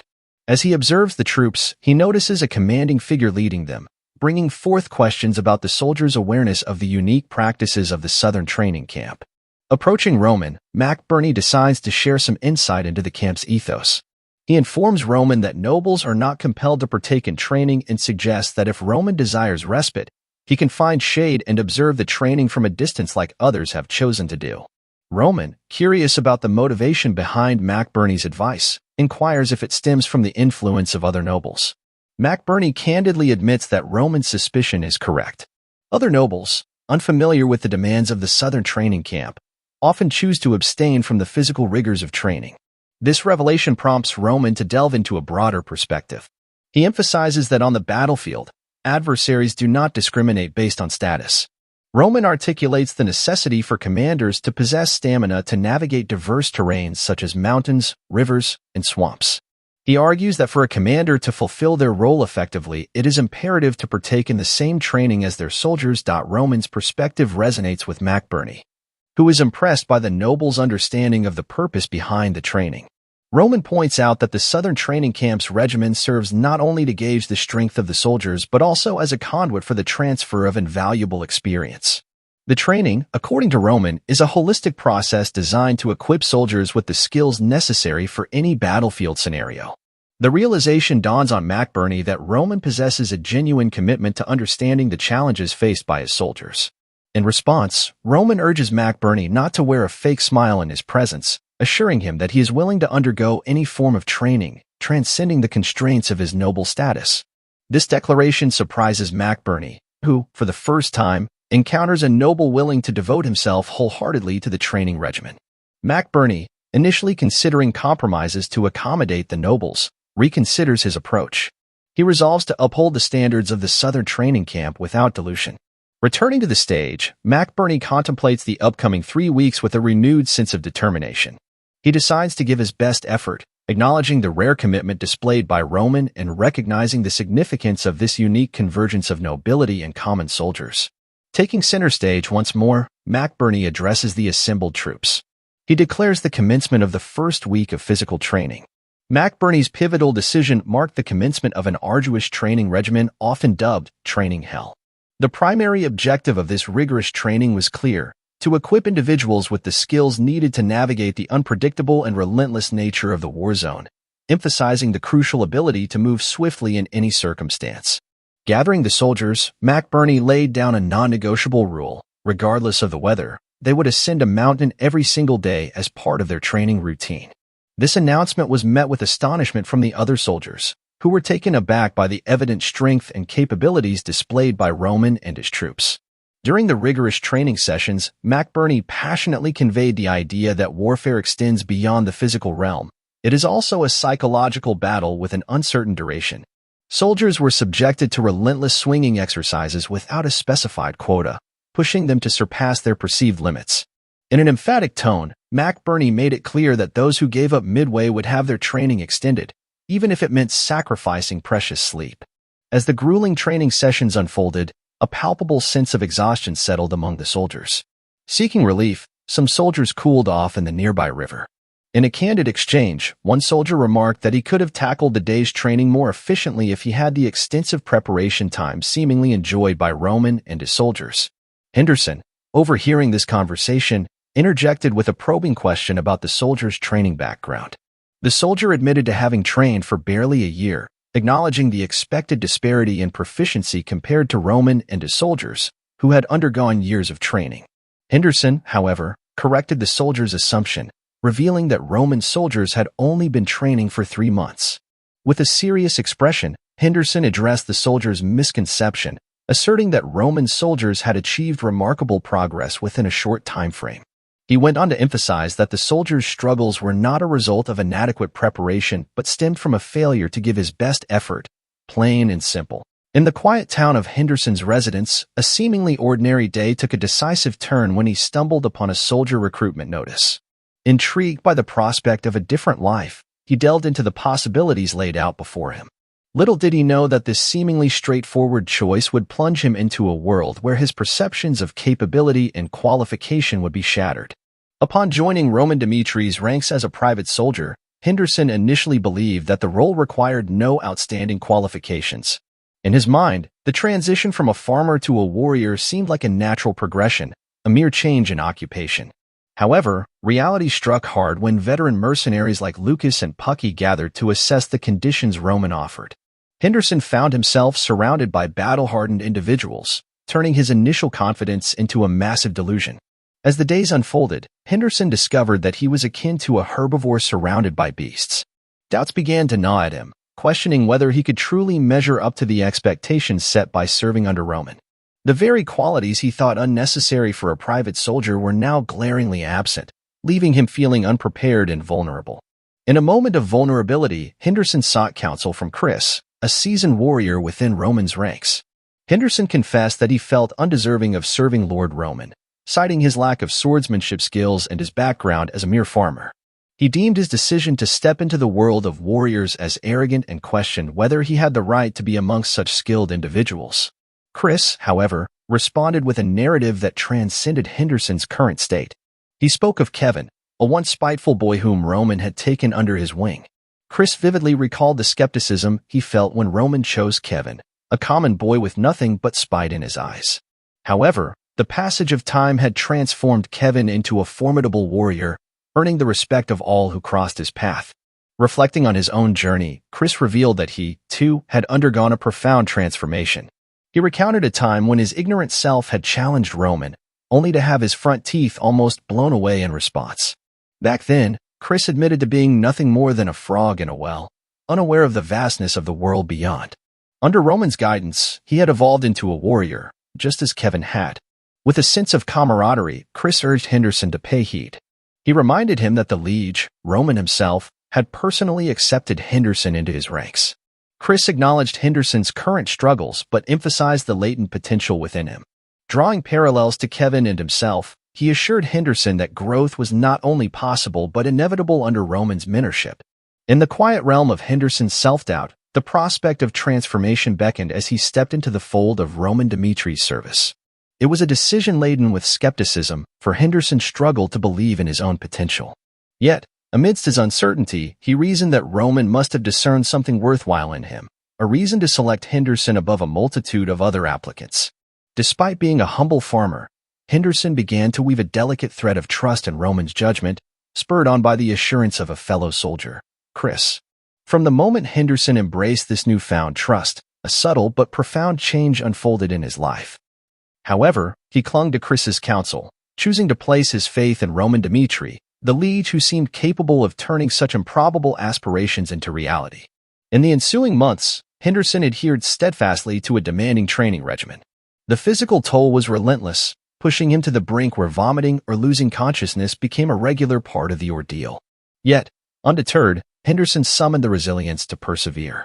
It was through this unwavering commitment that he forged the path to his present self, a testament to the transformative power of dedication and the guidance of a mentor. In the present, Henderson found himself questioning the very essence of war. He posed a poignant inquiry to his fellow soldiers, urging them to contemplate the reality of conflict where survival hinged on taking the lives of others. In this existential boundary between life and death, Henderson rejected the notion of soldiers using inadequate preparation as an excuse. He cast aside requests that dragged others down to the level of complaint, emphasizing the importance of acknowledging weaknesses and actively striving for improvement. As Henderson departed from the scene, the resonance of his words lingered, leaving his fellow soldiers momentarily speechless. The glimpse into Roman soldiers revealed a group already entrenched in the mindset of war. It spoke of an unwavering commitment, a shared understanding that transcended mere physical training. The soldiers, fueled by the unspoken camaraderie of shared purpose, were readying themselves for an impending conflict, even in the absence of its immediate manifestation. Outside this realm of warriors, other nobles observed with skepticism. They sought understanding as to why Roman and his soldiers, hailing from common birth, were expending such tremendous effort. In the shade, away from the intensity of the training grounds, these onlookers struggled to comprehend the purpose of such extreme measures. The southern front, far removed from the active theaters of war, seemed an unlikely place for such rigorous preparations.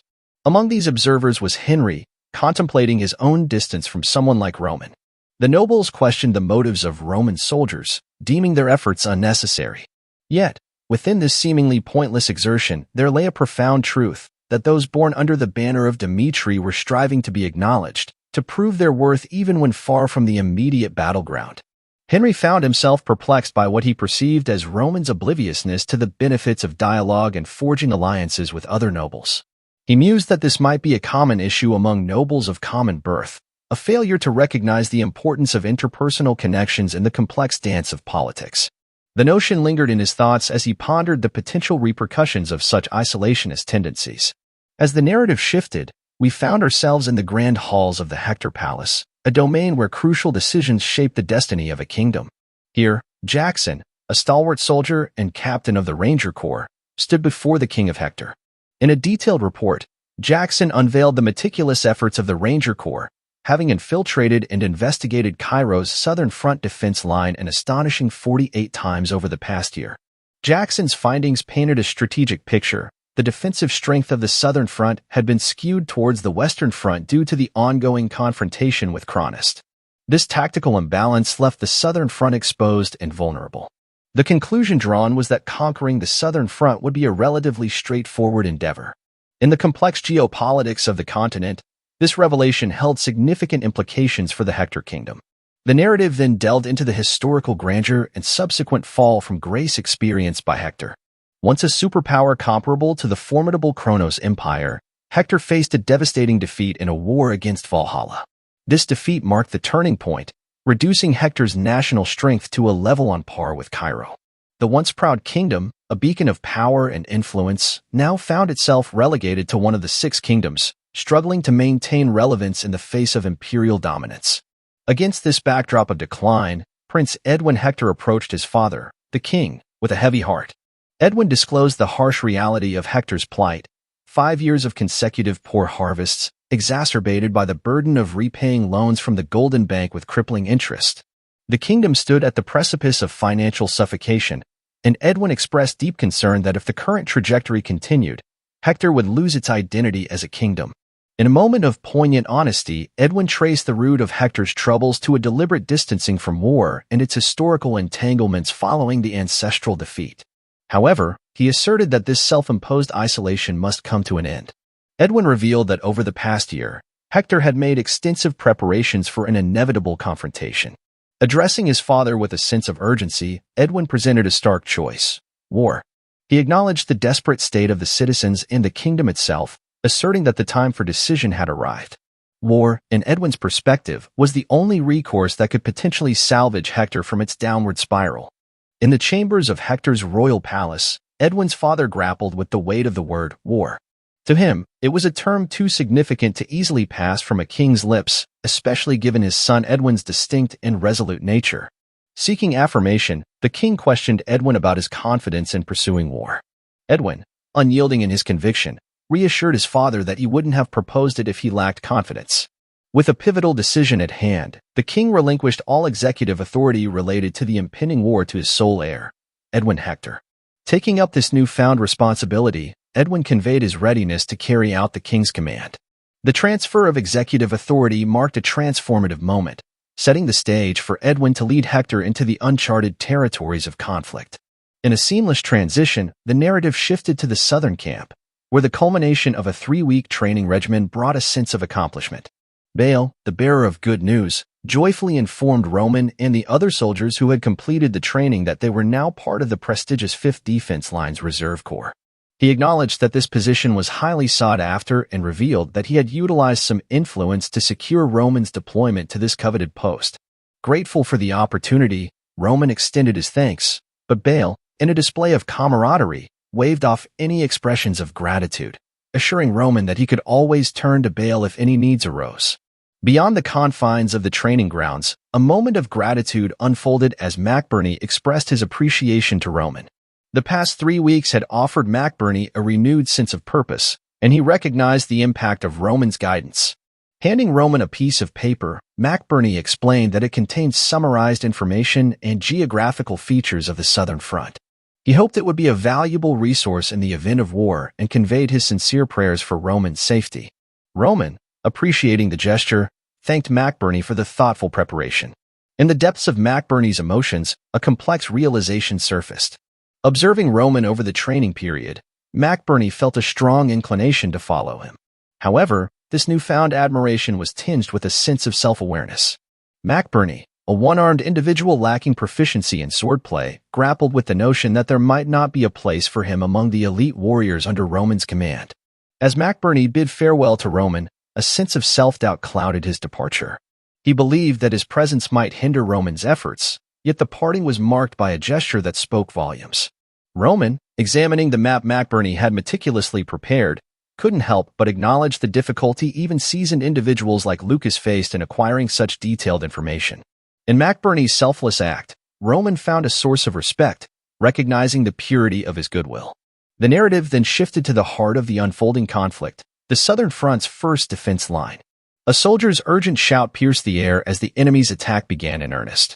The chaos and uncertainty of warfare unfurled, setting the stage for a tumultuous series of events. Simultaneously, the scene transitioned to the Reserve Corps base camp of the 5th Defense Line. Here, Henry grappled with the significance of his Uncle Bale's words.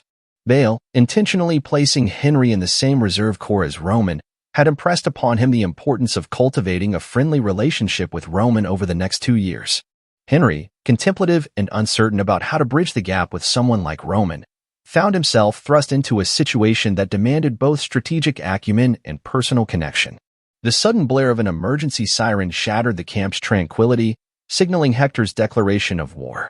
Soldiers hurriedly prepared for the impending engagement, each moment marked by a palpable tension.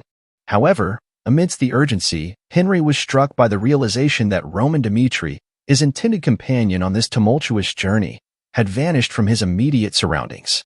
As the war unfolded, the 1st Defense Line bore the brunt of Hector's initial onslaught.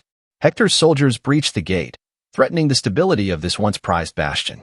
Baron Bruce, the 5th Defense Line's commander, grappled with the severity of the situation. Baron Bruce, reflecting on the 5th Defense Line's transformation, lamented the loss of its true essence as a battlefield. Once hailed as the Southern Front's paradise, it had devolved into a haven of luxury for nobles who prioritized personal gain over their duty as soldiers. The corruption and neglect overseen by Baron Bruce himself had eroded the line's capacity to withstand a genuine threat. Realizing that defending the 5th Defense Line to the end was tantamount to suicide, Baron Bruce urgently commanded his soldiers to hold their positions. He emphasized the potential danger to innocent civilians should Hector's soldiers breach their defenses, underscoring the weight of the responsibility that rested on their shoulders. Baron Bruce's fervent pleas for his soldiers not to retreat echoed futilely. The chaos of battle engulfed the 5th Defense Line, and in a stark twist, Bruce himself found his resolve wavering. Instructing his soldiers to buy him time, he revealed his intention to personally contact the royal family, seeking reinforcements. Roman, sensing the urgency of the situation, swiftly took charge, issuing orders for all soldiers to immediately head towards the beleaguered 5th Defense Line. As the contingent moved with purpose, Roman contemplated the dire state of the Southern Front's overall defensive capabilities. It was a confluence of factors, degraded gear, demoralized mindsets, and an ineffective commander that rendered their military strength woefully weak. The Reserve Corps, crucial for emergencies, had been strategically positioned 2 hours away from the front line, adding a layer of urgency to Roman's directive. The goal was clear: reach the 5th Defense Line within an hour. Amidst the urgent march, Roman's eyes fell upon the figure of Baron Bruce, the commander of the 5th Defense Line. Bruce, seemingly detached from his soldiers, issued an order that conflicted with Roman's immediate mission. The commander instructed Roman to prioritize escorting him to the rear, asserting the perceived superiority of his own safety over the reinforcement of the 5th Defense Line. Roman, however, was not one to blindly follow orders without questioning. He confronted Bruce, questioning why the commander stood alone, separated from his soldiers in the midst of a critical battle. Bruce, maintaining a tone of authority, scolded Roman for daring to speak out of turn. Frustration seeping through him, Roman asserted that he had heard enough. Seizing Bruce by the neck, Roman condemned the commander for abandoning his soldiers, highlighting the severe consequences of such actions. Roman emphasized that, by law, desertion could lead to on-the-spot execution, regardless of one's status. In a drastic turn of events, driven by the gravity of the betrayal, Roman, regretfully but resolutely, ended Bruce's life on the spot. It was a stark reminder of the harsh realities of wartime decisions, where the code of honor faced the brutal necessities of survival. Despite the somber moment, Roman pressed on, resolute in his mission to reinforce the 5th defense line. The narrative pivoted to the besieged line, where a lone soldier fought valiantly against the relentless onslaught of Hector's forces. The soldier, anticipating a day when the tides of war would turn against them, now grappled with the unfathomable, a commander abandoning their post in the face of danger. In the pivotal moment when the 5th defense line hung in the balance, Roman's timely intervention disrupted the advance of Hector's soldiers. The air cleared momentarily, allowing Roman to engage in a conversation with a soldier named Stephen. Confirming his identity, Stephen received the solemn news of Baron Bruce's demise. With Bruce no longer in command, the weight of responsibility now rested squarely on Stephen's shoulders. Roman, recalling insights from Lucas, recognized Stephen as a crucial figure for the defense line. Lucas had singled out Stephen as the linchpin for this particular scenario. Demonstrating his trust in Stephen's dedication to the defense line, Roman sought Stephen's judgment. He urged Stephen to share his thoughts on how they could fortify and protect the area.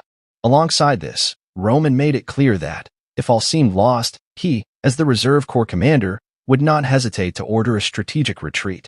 This encounter solidified for Stephen that he was in the presence of Roman Dimitri, a figure of importance. Roman expressed his reliance on Stephen's understanding of the battlefield dynamics. Stephen, assessing the strained ebb and flow of the ongoing battle, acknowledged the apparent safety in retreat. However, he also highlighted the potential strategic disadvantage of yielding a defense line to Hector, providing them with control over vital supply routes and thereby prolonging the war. Roman, faced with the grim reality, proposed an audacious plan, using railings to block the enemy's access through the gate. In this bold strategy, Roman pledged to buy the necessary time for the installation of the railings. Simultaneously, Stephen would mobilize his forces, preparing for this calculated yet risky maneuver. Stephen, taken aback by the daring nature of Roman's plan, expressed concern about the imminent danger, particularly as enemy forces were charging in. Roman, however, reassured Stephen that he wasn't recklessly endangering himself. In a display of swift and seemingly effortless agility, Roman deftly dodged an incoming attack, emphasizing that he wouldn't embark on a plan deemed impossible. As Roman incapacitated an approaching enemy with a strategic maneuver, Stephen, witnessing the display of skill, found himself both astonished and silenced. Amidst the chaotic backdrop of battle, Chris, a member of the cohort, sought orders from Roman. Roman confidently outlined the plan to Chris, intending to clear a path to the gate. With a firm command, he rallied all forces to follow him. The soldiers under Roman's command displayed unwavering readiness, leaving Stephen in awe. The palpable loyalty and commitment among Roman soldiers surprised him, challenging his preconceived notions of leadership dynamics. Witnessing this, Stephen couldn't fathom the depth of the master-servant relationship that seemed to be built on more than mere duty. Addressing Stephen, Roman tasked him with making the necessary preparations, underlining that the war had only just commenced. As Roman soldiers seamlessly fell into formation, Stephen grasped a crucial insight. Their loyalty wasn't merely an obligation, it emanated from a profound respect for Roman. The sight on the battlefield revealed a leader whose authority wasn't asserted through dominance, but earned through mutual understanding and genuine admiration. As Roman thundered towards the Hector soldiers, his mind wrestled with a profound question. Was there truly a need for someone like him, devoid of a fervent love for his homeland, to willingly plunge into such a perilous endeavor? War, in its essence, seemed to be a grim theater where the powerless were destined to be sacrificed. Despite his current stature as a highly esteemed figure in the Cairo kingdom, Roman contemplated the privileges he had garnered as one of the formidable. It was an internal struggle, amplified by the harsh realities faced by small nations lacking in power and wealth. Amidst the clashing of swords and the chaos of battle, Roman found himself yearning for the life he had once led on the battlefield. The camaraderie of his fellow soldiers, including Chris, Kevin, and others, provided a sense of purpose. Together, they skillfully dismantled their enemies, and Roman's mere presence became a harbinger of death. The toll of his kills rose steadily, first 10, then 20, and with each fallen opponent, the Hector soldiers underwent a transformation. At 10 kills, trust among Hector's soldiers remained unshaken, but as Roman reached the 20th, a realization dawned upon them. Their adversary was not just strong, He was an indomitable force they had never fathomed. Fear etched itself onto their faces, and whispers of Roman being a monstrous presence on the battlefield echoed among the retreating soldiers. Meanwhile, Baron McCleary, the commander of Hector's forces, stood bewildered by the sudden retreat of his soldiers. Victory had seemed assured when they breached the castle gate, and the unexpected withdrawal left McCleary grappling for an explanation. His confusion deepened as he caught sight of Roman amidst the tumult, their eyes meeting from a distance. The shock on McCleary's face mirrored the enigma of the unfolding events. Observing Roman charging ahead alone, McCleary, mired in disbelief, concluded that Roman sought his head. Arrogance, he thought, fueled such a lone assault. In response, he swiftly commanded his soldiers to converge upon Roman and take him down. The soldiers, under the assumption that Roman was isolated, rushed towards him with a collective determination to vanquish this seemingly solitary threat. However, Roman, keenly perceptive amidst the chaos, recognized the opportune moment when the enemy had let their guard down. It was a lesson learned from the numerous battlefields he had traversed. The key to swiftly concluding a war often lay in severing the head of the lead commander. As the enemies teetered on the brink of collapse, Roman discerned the pivotal moment that could turn the tide, the elimination of the commander. Charging headlong into the chaotic fray, he made a split-second decision to unleash the second move of his heavenly demon sword technique. The result was a devastating single strike that brought down a significant portion of the Hector soldiers, leaving the remaining adversaries in stunned disbelief. Witnessing this swift and efficient display of combat prowess, the Hector soldiers faltered. Their commander, McCleary, stepped forward, attempting to assert authority by identifying himself to Roman. However, Roman, fueled by his unwavering determination, wasted no time. In a seamless motion, he executed another strike, swiftly felling McCleary before he could utter another word. The battlefield echoed with the clash of steel and the cries of the fallen as Roman stood triumphant. In the midst of the chaos, Roman raised his voice, commanding the attention of the Cairo soldiers. With authority and urgency, he declared that he had successfully taken down the enemy commander. However, his tone shifted to caution as he emphasized the potential threat posed by the remaining Hector soldiers. Roman reasoned that sparing them now would only breed future adversaries for Cairo. Despite the significant loss of blood on their part, Roman rallied his soldiers, urging them to put their lives on the line and eradicate every last remnant of the enemy. On the opposing side, Henry, a witness to Roman's resolute actions, found himself grappling with a profound question. How could he approach Roman in such a state? The unexpected transformation in Roman's demeanor left Henry pondering the complexities of their camaraderie in the crucible of war. With their commander gone, the Hector soldiers faced a disheartening reality.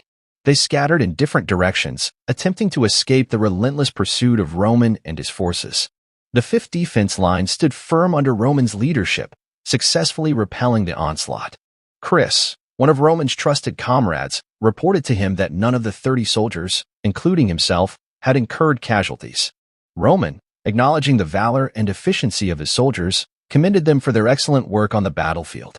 Roman's leadership extended beyond the strategic and martial aspects of the conflict. In a gesture that surprised onlookers, including the astute McBurney, Roman generously supplied potions to all his soldiers. These magical concoctions, crafted in the magic tower for healing purposes, held considerable value. Even the lowest-grade potions were deemed precious, yet Roman distributed them without hesitation. McBurney, recognizing the layers of Roman's character, strength, decisiveness, and generosity, marveled at the intricate tapestry that wove trust among Roman, Dmitri, and the soldiers. As the dust settled on this part of the battlefield, Roman directed Stephen to oversee the aftermath and prepare for a second round of attack. In the urgency of the ongoing war, Roman felt the need for a guide familiar with the intricate terrain of the southern front. He relayed this requirement to Stephen, who, surprised, questioned whether Roman intended to head there immediately. Roman affirmed, emphasizing that the war was far from over and prompt action was necessary. To meet this need, Stephen introduced Roman to Kobe, a local citizen intimately acquainted with the southern front's topography. Roman, armed with a terrain map, sought information from Stephen regarding the fastest route to reach the rear camp. Kobe, with a deep understanding of the southern front's geography, proposed a route along the mountainside. Roman, relying on his knowledge, estimated that the suggested path would take approximately 2 hours and 30 minutes. However, ever the strategist, Roman expressed the need for a shortcut, aiming to expedite his arrival to within a mere 2 hours. Kobe, surprised by Roman's accurate estimation of the mountain route's duration, pondered how Roman possessed such specific knowledge. It dawned on Kobe that this was not a mere speculative comment. Roman had an intimate grasp of the Southern Front's terrain, raising questions about the extent of Roman's prior experiences or studies. In response to Kobe's astonishment, Roman clarified his position. While he had familiarized himself with basic information, Roman admitted that his understanding was not exhaustive. Hence, he sought the aid of a local like Kobe, whose intimate knowledge would complement Roman's preparations. It became evident that Roman's intentions extended beyond the conventional expectations of a noble seeking an easy military life. His meticulous approach, grounded in a nuanced understanding of the situation, left a lasting impression on Kobe. Kobe, realizing that Roman's motives were more altruistic and strategic than those of other nobles who sought comfort in the Southern Front, began to see a glimmer of hope for the region. The arrival of someone like Roman, with a genuine interest in making a positive impact, sparked a sense of optimism within Kobe. He believed that, with Roman's assistance, even the beleaguered Southern Front could find a path towards a better future. As Roman emerged from the room, the atmosphere shifted. Chris, one of Roman's trusted comrades, informed him that a contingent of 30 soldiers, including himself, stood ready for departure. The efficiency and preparedness of Roman's forces spoke volumes about the camaraderie and discipline instilled by their leader. Amidst the readiness of his soldiers, another unexpected figure entered the scene, Henry Albert. Roman, visibly intrigued by Henry's sudden appearance, questioned his presence and sought an explanation. In the midst of tension and anger, Roman fixed Henry with a hard stare, demanding an explanation for his presence. It was a confrontation fraught with the unspoken understanding that Roman would not take kindly to any ulterior motives. In Henry's mind, the possibility of revealing his true purpose, getting close to Roman, loomed like an impending dismissal. Nevertheless, Henry opted for a different approach. With a deep breath, Henry acknowledged his prior mistake and offered a sincere apology. Yet, he quickly pivoted to pledge his loyalty to Roman, emphasizing his commitment as a nobleman from Cairo. In a display of deference, Henry bowed, articulating that, like Roman, he couldn't remain passive in the unfolding events. Roman, wearing a serious expression, granted Henry permission to follow but issued a stern warning. Any interference with Roman's plans would not be tolerated. As the uneasy duo, with Kobe leading, made their way towards the Southern Front through the mountain route, they stumbled upon an injured soldier from the Southern training camp. Concern etched across Roman's face, he sought details about the attack. The soldier, visibly shaken, revealed that the training camp had been assaulted. Roman's sharp mind deduced that it was the rear, not the front line, that had faced the brunt of the attack. Soldiers from the training center, fleeing to their current location, hinted that the attack had occurred approximately 30 minutes ago. The Kingdom of Hector, it seemed, was employing a strategic onslaught against Cairo's 5 lines of defense, utilizing a fast-moving unit to orchestrate a synchronized assault. The realization hit Roman like a lightning bolt. In a decisive moment, he ordered his soldiers to divert immediately to the Southern training camp. The urgency in his command underscored the gravity of the situation. The scene transitioned seamlessly to the beleaguered Southern training camp. Amidst the chaos, 2 Hector soldiers found amusement in tormenting McBurney. Anger ignited in McBurney's eyes as he demanded an end to the mockery. Unfazed, he declared his unwavering resolve to face any challenge head-on, vowing to risk his life to eliminate even 1 Hector soldier. McBurney, undeterred by the odds, beckoned the Hector soldiers to confront him. Yet, amidst this tumult, McBurney's thoughts strayed to his missing right arm. A pang of longing for the strength he once possessed surged through him. His mind also echoed with questions about Roman's whereabouts. In the chaos of the Southern Front, where tension gripped everyone, Roman stood out as the only one who hadn't let go. Roman, designated to the 5th line of defense, was conspicuously absent. McBurney, grappling with the unfolding crisis, couldn't shake off the feeling that Roman's presence was crucial, especially in maintaining the much-needed composure. McBurney's thoughts raced as he faced the imminent threat of death. In the chaotic whirlwind of combat, one name echoed in his mind, Sir Roman. McBurney couldn't help but wonder why Sir Roman hadn't taken action yet. It was a moment of reflection that hinted at McBurney's detachment from the battlefield, a realization that perhaps his own fate was drawing near. As the tension mounted, a sudden shattering of the wall behind the Hector soldiers shifted the dynamics of the battlefield. To the surprise of the Hector soldiers, there stood Roman Dimitri, a formidable figure radiating an air of command. Roman's presence provided a glimmer of hope in the dire situation. Glancing to the side, Roman locked eyes with McBurney, who, against the odds, was still standing. Swiftly assessing the situation, Chris, a trusted ally of Roman, issued a decisive command to the soldiers. They were to wipe out the enemy soldiers and rescue any survivors. The atmosphere on the battlefield shifted as Roman and his forces unleashed their full might in response to Chris's orders. Amidst the fray, a few Hector soldiers, undeterred by the overwhelming force against them, made a desperate attempt to attack Roman. In a calculated move, Roman employed a special technique, surrounded by a mysterious purple aura. The technique had a paralyzing effect, freezing the Hector soldiers in their tracks. Roman's intention was clear. He sought to capture these soldiers alive, an approach that spoke volumes about his strategic mindset on the battlefield. As the paralyzed soldiers lay immobilized, Roman knew their incapacity would buy precious time. However, one resilient Hector soldier, driven by the instinct to escape, attempted to flee. McBurney, showing remarkable resilience despite his earlier brushes with mortality, swiftly intercepted the escaping soldier. In a display of combat prowess, McBurney subdued the soldier, putting them in a headlock and swiftly bringing them down. Acknowledging McBurney's efforts, Roman approached him, expressing gratitude for a job well done. He encouraged McBurney to take a break, recognizing the toll the intense battle had taken on him. As McBurney succumbed to exhaustion and passed out, Roman took charge of the remaining tasks, ensuring the safety of the survivors and the containment of the Hector soldiers. With the immediate threats neutralized, Chris reported back to Roman. The outcome was a success.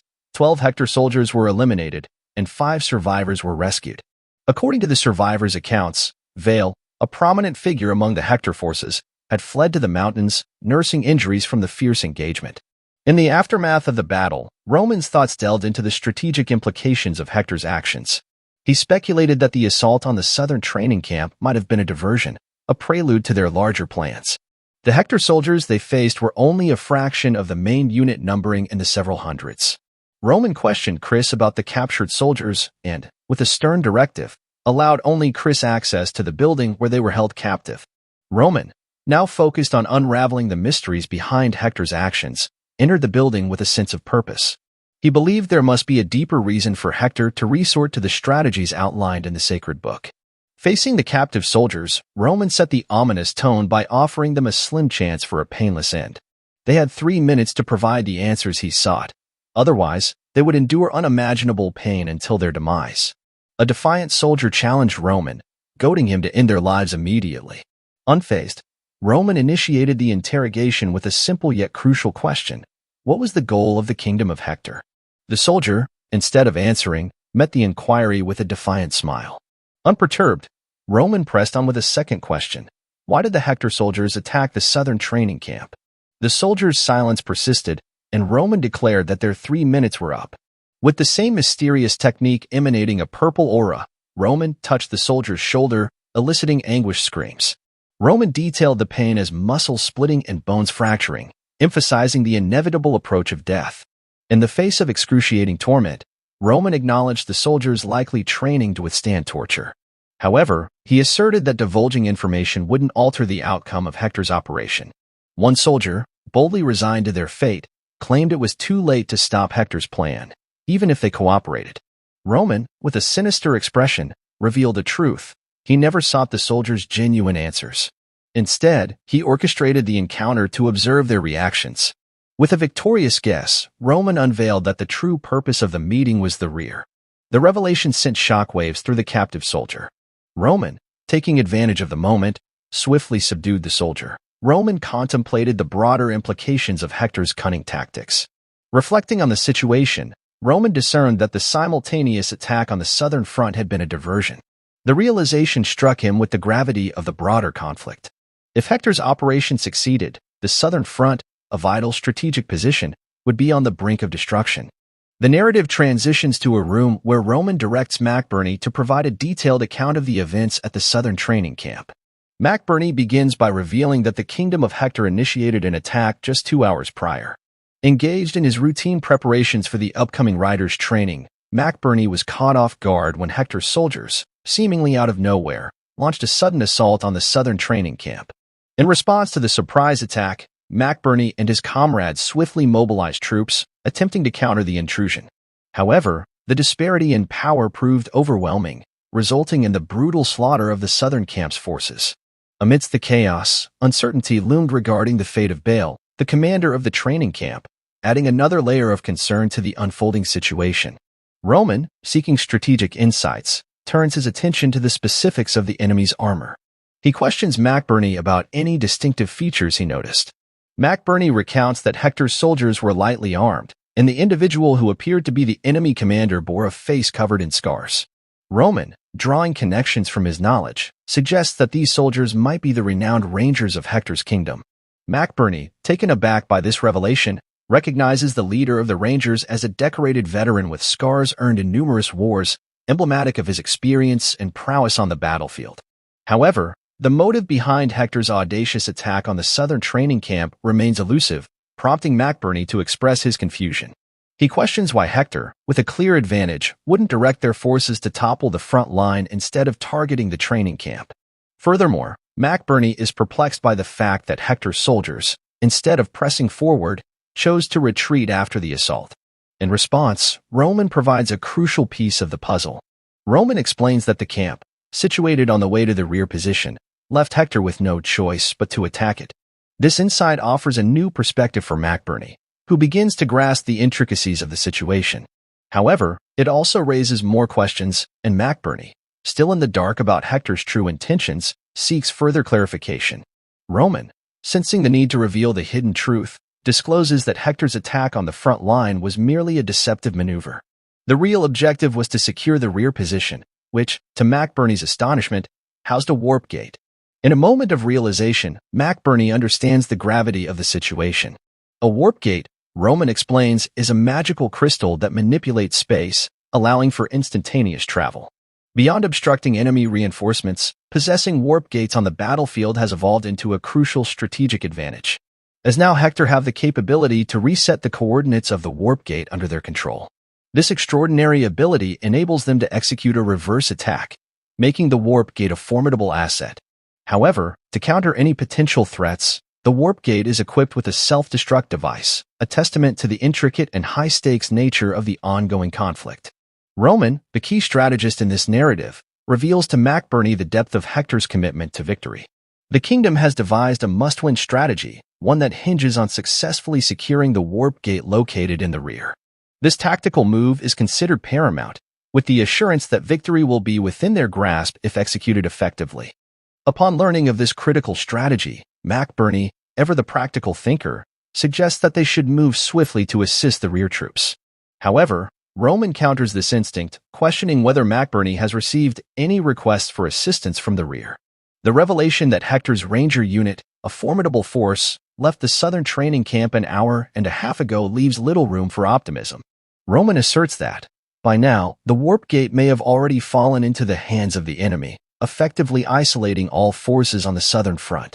This revelation underscores the dire circumstances that Roman and his companions now find themselves in.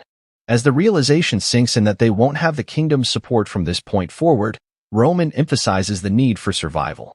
The stakes are higher than ever for Roman and his companions.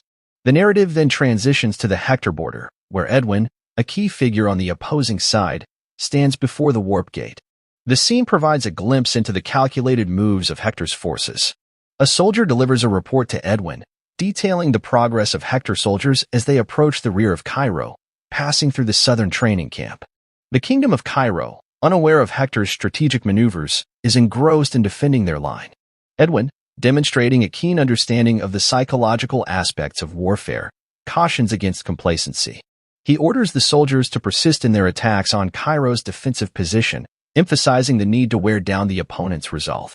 Edwin's strategic acumen comes to the forefront as he reveals the central importance of the existing wall in front of Hector.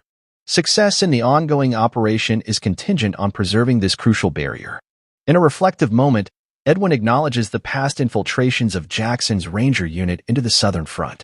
While he contemplates the potential for a swift victory if Hector had initiated a full-scale attack on the southern front from the beginning, but the most important thing for Hector now is the existence of the warp gate.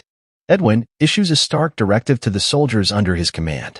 Contingent on a worst-case scenario, he instructs them to be prepared to destroy the warp gate, a potent asset that could turn the tide of battle.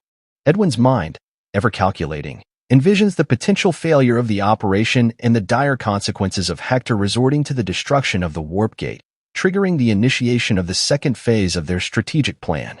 This decision is not taken lightly, and a soldier observing Edwin's rational yet harsh judgment contemplates the gravity of the man known as the Called of Hector. Edwin Hector's presence carries weight, embodying the resurgence and revitalization of the Hector's kingdom in the face of challenging circumstances. The narrative then shifts to the rear end of Cairo, where Hector's soldiers are actively engaged in an attack. The commander of the Hector Rangers, recognizing the urgency of the situation, declares that the time for war has arrived. Their primary objective is clear: to establish a connection without alerting the enemy to the existence of the warp gate.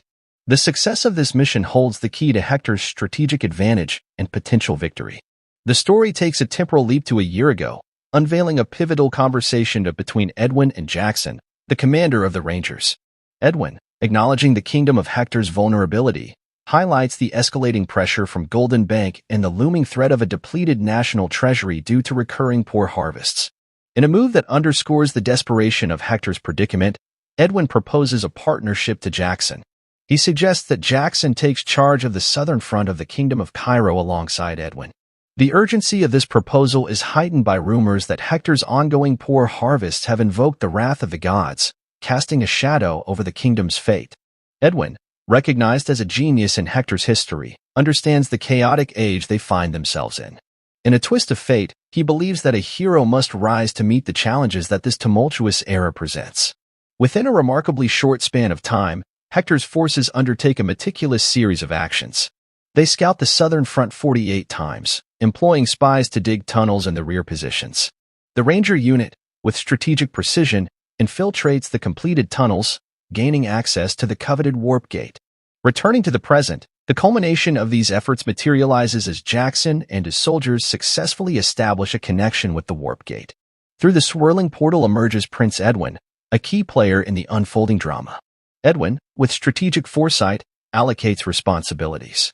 He leaves the 1st Battalion in the capable hands of Killian, instructing him to handle the remnants of the rear positions and fortify defenses in anticipation of support from the Kingdom of Cairo. However, amid this moment of strategic clarity, a note of uncertainty creeps in. Edwin approaches Jackson, revealing a concerning development: the loss of contact with Baron McCleary, who held a critical role in charge of the 5th line of defense. Edwin turned to Jackson, questioning his knowledge of the unfolding situation.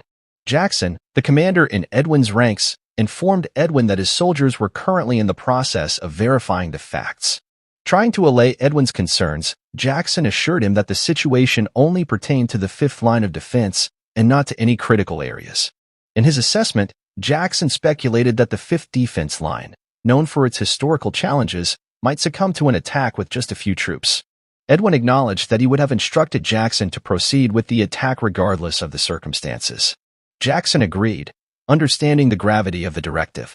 However, Edwin revealed a stern resolution. He asserted that once the operation concluded, regardless of Baron McCleary's performance, consequences awaited. Despite Edwin's meticulous planning, he had failed to account for 2 unforeseen variables. The complexity of the situation became apparent as they navigated through the intricacies of the evolving battlefield. The narrative then shifted to the 1st line of defense in Cairo, where soldiers conveyed a message to Count Donald, the commander in charge. They had received a call from the southern training camp.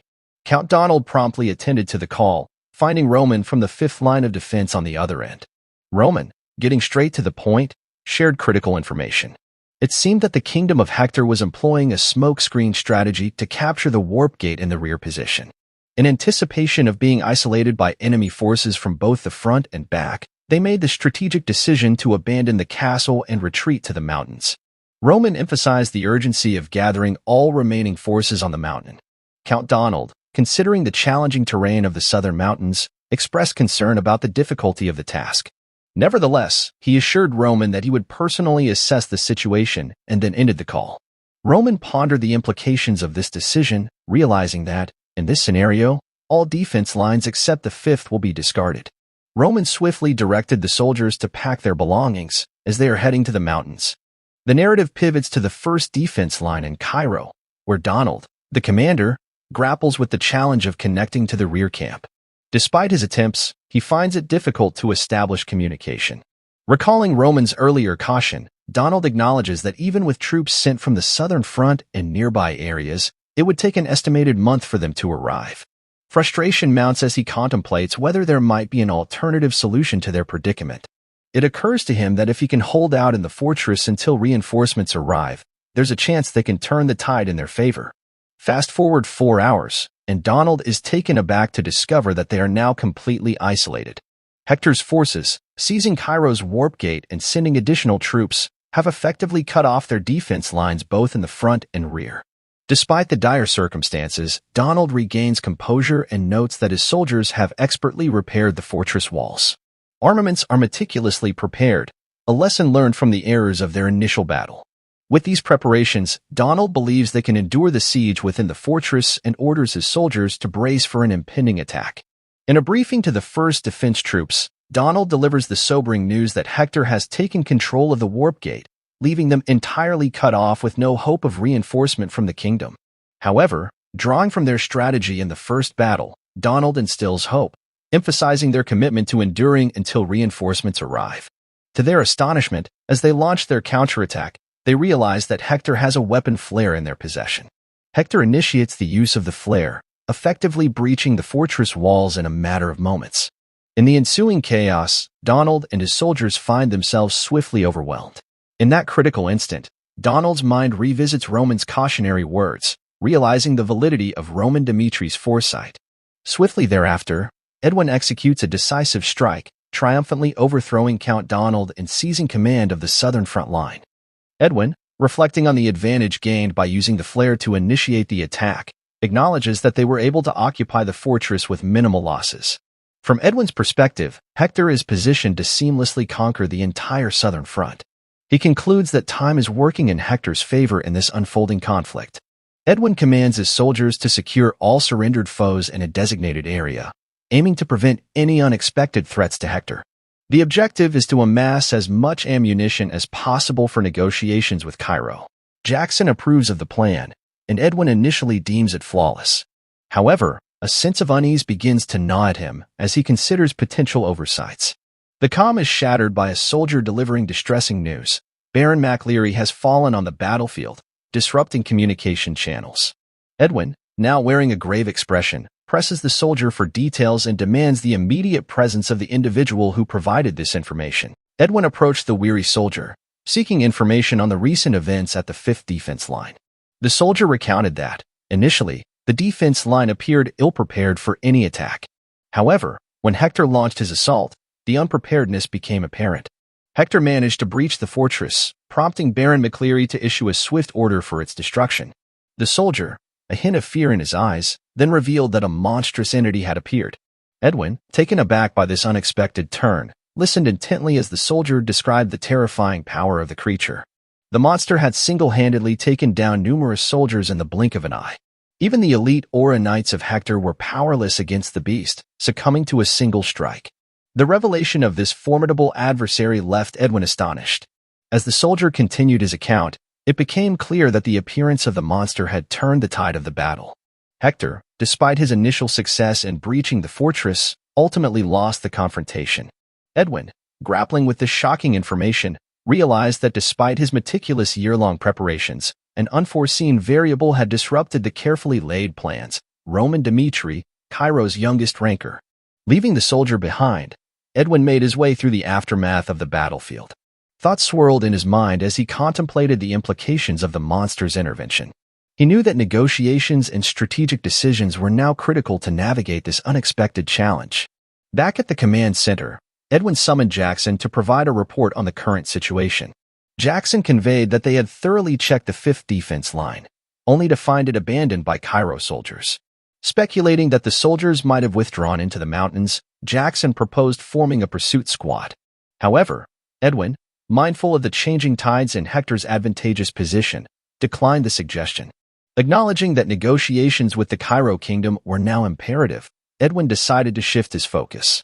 The time for a diplomatic resolution had come, considering Hector's control over the southern front. The decision was made to engage in talks and explore potential avenues for reconciliation. The narrative transitioned to the Cairo royal family palace, where King Daniel's frustration mirrored the tumultuous events on the battlefield. Unable to make decisions independently, King Daniel was beholden to the approval of powerful aristocrats to mobilize troops. The atmosphere in the palace was tense as they awaited the arrival of crucial figures.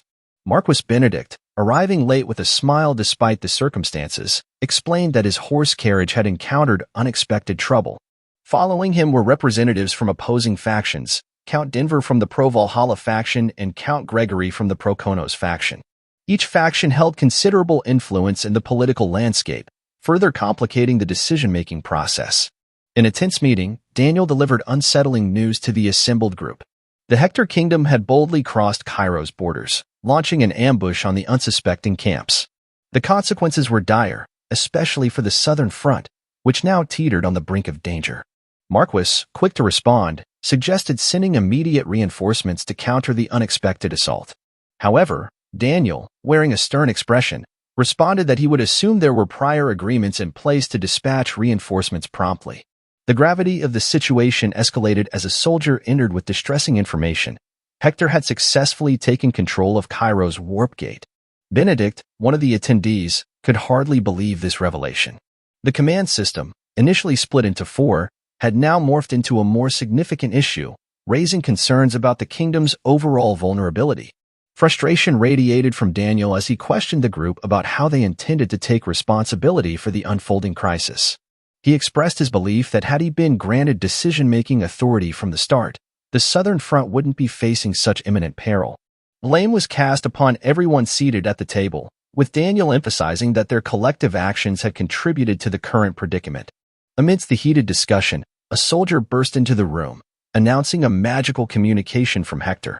The group hastily convened for the call, during which Edwin, a key figure from Hector, disclosed Hector's demands. Compensation for the war was the price, with Edwin insisting on a gold payment equivalent to what they believed Cairo's southern front was worth. Benedict and Denver, representing opposing factions, voiced their frustration and questioned the reasonableness of Edwin's demand. They highlighted the unjust nature of the war and accused Edwin of orchestrating the conflict from the outset. The tension in the virtual meeting room was palpable as the leaders grappled with the ultimatum laid before them. Edwin, unwavering in his stance, imposed a strict 3-day deadline. Failure to meet the demands within this time frame would result in the absorption of Cairo's southern front into Hector's dominion. The severity of the consequence was underscored by Edwin's chilling warning against any attempts by Cairo to employ delaying tactics, threatening the lives of hostages from the southern front. As the magical call concluded, the complex state of affairs within Hector came to light. Economic challenges, including poor harvests and delayed payments to the Golden Bank, were depleting Hector's resources. Edwin, despite no longer occupying the starring role in Hector, contemplated the suffering of the commoners. Determined to protect his people, he embraced a sinister resolve, willing to become the devil of the era if that was what it took to secure the safety and well-being of those under his care. As tensions gripped the war room, Daniel faced the grim reality that the enemy now held control of the warp gate. In a resigned tone, he declared that their only recourse was to concede to the demands of the Hector Kingdom. The reward sought by Hector seemed to be the only plausible path to minimize their losses. Benedict, however, voiced concerns, anticipating that Hector's financial demands would likely be exorbitant. He questioned if there were any alternatives available. An air of frustration permeated the room as Daniel, in an outburst of anger, implored others to share if they had any countermeasures. The response was an unsettling silence, prompting Daniel to reflect on the irony that despite the internal conflicts within Cairo, when confronted with a genuine crisis, they appeared utterly helpless. The gravity of the situation was not lost on him, as he reluctantly suggested accepting the terms laid out by the Hector Kingdom.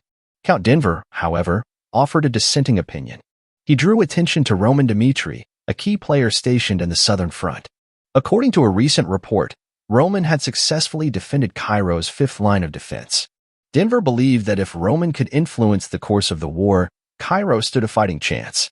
Despite acknowledging Roman's skill, Daniel remained skeptical, emphasizing that while Roman, a 3-star swordsman in his 20s, was undoubtedly valuable, he alone couldn't alter the war's trajectory. Marquis Benedict sided with Daniel, underscoring the importance of Roman Dmitri as the future of the Cairo Kingdom.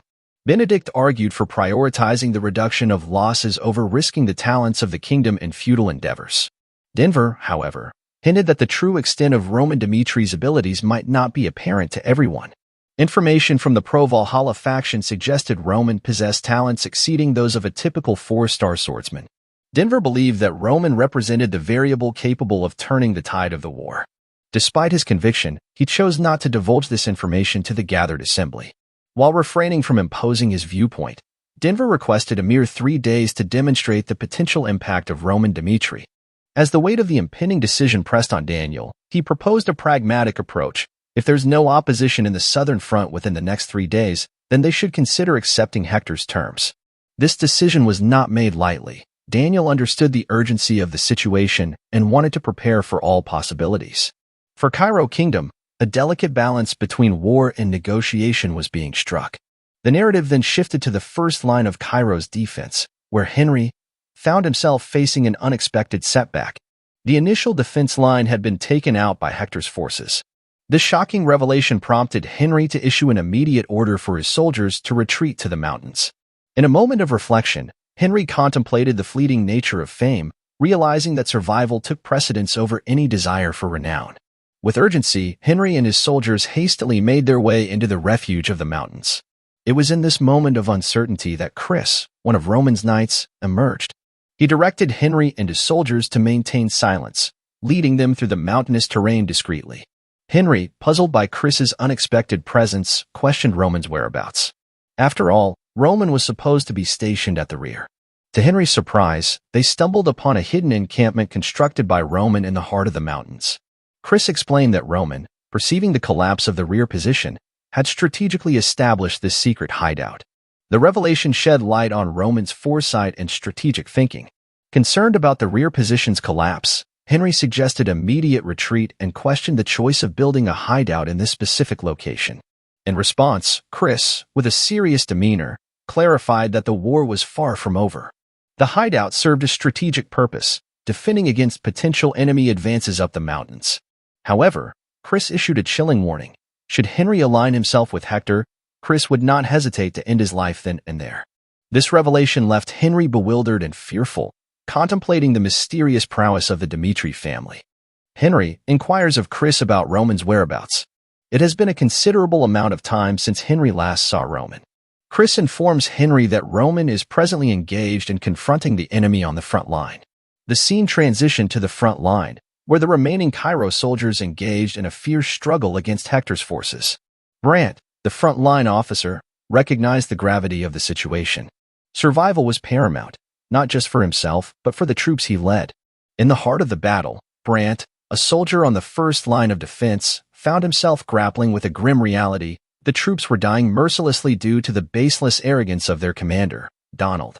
The weight of this futile struggle led Brant to believe that the end was near. However, in a surprising twist, hope emerged in the form of Roman, who appeared seemingly out of nowhere to rescue the beleaguered knights. Caught in a moment of desperation, Roman found himself surrounded by Hector's soldiers. To their surprise, Roman skillfully took down every opponent that dared to challenge him. Brant, witnessing this display of prowess, couldn't help but be shocked and wondered about the identity of this mysterious savior who seemed to effortlessly defy the odds. Approaching Brant, Roman calmly introduced himself as a reserve from the fifth line of defense, Roman Dimitri. This revelation led Brant to speculate that Roman had been the one who suggested to Donald the idea of a strategic retreat. Contrary to this assumption, Roman had arrived on the scene not to abandon their post, but to save them from the encroaching Hector forces. Despite sustaining injuries, Brant, filled with gratitude, stood up and expressed his appreciation to Roman for his timely intervention. As Brant briefed Roman on the dire situation, he revealed that the first line of defense had already collapsed, and Hector's forces had successfully advanced to the second line. Brant, with a sense of foreboding, predicted that the second line wouldn't hold for long against the relentless onslaught of the Hector kingdom. In response to Brant's grim assessment, Roman queried whether Brant was suggesting surrender. While acknowledging Roman's exceptional swordsmanship, Brant argued that in a war between kingdoms, facing the might of the Hector kingdom was an impossible feat for a lone warrior like Roman. Undeterred, Roman delved into contemplation, analyzing the situation at hand. Roman observed that the actions of the Hector kingdom, setting ambushes and engaging in war, seemed incongruent with their current circumstances. In a moment of deduction, Roman proposed that Hector's true motive was to swiftly capture the southern front. Recognizing that Hector couldn't sustain a prolonged war, they aimed to create a crisis in the country and then resolve it through war. The complexity of Hector's motives became clearer to Roman. The goal was to take control of the southern front entirely, setting the stage for more favorable negotiations with Cairo's royal family. In Roman's analysis, Hector's actions were part of a calculated gamble, a strategic maneuver with the fate of an entire country hanging in the balance. As the narrative transitions to the second defense line in the southern front, the relentless siege orchestrated by Hector's soldiers unfolds. Flares pierce the night sky, illuminating the tactical maneuvers aimed at breaching the fortress walls. Amidst this chaotic scene, the soldiers skillfully ambush their adversaries. In the midst of the siege, Edwin's mind is occupied by the intricacies of his plan. He ponders the significance of Baron McCleary's survival, recognizing it as a linchpin in the vulnerability of the fifth defense line. Yet, a shadow of uncertainty creeps in as he contemplates the strength of Roman Dimitri. Edwin questions whether Roman's might could single-handedly thwart Hector's forces. While acknowledging that Hector might face challenges against Roman, Edwin remains cautious, understanding that Hector is not a force easily subdued by an individual, no matter how formidable. However, the unfolding drama takes an unexpected turn as a messenger interrupts Edwin's contemplation. The soldier rushes in, bearing troubling news. Hector has lost contact with the first squadrons tasked with dealing with remnants of the enemy soldiers. The gravity of the situation deepens as it becomes evident that not only the first squadron but also the second and third squadrons are unresponsive. Edwin, taken aback by this sudden development, connects the ominous feeling he had sensed earlier to the actions of Roman Dimitri. Jackson, reporting to Edwin, sheds light on the sequence of events. After Hector successfully breached the first defense line, Jackson ordered the third squadron to handle the remnants of the enemy forces. However, communication with the third squadron was abruptly severed an hour ago, signaling a potential and sinister outcome. The enemy may have successfully eliminated them. The impact of this revelation is significant, with Edwin realizing the dire consequences of his worries turning into reality. The estimated loss for Hector stands at approximately 300 men.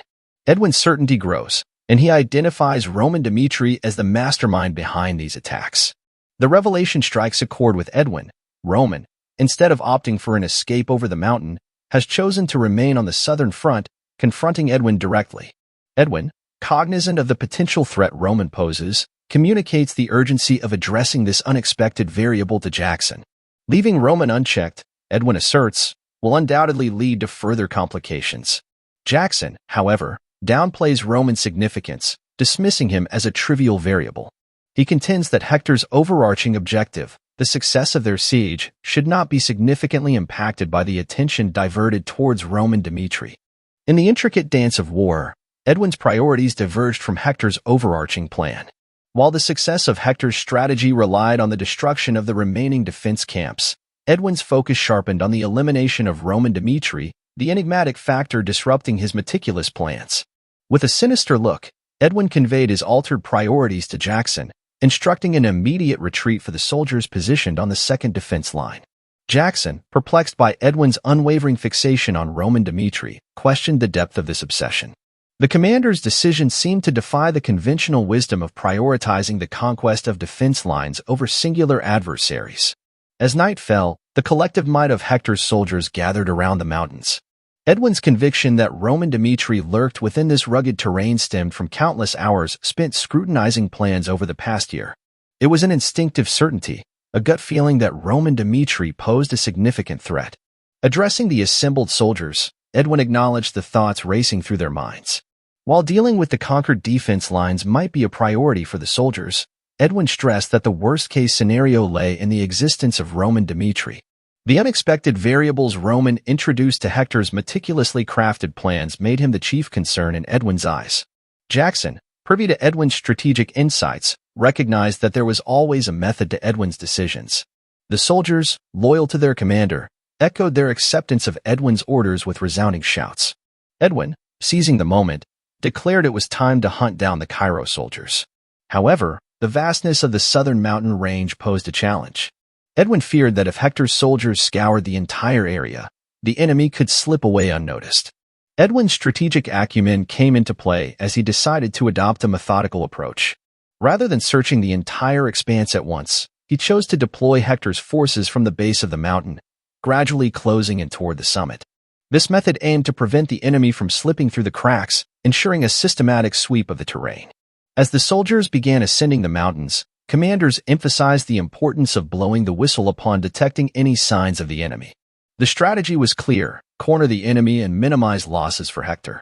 The soldiers, armed with determination and a sense of purpose, scanned the surroundings with heightened vigilance, fully aware of the gravity of their mission.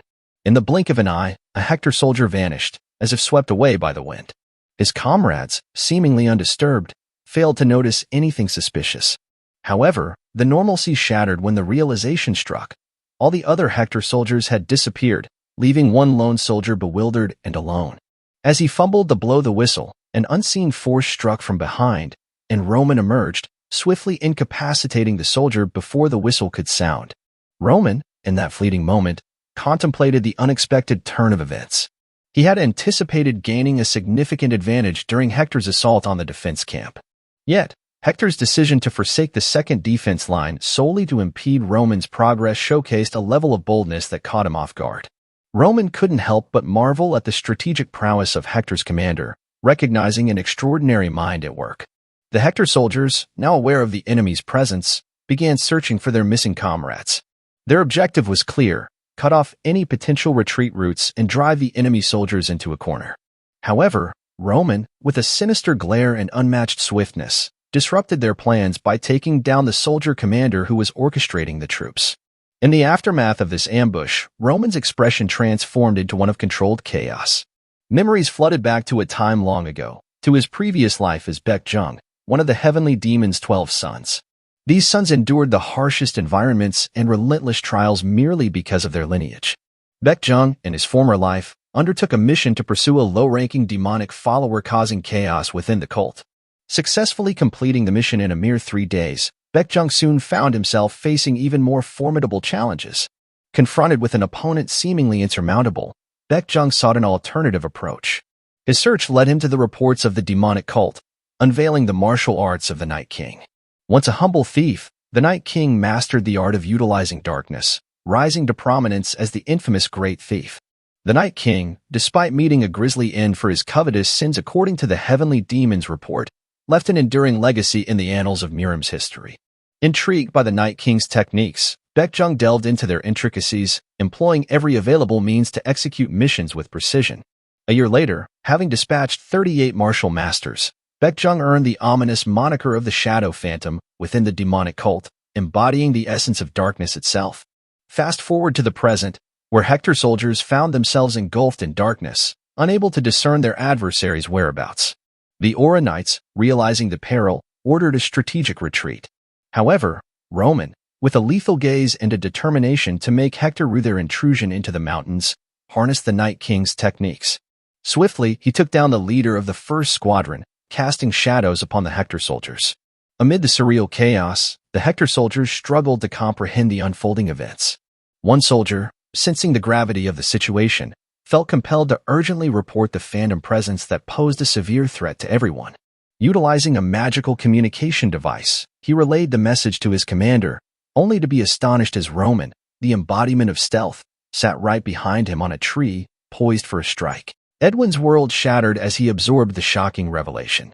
Turning to Soldier Thompson, he urgently implored him to maintain composure, explaining that their adversaries were capitalizing on the cloak of darkness. The gravity of the situation hung in the air, prompting Thompson to disclose the grim reality that their soldiers were falling prey to an unseen menace.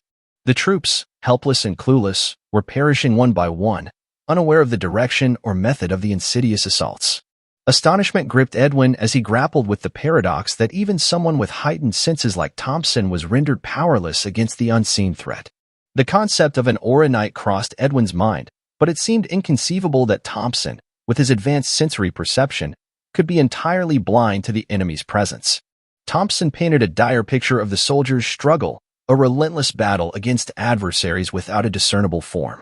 Edwin struggled to reconcile the fact that Thompson, endowed with extraordinary abilities, was utterly incapable of detecting these elusive foes. The realization gnawed at Edwin, challenging his understanding of the capabilities of those trained for combat.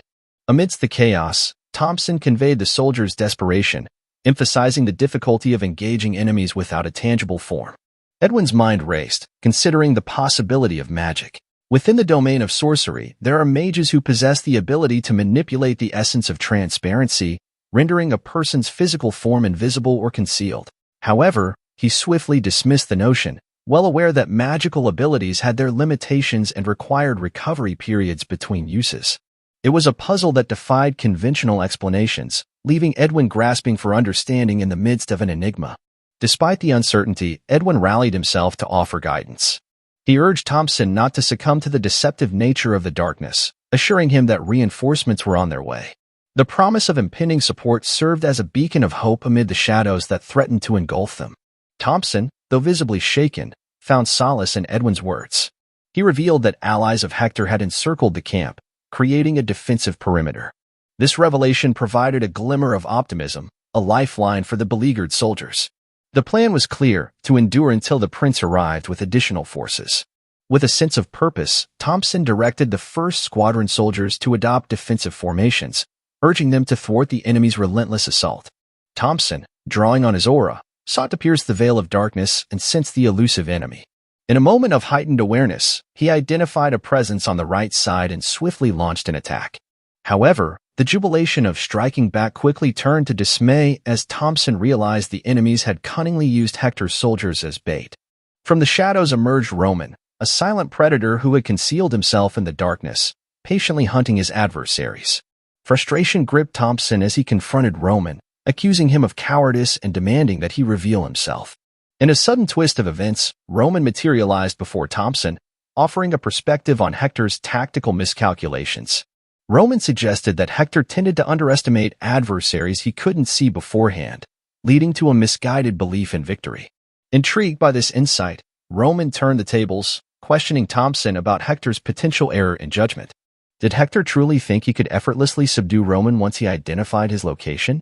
Thompson, sensing the gravity of the situation, braced himself to confront Roman. The tension hung in the air as Thompson prepared to strike, convinced that he needed to conclude the conflict with Roman here and now. However, Roman swiftly outmaneuvered Thompson with a single, precise strike, sending him crashing to the ground. Thompson's desperate cry echoed through the battleground, alerting his comrades to the presence of an unseen adversary. Roman, unperturbed, explained his calculated move. He had manipulated mana to block off all surrounding sounds, ensuring that Thompson's distress signals wouldn't reach his fellow soldiers. Seizing the advantage, Roman subdued Thompson, pinning him to the ground and seizing a magical communication device. Through the magical device, Roman established a connection with Edwin. Confident that Edwin could hear him, Roman delved into a profound understanding of Hector's current plight. The Hector kingdom faced a severe famine, pushing its people to the brink of starvation.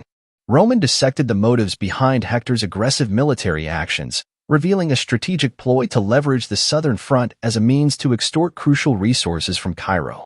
Roman, claiming to have unraveled Hector's scheme, outlined the urgency of Hector's predicament. The kingdom lacked sufficient military rations, and Roman pledged to obstruct Hector's plans at every juncture. With unwavering determination, Roman asserted that Hector's time was running out, emphasizing that he wouldn't last 3 months due to the scarcity of vital resources. As Roman disclosed the intricacies of Hector's precarious situation, forcing extreme measures in a desperate bid for survival, Roman's interference emerged as a formidable obstacle, disrupting Hector's grand designs and exacerbating the kingdom's vulnerability. Edwin, absorbing Roman's revelations, refrained from denying the accuracy of the claims. The severity of the famine, coupled with the kingdom's exhaustion of external borrowing options, left no room for denial. Trapped in an unrelenting cycle of debt, Hector faced the daunting task of making a critical decision to extricate itself from the financial abyss. Roman, confronted with this revelation, questioned Edwin's expectation for empathy. Edwin clarified that he wasn't seeking understanding from Roman, but rather attempting to convey the desperate circumstances engulfing Hector. The very existence of the Hector kingdom teetered on the edge as they grappled with the consequences of war. Acknowledging the urgency emphasized by Roman earlier, Edwin admitted that Hector couldn't afford to stand down. The deaths of their comrades could not be in vain, driving them to continue the struggle even in the face of imminent crisis. Edwin's plea reached Roman, urging him to communicate a dire message to the Cairo royal family. If Hector failed to secure the necessary resources, they threatened to unleash the deadly concoctions of necromancers, transforming the southern front into a harrowing landscape of death. Edwin, as the prince, expressed his unwavering commitment to doing whatever it took to safeguard Hector's people. The weight of decision-making then shifted to Roman, prompting Edwin to inquire about Roman's stance. Would Roman choose to stand alongside Hector, facing the precipice of impending doom, or would he opt for negotiation? The fate of this fragile alliance now rested in the hands of Cairo, casting a shadow of uncertainty over the unfolding narrative. As Roman pondered this critical choice, Edwin's identity emerged as a familiar presence in his investigations into the southern front. Edwin Hector, unlike his father, distinguished himself as a competent leader, earning acknowledgement both within and beyond the kingdom. While Roman acknowledged Edwin's exceptional qualities, he detected a veiled threat in Edwin's words. Responding with swift brutality, Roman kicked Thompson, one of Hector's soldiers, who screamed out in pain. Edwin, alarmed by this sudden act of violence, sought an explanation from Roman. With a detached calmness, Roman justified his actions, explaining that he had eliminated Thompson. Edwin, bewildered, questioned the reasoning behind such a drastic measure. In response, Roman revealed his indifference to the complex struggles faced by Hector. He urged Edwin not to misconstrue the situation, emphasizing that the war had already begun and that Hector, by crossing certain lines, forfeited any expectation of humane treatment from Roman. In Roman's eyes, the harsh realities of war had stripped away any semblance of obligation to mercy or understanding. Roman asserted his commitment to pursuing what he believed to be the right course of action. He cautioned Edwin against attempting to tether him, issuing a stark warning that he wouldn't spare any of Hector's soldiers. Even if Hector were to raise a white flag and attempt to escape, Roman pledged to relentlessly pursue them, ensuring that each and every member of Hector's forces would face the consequences. Identifying himself unequivocally as Roman Dimitri, he emphasized that his resolve was unwavering. In a chilling proclamation, Roman conveyed to Edwin that, should he choose to embrace death and resist until the bitter end, their paths would inevitably cross again. Edwin, taken aback by this declaration, was left contemplating the true extent of Roman Dimitri's danger, a realization that exceeded his previous assessments. In the unfolding events, Jackson pressed Edwin for his next move. Edwin responded decisively, instructing Jackson to swiftly mobilize the forces of Hector and form a strategic encirclement around the location of the communication device. This command, laden with urgency, was fueled by a deep sense of responsibility toward Thompson, who had met a painful end. Edwin, driven by a personal vendetta, declared his intention to personally confront Roman Dimitri. Upon receiving Edwin's orders, Jackson, understanding the gravity of the situation, rallied the soldiers. He urged them to persist in their ascent up the mountain, even in the face of fallen comrades. The overarching objective was to cut off the enemy's retreat route, sealing Roman and his forces in. The air was charged with a palpable tension as Hector's soldiers prepared to execute Edwin's directives, each step a testament to their commitment to avenging Thompson and safeguarding their kingdom. Meanwhile, the scene shifted to Roman, who began unraveling the intricacies of the environment to his soldiers. He revealed that seemingly insignificant rocks and branches held innate mana, imperceptible to the human eye. Roman expounded on the potential of artificially manipulating this mana to control space, introducing a concept he termed trap formation. As Roman explained these mystical principles, Chris, one of Roman's soldiers, was taken aback. The application of the trap formation left him feeling as if his senses had been abruptly denied. Roman's mastery over space unfolded like a cosmic chessboard, hiding his presence from plain view. In the midst of this mystical display, Chris grappled with the surreal nature of Roman's techniques. The trap formation seemed to play tricks on perception, leaving Chris bewildered by the hidden dimensions of Roman's strategy. Returning to the Hector soldiers, the intensity of the charge was met with swift and calculated opposition. Chris, embodying the newfound strength derived from his training under Roman, executed a single, decisive strike that showcased the effectiveness of the trap formation. It became evident that the Hector army, unaware of Chris's presence due to the spatial manipulation, fell into what Chris discerned as a trap formation, a strategic disadvantage that compromised their ability to detect and counter their adversaries. In a resounding voice, Chris commands the Roman soldiers to unleash their assault upon the enemy forces, capitalizing on the advantage of their trap formation, which cunningly conceals Chris from the adversary's detection. Chris, however, was no ordinary soldier. His transformation after engaging in single combat with Roman had propelled him into a realm of martial prowess previously unattainable. Dedication and relentless training with Roman had enabled Chris to absorb the teachings of the top martial masters, placing him among the elite warriors. The blue aura enveloping Chris was a testament to his newfound abilities, as he effortlessly dispatched multiple opponents with a lightning-fast technique known as the Lightning Flash. With the belief that they had successfully executed Roman's orders, Chris assessed the situation and decided to act prudently. Fearing a potential influx of Hector soldiers, Chris swiftly commanded his comrades to retreat and regroup at the next designated point. This strategic move aimed to avoid unnecessary confrontation and maintain the element of surprise. In different regions, parallel battles were unfolding. Kevin, enveloped in a foreboding red aura, methodically dismantled a few Hector soldiers. His demeanor exuded confidence as he stood before the remaining Hector forces, contemplating the perceived invincibility of his liege's methods. Meanwhile, elsewhere, Pucky and a contingent of Roman soldiers executed their mission with precision, successfully eliminating Hector soldiers in diverse areas. The surprise attack, orchestrated by 4 distinct groups, unfolded simultaneously, achieving its intended success. As events progressed, the focus shifted from the battlefield to the mountain descent, where an injured Hector soldier approached Edwin with unsettling information. The soldier conveyed a conviction that a mage was concealed within Cairo's camp on the mountain. The soldier detailed instances where Cairo's forces appeared mysteriously, launching surprise attacks on Hector soldiers even in well-lit areas. Jackson, sharing this information with Edwin, speculated that Hector soldiers had fallen into a cunning enemy trap.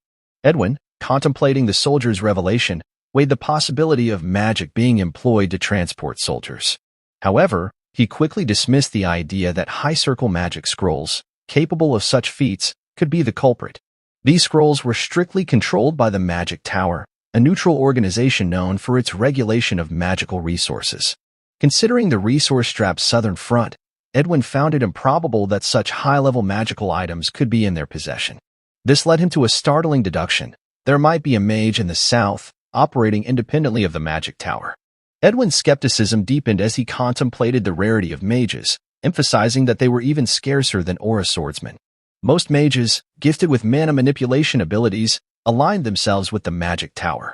This neutral organization actively sought out talented individuals across the continent, offering a repository of magical knowledge. The allure of this organization left little room for mages to operate independently. The prospect of a high-circle mage operating clandestinely in the south challenged Edwin's understanding of the unfolding situation. Mages were typically aligned with the Magic Tower, and the idea of one acting outside those bounds seemed unlikely. Edwin found himself grappling with the recent surge in magic users, a departure from the historical scarcity of such individuals in each country. He couldn't shake his skepticism, convinced that the sudden influx of magic users couldn't be authentic. Despite the curiosity tempting him to investigate personally, Edwin chose to exercise caution. The soldiers were currently entrenched in a perilous battle against the forces of the Cairo Kingdom, and Edwin recognized that this wasn't the opportune time for him to risk his life. Instead, he opted to bide his time, patiently waiting for the right moment when Roman Dmitri would unwittingly fall into Edwin's carefully laid trap. Shifting focus to the mountains, Roman's ongoing confrontation with Hector soldiers took a dramatic turn. Roman successfully vanquished another Hector soldier, but this time, his opponent utilized a peculiar artifact. With each of Roman's movements, the artifact emitted fragments of light in all directions, effectively turning Roman into a conspicuous target. This unexpected twist exposed Roman's location like a firefly illuminating the night. Hector soldiers swiftly disseminated this crucial information, guiding their comrades toward Roman's now revealed position. The second and third squadrons mobilized, driven by the collective desire to avenge their fallen comrades. As they prepared to launch a joint attack on Roman, expectations ran high among the Hector soldiers. However, Roman, ever the cunning strategist, had an ace up his sleeve. Unleashing his second move of the heavenly demon arts, he deftly incapacitated all approaching Hector soldiers. The surprising efficiency of Roman's counterattack left the Hector soldiers astounded, caught off guard by the unexpected turn of events. Despite Roman's success, the toll on his stamina became apparent. Taking a moment to gather himself, Roman was approached by an injured Hector soldier who questioned the feasibility of Roman's escape. The soldier pointed to the daunting reality of thousands of Hector soldiers surrounding the mountains, emphasizing that no matter how formidable Roman was, his demise seemed inevitable at the hands of the overwhelming forces closing in. In response, Roman calmly revealed a strategic revelation to the injured soldier. He disclosed that Hector's soldiers had unwittingly fallen into his trap. Countless reinforcements were converging on the mountain, charging recklessly in a desperate attempt to halt Roman's progress. The sheer audacity and recklessness of Hector's soldiers, hoping to stall Roman for mere minutes or even seconds, didn't escape Roman's notice. A wry smile played on Roman's lips as he marveled at the ironic twist of fate, where Hector's forces, in their pursuit, had become more careless than ever. Roman chuckled with a nonchalant demeanor, expressing his intention to toy with Hector's soldiers for as long as Hector desired. He emphasized that there was ample time until the sun would grace the horizon, signaling the dawn of a new day. However, his leisurely moment was abruptly interrupted as Jackson emerged from behind, proclaiming that the end had come for Roman. Roman turned to face his unexpected challenger and recognized the soldier with light equipment and a face adorned with scars. A realization struck Roman. This must be Jackson, the captain of the Ranger unit. Roman mused that Jackson's energy was undeniably formidable, rating it a solid 4 stars. The encounter left Roman contemplating whether Hector had intentionally concealed such potent information. A charged atmosphere enveloped the scene as both Jackson and Roman emanated their respective auras. The clash of their swords resonated with full force, the sound echoing through the mountainous terrain. The intensity of their gaze and the energy emanating from their clash conveyed a fierce determination on both sides. In the heat of the moment, Jackson roared with conviction, declaring that he had finally cornered Roman. Amidst the dense foliage of the forest, Jackson, a skilled swordsman carrying a 4-star rating without an official ranking within the Hector Kingdom, played a pivotal role as the leader of the Ranger Corps in the eyes of the outside world. This apparent disconnect between Jackson's known capabilities and his official status created an air of mystery surrounding his true strength. The ongoing clash between Roman and Jackson unfolded against this backdrop, illuminating the forest with a vibrant blue glow. In the midst of their fierce confrontation, Jackson found himself astounded by Roman's unwavering resilience. The anticipated impact of Jackson's attacks failed to push Roman back as expected, prompting Jackson to confront the realization that he had underestimated Roman Dimitri. Reflecting on the past reports that labeled Roman as a mere 3-star swordsman, Jackson pondered whether these accounts were a deliberate deception. In Jackson's estimation, individuals ranking 4 stars and above were considered walking disasters on the battlefield. The revelation of Roman's true strength shed light on why Hector soldiers had struggled against him. Roman, seemingly impervious to Jackson's strikes, retaliated with his own calculated moves. As Roman countered Jackson's attacks, the Ranger leader couldn't help but acknowledge the strength displayed by his opponent. Roman's strategic use of aura allowed him to deliver a powerful strike, pushing Jackson back. In this moment of recognition, Jackson grudgingly accepted that Roman was indeed a formidable adversary. However, Jackson remained confident in the outcome of the battle. He decided to retreat and blew a whistle, signaling the arrival of Hector soldiers who swiftly surrounded Roman. Jackson, believing victory was within his grasp, confidently urged Roman to surrender. To everyone's surprise, Roman responded with a nonchalant smile, suggesting that the Hector soldiers were operating under misconceptions. Roman proceeded to dismantle the false assumptions surrounding him. Firstly, he revealed that artifacts, such as the one Jackson had employed, would never adhere to him against his will. In a bold and defiant move, Roman destroyed the artifact before Jackson's eyes. The unexpected act left Jackson in shock, realizing that Roman possessed an uncanny ability to resist the influence of magical devices. Secondly, Roman asserted his confidence in escaping any encirclement, dismissing the notion that the sheer number of soldiers could subdue him. This claim defied conventional wisdom, leaving Jackson and the surrounding Hector soldiers to grapple with the audacity of Roman's statement. The dynamics of the confrontation shifted as Roman's strategic brilliance continued to confound his adversaries. In a sudden twist, Roman exhibited his agility and speed by appearing behind Jackson. This unexpected maneuver caught the Ranger leader off guard. Roman taunted Jackson, drawing attention to the absence of Edwin Hector's support in that critical moment. The realization dawned on Jackson that he had been outmaneuvered by Roman's cunning tactics. As Roman vanished from sight, leaving the Hector soldiers bewildered, Jackson raised the alarm. He urgently shouted for the soldiers to pursue Roman immediately, emphasizing the imminent danger Prince Edwin faced. As Roman charged towards the location where Edwin Hector was stationed, the weight of strategic contemplation burdened his thoughts. In the face of a smaller fighting force, he believed in a singular approach to end the war, eliminating the enemy's commander. The idea resonated in his mind as he followed the invisible thread of mana emanating from Edwin's communication device, leading him closer to the heart of Hector's camp. The journey brought them to the base of a mountain, the camp sprawling beneath. Roman's agility and precision took them down with alarming speed, leaving no room for retaliation. Closing in on Edwin, the gravity of the impending confrontation pressed upon Roman. His plan hinged on the assumption that striking down the enemy's commander would cripple their forces. However, Edwin had other tricks up his sleeve. As Roman poised to deliver the decisive blow, Edwin unleashed a surprising display of fire magic. The flames danced with an otherworldly grace, catching Roman off guard. The revelation of Edwin's magical prowess shattered Roman's preconceptions. The mana flowing through Edwin seemed to follow a different rhythm. In the crucible of conflict, Edwin unleashed a spell named Inferno, a torrent of magical flames hurtling towards Roman. Instinctively, Roman raised his defenses, attempting to ward off the fiery onslaught. However, Edwin was not finished. Swiftly transitioning, he cast another spell, Entangle, causing tree roots to surge from the ground below Roman. Roman, however, proved resourceful. With a deft stroke, he severed the ensnaring roots, reclaiming control of the situation. Yet, the respite was short-lived.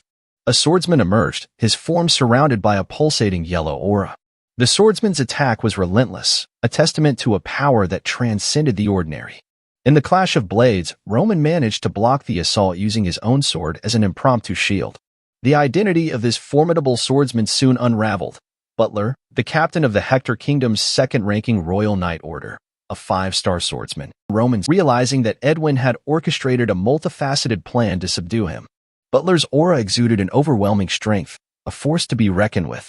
In the midst of this unfolding chaos, Edwin observed with satisfaction as Butler joined the fray.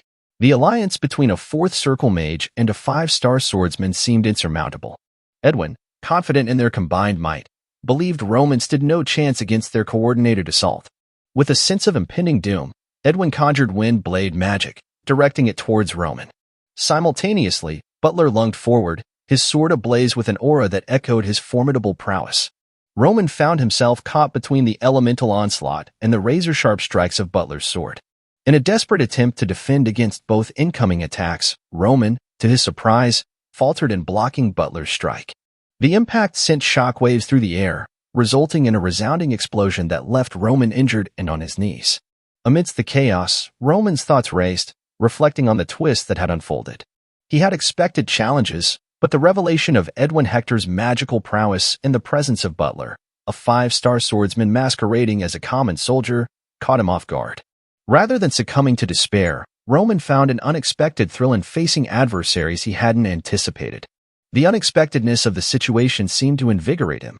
Standing amid the aftermath, injuries notwithstanding, Roman sported a triumphant smile. The proximity to death brought about a surge of vitality and a renewed appreciation for the pulse of life. On the other side of the battlefield, Butler grappled with the astonishing resilience displayed by Roman Dimitri. A seasoned 5-star swordsman himself, Butler struggled to comprehend how someone in their mid-20s could endure the combined might of both him and Prince Edwin. The encounter raised questions about Roman's origins and the nature of the formidable force he represented. Edwin, sensing Roman's fatigue, seized the opportunity to urge Butler to finish off their worn-out adversary. However, Roman defied the dire circumstances. Initiating a bold maneuver, he unleashed the heavenly demon technique, double-casting Breakhold. Closing the distance with remarkable speed, Roman prepared to unleash a devastating strike on Edwin. Witnessing Roman's approach, Butler swiftly positioned himself in front of Edwin, shielding him from the imminent blow. As Roman's strike descended upon them, Butler summoned all his skill to barely block the attack, saving Edwin from the full force of the blow. The display of Butler's prowess surprised Roman, acknowledging the marked difference in the abilities of a 5-star swordsman. However, Roman's physical limits had been pushed to the brink after employing the demanding Heavenly Demon Sword technique twice. Recognizing the necessity of a strategic retreat, Roman made the decision to withdraw from the battlefield. Before departing, he left Edwin with a chilling warning, foretelling that if their paths were to cross again, Edwin wouldn't survive as he had today. Edwin, stunned by the unexpected turn of events, grappled with the implications of Roman's warning. As Roman's form dissipated in front of Butler, a palpable sense of humiliation swept through the Hector army. The impact of a single individual had nearly resulted in the loss of their esteemed commander, a stark reality that Hector found difficult to reconcile. The truth unfolded before his eyes, challenging the very core of his leadership. Meanwhile, Edwin, burdened with guilt, took responsibility for the unfolding disaster, blaming his own overestimation and misguided judgment. The decision that had seemed like the lesser of two evils at the time had now become the worst-case scenario. Edwin grappled with the weight of the outcome, viewing the battle not as Hector's defeat but as a personal failure. The bitter taste of regret lingered, born from the miscalculations that had led them to this point. The narrative shifted to the following day, where soldiers descended from the mountain with heavy hearts. Edwin extended heartfelt apologies to the soldiers for the consequences of Edwin's misjudgment. Despite the gravity of the situation, the soldiers demonstrated a remarkable understanding. They reassured Edwin that the blame did not rest on his shoulders alone. The adversary they faced had proven to be an exceptionally formidable force. Jackson, a voice of reason among them, echoed these sentiments, encouraging Edwin to lift his head high. The soldiers, he emphasized, held an unwavering belief in their commander. Edwin, comforted by Jackson's words, managed a smile. He acknowledged the resilience of his troops and addressed them with a newfound openness. Aware of the potential repercussions of his decisions, Edwin urged anyone who believed that his choices might lead to defeat to cast aside hierarchical constraints and inform him promptly. The soldiers, understanding the gravity of the situation, nodded in acknowledgement, their loyalty unwavering. In the face of uncertainty, Edwin made a strategic decision. He assigned Hector the crucial responsibility of managing the forefront defense camp within the next 10 days, a pivotal window before Cairo's main army would arrive. Beyond that deadline, the rear camp would transform into their base, marking a final stand against the impending threat. It was a calculated move, demonstrating Edwin's commitment to adapting to the ever-changing circumstances on the battlefield. Butler, curious about the looming challenge of Roman Dimitri, sought clarification from Edwin. Edwin, displaying a blend of caution and confidence, admitted Roman's dangerous capabilities. However, he highlighted the crucial distinction between fighting on the advantageous terrain of the mountains and the more conventional plains. Edwin intended to leverage this geographical advantage, expressing a belief that while he, personally, might have suffered a defeat, but the Hector have yet to be defeated. Jackson pressed Edwin on Hector's prospects for obtaining the desired compensation from Cairo through resistance. Edwin, contemplating the larger picture, disclosed his intention to negotiate a deal with the Kronos Empire. The shift in focus transported the narrative to the regal halls of the Cairo royal palace, where Count Ajur brought unsettling news to King Daniel. Ajur detailed the Cairo royal family's significant investments in the Eastern Front, driven by frequent provocations from Kronos in the past year. However, he painted a stark financial reality, asserting that meeting all of Hector's conditions would deplete Cairo's reserves.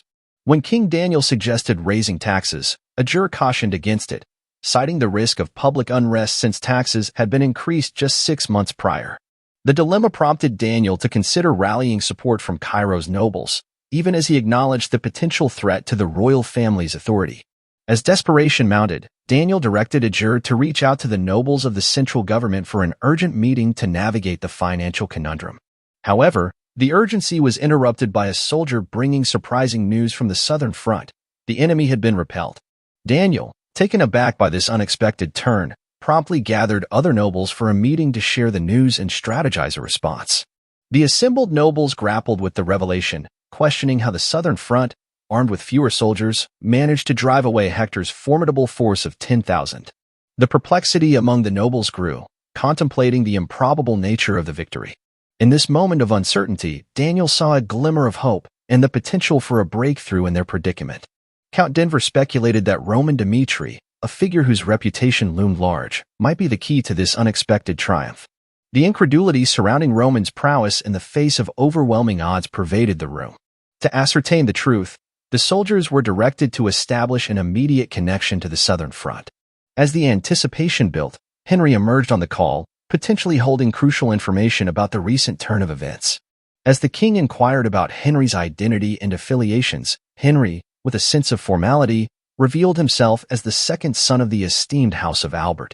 The mention of the House of Albert sparked recognition from Marquis Benedict, who acknowledged its historical legacy of producing outstanding individuals and its influential standing within the central government. However, setting aside this acknowledgement, Marquis directed a more pressing question to Henry, inquiring about the whereabouts of Roman and expressing curiosity as to why Henry was answering instead of Roman. Henry, in a composed manner, explained that he had aligned himself with the corps led by Sir Roman. Intriguingly, Roman had requested some alone time, prompting Henry, as the only noble present, to respond to the call. Marquis Benedict, although evidently irritated by this diversion from the expected chain of command, allowed Henry to elaborate on the unfolding events. Thus began Henry's account of the recent happenings. Marquis, seemingly impatient, urged him to get to the point. Henry, undeterred, began to convey his perspective, emphasizing the critical need to establish a connection with Roman before the name of Sir Roman became widely recognized across the continent. This set the stage for a revelation of Roman's pivotal role in the success of a recent mission. Henry detailed how Roman, with keen perception, swiftly discerned Hector Kingdom's impending attack on the South training camp and their strategic aim for the Warp Gate. Roman, displaying strategic acumen, wasted no time in climbing the mountains to establish a secret camp. The implication was clear. Roman's foresight and decisive actions could have potentially altered the course of events had the Southern Front commander heeded his advice. The revelation left the king and other nobles visibly surprised. The narrative shifted as Henry continued to express his frustration at those who had disregarded Roman's counsel. His deliberate choice of a loud and assertive tone was a conscious effort to ensure that Roman subordinates in the vicinity heard his words of praise. Henry, it seemed, was not merely providing a report but crafting a narrative that underscored Roman's prowess and the significance of his contributions. With conviction, Henry shared that he had fought alongside Sir Roman until dawn. In the face of overwhelming odds, with only 200 soldiers against an enemy force over 10 times their size, they had emerged victorious. With infectious enthusiasm, Henry boldly declared his readiness, along with his soldiers, to engage in a war against the Hector Kingdom. The proclamation resonated with a sense of determination that caught the attention of King Daniel. The monarch expressed his delight, commending Roman Dimitri for displaying unwavering resistance despite being severely disadvantaged. In a stark contrast, he highlighted how the executives of Cairo had been prepared to concede defeat prematurely. Marquis Benedict echoed the king's sentiments, acknowledging the executive's mental surrender when Hector seized the Warp Gate. However, Marquis was quick to recognize the strength of the forces from the Cairo kingdom, particularly highlighting the heroic actions of Roman Dimitri in the Southern Front. This acknowledgement laid the foundation for a shift in perspective, from a posture of defeat to one of strength and resilience. Count Gregory, displaying a proactive stance, urged King Daniel to swiftly dispatch additional soldiers to the Southern Front, condemning the audacity of the Hector Kingdom for encroaching upon Cairo's territory. The king, embodying a newfound resolve, declared an end to negotiations with Hector, expressing Cairo's determination to reclaim its pride. He entrusted Count Gregory, Count Denver, and Marquis Benedict with the responsibility of rallying their family vassals, equipping them with vital information about the developments on the Southern Front. Within the meeting of central government nobles, an initial facade of concern for the safety of the Southern Front veiled a collective objective that became increasingly apparent: the unanimous desire to secure the alliance of Roman Dimitri. The families, recognizing Roman's pivotal role and extraordinary capabilities, had aligned on the crucial decision to recruit him to their respective factions. As the call concluded, Henry's thoughts swirled with anticipation. He envisioned a post-war scenario where Roman, having proved his mettle, would inevitably become a sought-after asset for the central government. Recognizing this as a unique opportunity, Henry envisioned a path where aligning himself with Roman could lead to significant personal growth and success. Post-call, Henry approached Chris, offering a gesture of camaraderie through the sharing of high-quality food. However, Chris, astute and perceptive, saw through the veneer of Henry's actions. In a candid moment, Chris challenged Henry to shift his focus from seeking approval to demonstrating reliability on the battlefield. The notion of trust echoed in Henry's mind, prompting him to reflect on its profound significance in the complex dynamics of camaraderie and alliances. Turning to Kevin, Henry, in a more casual moment, extended an offer to share the high-quality food. The directive from the royal family echoed through the ranks of the Southern defense line, a strategic move to bolster Roman and buy precious time until the main force from Cairo could reinforce the south. The focus then shifted to the third defense line of Cairo, where Commander Baron Vasily contemplated the recent outcome of a skirmish. Rumors circulated that Hector's army, purportedly defeated by fewer than 200 men, might not be as formidable as initially perceived. Engaging in a conversation with a fellow soldier, Vasily couldn't help but wonder if Hector's forces were weakened, possibly due to a recent famine. The soldier shared similar musings, and Vasily saw an opportunity in this apparent vulnerability. 3 years in this remote post had left Vasily craving a chance to make a significant impact. Viewing it as a cosmic opportunity bestowed upon him, Vasily felt an urge to contribute to Roman's cause, convinced that whatever a young upstart like Roman could do, he could match. Deciding to employ guerrilla tactics, Vasily instructed the soldier to gather forces promptly. The plan was to showcase the strength of the 3rd Defense Line and surprise Hector's army, which had split up to conquer the defense lines individually. The specific unit targeting the 3rd Defense Line consisted of 3,000 soldiers. Fueled by Vasily's ambitious desire to achieve a notable war feat, his forces lay in ambush, ready to strike. As the ambush unfolded, reality deviated from Vasily's expectations. Hector's army, contrary to Vasily's assumptions, displayed resilience and strategic prowess. The soldiers were not the weakened, famine-stricken force Vasily had anticipated. The agitated state of Hector's army, which Vasily had hoped to exploit, had calmed. The comfort that Vasily's troops had taken in the southern defense line proved insufficient against the unexpectedly formidable Hector forces. In a moment of realization, Vasily understood that the victories on the mountains owed much to Roman Dimitri's tactical brilliance. The young and resourceful Roman had played a crucial role in the success of the southern defense line, a fact Vasily could no longer overlook. Unfortunately, Vasily's ambitions came at a cost. His forces were overpowered, and the commander himself was taken down by Hector's soldiers. The news of Vasily's demise reverberated to the royal palace of Cairo.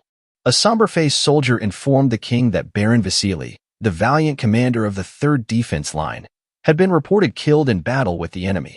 As chaos engulfed the defense lines, news arrived that the 3rd and 4th defense lines were under simultaneous attack, intensifying the urgency of the situation.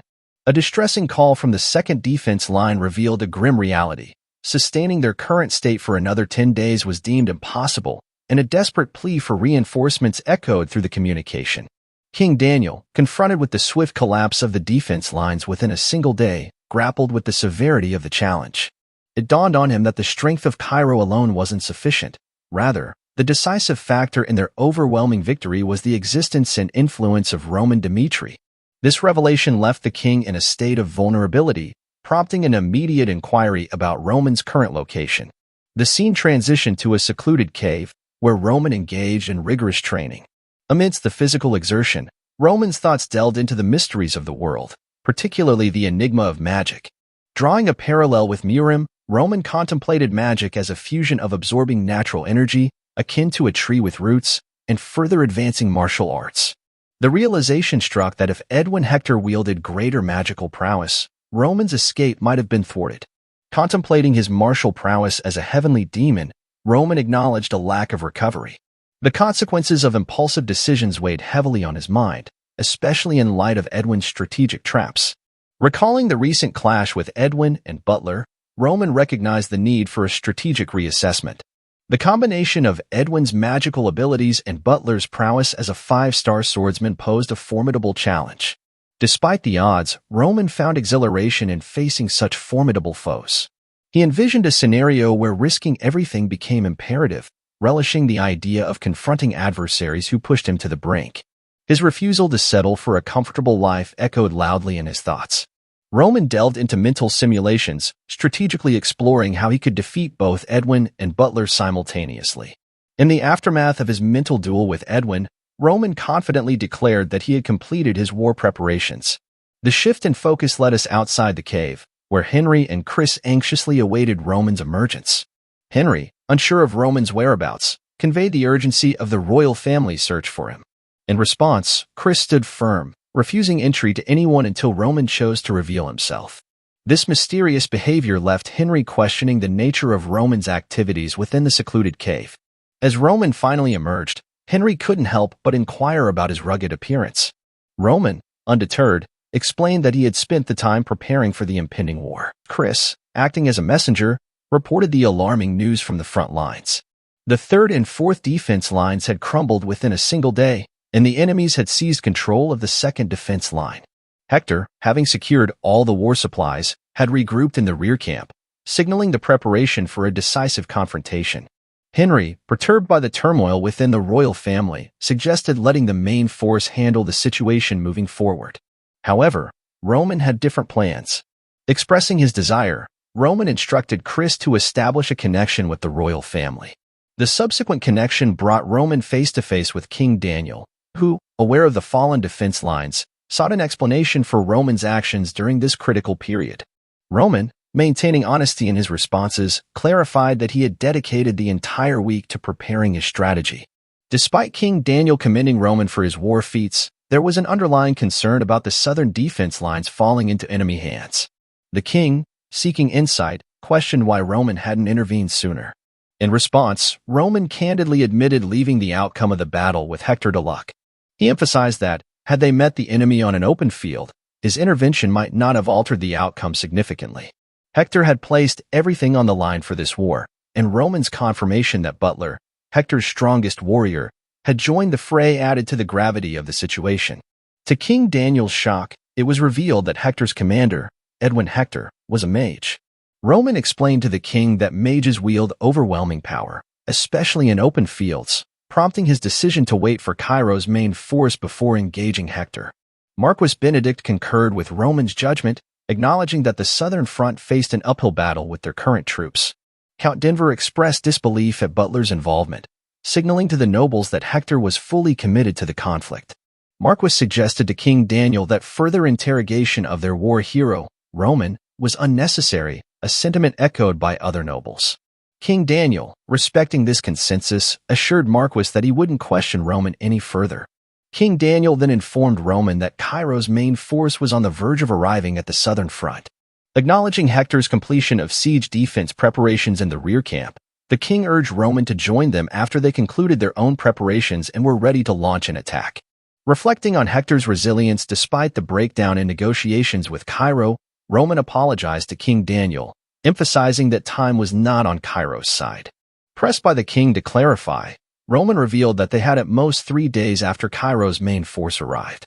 If they failed to destroy the rear camp within this time frame, Hector would likely seek external support, possibly involving the Kronos Empire. King Daniel, surprised, sought Roman's guidance on Cairo's next steps. Roman, smiling, proposed the only viable solution, a full frontal attack. He asserted that defeating Hector within the 3-day window was their sole way out of this predicament. Edwin found himself engaged in a magical conversation with Count Hardit, a prominent figure from the formidable Kronos Empire. Edwin suggested to Count Hardit the idea of collaborating with Hector to traverse the southern gate of Cairo.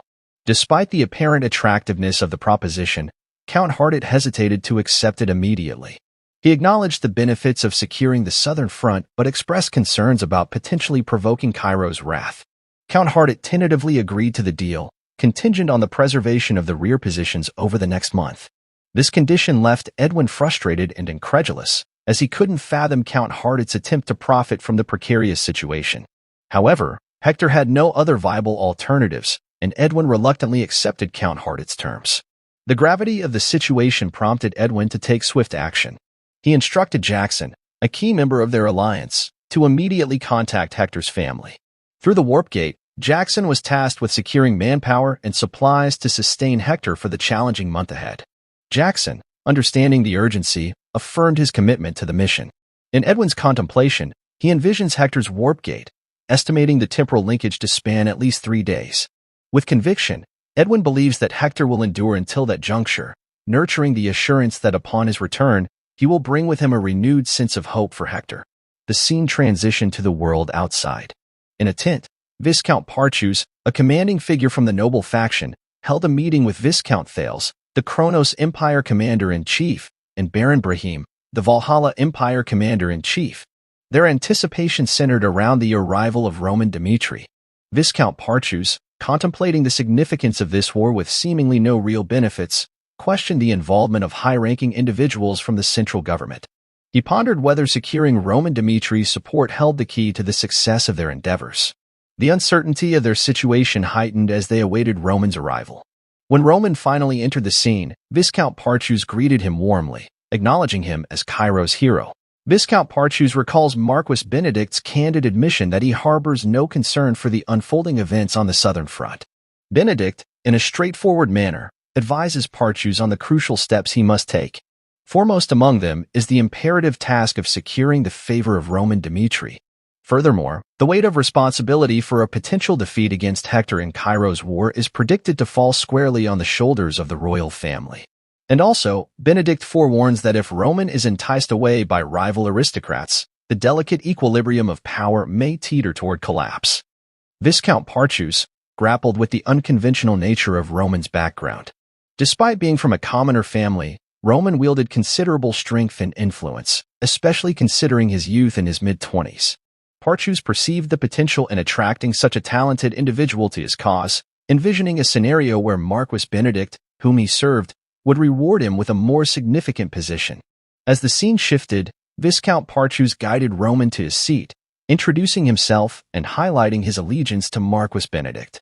He relayed the Marquis's personal connection of Roman to the southern training camp, a gesture that showcased Marquis Benedict's consideration for Roman's well-being. Moreover, Marquis Benedict requested Parchus to express his apologies for the unforeseen circumstances that had unfolded.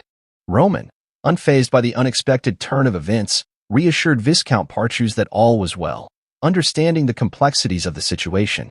Parchus, in turn, sought Roman's time for a special gift, hinting at the potential rewards for aligning with his cause. However, before the exchange could progress, Viscount Thales interjected, informing Roman of Count Gregory's anticipation of a call with valuable information. Baron Brahim chimed in, indicating that Count Denver had dispatched men from his family to aid Roman on the battlefield. The intentions of the commanders became the subject of Roman's inquiry. Viscount Thales, expressing surprise at Roman's astuteness, found himself confronted by Roman's insight. Roman acknowledged the shared interest in his prowess but redirected the conversation to the pressing issue at hand. In the midst of their deliberations, the enemy had boldly planted a flag on Cairo territory, a defiant act that demanded immediate attention. Roman, with a profound sense of purpose, deemed it inappropriate to discuss his future ambitions in the midst of this threat. He unveiled his post-victory aspirations, envisioning himself as Cairo's greatest swordsman and challenging the established rankings. Until that victorious moment, Roman urged the commanders to focus on the imminent situation, pledging to prove himself and offering his sword to only one deserving leader. Roman's proposal resonated, diffusing the tension in the air and paving the way for a more formal meeting. The imminent clash between Hector and Cairo stood poised to bring down the castle. The decision-making process was fraught with uncertainty, and no definitive solution emerged. Hector, utilizing the Warp Gates link, granted Cairo a 3-day window before they had to confront the impending attack. Viscount Parchus engaged Roman in a conversation, proposing a direct confrontation with Hector's forces, estimated to be around 10,000 strong. The notion was that Cairo, with its amassed troops, could potentially gain the upper hand in a head-to-head match. Roman, however, injected a dose of reality into the discussion. While acknowledging that Cairo could tip the balance with sheer numbers, he emphasized the formidable presence of Hector's mages. This magical component, Roman argued, prevented Cairo from claiming overwhelming power. Despite the challenges posed by Hector's magical forces, Roman hinted that there might be a way out of the predicament. The narrative then shifted to Hector's base, where the soldiers sounded the alarm as the enemy approached. The main army of Cairo, led by Roman and other viscounts, advanced towards Hector's forces. In a dramatic moment, Roman, with sword raised high, addressed Hector, proposing a head-to-head battle between their kingdoms. The unexpected proposal left Edwin, an observer in this unfolding drama, bewildered about Roman's intentions. Roman's plea for a ceasefire stemmed from a desire to avoid further senseless sacrifices on both sides. He believed that Edwin, too, wished to spare lives. Roman suggested a straightforward resolution. If Hector emerged victorious, Cairo would accept his terms. However, if Roman triumphed, Hector must withdraw from Cairo. Edwin, grappling with shock and uncertainty, questioned Roman's motivations.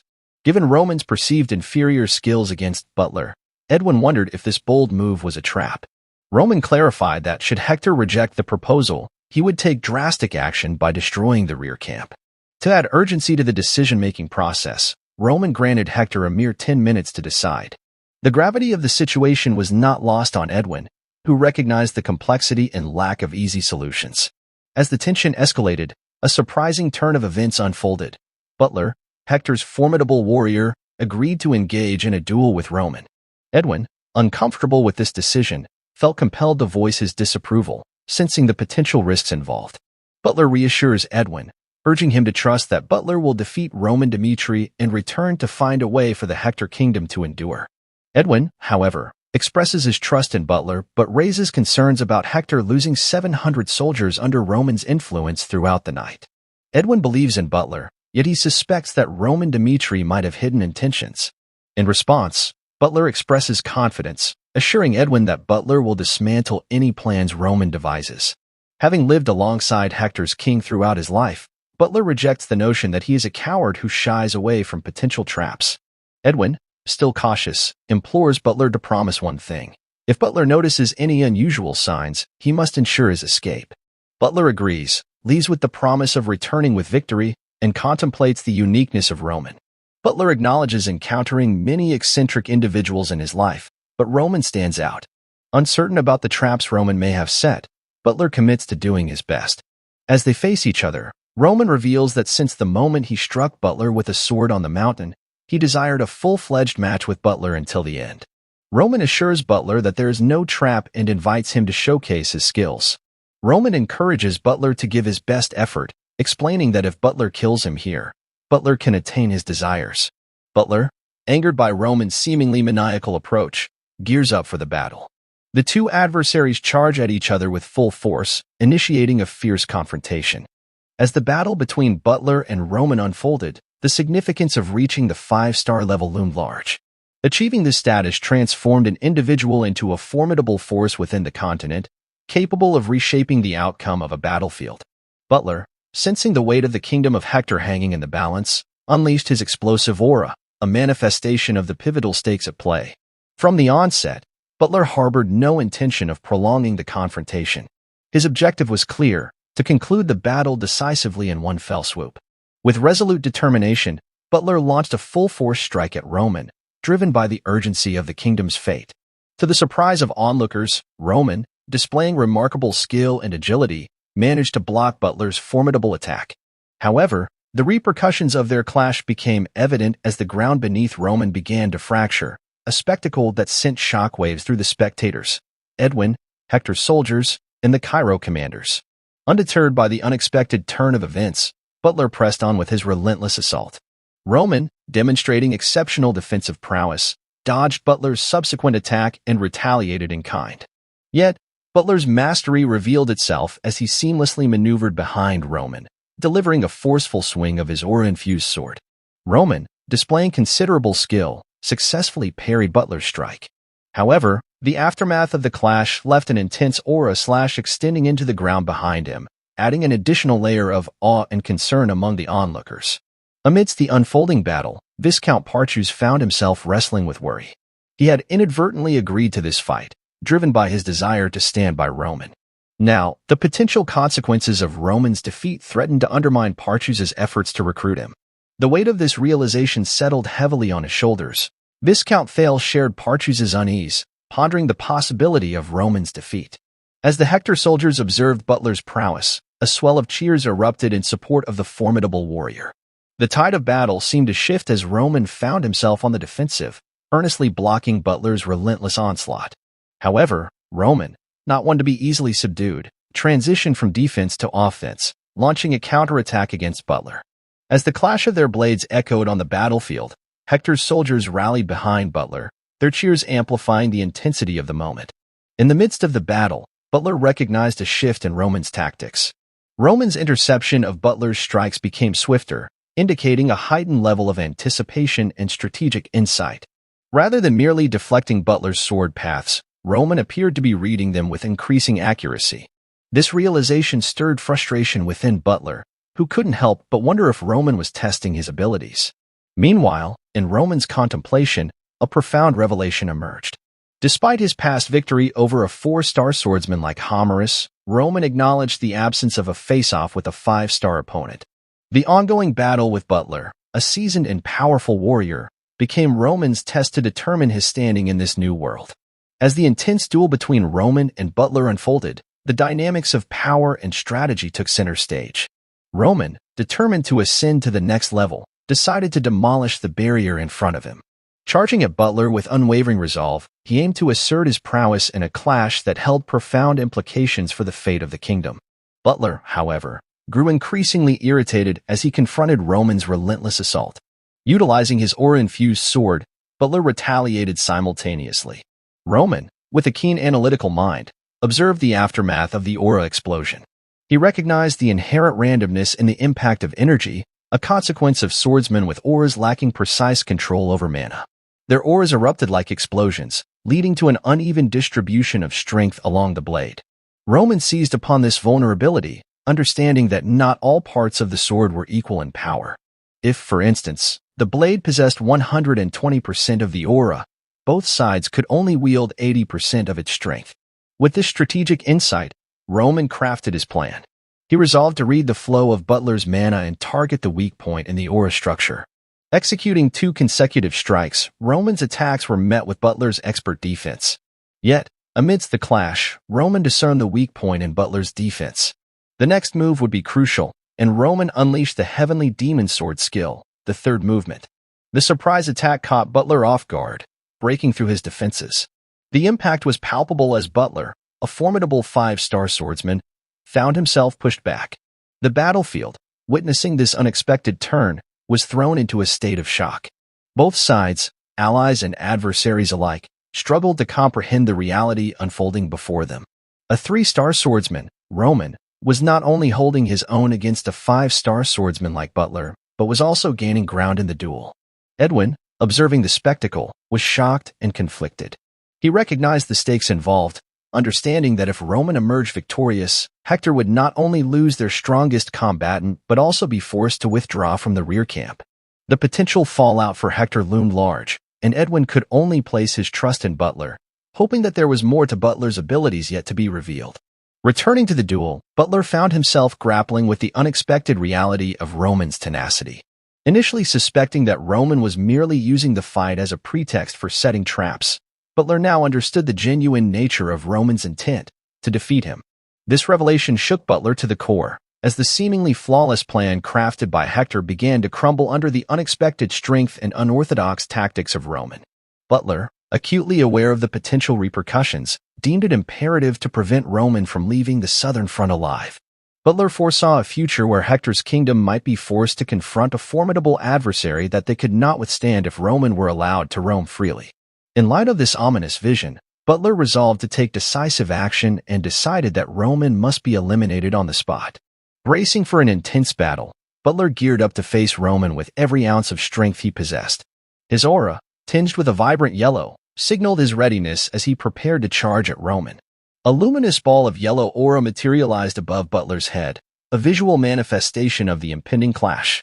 Historically, only 2 individuals had successfully thwarted Butler's strikes, one being the strongest duelist within the kingdom of Hector, and the other holding a distinguished position on the continent's list of formidable fighters. With a lethal gleam in his eyes, Butler unleashed a technique known as the sunstroke, directing the formidable attack towards Roman. Caught off guard by the brightness and intensity of Butler's assault, Roman swiftly shifted his focus to defense. Anticipating that this could be Butler's most potent strike, Roman summoned the strongest shield in his arsenal, the heavenly demon Bake Zhang's Iron Shield. A dark aura enveloped Roman as Butler's sunstroke collided with the formidable defense of the Iron Shield. The clash between Butler's striking force and Roman's impenetrable shield became the focal point, determining who among them held the upper hand in strength. The collision resulted in a colossal explosion, shrouding the duel ground in a cloud of chaos. The battlefield unfolded with unexpected twists as Edwin, the commander on the southern front, watched in stunned amazement. Roman Dmitri had successfully blocked Butler's formidable attack. Butler, a seasoned 5-star swordsman, hadn't anticipated anyone, let alone a swordsman of lower rank, being able to thwart his strike. Fatigue had visibly taken its toll on Butler, who had exhausted all his mana in the preceding assault. Sensing an opportunity, Roman charged forward, determined to exploit Butler's momentary weakness. Despite his weariness, Butler resolved not to give in and summoned the strength to block Roman's oncoming attack. However, much to everyone's astonishment, Butler's defense proved insufficient, and he found himself being pushed back by Roman's relentless assault. This unprecedented sight shocked even Butler, a warrior well acquainted with the rigors of battlefield clashes. The idea that a young combatant in his 20s could overpower a seasoned swordsman like himself defied all expectations. Nevertheless, Butler, driven by unwavering determination, counterattacked, refusing to surrender even if it meant pushing himself to the brink of death. To Butler's astonishment, Roman unexpectedly placed his hand on Butler's head and forcefully drove Butler into the ground. With resolve etched on his face, Butler channeled his remaining mana, creating an explosive burst intended to take Roman down with him. Despite the ferocity of Butler's desperate maneuver, Roman remarkably withstood the force of the explosion. His resilience and unyielding spirit became evident as he declared his intention to remember Butler's unwavering resolve. However, just as the duel seemed poised for its conclusion, Edwin, the Southern Front commander, intervened. Edwin, employing his rune flare magic, directed a powerful attack towards Roman. In a swift and agile move, Roman dodged Edwin's assault, showcasing not only his combat skills but also his strategic acumen. With the situation escalating, Edwin issued a command to his soldiers. As the soldiers rushed to rescue their fallen captain, Hector, the kingdom Butler served, faced a critical decision. In choosing to prioritize Butler's well-being over adhering to the established rules of the duel, Hector left the fortress gate wide open. The ramifications of this decision were profound, potentially shaping how the world viewed Hector and influencing the dynamics of the ongoing conflict. Following that, the narrative transitions to the meeting in Cairo camp, where Viscount Parchus queries Roman about the hypothetical scenario of a miraculous triumph and victory against Butler. Parchus inquires into Cairo's course of action should such an outcome transpire. Roman, drawing on his observations after the mountain duel with Hector, revealed a strategic insight. He highlighted Edwin Hector's tender-hearted nature, emphasizing the poignant act of Hector's soldiers collecting and honoring their fallen comrades after a night of fierce clashes. Roman, perceptive and shrewd, saw an opportunity in leveraging the compassion within Hector's leadership. Roman asserted that Butler would serve as the catalyst leading to Edwin Hector's eventual failure in judgment. The intricacies of Roman's strategy hinged on the dual nature of his intentions, bringing down Butler without delivering a fatal blow, thus fulfilling the requirements of the first plan. Roman's tactical finesse involved rendering Butler incapable of further combat, strategically dismantling a key asset for the opposing forces. Returning to the heat of battle, Roman deftly executed his plans. His focus shifted to thwarting the efforts of soldiers attempting to rescue the incapacitated Butler. As the chaos ensued, Roman couldn't help but share his candid thoughts on Edwin Hector's leadership. While acknowledging Edwin's qualities as a ruler, Roman asserted that the battlefield was no place for someone of Edwin's caliber. This sentiment underscored the harsh realities of war and the demands it placed on those thrust into its midst. A few soldiers managed to breach Roman's offensive and reach Butler. Viscount Parchus, observing the events unfold, found himself in awe as everything unfolded exactly as Roman had predicted. The precision with which Roman's plans materialized led Parchus to contemplate Roman's significance as a strategic asset. The realization dawned upon Parchus that Roman, with his uncanny foresight, was indeed the greatest talent that Cairo had produced. In the grander scheme of political maneuvering, Parchus now understood the strategic value of recruiting Roman, as emphasized by Marquis Benedict. Roman's potential extended beyond the immediate battlefield, offering a potential advantage in the broader geopolitical landscape. Parchus, astounded by the unfolding events, gave orders for his soldiers to advance and implement the ambush, fully embracing the strategic advantage Roman's plans afforded them. As the ambush played out, Edwin Hector grappled with the consequences of his decisions. Frustration and self-deprecation colored his reflections as he admitted his own perceived inadequacies. Edwin recognized the pivotal moment when Butler fell as the turning point that seemingly stripped him of his ability to make sound decisions. The weight of command, rationality, and the harsh reality of warfare converged within Edwin's internal struggle. Despite the internal turmoil, Edwin remained resolute. He recognized that the situation was not irreparable, and there remained a potential avenue for victory. The key, as he contemplated, lay in Hector's ability to save Butler and close the fortress gates. It was a precarious hope, but Edwin clung to the belief that such a strategic move could tip the scales in their favor. In a bid to seize control of the narrative once more, Edwin unleashed his rune flare magic, launching an attack on the Cairo forces.